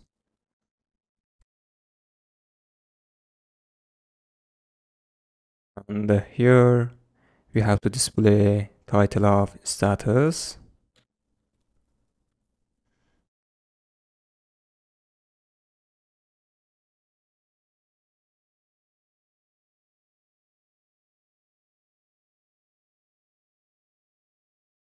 Okay, and if you check design, we will see that delivered is first index, but here delivered is last index, last item. So we have to set reverse to true. Great. And here let's display date. So let's use order entity, and index of order status and created date. Now we have to convert timestamp to date by using toDate method, and then we have to convert date to string, and at the end we have to display this part of date. To do this, we can use split, and pattern should be space and the first index. Okay, great. And now here we have to check if done should be true. We have to display a container with a primary color.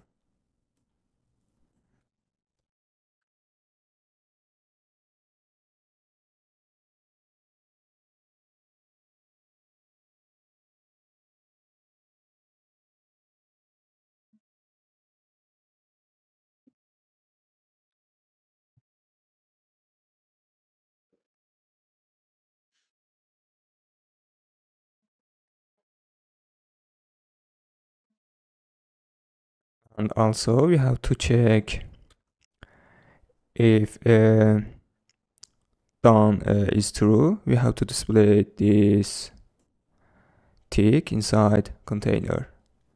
So let's do this.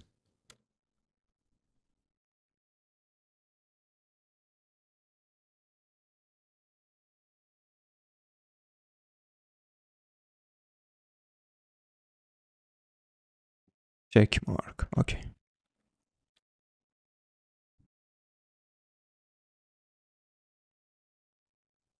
Okay. And we also have to change color of title and the date to gray if done is false.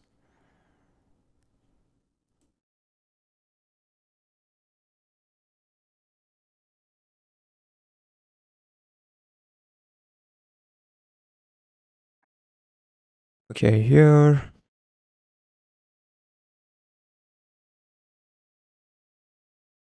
Let's check.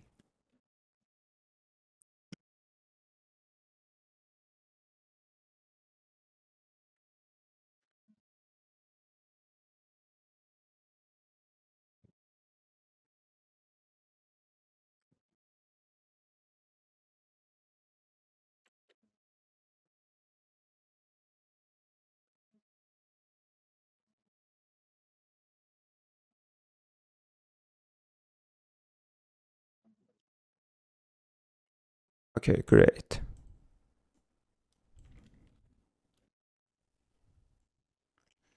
Now let's move on to the order items, and here we have to display length of products which we registered inside orders.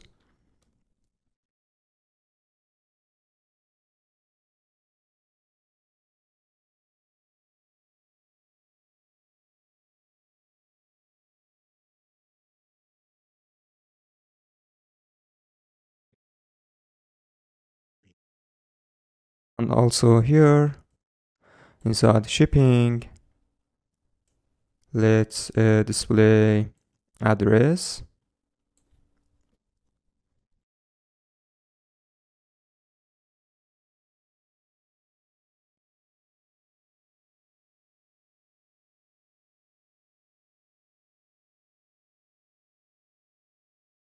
Okay.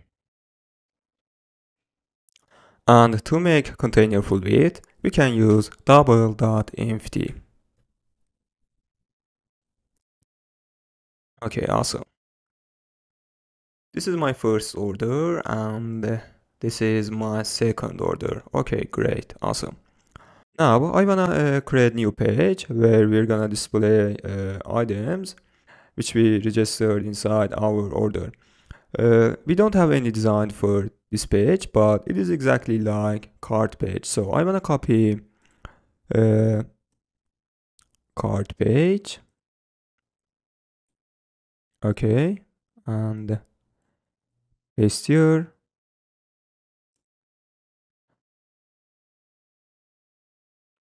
Here we don't need to block because we have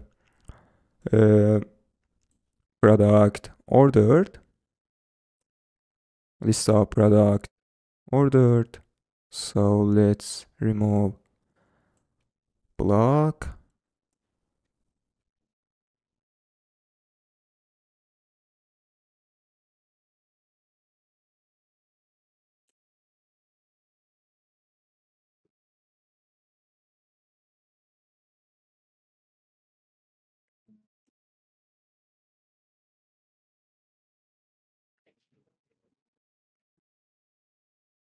Okay. Here let's change page name to order items page, and we have to get list of product ordered entity like this.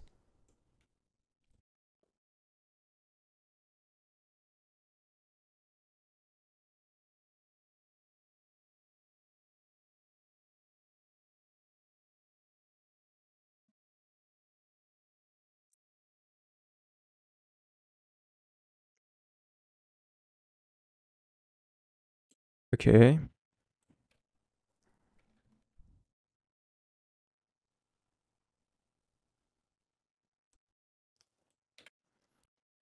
And let's copy product ordered cart.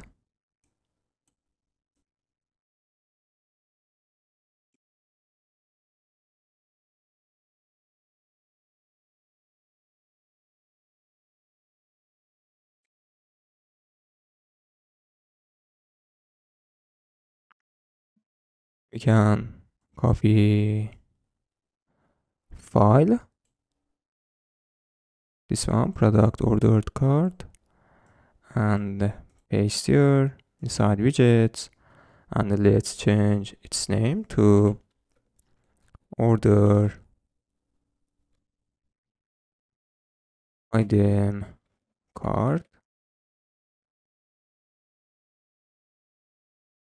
Okay.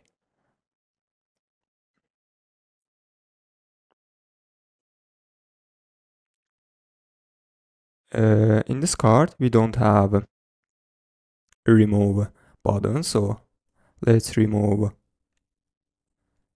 this icon button here. Great. We don't need to column, and this one.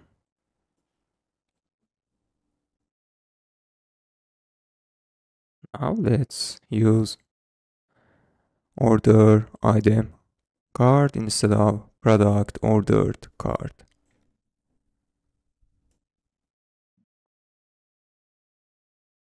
Now let's back to the order detail, and here when we click on items, this one, we will be directed to the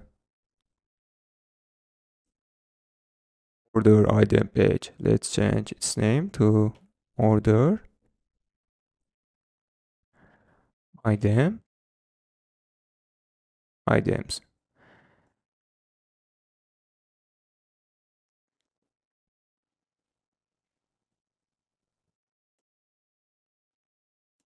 So here let's wrap container to gesture detector to be able to click on container.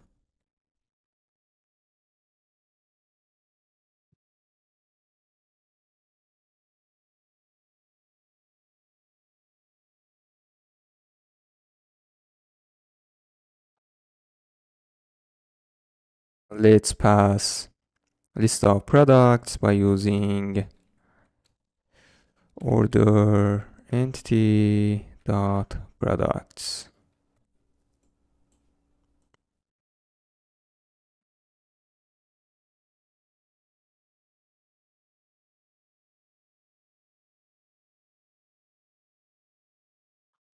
Okay, now let's click on this card, this container. Great. As you can see here, we have product, which we registered inside our order. Great, awesome.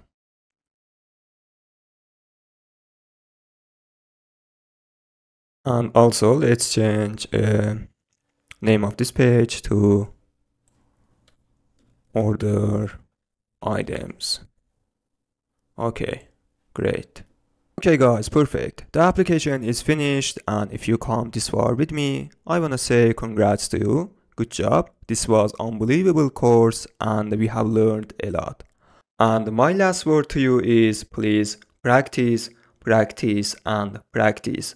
I hope you enjoyed and see you soon in the next video.